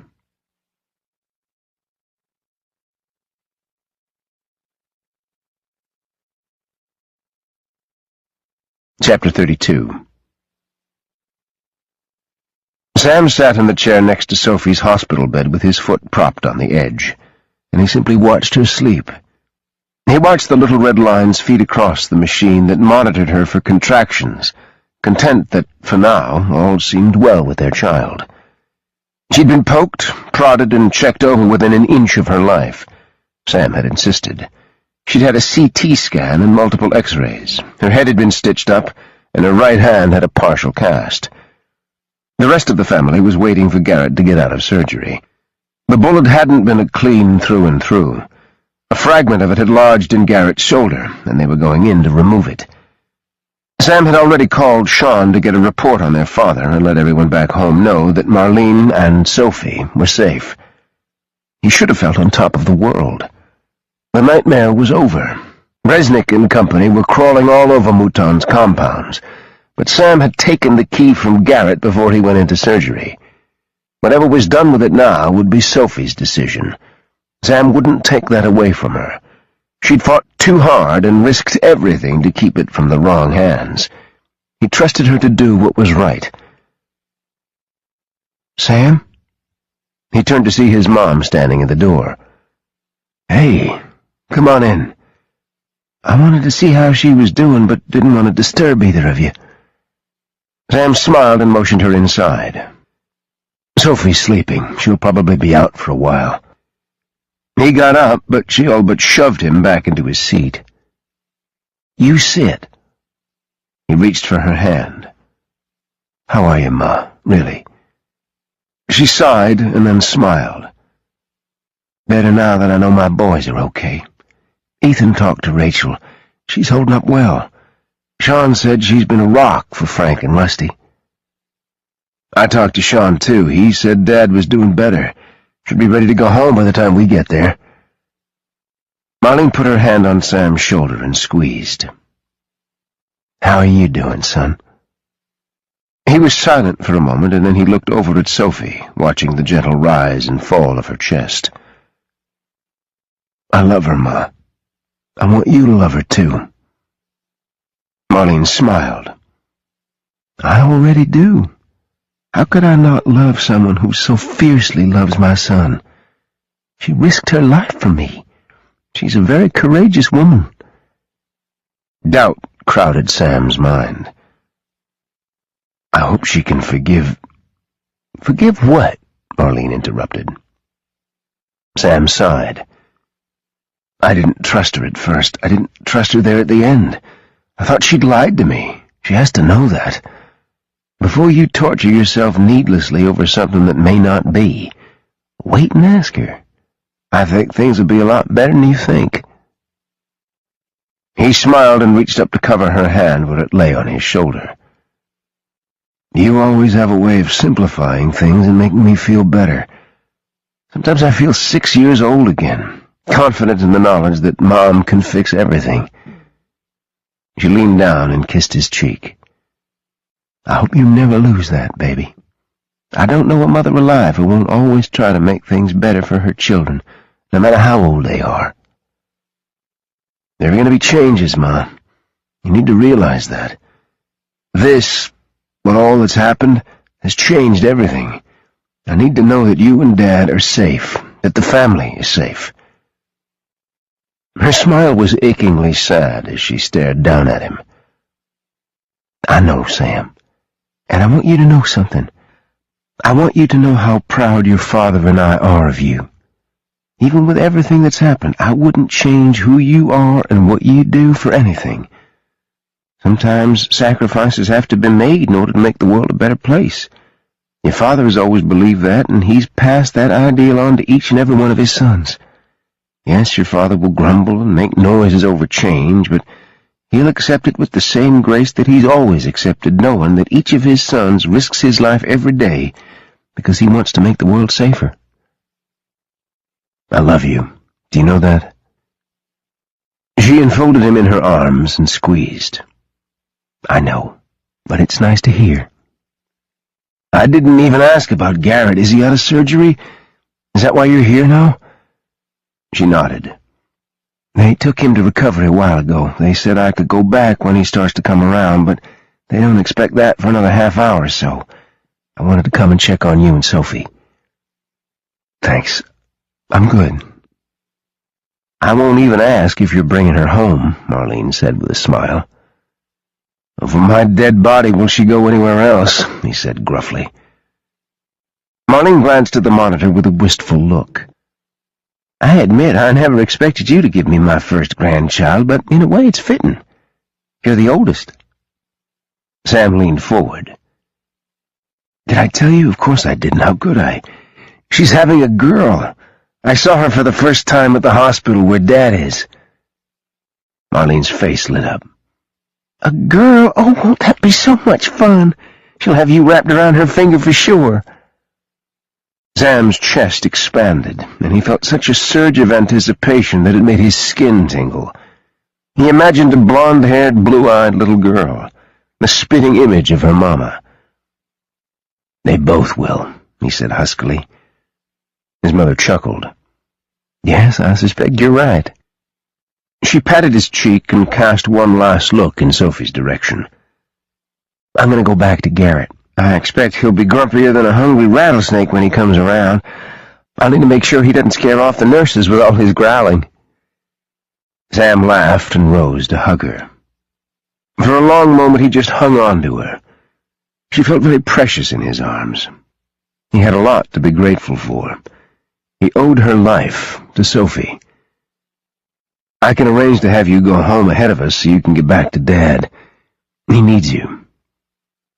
She hugged him fiercely. "Right now my sons need me more. I'm not going home without Garrett. Your father'd have a kitten if I even thought of leaving. He'd want me to be here." She pulled away, gripped his arms, and stared hard at him. "I know you're worried about Sophie, but you need rest, Sam. Even a couple of hours in the chair would be better than nothing. You said yourself she'd be out for a while." The corner of his mouth lifted. "Okay, Mom. I'll rest. Promise." After a final pat to his cheek, she turned and walked out of the room.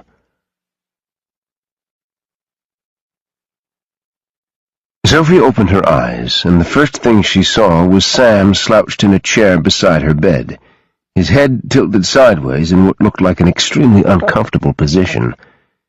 She was on her side, her casted hand resting on her hip. Her other hand was tucked underneath her pillow. Not wanting to move, she lay there still, watching as Sam slept. He hadn't left her. During the helicopter ride, the landing, the hustle and bustle as the emergency room had run countless tests, and the obstetrician had examined her and assured her that the baby was doing well. He'd been with her through it all, his steady, reassuring presence more comforting than anything she could imagine. No words had been exchanged. They hadn't had a single moment alone to talk. And now that they were by themselves, she couldn't bring herself to wake him. He looked exhausted. Carefully, she brought her casted hand down over her belly. To her delight, the baby bumped and kicked and did a little somersault inside the womb. She glanced down, her chest tightening at the wonder of knowing her daughter was alive and well. When she looked back up, she was surprised to see Sam watching her, his gaze intense as it drifted to her hand. "Hi," she whispered. He lowered his feet from the bed and sat forward. He rubbed his hand over the stubble on his jaw and then through his hair in a weary motion. "Hey, yourself. How you feeling?" He scooted the chair closer and cupped his hand over her forehead. He stroked over her hair in a soothing motion, then leaned down to kiss her brow. A light, fluttery feeling rose in her chest and escaped in a breathy sigh. "Okay, nice, actually. A little numb, maybe. I feel almost disembodied. I suppose that sounds weird. I feel like I'm up high somewhere, removed from reality." She dropped her gaze, embarrassed by the babbling. "Makes perfect sense," he said softly. "You've been through a lot. You're entitled to feel a little out of it. I'm glad you're not hurting. Is our little one moving around? I saw your hand bump a bit when you put it over your stomach." She smiled and then reached tentatively for his hand. She bumped awkwardly against his fingers with her cast, but she clutched on and guided him to her belly. His face lightened, and suddenly the gray, tired look lifted as he stared in wonder at his hand. "That's so amazing. I wonder what she thinks of the world around her. If I were her, I'd want to stay inside her mama where it's safe forever." "How's Garrett?" Sophie asked hesitantly. "He's good. Out of surgery. My mom was down a while ago. They removed a bullet fragment from his shoulder. He's probably bitching with the best of them right now." "Thank God. I was so worried. I couldn't have lived with myself if he died." Sam moved his hand from her belly and touched her cheek. His thumb brushed across her lips, and he stared at her with so much emotion in his eyes that her belly clenched. "And I couldn't have lived with myself if you'd died, Sophie." Her chest hurt. She couldn't breathe. He pulled away, then stuck his hand in his pocket. He reached for her fingers with his other hand, opened them, and then brought the hand from his pocket and laid something on her palm. She looked down to see the key she dropped into Garrett's pocket. She sucked in her breath and stared at the shiny piece of metal lying across her hand. Then she looked back at Sam, searching for an explanation. He closed her fingers over it and stared intently back at her. "You decide, Sophie." Warmth traveled up her body and wrapped around her heart. She opened her mouth to respond, but a knock sounded at the door. To her surprise, Adam Resnick stuck his head in, but he didn't make any move to enter. Sam looked at her and waited. "Come in," she called softly. He had an unlit cigarette tucked between his lips and his hands shoved into his pockets as he cleared the entryway. "Sophie," he said around the cigarette, and then, as if remembering it was there, he hastily reached up and snatched it from his mouth. "How are you feeling?" "Okay, maybe." She laughed a little. "I'm not sure yet." Resnick nodded. "I won't keep you long. I just wanted to check in on you." He hesitated for a moment, glanced over at Sam, and then focused back on her. "And I wanted to thank you." Her eyes widened in surprise. "Thank me? I didn't do anything." "You did more than you think. Your father's network is crumbling as we speak. We've rounded up dozens of his followers. He and your uncle are dead. It's only a matter of time before we take apart his system." She glanced down at her hand, felt the imprint of the key, and she knew what she needed to do. Sam had given her the choice, the freedom to place her trust in whom she wanted. She trusted him, and now she'd trust Resnick to do the right thing, as Sam had trusted her. Slowly she raised her hand and extended it in Resnick's direction. She let her fingers fall open to reveal the key. Resnick stared at her, his brow furrowed. "Take it," she said huskily.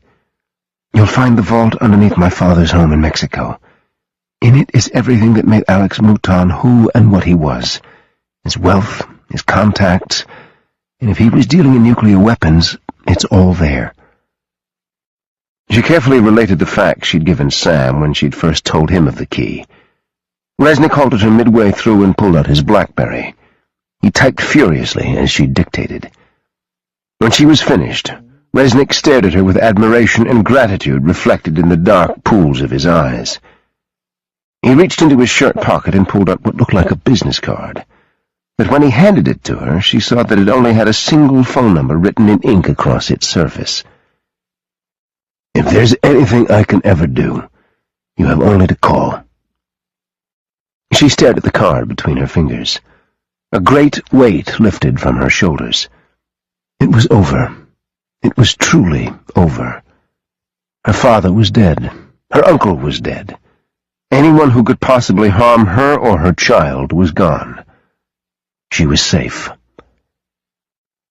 "I'll leave you to rest," Resnick said in a quiet voice. She looked up as he turned to Sam and extended his hand. Sam stood and shook it firmly. "Thank you," Sam said. "I owe you now." Resnick shook his head. "No, never that. I'll be in touch." Sam nodded and Resnick walked out the door. When he was gone, Sam leaned over and pressed his lips to her temple. "I'm so proud of you," he murmured. She turned so that their eyes met and their mouths were just a breath apart. "Thank you," she whispered. He trailed the back of his hand down her cheek, and she was struck by the intensity of his gaze. He was so focused on her that on another man she'd have sworn his expression meant he was looking with all the love in his heart. "I sat here watching while you slept, and I went over what I wanted to say to you. And then I realized how much I needed to say to you. I thought about how much we need to talk about, and it went on and on." He turned his hand over and palmed the side of her face. His thumb trailed over her lips, then traced the shape of her mouth. But then I realized that all the talking in the world doesn't change one single fact. It doesn't clarify it, make it better or worse. It doesn't change what is. She stared at him, her heart beating so hard that she could feel her blood pulsing, hear the roaring in her ears. "I love you, Sophie. I can't tell you at what moment I fell in love with you. Maybe it was that first time I looked across the bar in Mexico, and there you were. Maybe it was the first time we made love. Or maybe it was watching you fight for our child, and then for my mother. It doesn't matter. I love you. That's it, that's all. I hope to hell it's enough." Her heart squeezed. She'd always tried to imagine what it would be like to hear those words, to know that she was loved. Nothing had come close. There was so much joy. It hurt. It shouldn't hurt, but she felt too small for her skin, like she'd burst right out of it. "I love you too." She'd always imagined those 3 words being so difficult to say. It was so easy, so freeing. It was the most wonderful feeling in the world. Sam smiled, and his voice sounded scratchy and a little hoarse. "I know you do, honey. God, I do know. You've proved it time and time again. But thank you for saying it. I needed to hear you say it." His elbows were on the edge of the bed now, and their faces were close, so close she could hear each of his breaths. She could feel his nervousness and his uncertainty, and she marveled that she could do that to him, that she could make this man of action be hesitant, even for a moment. He tugged her hand from its resting spot over her waist and let it rest over his palm. He put his other hand over the top and rubbed his thumb idly across the back of her hand. "Answer me something, Sophie. What do you want?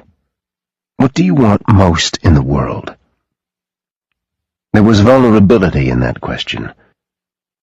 Was he afraid she'd want something beyond him, out of his reach? "I want us to be a family," she said softly. "I just want us to be a family.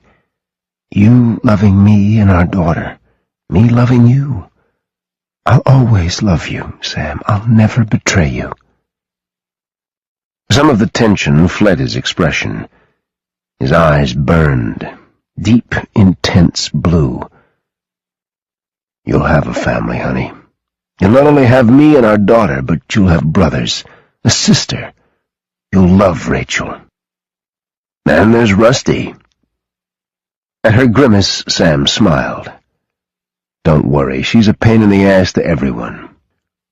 You'll have a mom and a dad. They're the best, and they'll love you every bit as much as I do." He leaned in and kissed her, his lips melting over hers in the sweetest of touches. "And you'll have me. Always." Her stomach dipped, and she imagined this was what riding on a roller coaster was like, or flying, facing into the sun, riding so high that she couldn't see the ground. She wanted to laugh, wanted to close her eyes and savor this moment forever. She was free, finally free. Free to love, free to live her life the way she wanted, free to choose. "I choose you," she whispered. He smiled and kissed her again. Between them, their daughter rolled once, then quieted as though she didn't want to disturb the precious moment between her parents. "And I choose you, Soph. Always you." "I don't know how to live a normal life," she admitted. "I don't know what it's like not to be afraid. I've never not been afraid." "I can't offer normal," he said. But I can promise you that you'd never have to be afraid again. You'll always have me to protect you and our child. Not just me, but my entire family." "I'm afraid." And she laughed. "See, I don't know how not to be afraid. What if I screw up?" He touched her nose, his eyes serious and soft with love. "I'll help you. We'll take it one day at a time. Trust me, Soph. Trust me to love you and make you happy." She rested her cast on his shoulder and leaned into him until their foreheads touched. "One day at a time. I think I can safely make that promise."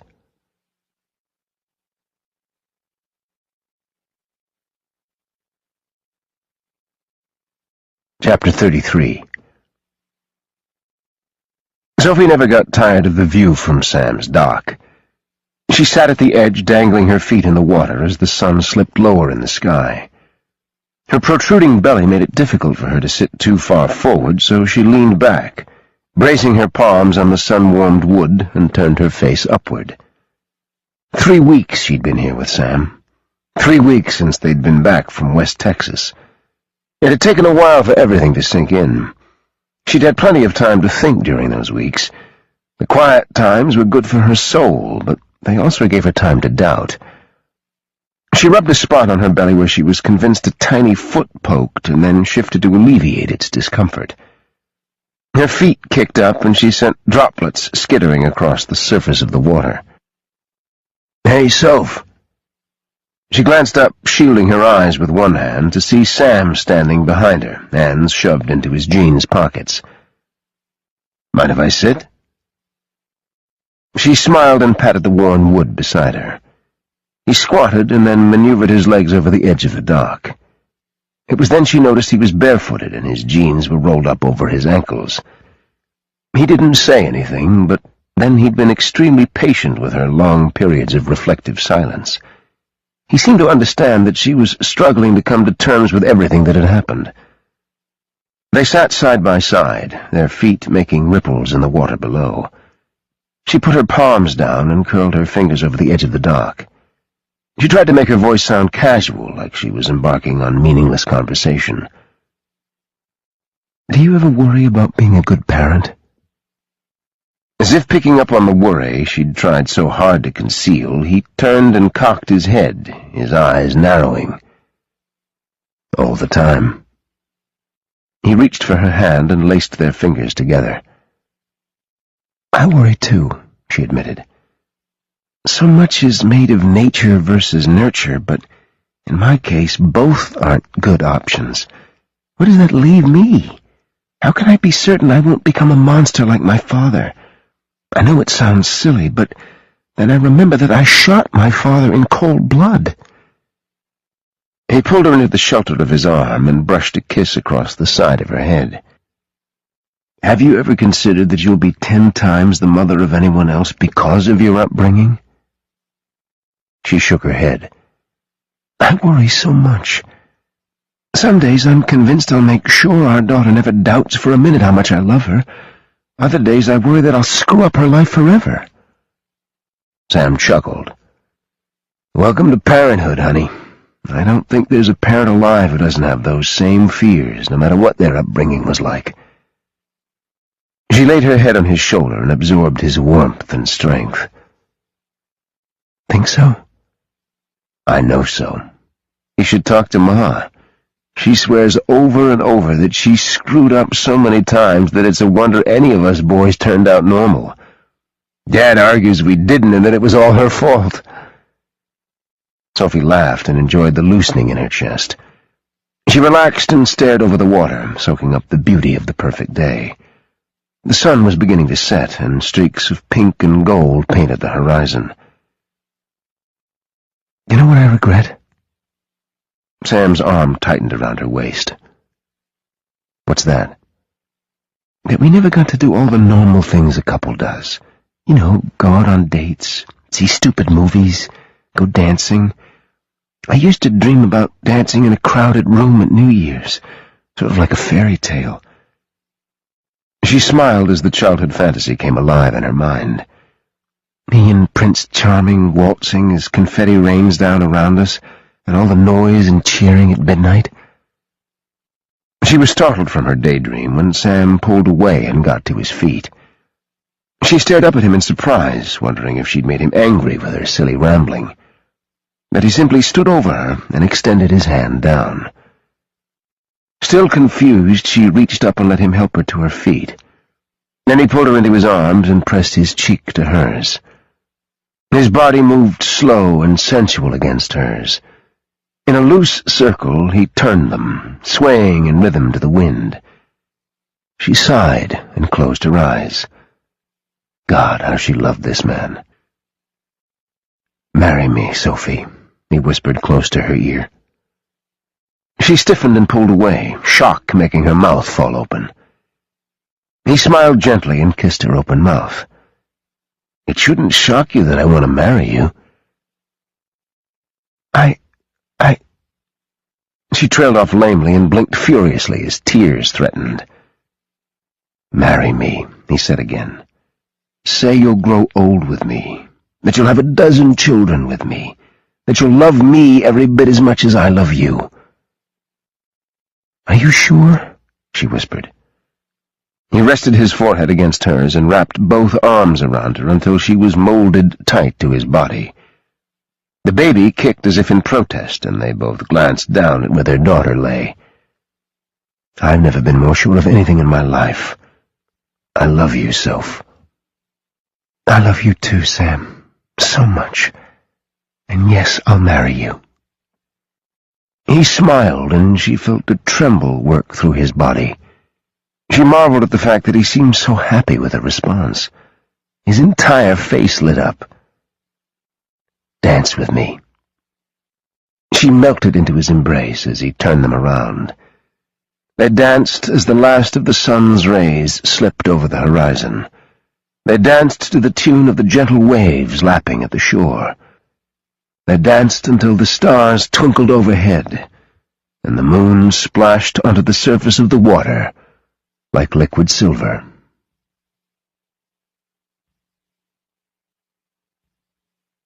The End. You've been listening to No Place to Run by Maya Banks, narrated by Harry Berkeley. If you've enjoyed this book and this performance, Recorded Books Romance recommends The Rapids by Carla Neggers, narrated by Carol Monda. Dangerous fugitive Nicholas Jansen is fighting extradition from his Dutch prison, and U.S. diplomatic security agent Maggie Spencer isn't about to let him win, even when U.S. Marshal Rob Dunamore turns up asking some very tough questions. Maggie has no reason to trust Rob, especially when she learns that he has a personal interest. He was almost killed, thanks to Jansen. But when Maggie and Rob discover the body of one of Jansen's associates floating in a canal, they realize there's another killer on the loose. Determined to tie the case up, Maggie heads to upstate New York following a questionable lead. And Rob, knowing full well that Maggie's been holding back on him, is right on her tail. Now, Maggie has no choice but to trust him, because a trap has been set, and they've both walked right into it. Recorded Books offers a wide selection of bestsellers, mysteries, classics, histories, and more. So visit us at recordedbooks.com to learn about our latest releases and special offers. And thank you for being a Recorded Books reader. Audible hopes you have enjoyed this program.